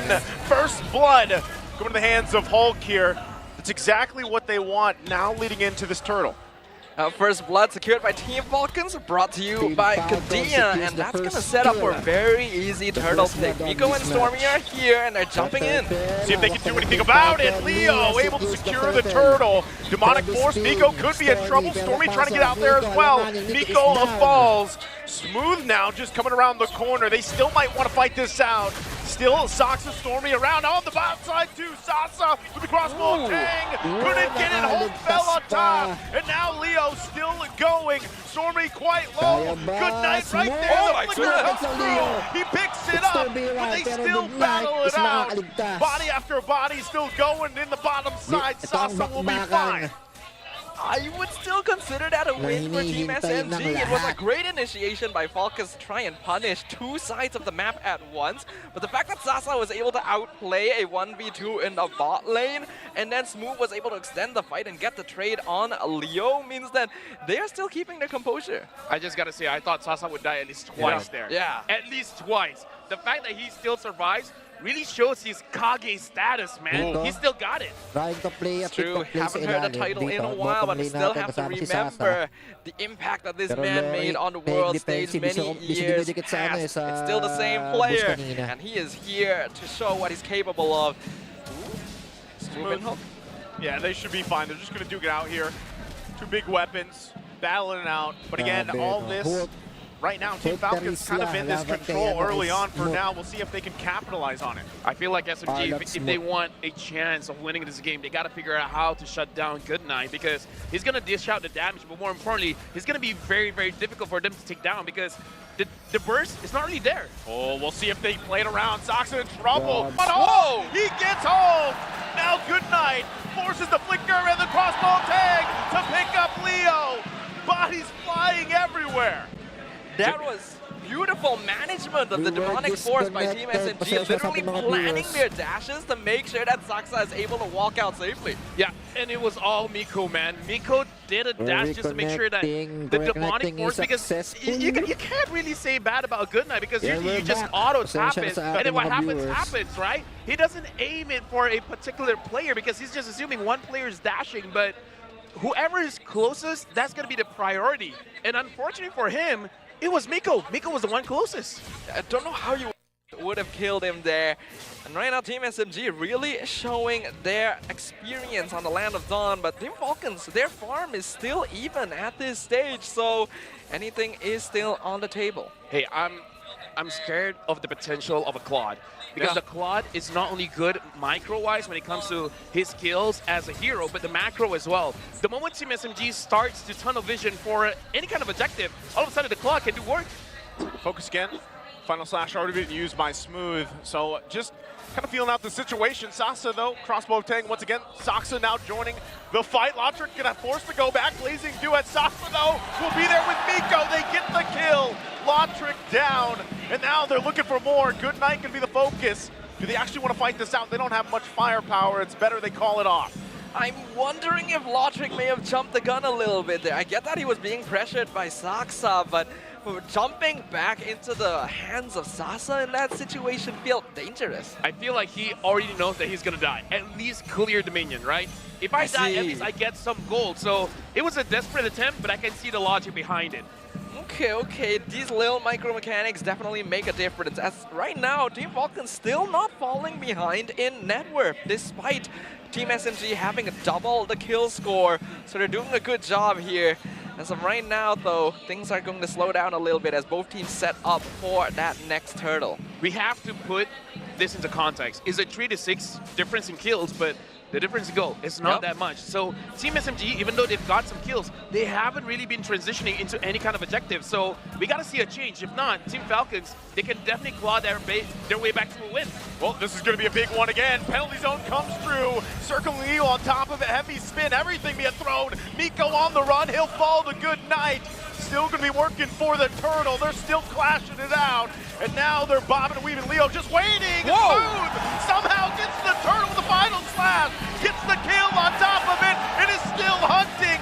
Super has to run away. And now it's Leo left alone. He gets taken down as well by Stormy. I think this is a good chance to highlight that Smooth is one of the best EXP laners here in Malaysia. And while his performance recently has been kind of inconsistent, this is his peak right there, the Arlet. Constantly setting things up for Team SMG every single time Team Falcons looks like they're doing the damage, the whole fight gets turned around on them. Well, if he has a decision of when he's going to do his best, today's a good day for that to happen. Right now, Team SMG 2.7k gold lead. Team Falcons, the draft is still super good. They have the opportunity to win. They just need enough damage because that's the only downfall for their side, because even the fight around the turtle, we can see them staying in the fight for a very long time. It should not happen. You should be able to kill one of Team SMG as fast as possible. Saksa was able to absorb as much damage as he can to make sure that his ult is going to hurt. So I kind of feel like Team Falcons, they need just a little bit more damage, and then they can really fight back. Yeah, I think given a little bit more time, let Lotric hold on. Still going to be going it once again. Leo there gets the lockdown with a heavy spin. Saksa could be in trouble here. He's going to be split off. The rest of the team has to help him out. Penalty zone comes through. Saksa the fall. Now they're fighting back. Smooth still going at it. Use the final slash. Gets taken down. Whittled down. Bobs and weaves. Vengeance after vengeance. How is he still alive? He's finally going to get taken down. But he bought enough time, and now the fight goes on. Stormy falls as well, but Saksa's hungry, looking for the crossbow of tag. He finds it, and he says good night to good night. A couple hits away. Wow! A very long extended engagement from both these teams. Team Falcons, that again was a really good start. And it seemed like they were going to be able to trade out Saksa without too much problem. The Team SMG buying time, Smooth, surviving against all the odds until Sasa could make it into the battle and do the cleanup. I can already imagine the comms. Sasa is like, you guys just wait. Just don't die. I'm there soon. The moment he was there, the entire team is just like, you got this. Finish up. This is very nice communication from Team SMG, and I'm loving this evolution. In the past, it was kind of known that Sasa would generally play safe and farm in his lane for extended periods, but he's getting involved in these fights. 303 on the 1-1 is an amazing start. He's even invading the enemy purple buff at this point. Right now, Saksa gonna be balancing this Lord, waiting for the rest of Team SMG to get there. Going to be fighting it out, coming down to the junglers. Heavy spin going to be used, head penalty zone as well. It's Miko that secures the Lord, and now they have to win the fight.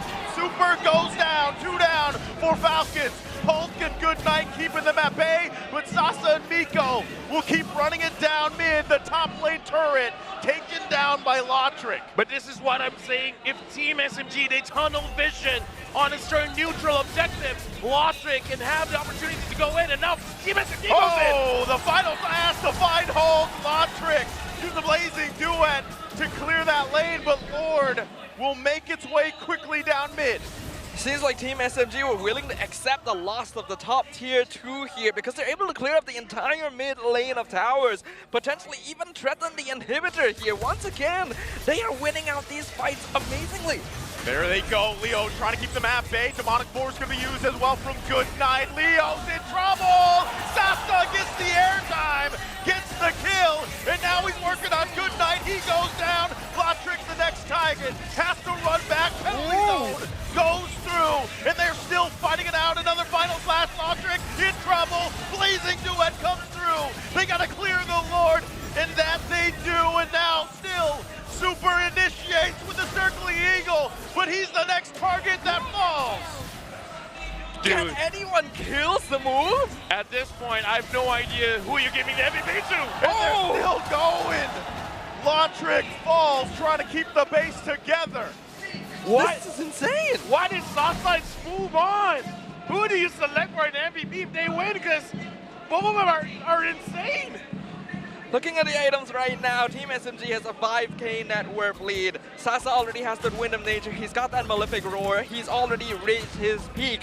Lotric 1k behind, but he's also got his Trinity on that Claude. So at the very least, a laking damage is there, but SMG just seems to be playing around Team Falcons. Right now, Lotric is just waiting for the Winds of Nature. Once the Winds of Nature is there, he can go in because there's a lot of physical damage for Team SMG. But as we saw just now, Team SMG going up against Falcons, quite a lot of damage on Goodnight as magical damage. So Sasa has to be careful because that's his biggest threat. It is going to be the Phobius. So the Wind of Nature isn't going to help you there. That is true, and we have to know this is going to be a very sensitive timing now for Team SMG. Wind of Nature just completed for Lotric, and we know that our Malaysian team has a tendency to be unable to end these games clean enough. Sasa already dropped his killing spree and gave that gold bounty to Lotric as well. So they have to be quite careful in the next few minutes. Yeah, right now we're going to look at the instant replay where Smooth again throughout this game. We have to note that Vengeance does give you a little bit HP back, and it has been buffed recently, and Smooth is really using everything to make sure that he stays alive. Like, I feel like, I don't know what to say, man. I legit don't know what to say. He should have died multiple times. He's smooth. And he only died once. He is smooth. He is smooth. That's it. Gameplay so far, very smooth for SMG, and they're still going. Yep, Miko gonna use the Rage, final lockdown, but again, ultimately just trying to delay things further. He's gonna miss that final slash, but this could be SMG just securing the Lord, unless something can be done. Miko jumps in again. They're actually just gonna call the fight. Hulk trying to run, but Lotric will push top side as well. How does Team SMG want to respond? They have to get back to base. Lotric still pushing it in with 1 minion. Can they get back in time? Smooth tries to save the game. Lotric, he's got a trick of his own as they take game number 1. This is one of those moments where, as an analyst, I'm proud and upset at the same time that I called it. Team SMG, they're gonna tunnel vision. And that Claude is not just strong micro-wise, but macro-wise as well. They had too much faith. They thought that they'd be able to win fights fast enough to force Lotric into a defensive position, but that cost them the victory. I just gotta say, someone from the MPL Philippines, I've seen this a time or two, and Lotric is definitely Filipino. Let me just say, is it easy to transition from Malaysia to Philippines? Naisu? I mean, wow. An incredible performance there. Team Falcons, Lotric especially, keeping his eye on the prize all the way until the very end. It seemed so one-sided. Team SMG were taking such clean fights. Smooth and Sasa seemed to be popping off like never before. But in the end, victory comes down to taking out that crystal. And that's exactly what Team Falcons did. LaFell, the disappointment on your face is it's evident. not disappointment. Oh, what is it? It's fear. Oh! My citizenship is at stake. Why do I have to cut this game? Hey, it's all right. You know, I'm not gonna say it either, but you did mention, you know, Team SMG, they have a tendency to during the draft, I already said it. There's a strength for Claude. Tunnel vision. Tunnel vision, truly the greatest enemy here. Let's announce our MVP, brought to you by Republic of Gamers. And I think it's pretty obvious who was the one who clinched it for our representatives from MENA. Lotric will be MVP of the game for game number 1 on that Claude. Although his numbers may not look the best, he knew what the end goal was. If that kill participation was lower, it would have been more the reason why they won. That's Right? true, This is one of actually. those weird situations. The longer, the lower your kill participation is, the better.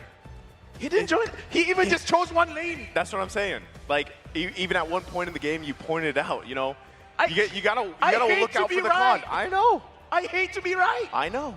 Let me just be the fool. You know, the definition... I feel like a fool.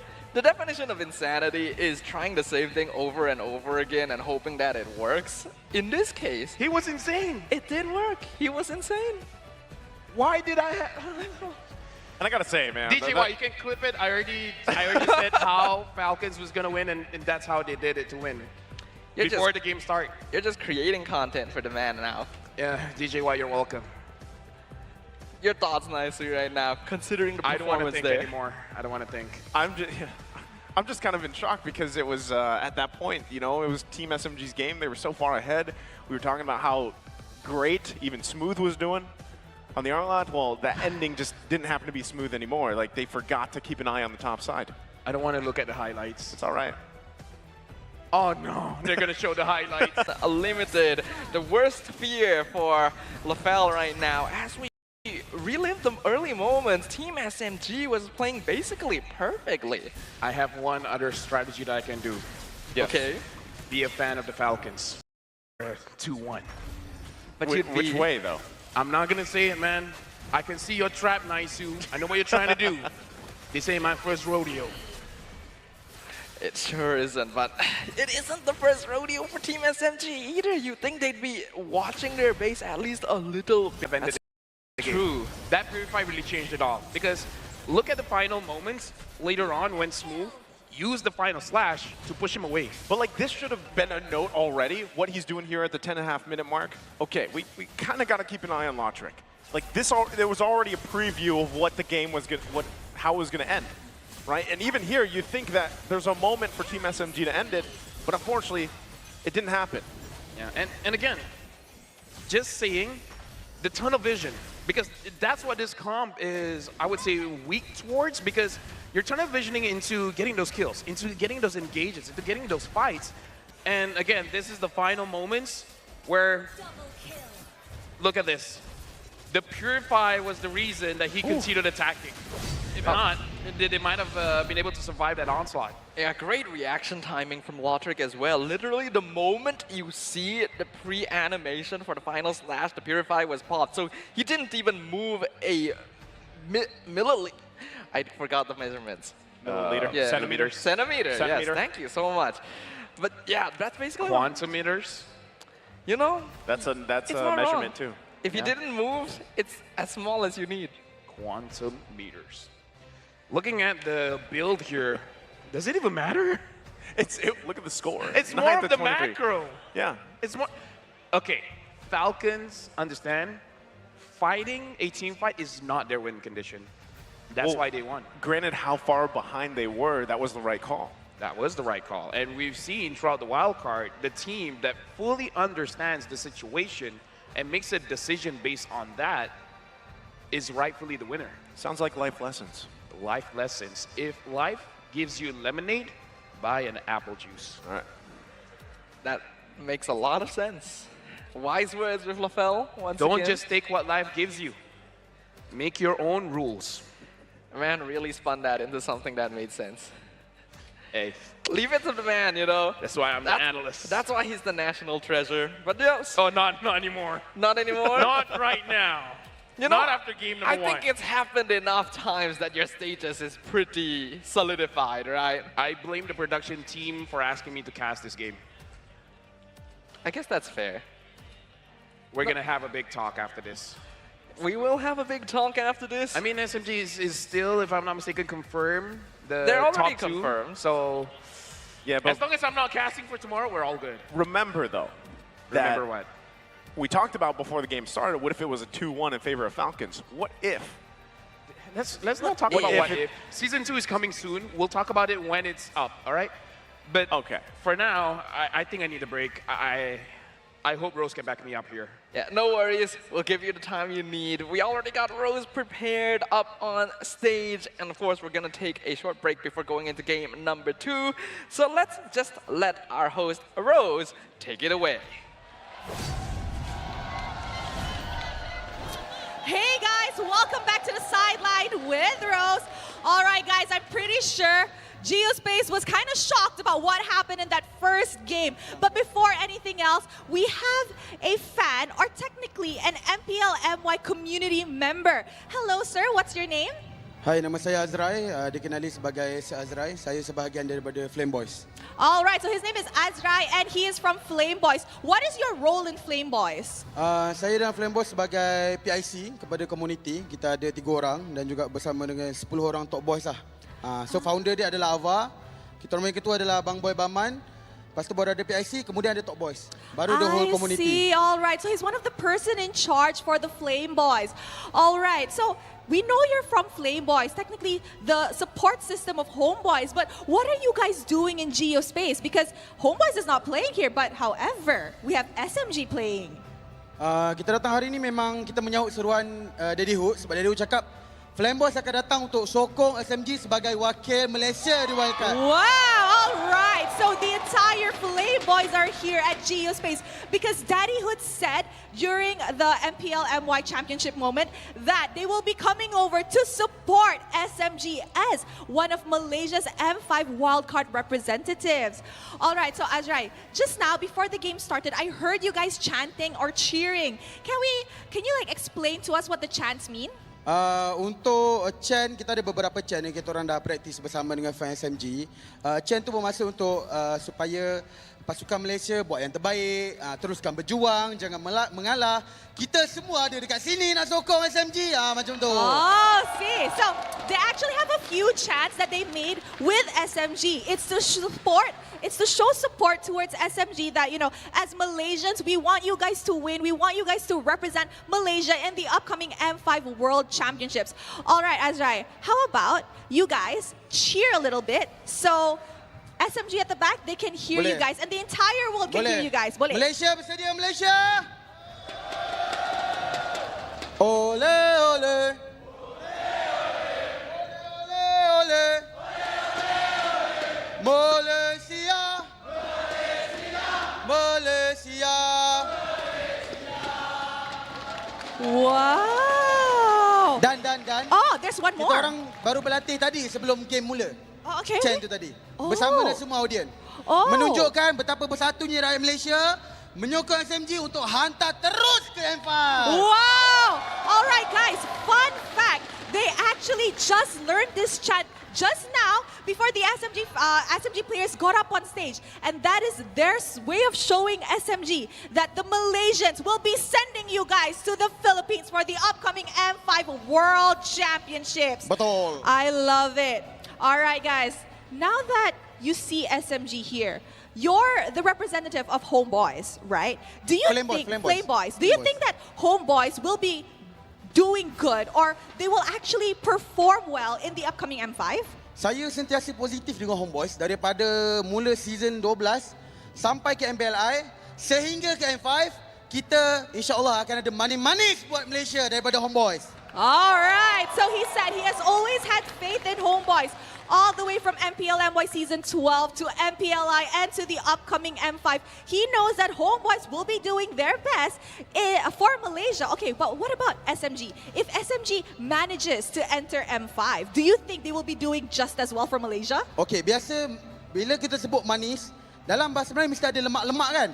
So SMG adalah lemak-lemak dia untuk melengkapkan makanan kita di M5. All right. We need the sweetness and the fats to technically make Malaysia's delicacy in M5. So, Azrai, last words for SMG. They're all here right now. Come on. SMG, selagi kristal tak pecah, selagi itu kita berjuang. All right, as long as the crystal has not been taken yet, we still have hope. And with that, it's time to throw it over to the casters to be better than great. Thank you very much to Rose, and of course to all of our fans here in the audience at Geospace for your support. It is thanks to all of you that we're able to give the support these teams need to take their tickets to M5. Going into game number 2, we have some updates actually. We thought the Team SMG was already confirmed in the top 2, but apparently if Team Falcons are able to take a 2-0 clean sweep, Team SMG will not actually make it to the crossover match. Ooh, that's scary. If it's a 2-1, there'll be 3-way tiebreaker, additional 2 best-of-1s. So the only way for SMG to confirm to play tomorrow, they gotta win this. They gotta win the next 2 games. They gotta reverse sweep. I think Falcon is gonna take it. Thank you. You're welcome. Greatly appreciate the sacrifice that you have made today. Falcon is great. Falcon is amazing. Falcon is gonna take SMG down. It makes me cry every single time. Same. No, but what about... Agree with me. Hold on, let's go. No, I can't. I can't agree with the well-known curse. Oh, all right. I can't. Fine. It's not. It's fine. So it's like that now. I can't. Here's what I'll say. There's a high chance that I see this going to a game 3. You know why? Because again, that game 1 should have been Team SMG's. So I think if you let's not dwell in the past. Let's no. Oh, let's dwell in the past. Just a little bit. All right, we're gonna build up from biggest the thing past. yeah. I know it's okay. I'll walk you through it. Right? They just need to be able to learn to not tunnel vision. It's that. That's it. But learning's difficult, no? You've done great learning in your life. Oh, thank you. Yeah, Thank you. you've already learned from Naisu after all. If LaFell can do it, then Team SMG can do it. Let's jump on into the drafting phase for game number 2. Turns out the stakes for this matchup are way higher than initially anticipated. Team SMG on the blue side, Team Falcons on the red side. The Franco ban, very unusual here from SMG. What do they want to use that is very acceptable? Is it a Joy? Should be, right? Or the Nolan. Nolan, They could be trying to make Falcons choose. Wait, I have... Probably not Fanny. I've never seen Saksa on a Fanny. But I wouldn't put it past him, I'm going to be honest. All right, but I feel like when you're down a game, I think Fanny is too much of a risk. So yeah, I'm thinking of either Nolan or Joy. Nolan is even a risk. So That's Joy true. there, because we've seen Saksa use the Joy quite a few times. Yeah. They could also be like mind games. Maybe they actually want... not Nolan then. Yeah, maybe they're trying to make Team Falcons ban the Joy and they grab something else. Like, we know that Saksa quite likes the Baxia, for example. It could give Team SMG a pretty good opening. I don't know. What is the plan here from these teams? I mean, if Falcon is already smelling it, they should... Yeah, they ban the Joy. Now, here's a very SMG thing to do. First picking the Valentina. I'm not so sure whether that's the right thing to do right now, but it is a very SMG thing. What else? What else? Because I'm really thinking of Stormy's heroes, the Valentina as well as the Fireman's. Both are great. Yeah. Other than that, I'm not so sure. Yeah, then like there's the Angela as well. Maybe like set up for I'm like not liking the Angela Baxia combo could be pretty strong. They could be trying to like surprise pick with the smooth Benedetta to try and deal with the split pushing. That could be interesting. But it's the Bruno. Wow. Right. That's a good choice. Yeah, good choice. Very good choice. Completely forgot about Bruno, but now for Falcon, do they take the Arlot? Olive Fireness, Valentina. Yeah. A lot of good mid lane options, and Angela is still open, and for them might be a little bit better. Oh, Charizla. A solid option here. Hulk was able to set up some pretty good penalty zones throughout the wildcard so far. The Faramis is a pretty safe choice since it is, of course, one of Good Knight's signatures. But since the Valentina is still open, it's pretty risky. They go for the Novaria instead. That Astral Echo penalty zone combo could be quite devastating, and Team SMG is not prepared for it. Yeah, and I think at this point, again, given the stakes now, right? The stakes have clearly changed just with that one game. And you know, the fact that you're most likely, I don't see them picking up a quad again. You know that Bruno's across from you. You can kind of play around that. You have to be able to match up the spike, though, the spike that he's going to have. You know, we talked about this even in the previous series, where once those, let's say the 2 items are locked in for the Bruno, you know that he's going to have quite a bit of threat, right, in terms of that. So it does make me wonder if they still possibly mess with the idea of a little more sustain. Now that they have the Novaria, right, do they want to go with the Angela or something like that? Because on the response, you have an Akai and you have a Lilia. Right now, honestly, since the stakes is so high, I'm thinking about being a vegetarian. Yeah. Because this pressure, even I can't take it. I can't imagine how the players are feeling right now. But the Lilia and the Akai pick, it's very defensive. It's very defensive. I don't know how to feel about it. I guess Team Falcons have the freedom to play around a little bit now that they're 1 game up. And you know what this is? What is this? Dude, this is a statement. Like, they are after that condition for the sweep. Ooh. Then we got to look at... Like, they want to cutthroat. I see what you did there. Yeah. They got to ban something like a Hilda.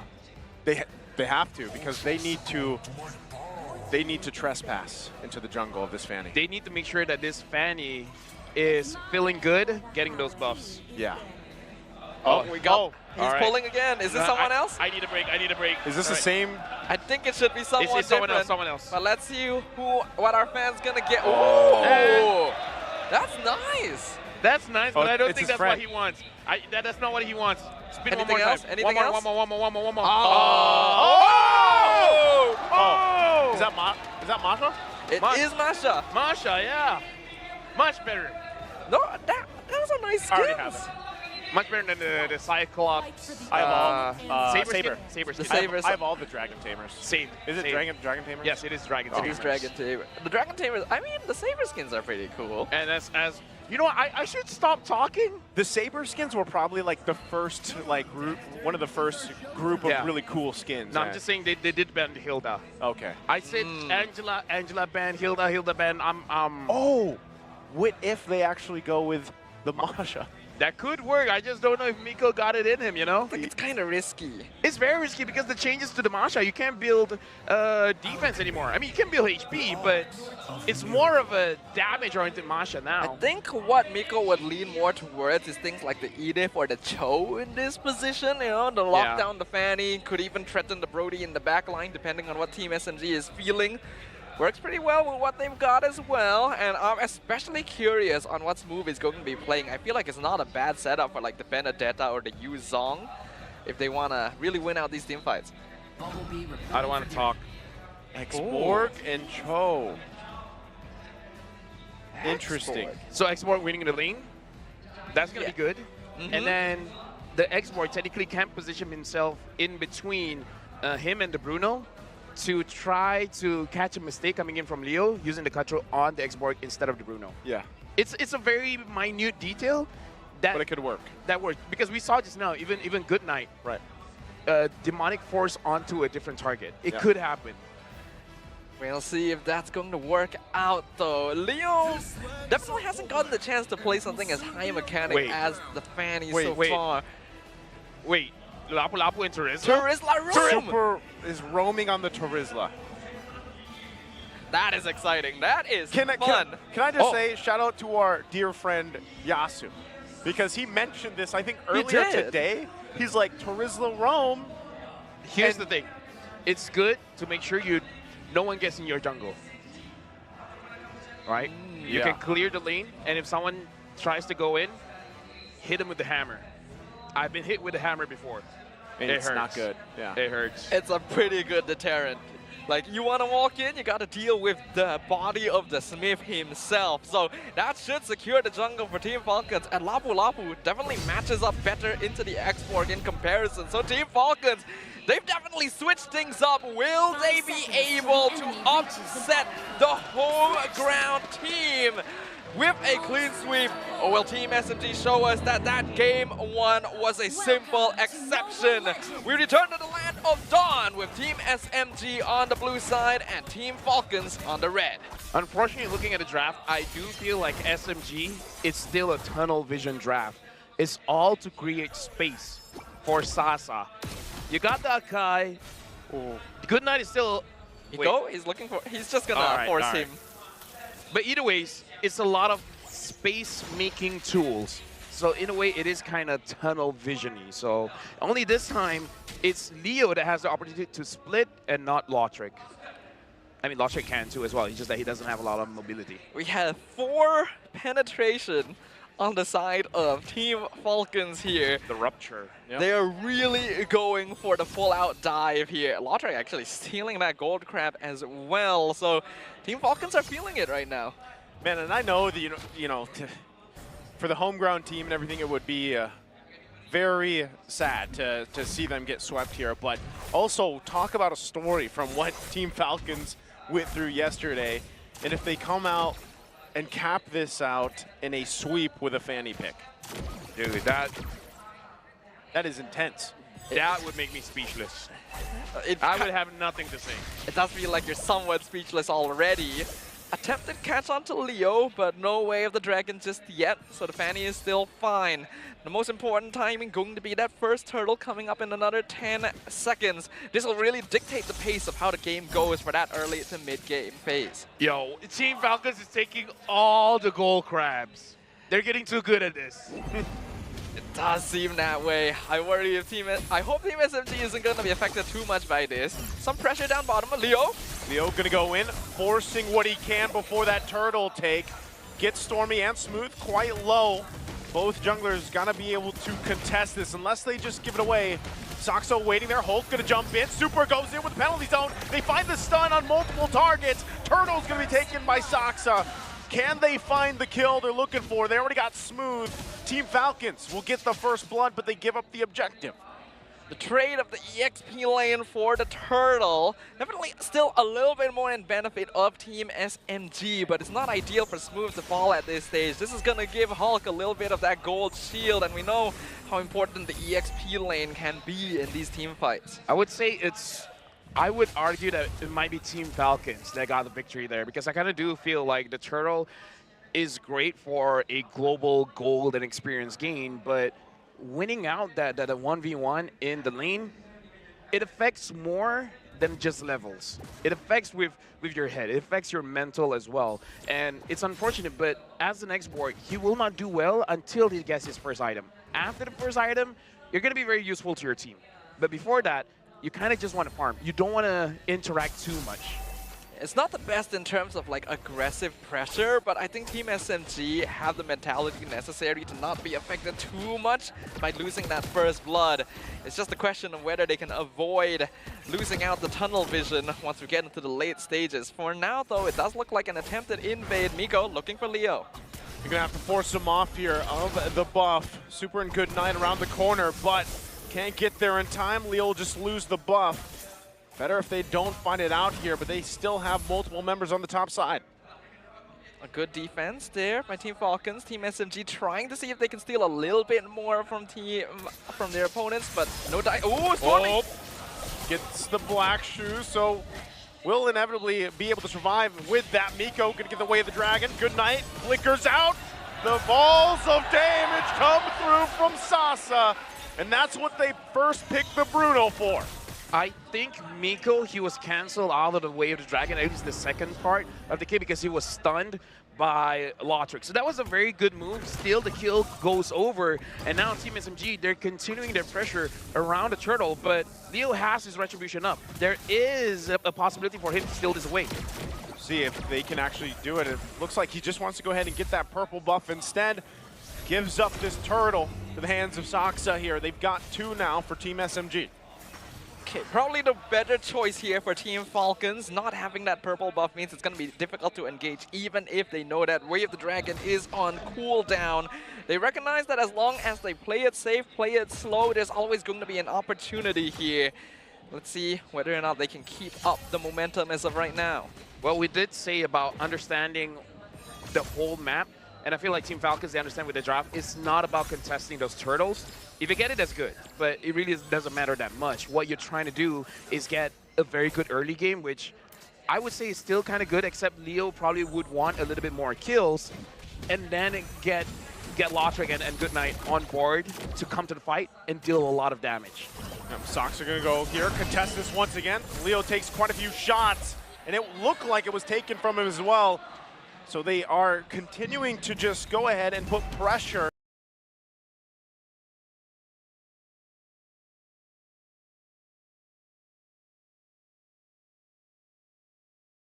So look at the damage! They have to respect it. He's got 2 now in his hands.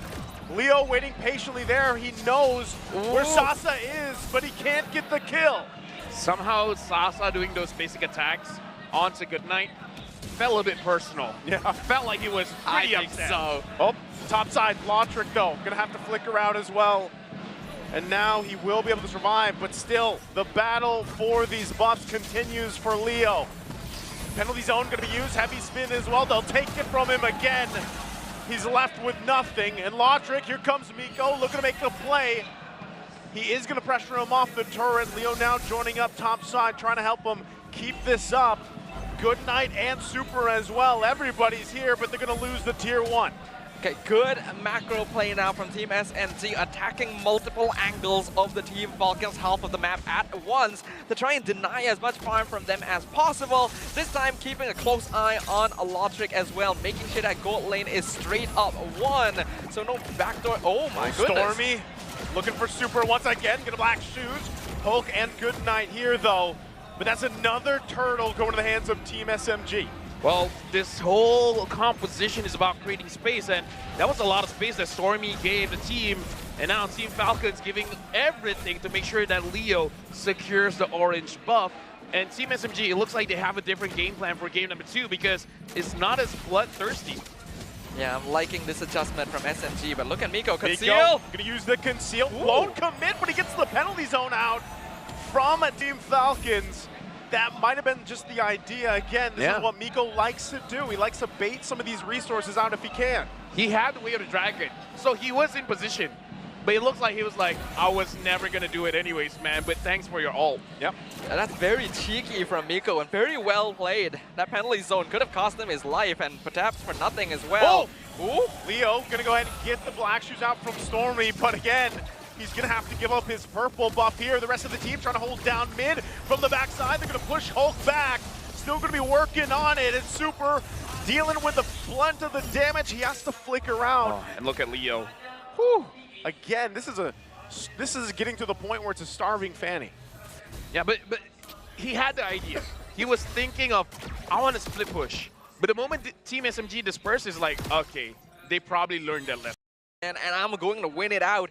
It's about making sure that they have the conditions for victory and that they're denying as much as possible from their opponents. This is a different Team SMG.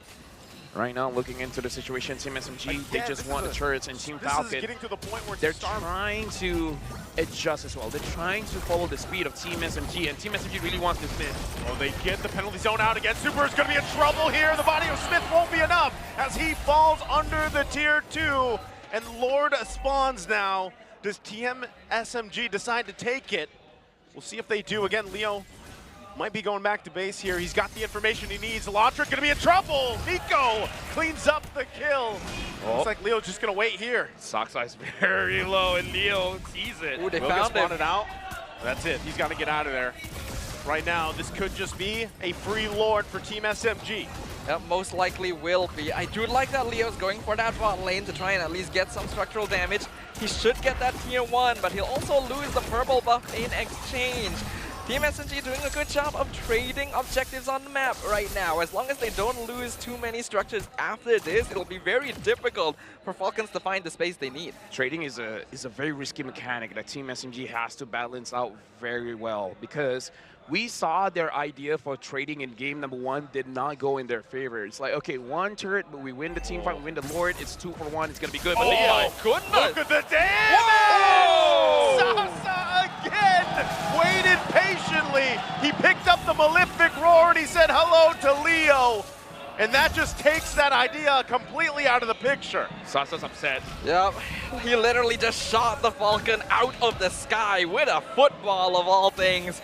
Lord gonna be pushing up top, tier 2 mid, falling to Team SMG. They're pushing in with 2 waves of minions. Can Falcons defend? Gonna have to. Lord now making his way top side. Turret's a couple hits away. Leo now back up. Do they just take the discipline route? Clear things out the best they can. Team SMG with a massive lead. I believe in the Falcons, man. They can defend.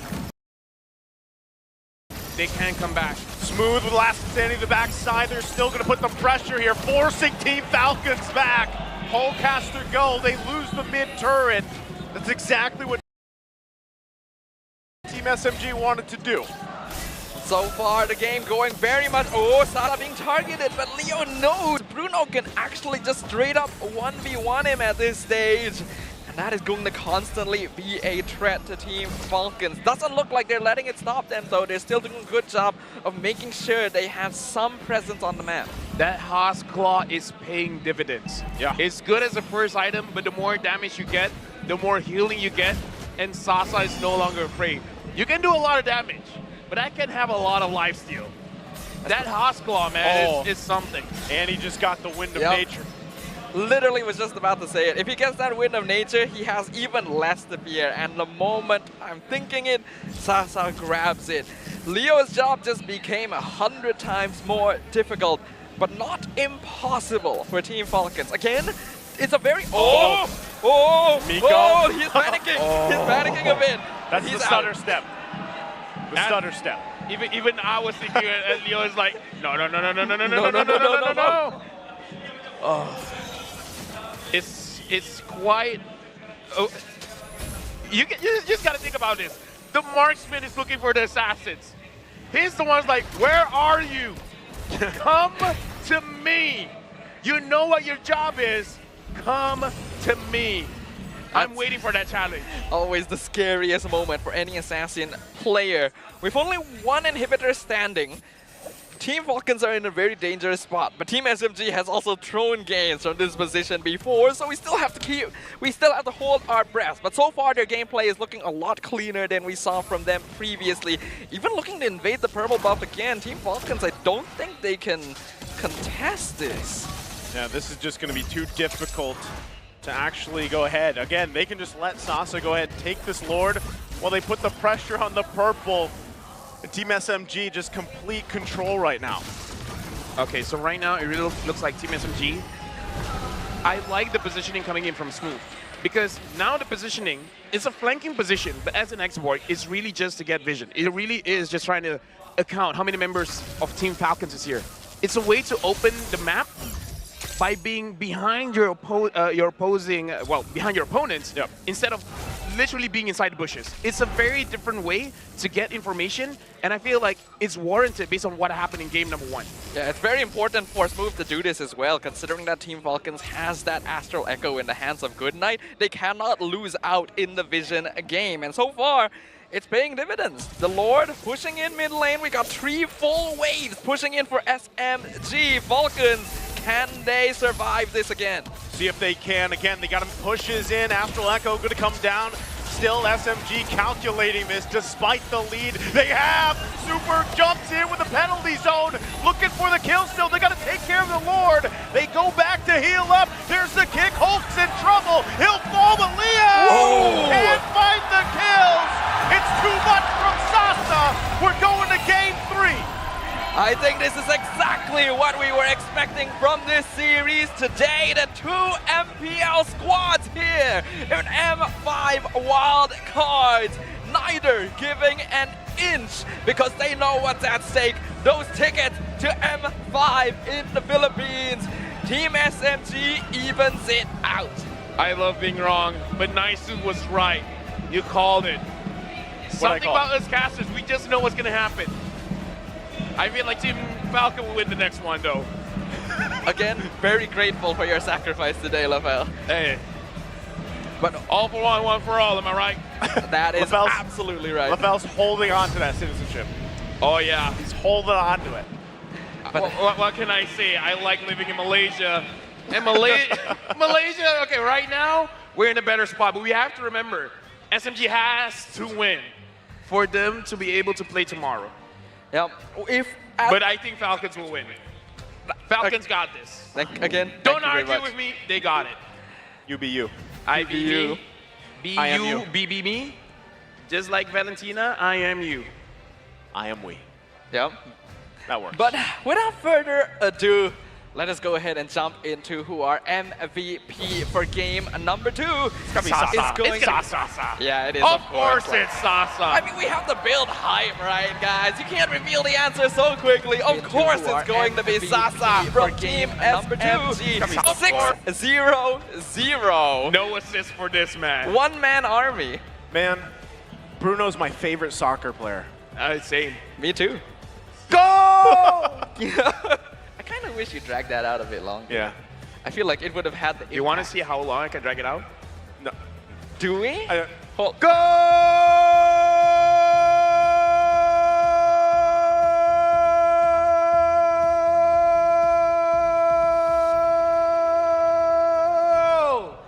Ladies and gentlemen, let's give a big hand to LaFell! Once again, Team S. A beautiful I'm victory. so sorry. It's okay. I'm amazed that I'm not out of breath. Well, but it was a goal. It was impressive. A huge goal for Team SMG and for Sasa as well. He was actually full items already. I kind of want to check again how long that match actually lasted, because this felt very fast. Yeah, but the anti-grass was definitely one of the reasons why the Fanny was not able to burst him down. Plus the tenacity. Yeah. Yeah, plus it's tenacity as well, yeah. I think they just countered the Fanny pick very well. We even talked, the fact that when you play, I don't know, in a way it's like a huge risk picking up a Fanny, number one. Definitely. And then secondly, you have to manage the buffs, and they just weren't able to do that. So it was a mini game in itself. Yeah, Risk is the middle name of a Fanny. Fan Risk A. That's not how I thought that middle was gonna go. But okay. Looking at the highlights here, we can see that Team SMG had much better control of the game this time, being able to punish the risk that Team Falcons took with this Fanny pickup. And he picked this into the Akai as well. So that was already a straight up challenge to Team SMG, and SMG really let him have it. I mean, like, let's be fair. The Akai wasn't the big problem there. Yeah. It was all Bruno. I mean, like, sure, the Akai controlling the jungle, making it so that it's difficult for Leo to actually get his buff, is a big factor. I'm not going to discredit that. Definitely a big factor, but Sasa, it seems like he's the assassin here. I think they did give a good amount of attention to gold lane this time, right? The fact that Sasa was able to win out his lane very handedly thanks to early ganks meant that he was unlocked right from the get-go, being able to get extra gold from the shield, being able to build up items more quickly, and then you add on the pressure that Saksa was putting onto Leo by constantly stealing the purple, then you see how all of these little steps make a great recipe. I gotta say as well, Stormy played with no fear. He played like he always has that black shoes. And I feel like he did. I mean, part of the reason is because of his build. He has a lot of cooldown on his build. And looking at the emblem set here as well, yeah, the tenacity really helped out Sasa, not just going up against the Fanny, but going up against Lotre. Because as you said, Staffa, there's a lot of penetration, the rupture coming in from Falcon. So it's a good thing that he has the foresight. There's a lot of base damage coming in from Falcons. The tenacity was, I would say, essential for him to survive the laning phase, going up against Lotre and Leo. That is true. Like, being able to survive, having that extra bit of defense around the second half of your HP can actually really mess with heroes that want to get that one shot, right? The torn apart memory, the cutthroat coming in, you think, oh, I do this amount of damage, and then suddenly the calculation gets messed up later on in his health bar. Helps a lot. And since Sasa already got so much help, you could see that he felt very comfortable this game overall. Team Falcons, unfortunately, we can see that in the buff comparison, was not having a good time. That's not what you want, right? If you have a Fanny or one of those buff-depend heroes for the jungle, that's kind of the risk you have to take, right? When you go that route, and it also makes you wonder, was the Terizla roam the right choice for this? Was that something that they just kind of had to do, given the draft, how it kind of already unfolded? I feel like the export kind of made them feel like it will be good if we switched out this Terizla, because I kind of feel like he will not have a good lane phase. So I feel like it was a little bit forced. Personally, I think it's a little bit unnecessary. It's just like you just got to bite the bullet. It's not going to be a good lane, but the Terizla is mostly for the fight, right? For the team fight. So I personally would have just stick the Terizla in the EXP, pick something else for the roam. I mean, I can't really blame them though, because in the heat of the moment, switching out that Terizla for a Lavu in the EXP lane versus Xborg sounds like a very good idea. And we already talked about it. It would be a good defensive option to make sure that Leo's jungle is fairly safe early on because of the body of the Smith. But Team SMG were able to play around that and predict things. And you saw that Hulk Super both had Radiant Armor, and yet Stormy was still tearing through them. Yeah, Flying Glaive as well as the Glowing Wand kind of mitigates the amount of magic resist that opponents has. Dealing with the roam Terizla, right? Half the time he was either putting out enough damage to force just to go back, or use the black shoes. Even Miko was kind of, in a way, this game he didn't make these huge or massive plays, but part of it was him just the fancy footwork, right? Getting some of those ultimates out when they maybe didn't need to, or even getting a single or a double flicker out from the team of Falcons. It was kind of like that work that you don't see right away, but every piece of that puzzle kind of falls into place. And I feel like that was where Smooth fit in too with the export. I'm going to go back on Stormy playing this mid lane because there's two general ways you want to play the mid. One way is ganking the side lanes. The other one is to prevent your opponents from moving around the map. Yeah. And I feel like he did that very effectively because he prevented the Terizla as well as the Novaria moving around freely, giving a lot of space for Sasa, giving a lot of space for Smooth, and then giving a lot of space to go inside the jungle. Because before the fight even starts, Stormy already made sure that they don't have the defense to actually handle whenever the Akai wants to take a buff.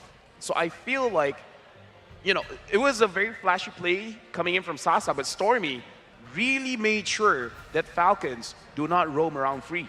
Stormy was the silent killer this game. Being able to control the map so effectively is what allowed for Team SMG to feel so safe to invade into that enemy jungle. When you add on the Xborg, add on the heavy spin, Team Falcons basically can't walk up to them at all.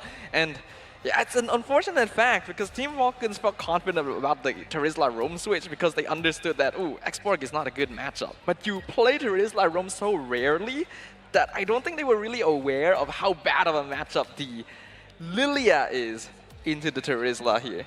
Yeah, again, Terizla was a big question mark. I know in theory it could work, but in terms of the execution, it just wasn't there. And like we already said, Stormy was a big component to that, and he played that so well.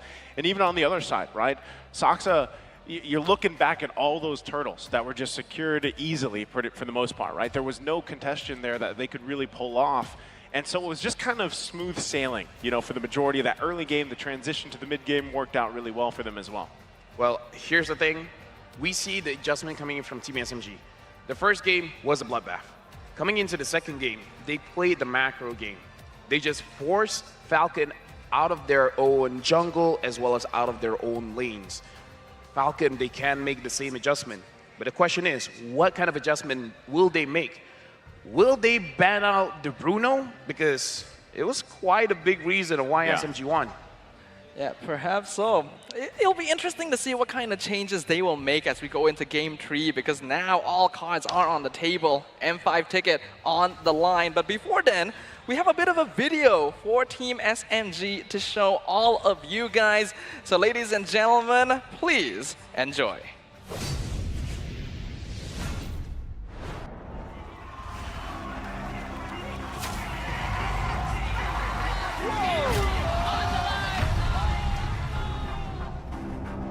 I think we just tired before the championship. We played 10 games and then suddenly 2-0 become 3-1, right? And then suddenly we go to game 7. Our mind just we're here, just play the game like that. We got nothing to lose. 其实 playoff 对我们来讲，这是今年真的很难，压力很大，因为今年很多 Philippine play 进来 ，gameplay improve 了很多。 Ever since M1 up until M3, Malaysia was one of the big 3 regions, including Philippines as well as Indonesia. SMG at M3, I would say, is definitely one of the saddest memory most Malaysians have of their performance. SMG, the first team to be eliminated. M3 tu memang tak boleh buat apa lah. Mungkin time M3 kita orang punya komunikasi nak bagi 很 sad 很 sad， 然后expect 很多，就是可以 at least go to top 6。kita orang agak kecewa lah. M3 hari tu pun dia ibarat peluang untuk macam tim-tim lain nak masuk pun susah, tapi peluang tu kita orang gunakan sia-sia. They were such powerhouses during the MPL season, but all of a sudden, the moment they went to M3, everything dropped. And some insider news that I was able to get was they were basically overwhelmed because that was their first international experience, and the team could not handle it. M3 的时候输了，整个人真的很不舒服，因为对自己要求很高的时候，真的可以拿到很好的成绩，但是一下子很现实，就是最后一名出局。This year, Team SMG came back stronger, finishing second at MPL Season 12. 就是 M3 之后，就每一个season都一直想去improve自己，觉得还可以去打过世界赛，就是至少拿个前4这样子赢了一下。They've come a long way to be back in the M Series, and now SMG is only one step away from the group stage. Their win could possibly bring back Malaysia to becoming a strong region again. MLBB Malaysia untuk season kali ni improve banyak. Untuk wildcard mestilah kita nak masuk M5. I think we really confident, but we will not underestimate the enemy. This time, the qualifiers is in our home soil, Malaysia. This is good for SMG because now the country is behind their back. I think not only will be SMG fans will be here, most of the Malaysia fans that love Mobile Legends, I think they'll be coming here to support the home team. SMG, vamos! Keep support Malaysia punya team. Keep supporting us, Homeboys and SMG. Kita akan buat yang terbaik di M5 dan kita akan cuba bawa balik M5 ke bumi Malaysia.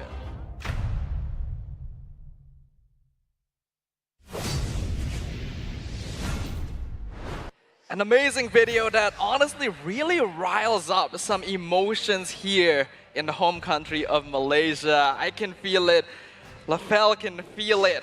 I'm sure everyone in the audience can feel it as well. We want to do good. We want to be better than great. LaFell, how you feeling? This is Arashi's. I got some tears and makeup on here. I'm sure. Shout out to Arashi, man. Is that either that's Arashi's or that's Mirko's? Because Arashi borrowed. Oh yeah, that's true. Hey, shout out to the 2 Indonesians. Thanks, guys. Hey, well, one thing's for sure. That was an amazing video, and obviously, every time that you have a loss, right, that's always an opportunity to learn from. And I feel like if you've been following Team SMG for a while, you can clearly see how they have risen through that adversity, right? And now we see how they play now. It's amazing to see how that's changed over the course of time. But I do think Falcons will win. Okay. Again, thank you for your sacrifice.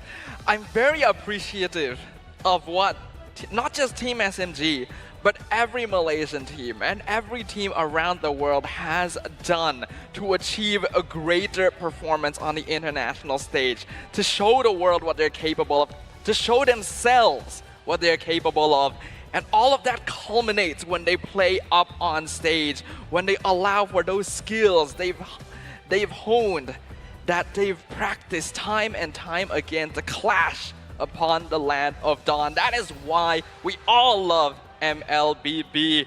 But for game number 3, only one of these teams can be the victor. Who will be able to adapt to their loss more quickly?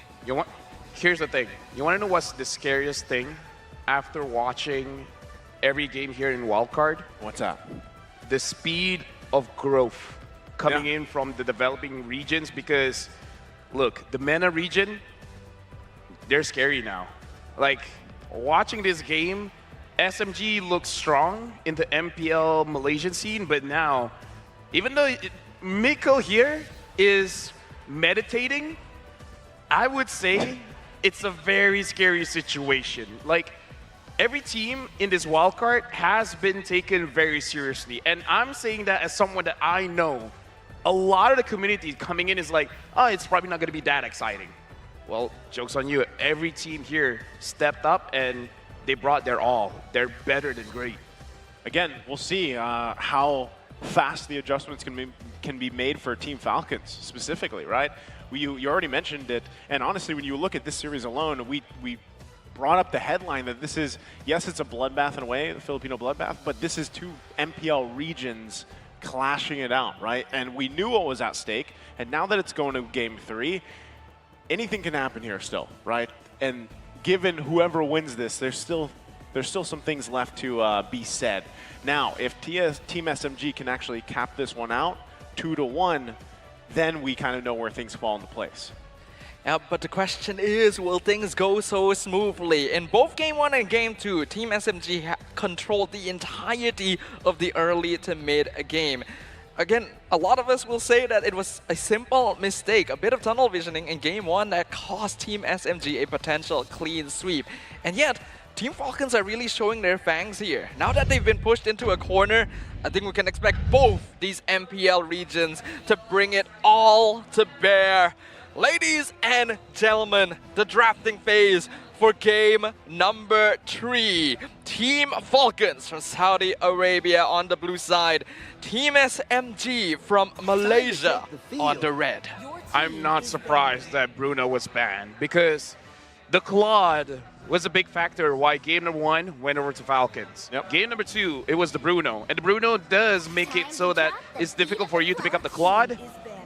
Team SMG has to be careful of that because now Falcon is able to take the Claude on the 2nd and 3rd pick. The Claude. It's one of those heroes that's a little bit difficult to really consider because he's not that strong in the laning phase. He takes a very long time to come online, but the flexibility in his gameplay always makes it so that he is a threat in the right hands. Wow. And a lot of respect coming in from Team Falcons here. Panning out that Lilia as well. Oh, still showing the bromance here. They're already making this into a meme. But yeah, Falcon, look at the respect. Bruno as well as Lilia. SMG, I kind of feel like the Lilia ban may have threw them off a bit because I'm pretty sure they expected the Bruno, but not the Lilia. Well, at least our analysis was on point. Right. That Lilia was a problem. She was, yeah, definitely. The way they played it too, and so it begs the question, Team Falcons, what do they want to take with a priority pick? That's the Nolan being banned out. And I almost wonder too, you know, in terms of the jungle pick alone, do you really want to go with some of the risk, or do you want to actually go opt towards the utility so that you can compete when it comes to those turtles? This is a great first pick though, the Matilda. I don't like the heroes I'm seeing, but Baxia and Angela is open. It's a strong pick. I just don't want Stormy playing the Angela. He can play, don't get me wrong. It's just the team dynamics change. I think a lot of us look at it and think it's a bit of a waste of Stormy's potential because he's capable of making individual plays so effectively. Don't get me wrong, his Angela is actually kind of terrifying, but it does limit what he can do as a solo hero on the Land of Dawn. For now though, it does look like they're going to go with that 1-1 pick, and This we is got a trend. an audience member. This is a trend. These guys got a lot of diamonds, man. Hey, Malaysia, man. Ooh. All right, future enforcer. All right, Not all right. bad, Not not bad, bad. not bad. But the next one. Oh, okay. That's all He's right. pushing more. There's more. Oh, that's nice. Oh, that's nice. Oh, that's not too bad. That's not too bad, but definitely not the luckiest man we have here. Yeah, it's not like... I guess 3rd time wasn't the charm. Oh yeah, that was the 3rd time. Why don't we draw on the desk? I already got the skins. I already used my half off 10 times. I'm saving my diamonds for that Yuzong. For the M5 pass. Yeah. Gotcha. I'm already at level 30 or 40 something. I'm keeping it. Man knows his priorities, but also Matilda Faramis. This is a support combo that has messed with lots of teams, and they're pairing it up with the Claude as well. I'll just try to do it again. Matilda is 100% win. It hit 7 games straight. Really? So Matilda has not lost. Team SMG has to break the streak. Prepare for the return of awesomeness. Right now, Falcons draft is looking good because he has the Matilda 100%, but the Faramis is good against the 1-1. The Faramis can cause the 1-1 to make a mistake. Yeah, I'm not feeling good. We gotta hold out hope for now. The Phobia's ban is a smart choice. You Very got smart. the 1-1. Yep. You don't want to let him spam that demonic force, even if you've shown so far that you're able to balance it out among your teammates. Better not to just have to deal with it at all. What will Team Falcons want to look to ban at this point? Again, at this point, you know, they could focus on... Now, the funny thing is, your first 3 picks, you can do quite a bit with, right? We have to see really what they want to round it out, especially with the XP lane. But I still feel like, obviously, the Akai from Team SMG, now, could that be flexed? Or is it just going to go in the hands of the in the jungle? What do you think? The Akai? Because, yeah, the Akai. I feel like it is going to be in the jungle. Actually, now that you say it. Like, that's my main question, right? So I think it is going to be in jungle. Yeah. I think based on the bans, it is going to be in the jungle because why would you ban the box here? Because you could have taken the box here yourself, right? So I feel like it is going into the jungle. But I like that Falcon, they're really focusing on the EXP ban because Smooth has been silently doing a good job. What if he just goes Arlot? What if he goes Benedetta? It's one of those heroes that he's just like, Coach, I don't want to overthink it.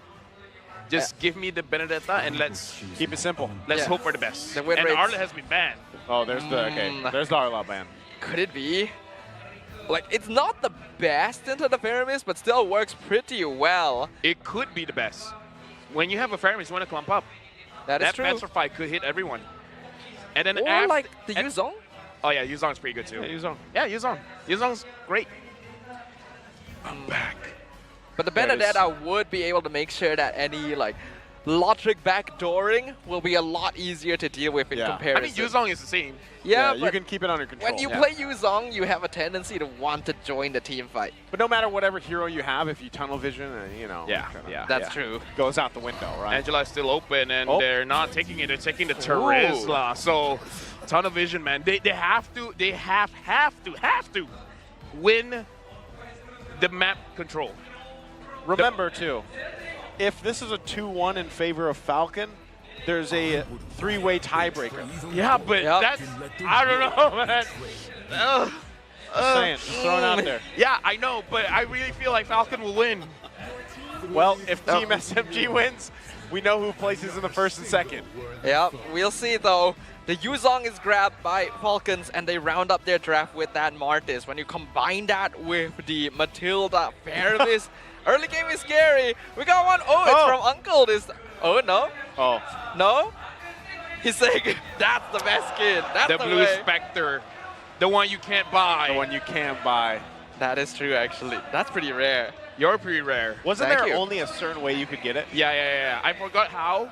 Cause I think it was different per region though, because I Oh, know, yeah. I know in the Philippines there was a certain way to get it. So I don't even remember if I was around at that time. I'm gonna be No, you were honest. born last year? Yeah. You were born last year, right? Yeah, I think so. Yeah. Yeah, that explains it. But with the Excuse me, how's your heart doing? Because my heart is beating so fast, you can listen to it. That does not sound like a heart. Yeah, I don't think that quite worked. All right, I'm sorry. It sounded different in my head. I think we gotta check your heart, man. That sounded a bit off. For now, though, still no. We're gonna hope that everyone's heart is beating and that everyone is prepared for what is to come. 2 teams with dreams of making it to M5. 2 teams with second chances granted from their respective MPL regions. 10 players with 1 goal that will clash upon the land of Dawn. Let's go for game 3 between Team SMG and Team Falcons. Ladies and gentlemen, put your hands together and show these teams all the support you can because they are going to need it. If you're wearing headphones, I'm giving you 3 seconds to take them out for now. Let's go game number 3! This is what the wild card is about. That was the fastest 3 seconds that I've ever heard. Hey, I can't count. Understandable. For now, Miko not going to be able to get that purple buff, but does force Leo to use his retribution. For now, the mid lane continues to be pretty bloody. Stormy and Goodnight are both very aggressive players, it seems. Yeah, I feel like Stormy's probably one of the more aggressive, you know, Valentina players, and sometimes that's what it takes. It's almost like he thinks to himself, is this a bad idea? Oh, good night! And there's Stormy on the board, first blood. Dude, this is why I love this guy. There's a reason we call him the Mage Prodigy here. This is a very young player that's already shown his personality on the stage. Miko just standing there threateningly. Not gonna go for it for now. Yeah. Leo has hit that level 4. Stormy is one of those players, you do not claim you're the best in front of him. It brings out something that you don't want to see. And honestly, looking at this match right now, Stormy goes in again. Like, he is at a disadvantage when it comes to HP, but Team Falcons right now, Claude is doing very well against this 1-1. And I want to see for Team Falcons and Team SMG, will this be a focus? Yeah, previously Team SMG put a lot of attention towards that gold lane, but that's when Sasa was on the Bruno. You could really abuse that hero's early game damage. On the 1-1, that's not going to be quite the same, so we can see that there is a shift in which parts of the map they are approaching. For now though, first turtle is up, and Leo is going to be the one dragging it over to his side. Yep, Saksa waiting for the rest of the team to get here. Stormy holding on to the Decimate. Might actually just commit this on Leo if he forces him out. Ooh. Smooth gonna jump in, goes for it and gets it. Stormy again, a menace here for the Falcons, and that's the turtle taken as well for Saksa. This is why I don't want Stormy on the Angela, man. Yep. Don't. Yeah, he can't do that. He can't do that. I totally forgot to mention that when out of every spell in the game, I think Stormy loves Decimate the most. No matter how many other good ultimates there are, if there's a Martis, it's go time for this man. And so, let's hope Team Falcons didn't. Oh! That's going to be the lockdown. Hulk is taken out. It's like clockwork there for Team SMG, able to get it.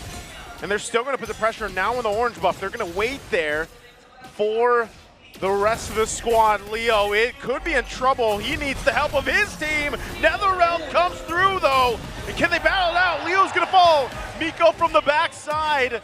They get the flicker out from Goodnight, though. Yeah, they saw Miko coming down. Still, Miko goes back. Goes in, gets the way of the dragon. It's him and Smooth. Won't be able to get the kill they were looking for, though.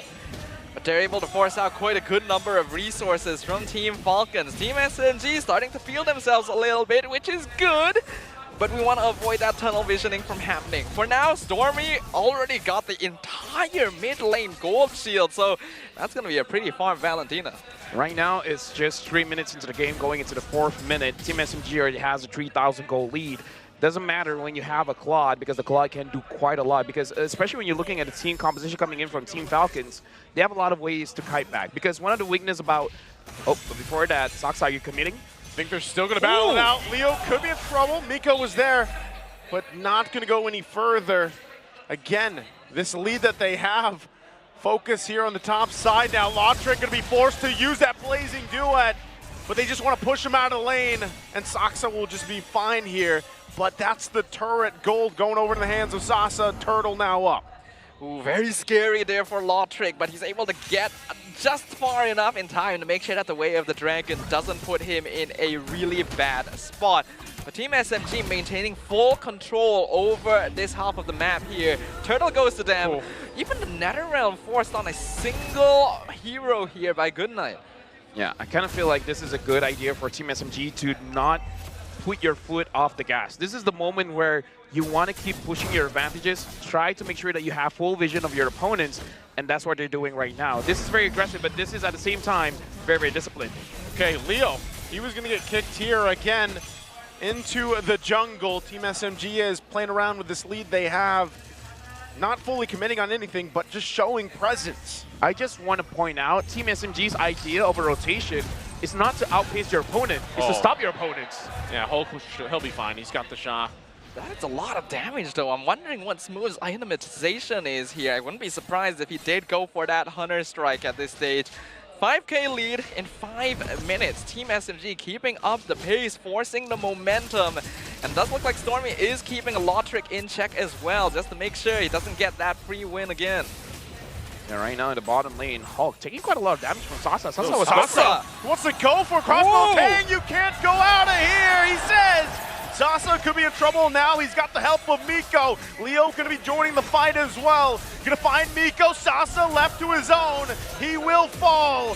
They get the flicker out, and Smooth going to go in with the penalty zone. Just trying to buy some time. Trying to buy some space. Stormy now gets the call off, but again, meanwhile, Saksa working on the mid. And Lotric is up to his old tricks. Oh, what? Stormy finds Leo in the jungle, gets that kill as well. This Valentina, I get the feeling, is going to be the real threat once we get into that late game stage. The game is not over until the crystal is broken. And even with Team SMG with this lead, game number 1 still haunts me. And Team Falcons, it looks like the way that they've been giving space, Logic could do it again. Team SMG right now has a good lead, has good map control, but Logic now has the Demon Hunter sword. He can contribute a little bit more to the fight. We'll see whether or not he will do that for now. We know that Miko. Oh, Miko! Gonna go in with the Way of the Dragon, but they spotted Stormy out. Circling Eel committed to. Now Miko the one in trouble. Leo wanted to get that Decimate. The flicker goes through. Good night. Can't get the kill though. Decimate comes through from Leo. Gets Stormy. So a little bit of a revenge. And flicker out from Smooth's penalty zone. Not sure if that was the most worth it. Stormy at this point is going to be worth a lot more as compared to Miko, and that's going to be a 4-kill shutdown going into the pockets of Leo on this Martis. Yeah, let me just say as well, Team SMG, they're starting to make mistakes. Sasa forcing it to kill Hulk, I don't know if that was worth it or not as well. And Miko trying to get a kick that wasn't going to result in a kill. Yeah. That's not good. Team SMG, they're putting a lot of pressure, but at the same time, they gotta calm down. They can't make these mistakes because Team Falcon has proven themselves as a team that will take those mistakes and makes you regret it. But it does look like they're playing it a little safer this time. You see that third item is Wind of Nature for Sasa, so he's trying to make sure that he doesn't get caught out like that again. Smooth gonna jump in there, Socks to receive him, guiding Wind down. But he's probably going to have to give up his buff as he does, makes his way to the orange. Team SMG just continuing what they did in the previous game, trying to focus on choking out Leo here. So not a bad idea, as long as they're able to keep an eye on Lotric as well. And so far, it does seem like they're doing that. If Miko is able to mark the Claude most of the time, then Team SMG will be able to maintain this map control. As of right now, they've only lost a single tower the entire game, so things are on track. And Sasa... Sasa again looking for the airtime if he can get it across the tank. Won't happen. He falls a little overconfident. And now Smooth and Miko on the run. They have to disengage. Stormy's here though. If you actually want to go for this, his damage is there. But now they back off a little bit more. Miko gets the kick. The Way of the Dragon Super going to be in trouble. Couple hits away. He will fall. They're going to battle it out. Miko flickers out. Leo now in the front of it all. He gets taken down. Ooh, and they somehow turn it around there. The move by Sasa was definitely a huge mistake. No reason for him to overextend himself in that situation. But then Team Falcons got a little bit confident themselves, rushing in. Miko getting that kick, setting up for Stormy. And now SMG are able to control the Lord Pit once again. I mean, I can't blame Team Falcons for trying to push their advantage because Sasa is the main damage dealer. And at that point, they might have forgotten how strong Stormy is on his Valentina, which begs the question. They gotta be careful of Stormy's 5-1-1, and now the Divine Glaive is there. Ooh. Team Falcons, if Team SMG is not setting up, you gotta be careful because Stormy kinda doesn't need a setup.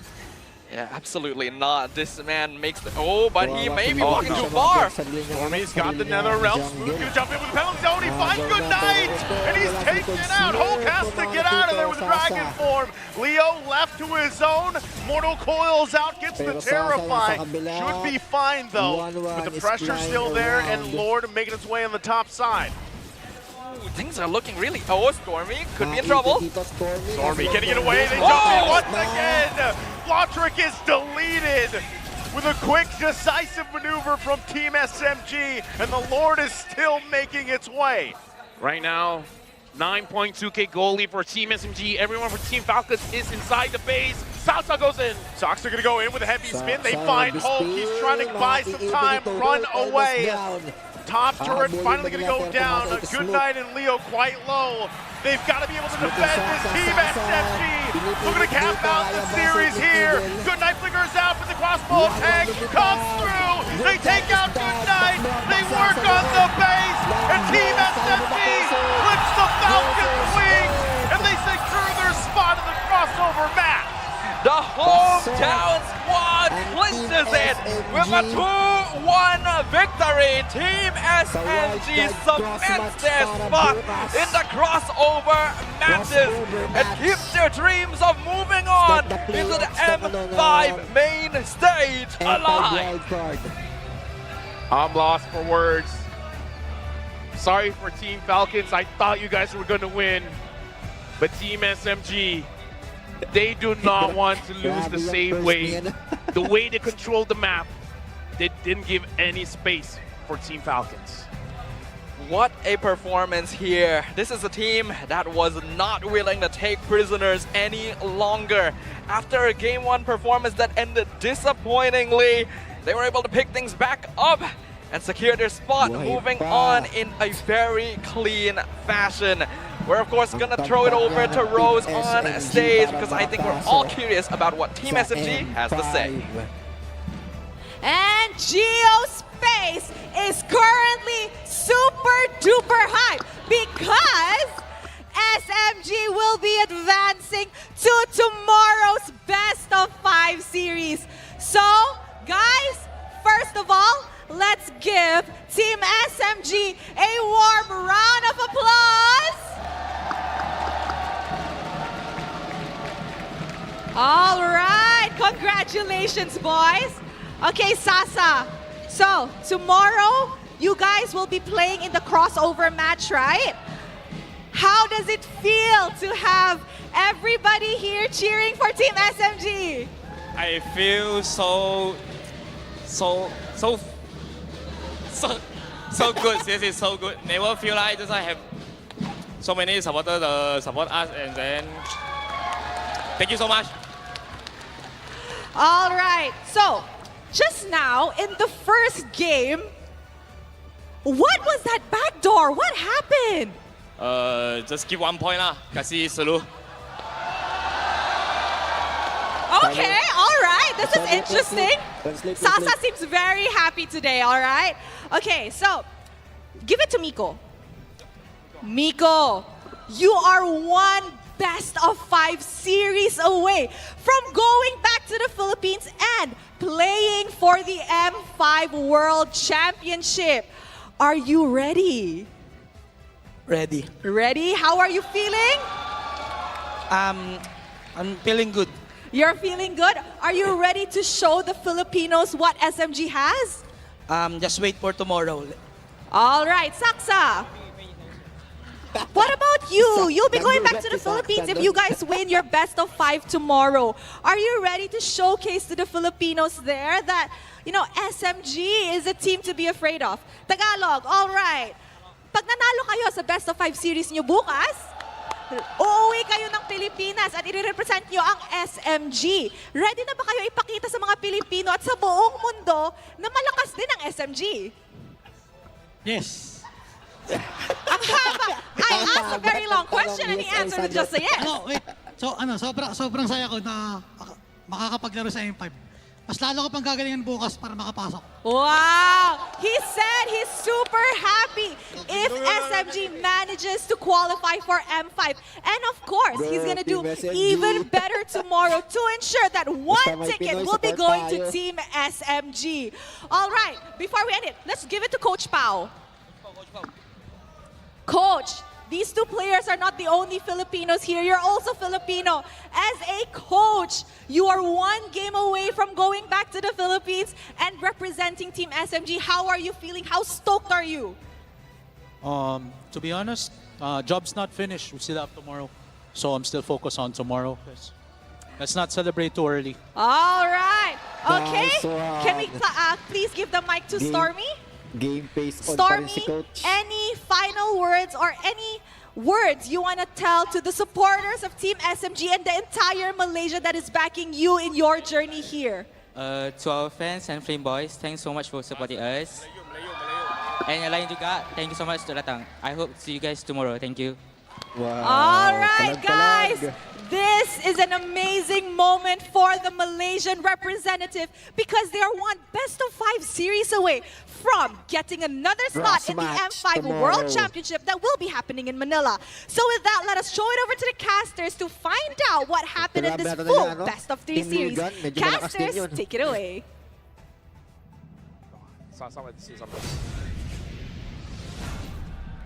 Thank you very much once again to Rose up on stage, and of course, congratulations to Team SMG. As a Malaysian, I'm very proud, and Lafell can finally breathe a sigh of relief as well. Looks like let's just give him a moment. Yeah, you can I'm have not going that. to say much. Let's go, Let Lafell. action speak louder for its words, because I'm a professional caster. I don't do much. Hi. You guys enjoy the show? All right, great.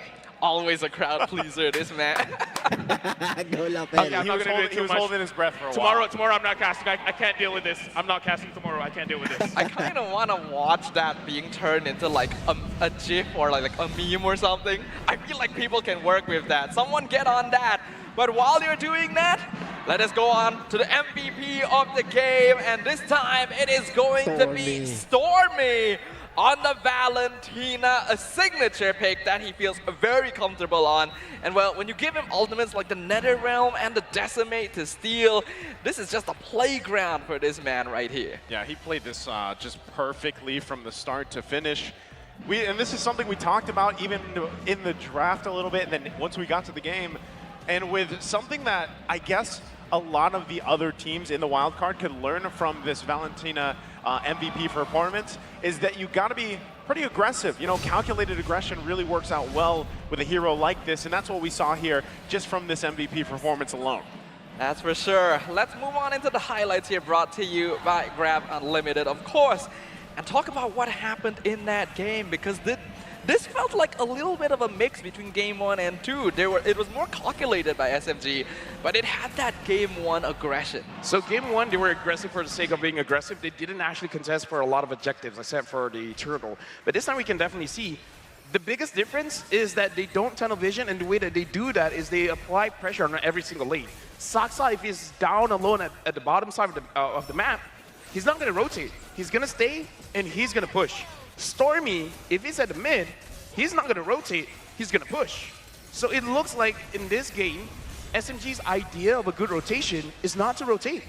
Just stay in your own lane and let Miko be the only one trying to start a fight anywhere. So he's the only piece moving. Everyone else, stay where you are. Yep. I mean, Saksa as well, but still. Yeah, when you describe it like that, it feels like a very conservative tactic. But when you look at the way that SMG is winning out their lane matchups, you could see just how oppressive this kind of style was. It basically didn't give any opening for Team Falcons to extend any sort of pressure across the map. And by constantly choking out their opponents, Team SMG were finally able to close out the game without giving any chance for Lotric to get up to his Game 1 shenanigans. And again, how fast that was. You know, we talked about the average game time in about 18 minutes, I think it was. This was 11 here, right? So rather quick game number 3, just kind of fell together, fell in place for Team SMG here.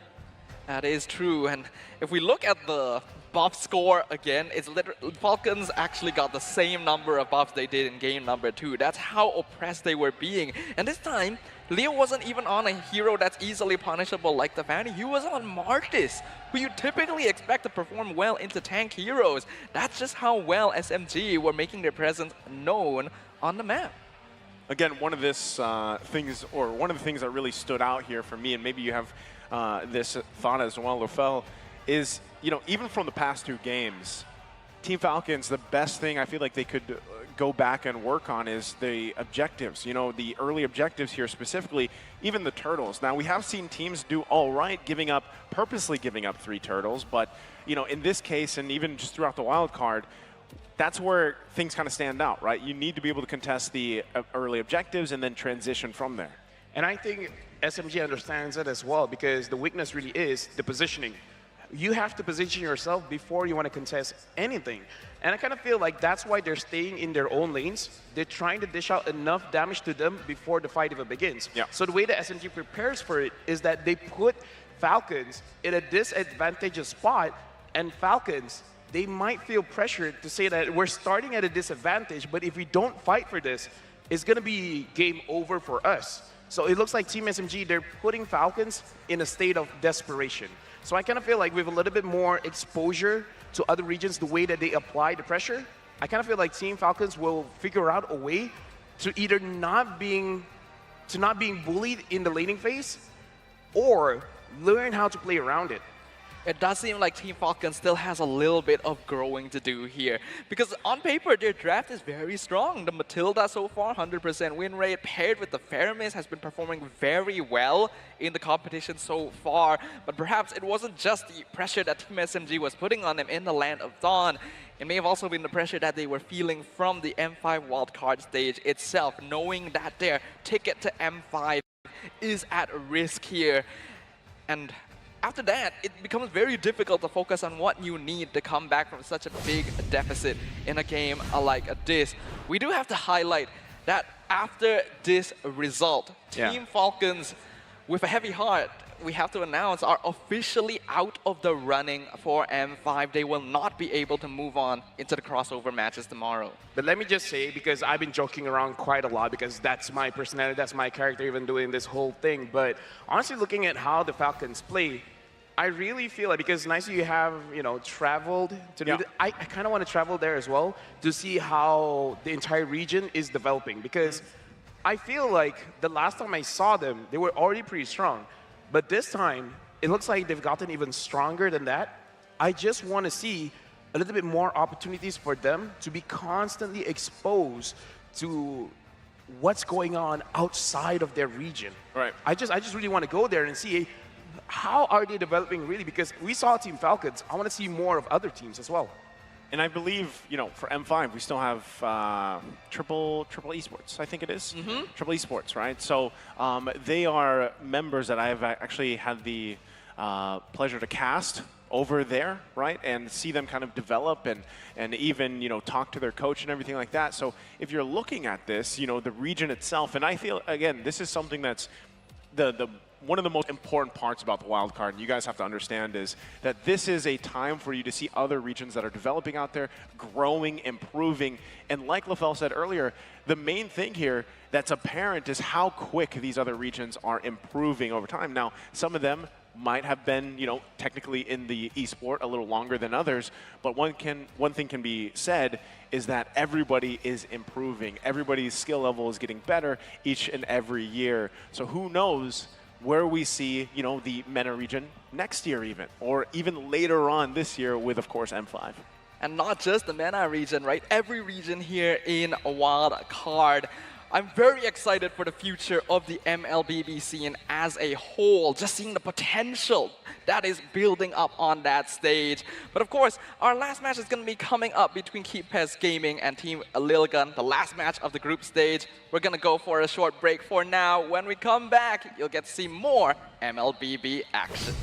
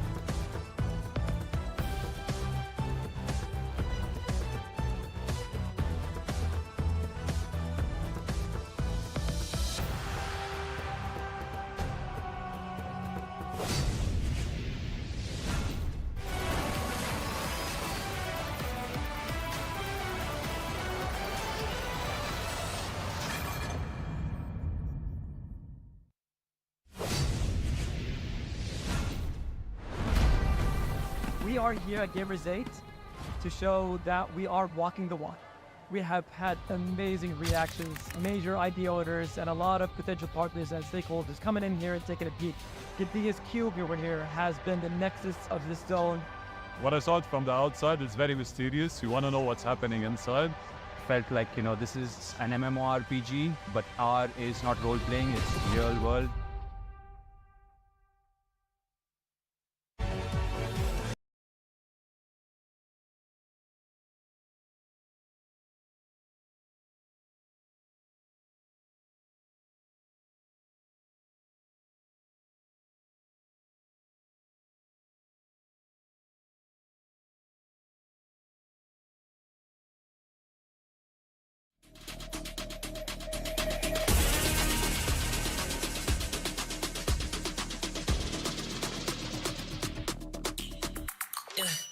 Hit me like I might get over, but you could give me in no corner. I know I can make a comeback. Ace this round and finish this game now. Got the power on my shoulders. Yeah, you know that I'm a soldier.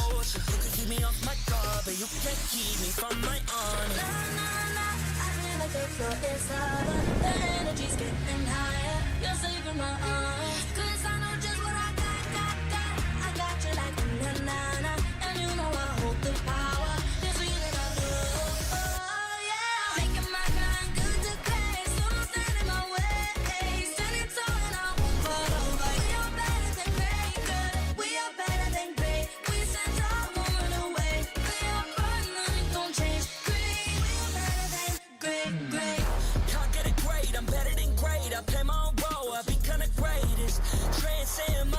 Into this game, yeah. I build a power to dominate fate. Championship mind, no time for the weak. We start to the game, shine, reveal. Better than great, that's how we feel.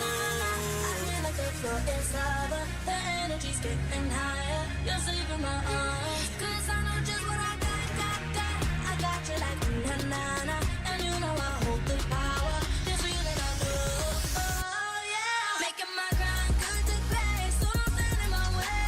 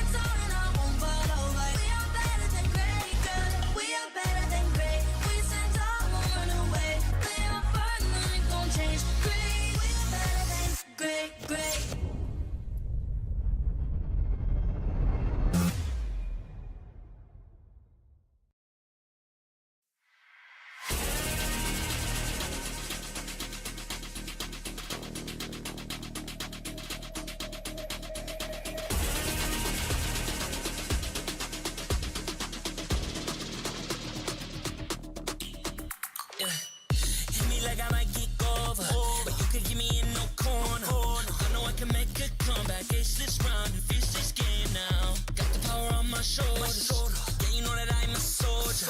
You can keep me off my guard, but you can't keep me from my honor. I feel like the floor is higher, the energy's getting higher. You're saving my arms, 'cause I know just what I got. I got you like na-na-na, and you know I hold the power. This feeling I love, oh yeah. Making my grind good to great, so don't stand in my way. Standing tall and I won't fall over. We are better than great, good. We are better than great. We stand tall, won't run away. We are fun, nothing gon' change. Great, we are better than great. Can't get it great, I'm better than great. I play my own role, I become the greatest. Transcend myself into this game, yeah. I build a power to dominate fate. Championship mind on top of the week. We start to the game, shot reveal. Better than great, that's how we feel. I feel like the floor is higher, the energy's getting higher. You're saving my arms, 'cause I know just what I got. I got you like na-na-na, and you know I hold the power. This feeling I love, oh yeah. Making my grind good to great, so don't stand in my way. Standing tall and I won't fall over. We are better than great, good. We are better than great. We stand tall, won't run away. Lay up firm, nothing gon' change. Great, we are better than great. If we stand tall and believe we can make it, you and me, with a sense of urgency, you'll see I'm better than great. I'm better than great. Oh yeah. Oh, I'm better than. Making my grind good to great, so don't stand in my way. Standing tall and I won't fall over. We are better than great, good. We are better than great. We stand tall, won't run away. Lay up firm, nothing gon' change. Great, we are better than great.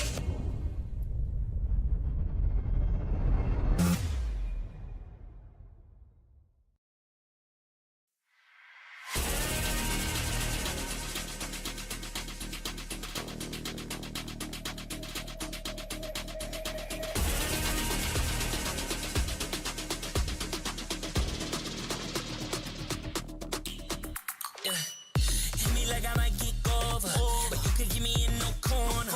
I know I can make a comeback, ace this round and finish this game now. Got the power on my shoulders. Yeah, you know that I'm a soldier.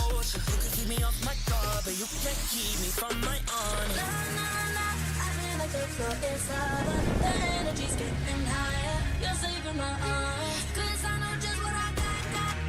I got you like na-na-na, and you know I hold the power. This feeling I love, oh yeah. Making my grind good to great, so don't stand in my way. Standing tall and I won't fall over. We are better than great, good. We are better than great. We stand tall, won't run away. We are fun, nothing gon' change. Great, we are better than great. Can't get it great, I'm better than great. I play my own role, I become the greatest. Transcend myself into this game, yeah. I build a power to dominate fate. Championship mind on top of the week. We start to the game, shot reveal. Better than great, that's how we feel. I feel like the floor is higher, the energy's getting higher. You're saving my arms, 'cause I know just what I got. I got you like na-na-na, and you know I hold the power. This feeling I love, oh yeah. Making my grind good to great, so don't stand in my way. Standing tall and I won't fall over. We are better than great, good. We are better than great. We stand tall, won't run away. Lay up firm, nothing gon' change. Great, we are better than great. If we stand tall and believe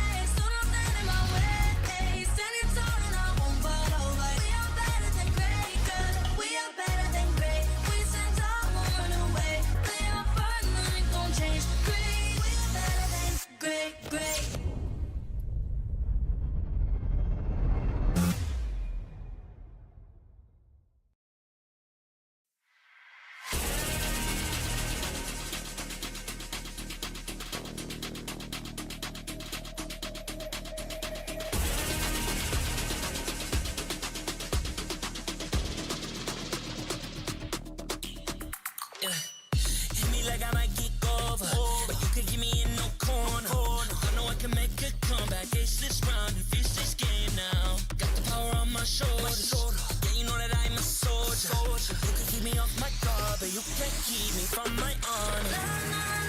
I feel like the floor is over. The energy's getting higher. You're saving my arms. 'Cause I know just what I got.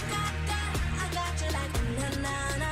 And you know I hold the power. This feeling I love. Oh yeah. Making my grind good to great. So don't stand in my way.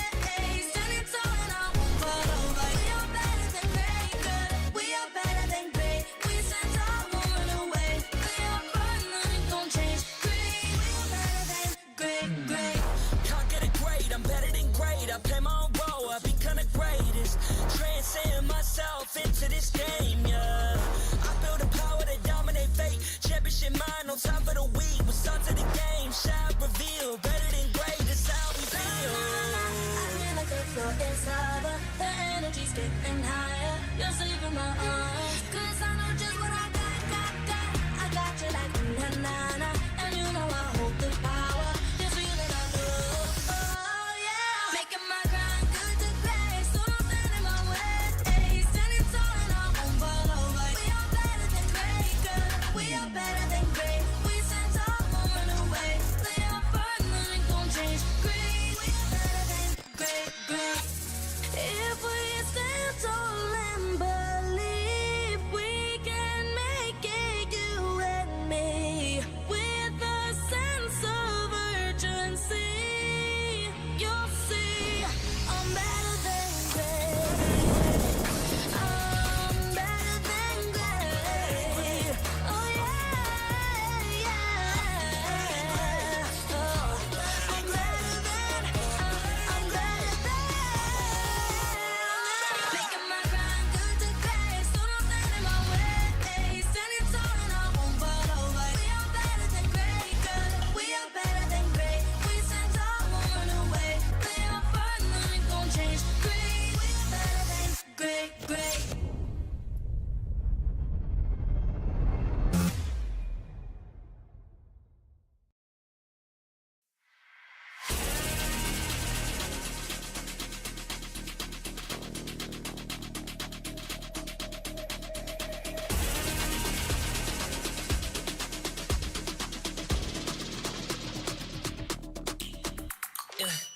Hit me like I might get over, but you could give me in no corner.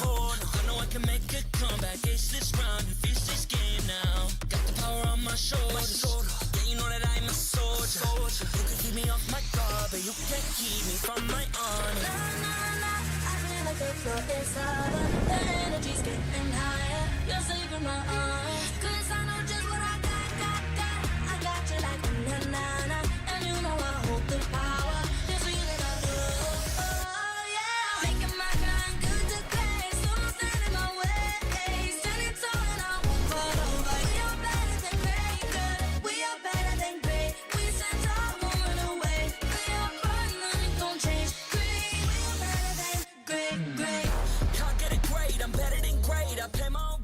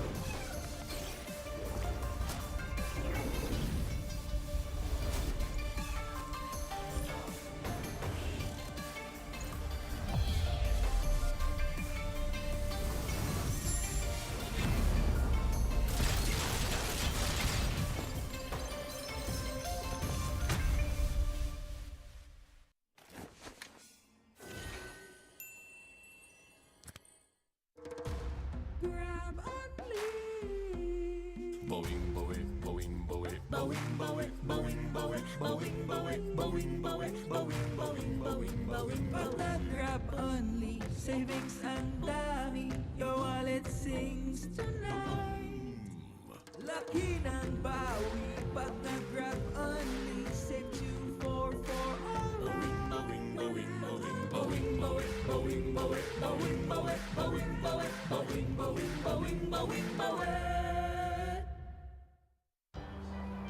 I value this the most. Sulitin natin. You guys ready?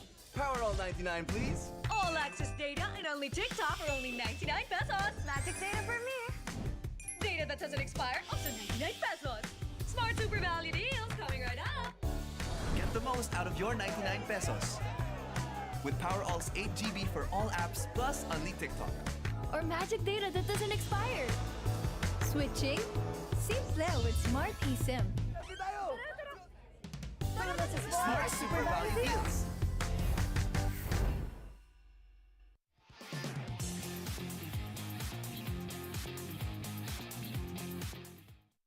How to register the Smart Giga Arena. First, go to gigaarena.smart on your browser.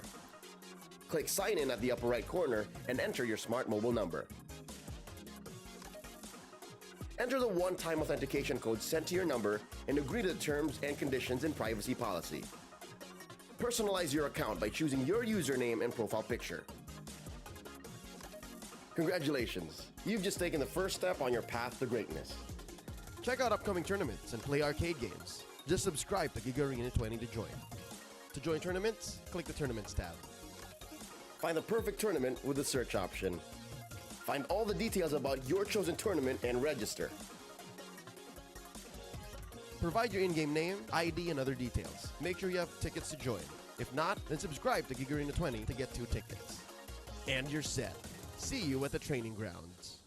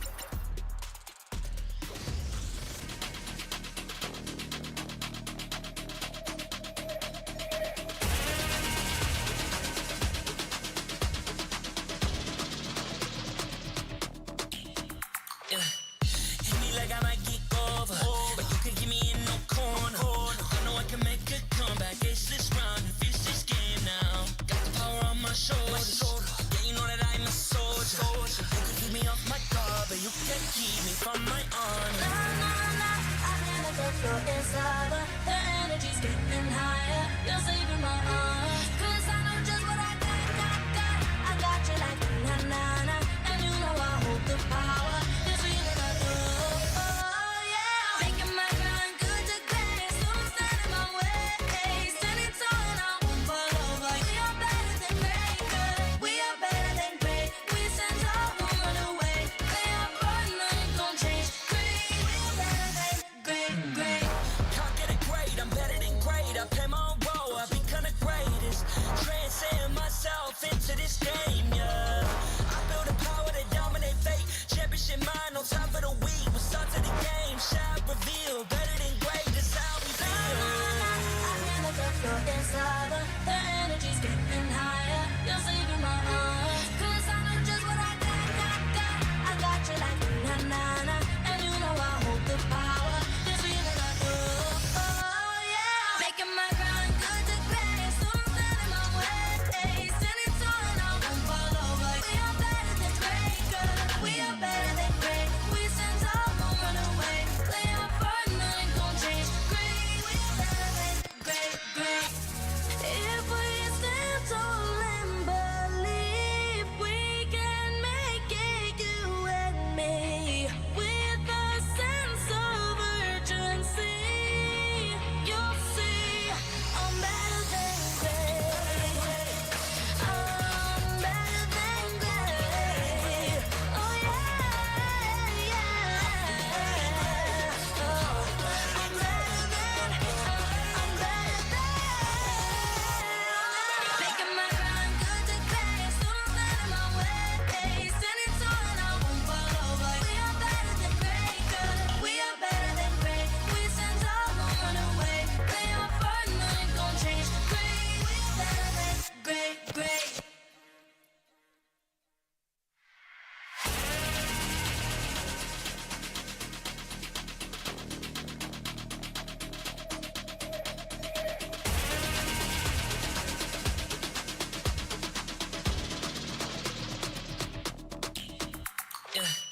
Hit me like I might get over, but you can give me in no corner. I know I can make a comeback, ace this round and finish this game now. Got the power on my shoulders, yeah, you know that I'm a soldier. You can keep me off my guard, but you can't keep me from my honor. I feel like the floor inside, but the energy's getting higher. You're saving my heart, 'cause I know just what I got. I got you like na-na-na, and you know I hold the power. This feeling I do, oh yeah. Making my grind good to great, so don't stand in my way. Standing tall and I won't fall over. We are better than great, good. We are better than great. We stand tall, won't run away. Play our part, nothing gon' change. Great, we are better than great. Can't get it great, I'm better than great. I play my own role, I've become the greatest. Transcend myself into this game, yeah. I build a power to dominate fate. Championship mind on top of the week. We'll start to the game, shall reveal. Better than great, that's how we feel. I feel like the floor inside, but the energy's getting higher. You're saving my heart, 'cause I know just what I got. I got you like na-na-na, and you know I hold the power. This feeling I do, oh yeah. Making my grind good to great, so don't stand in my way. Standing tall and I won't fall over. We are better than great, good. We are better than great. We stand tall, won't run away. Play our part, nothing gon' change. Great, we are better than great. If we stand tall and believe, we can make it, you and me. With a sense of urgency, you'll see I'm better than great. I'm better than great. Oh yeah.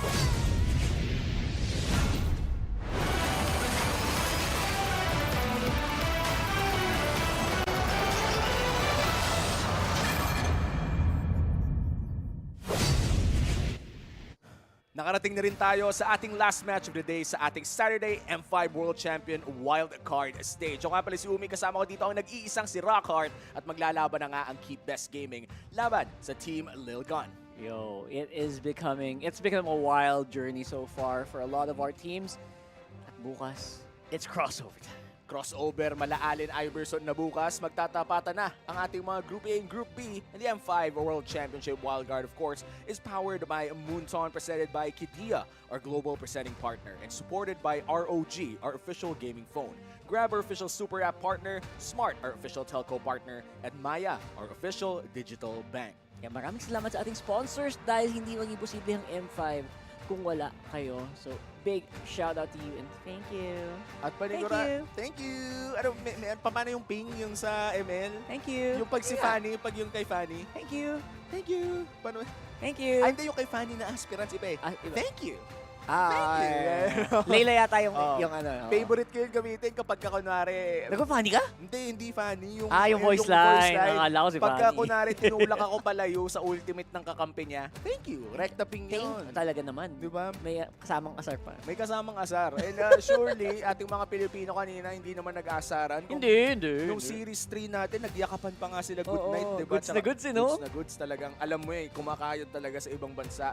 Pero this time, of course, ewan ko, wala atang Pilipino tong matchup na to pero kahit wala naman tayong kababayan doon, ay kailangan pa rin nating subaybayan dahil itong KBG mula sa China right now, of course, a Chinese selected team na magpa-perform ngayon dito sa M5 qualifiers. Gusto nilang lumabas dito with a bang. At bang! Nila ang di ba? Mobile Legends bang! Bang! Ay, nice ones. I see what you did there.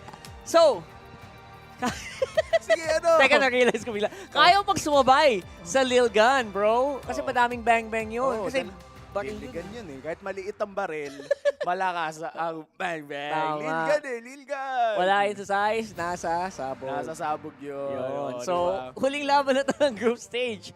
At gusto nila makikita sa buong mundo. Ang galing nila. So, I think that's something na talagang since this tournament started, actually before the tournament started, bro, bago mag-wildcards, inaabangan na ng buong mundo. Kamusta ba ang performance ng mga team wala dito sa China? And I think itong Lil Gun, it's gonna be a very difficult opponent. No? Definitely. I mean, Lil Gun right now is the top seed for Group B. Kaya automatic naman na silang makakapasok sa crossover match, no? Ito yung crossover match, no? Ito yung tanong ka na lang, oras na ba to for LG to explore? Kanina may nakita tayong Rome Terizla. Uy, baka naman gusto nilang magpakita ng iba kasi pwede na yun ha. Bukas tournament naman na sila. Tournament Meron na silang spasyo para mag-enjoy. Ako medyo mahirap din kasi to be fair, I can see kung ikaw yung KBG ikaw yung KBG from their perspective, ang laki pa rin pagkakataon to. Para para ma-test yung skills nyo against a very formidable team. Gaano kadalas ka bang makakalaban lang bigla-bigla ng isang international caliber team, di ba? I mean, it's very difficult. It's a really big opportunity and I'm sure na itong ChezyGaming, they will maximize it to their full potential. Of course, healer roams, magandang chance nila para paglaruan din nila yung cycle ng meta. I mean, how does Gajiang play? How does CU play? We'll see. Yeah, yun nga eh. Parang yung China, both of them actually. Both teams here, both KBG at pati na rin ang Lil Gun dito, may chance na laruin ang meta, as you said. And usually nakakita tayo mga Joy, mga Guinevere. Maybe it's time that we try to go back to our comfort zone. Kasi medyo experimental ang mga nangyayari ngayon dito sa wildcard. Ang dami nating nakikitang bago. Pero again, mga supportive heroes nandito pa rin naman. Kaya pa rin gamitin. Not as strong as it was around 2 or 1 month ago. Pero Tides and Ethan ay, again, effective sa healers at support roam. Katulad na lamang siguro ng mga Mathilda, Angela, Estes. You think makakita tayo ng mga ganun? I think, alam mo si SS, di pa nga nagpapakita Kaya nga. Grabe naman. Ilabas nyo na lahat. Give all your best. And that is definitely, I'm sure, what is on the minds of ChezyGaming. Lalo na huling laban na nila ito sa wildcard. So I think na this is a chance to maybe refine your gameplay. I mean, yung kanina, I think Claude will definitely be something na binabantayan ng mga players na to. That's true. With the game kanina, for sure, pag ganun, pa-hype din sila. Ano yun? Nasakto ang palo bago nalipat ang camera pabalik sa Malaysia, nakita na napatayo ka rin dang. Tignan natin kung lalabas nga ba ang Claude. Dahil papasok na nga tayo sa ating Game 1, final match of the day. At may drafting phase na ang magaganap dito. The Guinevere and the Baksha, 2 jungle bans para simulan ang laro ito. Yes, actually, although there are jungles getting banned out, to be fair, ako nakatingin ako ngayon sa gold lane. Sa gold lane si Bebix kasi sobrang creative nito. Bruno, tingin ko hindi pa rin pwedeng pakawalan. And of course, Faramis and Lilia, abangan nyo na yan. Around the mid lane naman. Yeah. Mid lane, Faramis definitely is having a second wind of people using him, no? Hindi naman siya pinahina, hindi rin pinalakas. Hindi. Pero fluctuating din yung lugar niya sa professional play. Minsan parang may isang week na puro Faramis. Tapos next week walang nagpa-Faramis. I think so far in this tournament, isang game pa lang ang walang Faramis. O ba't pati itong mga ano, Pati caster. pati yung mga caster, nagtuturon na. Tingnan Aba, natin, aba, aba. Kuya. Okay, Ay, yung pwede Johnson, na, pwede Johnson na. Saber. Ay! Isa lang. Sorry, kuya. Okay, sorry. Nice try, nice try. Nice try. Actually, nag-draw din ako kanina. 8 skin. Walong Isang skin. draw. 8? Isang 10 draw. 8. 8 skin. Nakuha mo yung 250 diamonds lang, boy. Kasi may sale, Kasi may 50%. hindi may aspirants. Oh, yung pag nag-load ka lang 250 diamonds, may 10 kang 10 ticket. Oh, yan. Ay, si Lapel papalag daw. Isang Lapel. 10 lang yan. Isang 10, 250 pesos. Na-distract ako, boy. Di ko nakita kung gano'n Actually, less than 250 pesos. Kung gano'n kadaming diamonds ni Lapel. Okay, nakuha ko yan. Okay lang daw. Wait lang daw. Ano yung sunod? Ano ba? Ano yan? Boy, wait lang. Ano yan? Collector ba yan? Di ko makita. Sino yan? Si Roger Si ba yan? Roger Tol. Ito ba yung bagong skin ni Roger? Hindi. Medyo lumang skin. Wala. Ay, isa pa daw. Isa pa daw. Mayaman. Silipin natin kung ilan. Ay, ba't talaga naman? Ilan ang diamonds ni Lapel? Ay, makita natin. Yan ang tanong. Zoom in. Cameraman. Ang dami. Ay, hindi natin nakita. Bayan. Ang Focus, bilis ng kamay ni Lapel. Ang bilis. Paki-message na lang po si Lapel. Diamond balance reveal. Isa lang. Boy, isa lang. Dali. Wag na tayo maglokohan dito. Lagi ang nasa kung saan-saan ang dami mo nang naipon for sure. Ilang diamonds ang meron ng isang international caster na si Lapel? Nako! Diba? Hindi natin alam. Pero ito ang alam natin. Nagda-drop na pala. Bruno! Ayan na yung... Lapel naman. Feeling ko okay na eh. Tigilan mo na. Huwag na tayo maglokohan. Okay, wag na tayo maglokohan dito. Okay lang? Ayan, okay na. Ayan, Si Naisu. Si Naisu pala nandyan. Si Naisu, ikaw, ilan? Naisu, may Naisu, ilan? Pogi. Nag-walk out. Pogi. Ay, grabe. Ayaw, dito main. Faramis and Arlot. First 2 picks dito para sa side ng Bilgon. Back to the draft, men. Dalawang meta yun, Super duper meta yan. Pero at the same time, kailangan din natin pag-usapan. Kamusta ang Brody laban sa mga lineup na merong Faramis? Di ba mahirap kasi ang daming, lahat sila nabibigyan ng pangalawang buhay. So, minsan yung Bruno, nahihirapan. Lalo't single target lang to. Oo, tsaka parang okay naman kapag nag-worldy ka nang nakadikit-dikit sila inside the Netherrealm. Rather, dahil dikit-dikit sila, lahat sila mababawasan. But then again, it really is very hard to shred. Kaya naman, okay na okay din tong kinuha nilang Terizla, no? Dahil total dikit-dikit na din lang sila, make it easier for the Bruno na mang-shred ng HP. I would say na maganda yung physical damage na meron ng KBG ngayon. It just so happens that they're magic damage dealer, skill shot reliant. Yun yung kailangan tumama. At the same time, again, very hard to deal with groups of people. Yung kumpul-kumpul na may tamang espasyo. Now, kung gusto mo ng AoE, ito saan na yun. Ang ganda sana nito, makuha. And at the same time, may chance na maban out yung Valentina if ever gusto nilang magdamot. Kung gusto nilang magdamot sa Netherrealm, pwede nilang gawin yun dito, boy. That's true. Kasi pwede naman mag-roam ang isang Novaria. Hindi nila kailangan i-mid lane to. If the Valentina is indeed banned for the side of LG, may malaking chance na kunin ito ng KBG para magkaroon ng dalawang Netherrealm. At apart from that, hindi lang Netherrealm kasi yung high value ultimate dito, pati rin yung final stash. That's true. Super high value. That's why kahit nga sa roamer, okay lang eh. Oo. Di ba okay lang mag-roam Arlot eh. And if mag-roam Arlot, gusto mo yung makunat na XP lane laban sa Bruno? Anong Masha, boy. O nga Or pala, roam Masha, pwede din. Nalalabas na rin pala yung Masha ngayon with the new update as well. And this is what I love about wildcard tournaments or this tournament in general bago natin makita yung M5 meta.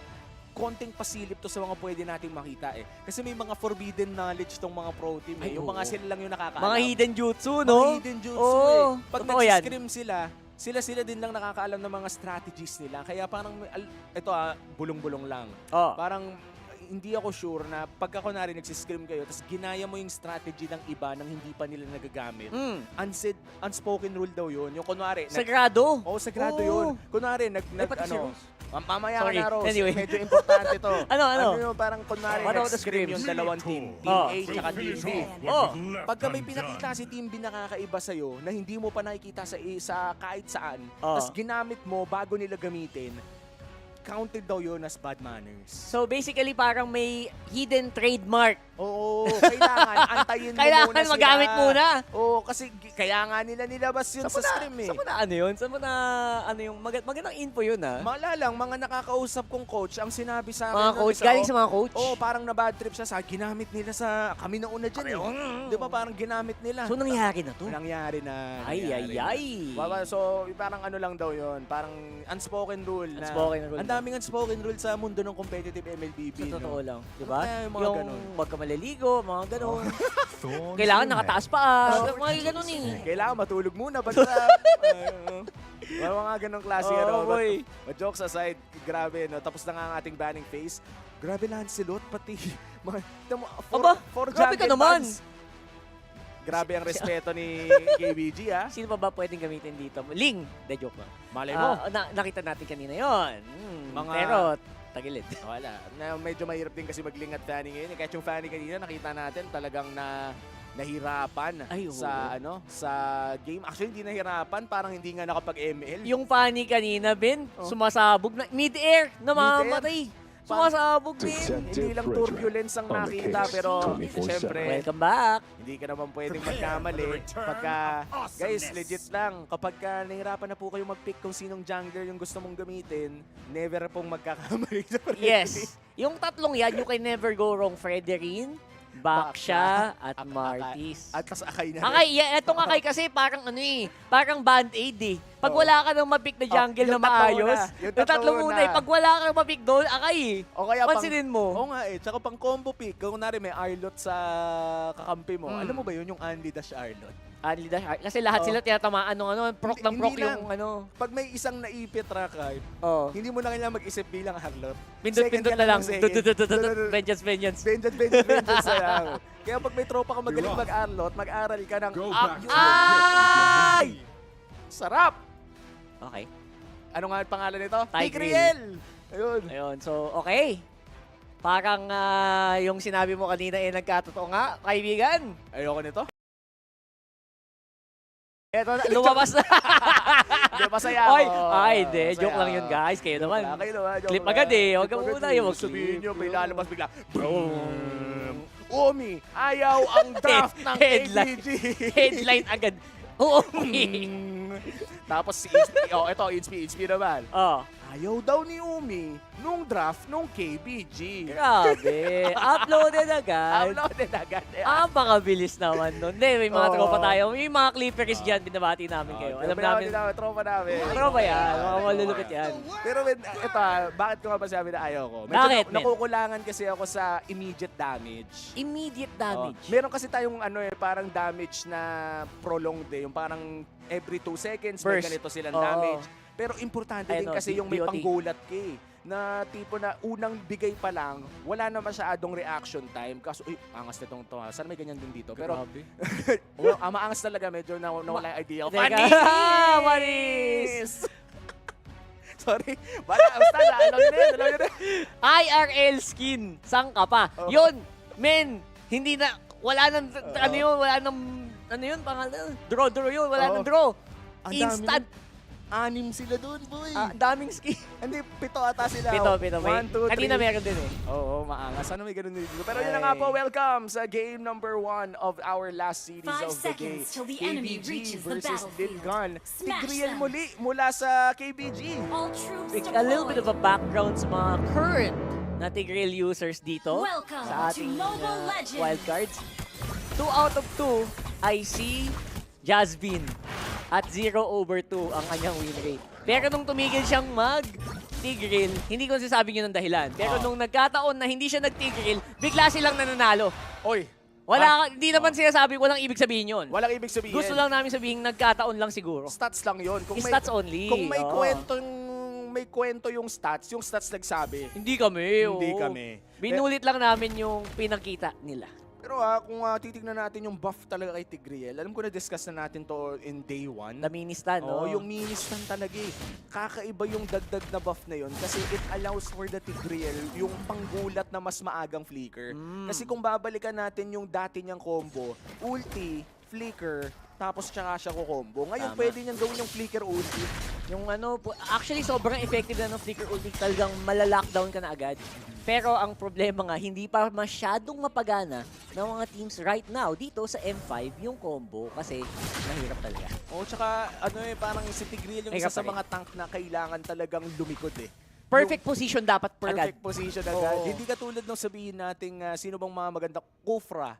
Meron ka kasing instant access. Lumilipad ka eh. Si Tigreal naglalakad. Super ingo eh. Ayan, yung mga ganun. Diba? And then this time around, again, it's very low kill score for the amount of time. 2 minutes pa lamang, wala pa tayong nakikitang big pokes. To be fair, no, parang wala pa tayong nakikitang talagang nagbabawasan eh. You know what? I like big pokes and I cannot lie. Gusto ko yung mga masasakit. Yan, sampalin mo si Aizen. Ayan, tanggal ang Firaga armor. Yun, tanggal na. Kasi may timer eh. Tuk, tuk, tuk, tanggal. There you go. Okay, maganda pwesto ngayon nitong si Tide. So ayan, yung Tigreal na ganyan, kailangan perfect! And as you can see, mahirap pa rin talaga mag-set, my man. Ayan, naku po, masama pa yan ang angulo dito ni Kuya Simba. Oo nga. Naku po. And here comes the re-engage coming from Team Lilgun, forcing a flicker mula dito kay Suyu. At wala pa rin namatay. Naghahanap Ang pa rin kukunat tayo. nila, boy. Ang kukunat, may mga sustain pa, pero low HP si Zora. Aizen with the Firaga, pero si Simba ngayon ay delikado. First blood para kay Lord Kings at si Tide sa Manata. Mapa-final slash. Dalawa? Wala, idol. Fade away pa yun si Ethan, kumakladgeries highlight reel Crossover bukas. Fade away ngayon. Grabe naman, boy. Crossover matches kasi para hindi nakakaalam. Group A, Group B bukas. Bukas ba yun? Tama. So, yeah, sobrang stonks ngayon itong Rome Arlot na nakita natin dito. Yes, isang malaking isang malaking panlin lang kasi yun pala, X-board pala. Akala nila siguro XP Arlot. Pero yun, nabibigyan na lang ngayon si Zexaura. Ay, grabe, nag-iikutan na. Ay, nahilo na ako. Let's babe! Ayan. Ay! Gusto mo lumapit. Ayan, pinalapit ka lalo. Pero syempre, wala pa naman bawas masyado si Bebex. Although, kung meron siguro, tagilid tayo doon. Tsaka nakakagulat talaga yung final slash. Tapos na-nerf pa yan, no? Imaginein mo yung mga kapanahuna na bago pa si Arlot. Walang warning eh. Anong kapanahunan ko napakabilis niyan. Isang pindot mo Rekta, sampali ka talaga. Ang mga nalalaro lang nun. Si Edward, pati si Nuts, dalawa lang naman sila nag-Arlot. At ngayon, buong araw na, puro Arlot. Parang ilang taon nang nakalipas yung kwento mo kasi. Sabi ka kasi talaga eh. So, hindi. Pero tama ka. Habang tumagal, naging mas mataas yung kailangan mong skill para ma-master talaga si Arlot. And so far, nakapag-catch up naman. And doon mo makita yung difference of a good and a bad Arlot. Yung good Arlot and great Arlot, yung sumasakay yung cast ng ulti. Alam mo yun? Yung gitna pa lang ng flash, parang yung flicker, parang nandun pa na agad eh. Parang alam mo yung magugulat ka talaga na yung hindi lang yung damage eh. Kumbaga yung travel time mo. Kasi pag mas malayo yung katuluduluhan ka, mas malayo yung mapupunta kayo mula, kunwari, Pasay papuntang Pasig. Yun yung mid-range. Pero kung yung Cavite papuntang QC, yun yung max range Arlot. North to south? North to south yun. Tapos yung gitna, dapat, saan ba daw yung gitna? Makati daw yung gitna. Pero iba sabi ko, pero look at this! Half HP Turtle, Simba, inikutan. Umiikot, ang aga namang ikot doon. And here comes the full barrage. Coming in, wala pa masyadong bawas. Pero looks like Zexaura pa rin makakuha, boy. Ang aga kasi din nung ikot ni Simba. At yun, nabigyan na ang kanyang mga tropa. Boom talaga. Double kill para dito sa Fredrin. Dalawa na naman na nawala para sa ChezyGaming. At ang ganda sana ng ginawa ni Tides doon, no? Yung full barrage, yun yung naging kontra niya. Hinihintay niya mag-full barrage. Kung magpapasok siya, tapos ibabalik niya papasok para lumiit yung yung full barrage na radius. Pag umatras kasi, no? Kaso parang 3 steps yun eh. Alam mo Sobra. naman, kapag ka may gusto kang kontrahin, gusto mo click nandun ka na agad. Kaya nga kunwari may check out ka, buy now yung pipindutin, di ba? Buy now! Para buy now na. Wala nang pag-iisipan Hindi pa. mo pag-isipan pa kasi kung check out pa, o pupunta ka sa check out Naku, page. pag-iisipan, maiisip mo. Makikita mo yung manipis mong wallet, bigla kang tatanggi. Oo, buti pa yung wallet dito kumakanta. Oh, diba? Yung wallet mo, Oh, ang lipis-lipis na. Bawi. Ay, ayan na. Zigzaura talaga naman, talagang abante agad. And sobrang confident niya. Dahil syempre siguro maganda din yung pwesto ngayon ni Aizen. At si CU, no? Naku, pumasok sa apat. Uy! Pumasok sa apat. Ayan, pinaulanan ng apoy. At pinagsakan pa ng Appraiser's Wrath. At ngayon, si Simba papasok, pero mukhang wala naman na may kill pa. Team Lilgun ay mabubuhay pa rin kung aagawin pa ang purple buff dito ni Simba. This is a 4v5 scenario, pero labanan ng retry at nakuha naman ni Simba. So, goods na goods for Keep Best. Sorry. Bawi. Tapos may Simba. Oh, Simba. O ano? Nakakainis. Isa nga ba yung coincidence? Coincidence? Makikita. I think not. Diba? Pero nakakatawa kasi si Simba, jungler. Tapos Simba, Hindi. diba? Tapos meron din tayong Ayaw, mga sino pa ba yung mga jungle? Pag jungler ka, may mga ganong references, no? Kaya nga eh. Sana nagkataon lang, no? Sobrang coincidence naman, no? Nakakatawa, no? And I would say, no, Keep Best Gaming, apart from, again, they're losing this game. It is a 2.6k gold lead. Pero hindi naman ibig sabihin nun, wala ng chance. Hindi. Kaya pa yan. Yan nga, sasabihin ko pa lang. Tahimik lang, oh! Si Gadyan, tahimik lang, eh. Grabe, naiwan sa kusina, nakakuha ng torre dun sa taas. At ngayon, ang problema lang dito, napapabayaan yata nila yung objectives, Kuya Omi. Makukuha din ng Team Lilgun ang third and last turtle of the game. Pero kinalbo na nila ang top lane dito na nakarami ang Keep Best Gaming. Tapos matagal-tagal ko na hindi ginagawa to. Oy, na-conceal! Conceal! Na-conceal play, pero sobrang bagal yata, hindi sila napagsimula agad. And that will mean na makakatakas pa dito ang Team Lilgun. What about the re-engage though? Guardian, grabe yung DPS dito, pinibigyan talaga si Zigzaura. And look at that. Kaya nilang tiisin for now itong hits ng Bruno. 4 hits yun, nangalati lang buhay ni Zora. And Team Lilgun still ahead by 2k. Feeling ko pwedeng magbago to. One good team fight. Ayun na! On the side of Keep Best Gaming, pero papasukin natin ni Ethan. Mahihila pabalik. Heavy spin sa dalawa. Grabe, nice try from Ethan and tumama naman kay Gadyang. Pero syempre, ang Flicker will save the day. Flicker pala naging choice dito ni Gadyang. May mga ibang Bruno na nag-go for the Purify, no? Dahil nga sa dinami-dami ng crowd control. But this time around, I feel like positioning is more important for Keep Best Gaming kasi ang daming ultimates na kailangan mong iwasan with a Flicker. Tama yan. Pero at the very least, alam natin na nakatutok talaga itong Team Lilgun. Grabe ang punta talaga ng Zigzaura rito. Ang tagal ng dami na buy na time and here we go for the re-engage. Forbid, Ethan, lumalaban na ngayon.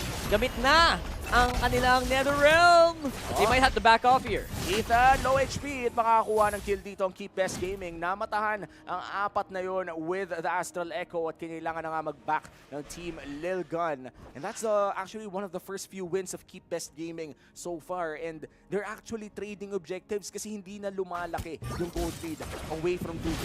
That's right, kahit nabigay nila ang 3 turtle nitong larong ito, kita mo naman, sumasabay pa rin sa gold. So somehow, nakakahabol pa sa macro ang Keep Best Gaming. Not to mention, yung map control nila, boy.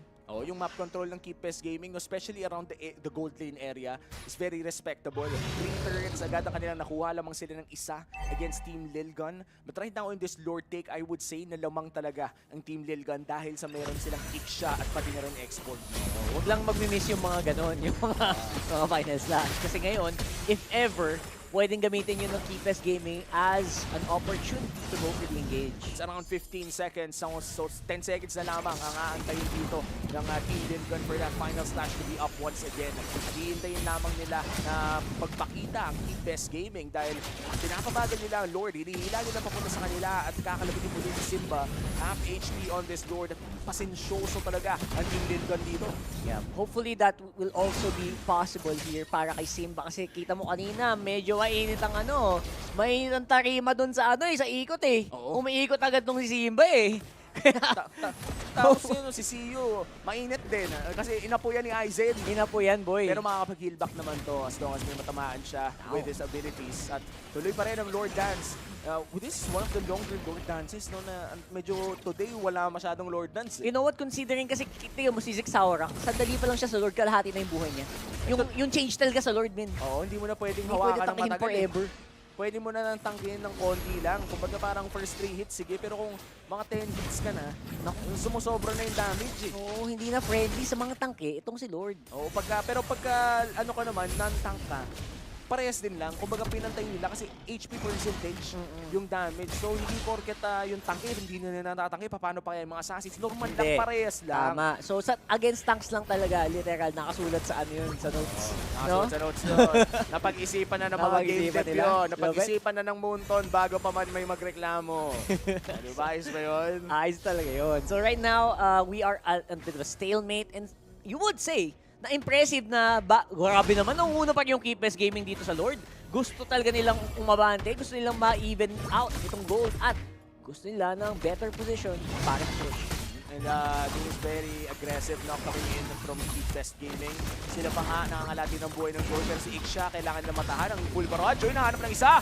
Yun na, nakahanap na tayo, nakita tayo ng malupit na lipad dito mula kay Tides at dahil nga doon ay nakuha ng Keep Best Gaming ang unang Lord ng laro. Libre lang. Walang nakuha pabalik ang Team Lilgan at hindi rin nila na-push yung baba. So that is very much a win for Keep Best Gaming. That's libre true. yun, no? Sobrang libre nun. And Iksha was so busy down there on the bottom side and alam mo, nalaman nung alam ng Keep Best Gaming na hindi makaka-respond dito kaya tinukuto agad nila. Oo, walang dash, walang kahit ano. Ang Iksha, malayo man ang range ay kailangan niya maglakad. Yun ang kanyang weakness. Beautiful. Alam talaga nila yung paano maglaro. Lord on the top, taka dito tayo sa baba. Dito nila hinihila ngayon ang Team Lilgan. Oh, tapos nakatore na naman via that Bruno. This is very reminiscent of the Onyx Season 8 playstyle, no? Yung banana split na parang tore lang ang kalaban pero si Tides with a concealed play. Oh! Pinakita lang yung light board. Flex lang, boy. Grabe ka naman masyado kayo Grabe naman kayo kay Tides. Pinakita lang naman yung light board. Ang galing, no? Ang gandang ano nun. Parang mind games. Pwede siya lumipad anytime eh. Mind games, pwede siya mag-flicker. Pero cooldown yung flicker niya. Ang tawag doon, Blapsy. Blapsy. May binawati namin si Blapsy. Pero isang malupit na Blapsy talaga yun. Kahit ako, mapapalayo ako doon eh. Hindi mo naman alam eh. Hindi ko naman alam kung may flicker to. Bakit mo pinapakita yung implosion mo? Bakit mo nilalabas yung implosion mo? Bakit mo nilalabas yung implosion mo? O siyempre, isipin ko may flicker. Oo. Nakatore Grabe. That was mind games, bro. Mind games ni Oh Tides. my gosh. Tides, that was so impressive. We're kidding aside, sobrang impressive nun. Oo, kasi hindi mo alam eh. Re-respetuin mo ba o hindi? Nagsiatrasan sila eh. Binigay na lang yung tore mo eh. Bakit mo nilalabas yung implosion mo? Nilalabas yung implosion mo. Ay no, Team Lilgan ngayon, hindi mo na lamang kanilang kalabangan. At tumatawa man tayo, gumagana naman. Gumagana, men. Legit. Best Gaming!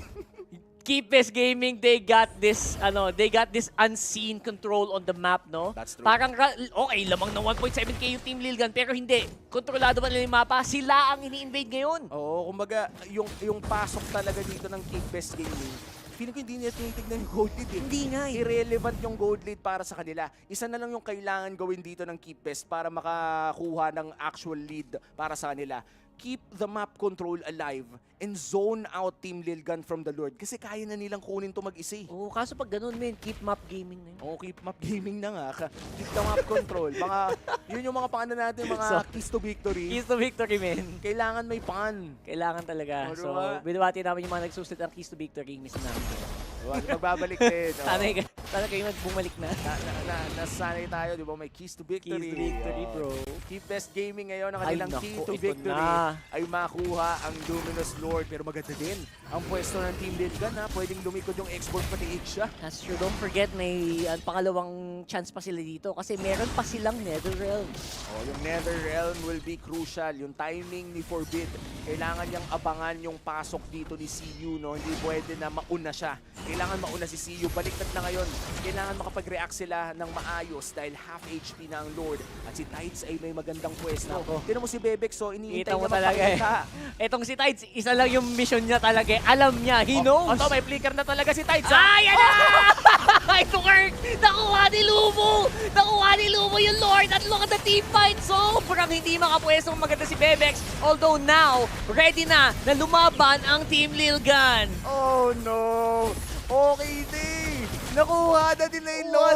Okay na sana yun. Dapat hindi yata nilaban, boy. Kaya ka parang nang gigil si Tides. You gotta make pigil. Gigil! Nakita niyo eh, may flicker ako, may implosion ako. Pinasok. Pero, okay, to be fair, nung nag-implosion kasi siya, yun yung time na nag-aagawan na for the referee. So, saktong-sakto yung implosion flicker niya para walang maka-retry. Tas ang nakakuha si Lumu. Tas nagtuloy-tuloy yung laban kasi nagkaroon ng heavy spin. Wala. To be fair, okay lang na maging confident sana dun yung best gaming. Kaso hindi nila na-take advantage. Hindi mo makaka-cancel talaga yung full barrage. Tinutulak siya pa atras nitong si Simba, pero tinatanggap pa rin ng team niya yung bawas. Oo, talagang nahihirapan sila dun sa full barrage, no? Si Simba mismo yung pumigil eh, pero tiwala din ata kasi kay Simba. Nung nakita nila yun, pumasok din si CU.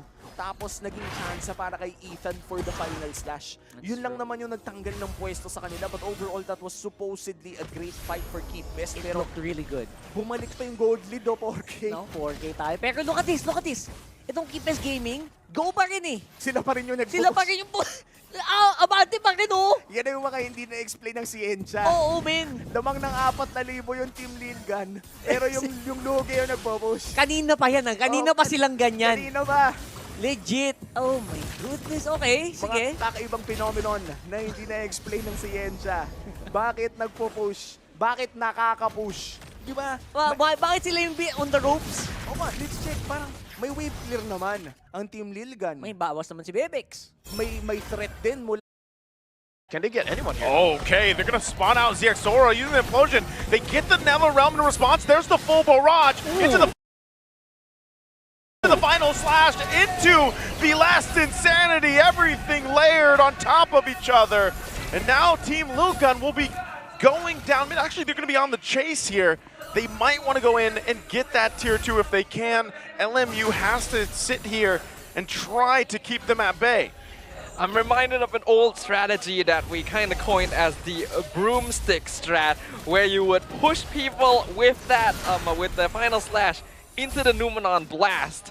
I feel like this is a similar situation where you push people back into the full barrage, allowing for Bebex to really tear through them. And this is what I was worried about Keep Best Gaming. They're losing that timer. Even with the pressure coming in, Bebex is going to much more easily deal with their team once the late game arrives compared to God Yang.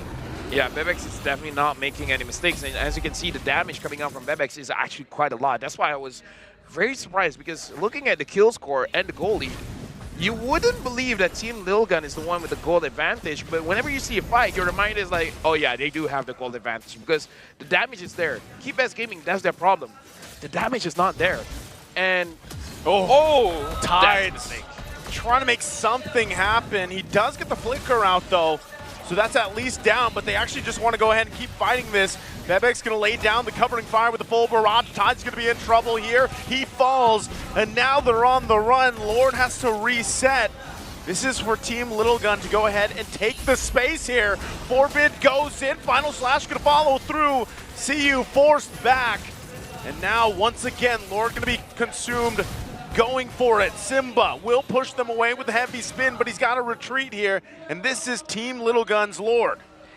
Very awkward use of that heavy spin there by Simba. He could have not only saved it until this point and then dash in, push him out, get the Lord, get out. That's usually what you would see teams play around that with.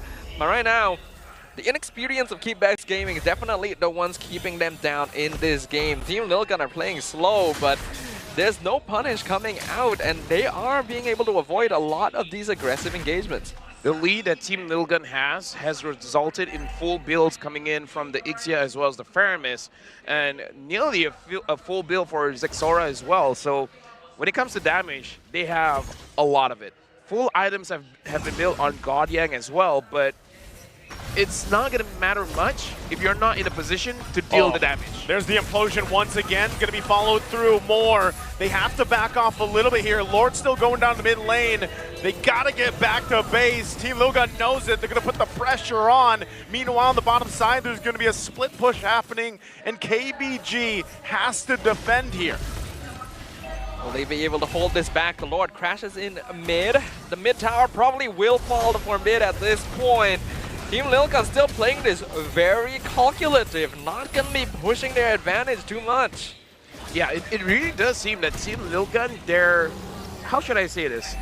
Their mindset for this game is try to be as disciplined as they can. It's kind of like them challenging themselves to see how can they play this without making a lot of mistakes. And I kind of like this just because they're showing proper respect to Keep Best Gaming.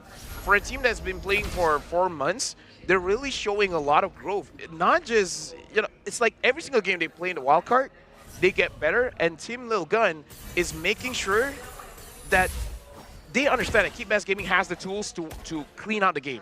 So don't let that happen.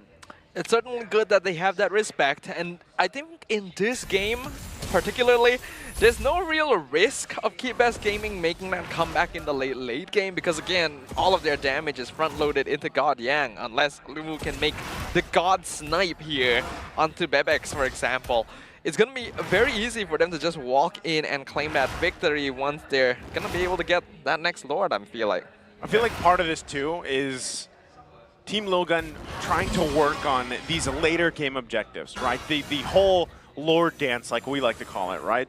Because even though they're taking that discipline approach, they're trying different angles when it comes to taking that Lord, to committing that Lord dance here. And I can say that after watching them go through their paces, even back in ISF, they have improved drastically up to this point. Yeah, a lot of praise has to be given here to both these teams right now. Definitely using the wild card as not just the stage to show the world what they can do, but a chance to exchange information on the battlefield and figure out how to more improve their own gameplay. For now though, what that's resulting in is a very slow game compared to what we've been seeing all day here. The last day of the group stages in the wild card. We'll see if that changes in the next few moments because the Lord is now up and the teams are positioning themselves. Well, 22 minutes in, this Lord dance, we'll see which team will make the first mistake. In the previous Lord dance, even though Keep Best Gaming was able to secure the Lord, but unfortunately, Bebex was in a position to counter-engage. So even if they do secure the Lord, it's not going to be looking good for them. So Keep Best Gaming, the decision-making here is not going to be easy. This one, once again, started by the final slash. Godyan could be in trouble. Full barrage comes through. Simba quite low. Has the immortality, going to be forced back. Forbid as well. Pop the Nether Realm. Still going to be going. Aizen has the armor, but they fire one off. He does fall. Now Godyan chasing down Ethan with Tides. Tides still looking for his own setup. But there's Ethan with the final slash again. Has his own immortality. KBG on the hunt here. Immortality pop by Ethan. He's probably going to go down as he does by LMU. And this is KBG's Lord now. Okay, we were talking about Team Lilgun trying to avoid mistakes. As we say that, they made a mistake. The caster curse remains strong as ever, but what a catch coming in here from Keep Best Gaming, being able to play around that final slash initiation by Ethan and actually punish their opponents for it. That full barrage, not being able to do a lot of damage here to Keep Best Gaming, probably switched things up heavily for them. I would say the damage is there, but Bebex doesn't want to make a mistake, doesn't want to flicker forward. Because we see a lot of gold laners when they open the full barrage, the moment someone gets out of their reach, they flicker forward. They flicker forward, bring them back in range, and do some damage. Bebex refused to do that. Confuses me right now though is that yes, Team Lilgun are playing with respect for Keep Best Gaming, but this feels like a very different style than we're used to seeing from them, right? Agreed. Like even in game one when they're trying to like, even if they're experimenting or trying to figure out their opponents, there's this aggression, there's this confidence, and we're not seeing it this matchup. They have a 10k gold lead just now that did not look like a 10k gold lead. It looked like it was even. Yeah, they're going to have to deal with this Lord here. It's knocking on their base. No commitment, though, just yet from KBG. They want to get another turret here. Forbid at the front of it all, ZXORD as well, and Aizen to hold down the front lines. They're going to lose this top turn as well, unless they can do something about it. They have to keep an eye on all sides of their base. You waiting there patiently as well. Has the penalty zone. The implosion could be initiated. You have plenty of immortalities, and right now they just dance around the base, but it's a fully exposed base for Team Lil Gun. This is very aggressive positioning by ChezyGaming. I feel like Lil Gun actually does have tools to be able to catch people out, at Final Slash especially, but Ethan not really looking for that aggressive positioning. Even though, like, they're in their face, this is literally the time to make a play. See if they can push it in. Once again, waves being managed, but right now, KBG having a hard time. Ethan goes in with the Final Slash, but it's CU that he grabs. Still no follow-up just yet. Both teams just checking each other out. Still Simba, he's gonna get caught out, has the retribution. They get the heavy spin out as well, but still gonna be battling it out in that mid lane. Forcing Tides back unless the implosion helps them out. They're gonna fight it out. NetherRealm comes through, and this might just be a disengage from Team Lil Gun. I don't know what ChezyGaming is doing to Team Lil Gun, but Team Lil Gun is like slowly running out of options, right? Because it really looks like they have opportunities to really do something, but it comes to a point where the damage coming out from Bruno is a little bit too much. Yep. So whenever they go in front, they're having the risk of being taken out. It's not only that as well, it feels like there's a coordination issue happening here. Yeah. Where like, they're trying to communicate, but it's taking so long for them to decide what to do that they're just kind of running around in circles, not really making anything happen, even when the opportunity is right in front of them. This is a very different Lil Gun than we're used to seeing, and it's a little bit concerning, all things considered. Right now, we can see that ChezyGaming, they are starting to lord.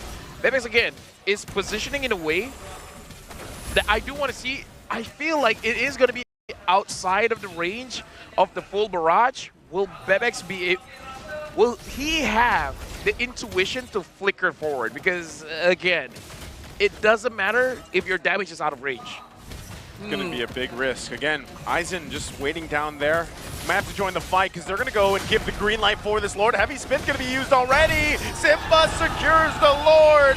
Can they get ZXORD? They're going to be working on him. Tides holding 4 members at bay as well. LMU now there and CU. Immortality going to be popped. ZXORD is still going to be worked on. He finally falls. The trades go on. The Lord secured by KBG.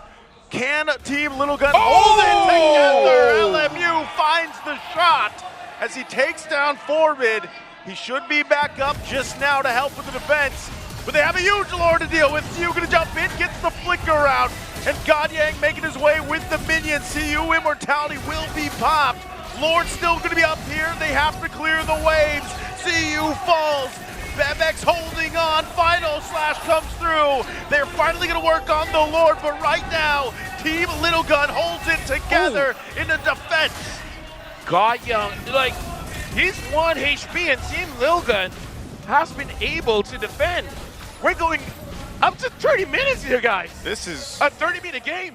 Wow. Powerful defense by Team Lil Gun here. ChezyGaming, though, doing a very good job despite the odds up against them. By all means, this is not a lineup that should be winning a late game compared to their opponents, and yet they are making it happen. We are seeing the potential of the Chinese representatives. I'm speechless. 30 minutes here, altogether 19 kills in total. Basically full items for everyone. The goalie kind of doesn't matter at this point, and Bebex has not died at all. Just now almost died by the damage coming in from LMU.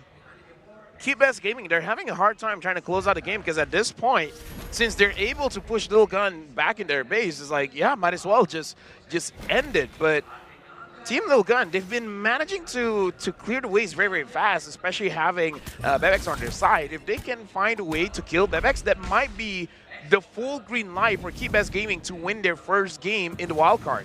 It would be pretty huge if ChezyGaming are able to secure a victory here, even if it is just this one game. Right now, their chances looking the strongest they have in the wildcard stage so far, but they do still need to be able to break through the defense. Ixie as a hero, is honestly very difficult to push in against, just because you can just stand behind the crystal, pop that full barrage, and all of a sudden, your push is gone. Team Lil Gun kind of feels like Keep Best Gaming is pushing them outside of their comfort zone, because usually we see Team Lil Gun goes in guns blazing. They're just like, especially early and mid game, is where they're kind of at their peak. That's the point where Team Lil Gun build their name, but it looks like Keep Best Gaming, the way that they rotate around the map, is really making Team Lil Gun really think about it. And LMU, again, stealing away the purple buff. On point. On point. You know? That's very nice. Being able to take those little victories will make a difference at this point. No one on Lil Gun really depends on that purple buff, but it's still mental damage inflicted somewhat, right? And right now, what we are seeing here is going to be a battle of stamina. 30 minutes in, both teams' bases actually pretty exposed. A single mistake could make everything.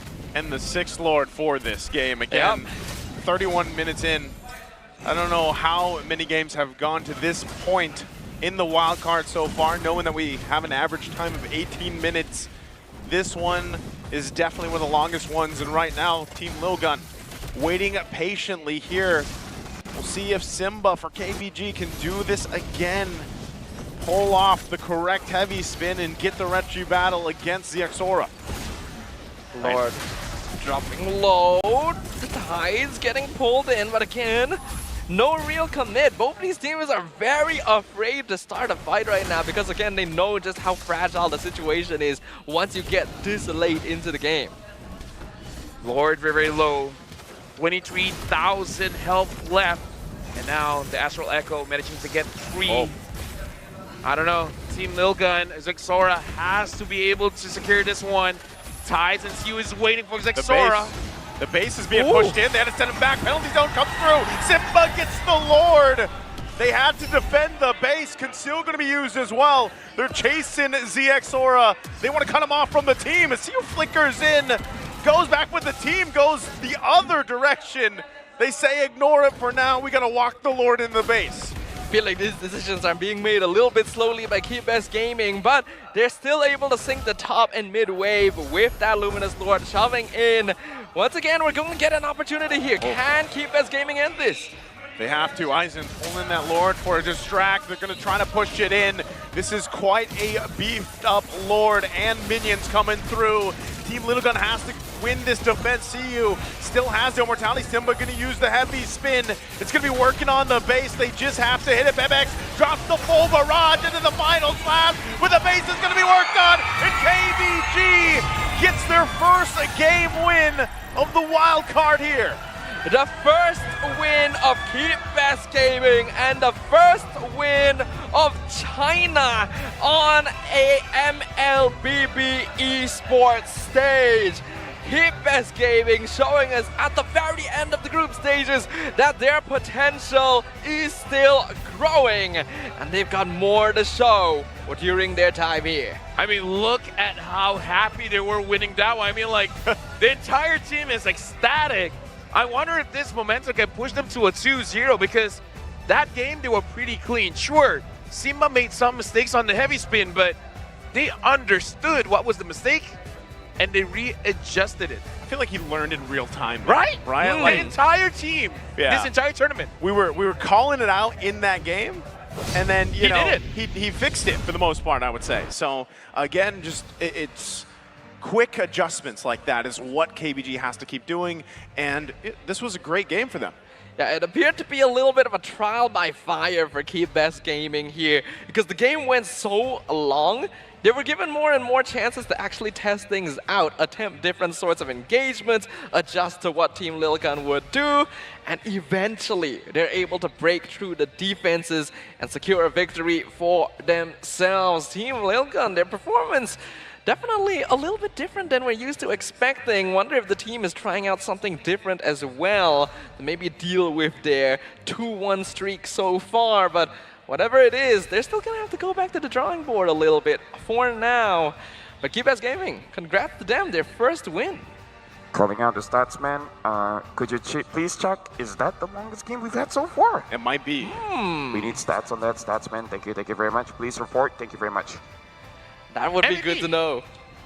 Anyway, let's talk about who our MVP is.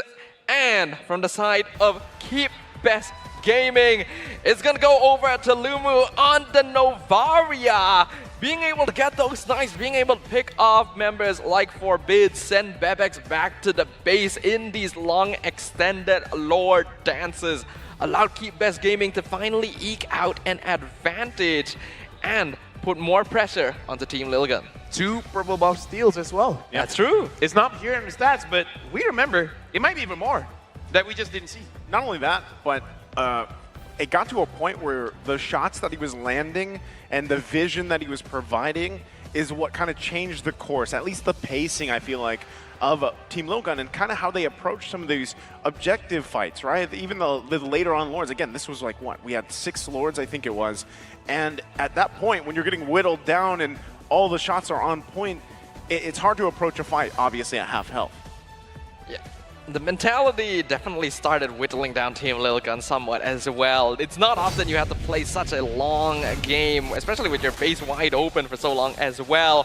We can relive the moments here in the highlights, brought to you by Grab Unlimited, where in the beginning, it was fairly back and forth. Keep Best Gaming got some good engages and then made some mistakes, but the same could be said for their opponents. I would say this game, the real, like, LMU is the MVP, not just because of the stat line, not just because of the damage, but really is the enabler to make sure that they are able to move as safely as they can. Because the mistakes coming in from Keep Best Gaming is really just the stacking, the stacking of the crowd control. But in terms of moving around the map, they didn't really make a mistake.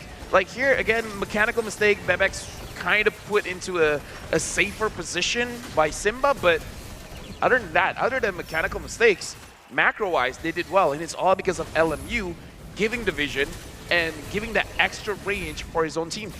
Yeah, the combination of the Astral Echo providing information and then all these big ultimates coming in from Keep Best Gaming made it very difficult for Team Lilgan to decide when would be the best opportunity to try and engage some of these fights, and that hesitation would end up costing them a lot of the time with skills wasted and so on. I'm not sure about this too. Maybe we can get the stat guy on this as well. Is this Tigreal's first win? I believe so. Yes. Yes. The 1 win tank. out of 3. I think it's like 4 or 5 or something Every like that. single game, the Tigreal does look good. It's Yeah, just it looks that good. Yeah, but this time able to get a win. That I man consider deserves that it. a plus. Shout out to all the Tigreal mains out there. Yeah. That I do like Tigreal a lot. I was hoping Tigreal would perform well so far, not so good. But Keep Best Gaming finally allowing the hero a chance to shine on the M5 wildcard stage. Definitely happy about that. But when you look at the score, it really is something. Keep Best Gaming, 6 kills to 13. And they're still the ones who come out on top in the end. Very interesting here that Tides has to pull yourself together, making sure that the cooldown on his flicker is very, very quick, making it so that it makes sense if he's the offensive starter for the team. But looking at the kill score here, KBG just had 6 kills. In this game, they're really not forcing it out, but also you do have to admit that their damage comes very late game. So the next draft, I want to see if they want to readjust or if they're really comfortable with this kind of lineup, because again, this is the lineup that got them to win. So I'm okay with they stay with this philosophy, but you can clearly see some opportunities miss just because they don't have enough damage. Yeah, but in the end, the fact that this lineup was able to buy them enough time to learn, adjust, and evolve against their opponents in this game due to the threat of all those big CCs could be considered a plus point, you know? Maybe if they go with a similar draft in game number 2, they're able to figure things out even more. We could see like huge growth in a very short time. Yeah, I kind of like how, just over the course of what, 3 days, you've already seen some of that growth in KBG, and there's still, there's still times where it's clear that they're hesitating, right? And some of the movement, some of the rotations they're making, some of the shot calling they're making, it's obviously work in progress for them. But even for a team like Team Lilgun, you know, when you're so used to seeing a certain type of decision making or play style or aggression even, and then they take a different route. Again, it's partly the lineup, it's partly multiple things here. 215,000 damage by LMU. 363,000 damage taken by Zexora. That's a lot. That's more than 10,000 damage per minute taken by Zexora. It's very impressive. The numbers are obviously inflated considering how long the game went, but it's still quite a lot when you put it into that sort of perspective. So Zexora trying to do his best, the front line for the team here. And Forbid, honestly, doing a lot of damage on that fair miss as well, but a lot of people do count out Novaria. They think, oh, it's just that one burst, and then there's nothing left, but all of that adds up over time. Let me just say, Bebex did 73,000 damage, and CU did 70,000. Yeah. Numbers are not numbering right now. That's what I'm saying. That's what I don't get, right? I mean, Bebex should have, like, I don't know, 200,000 damage if, played a little bit more aggressively. He missed out on a lot of like solid full barrage opportunities. It feels like he waited too long to use it. By the time he used it, ChezyGaming could already get out of the situation. And of course, there were times when Tides and Simba were able to push him away from the ChezyGaming lineup, so that did help a little. Yeah, and Zexora also has 69% team fight participation, which he is there most of the time, but unfortunately unable to turn the tides. I see what you did. Well, thank you. I kept that for a very long time, and I forgot about it, and I just remembered it. That's good. Thank you, thank you. I try my best for my parents. They're at home right now. Strive hard. I hope they're doing better than great. I see you. Nah, it's in the game. No, CU is in the game. Yeah, you're Staffa. You're not ICU. Wait. Yes. Yes. Don't have... I am definitely not the intensive care unit. Do not have... Now I'm not even hearing myself. Okay, now I hear I was myself. going to say, I think they cut you out, Lafel. Yeah. They just turned your mic off for a second. You know what? If I was the production team, I would do that too. They're not ready for another goal. The world is not... The world needs a rest from Lafel sometimes, you know? You can't have too much of a good thing. I feel like tomorrow I'm hosting. I just have that intuition. Promoted the host. So if you get promoted for one day. Actually, I wouldn't be surprised if tomorrow I'm just the observer. Promoted the observer.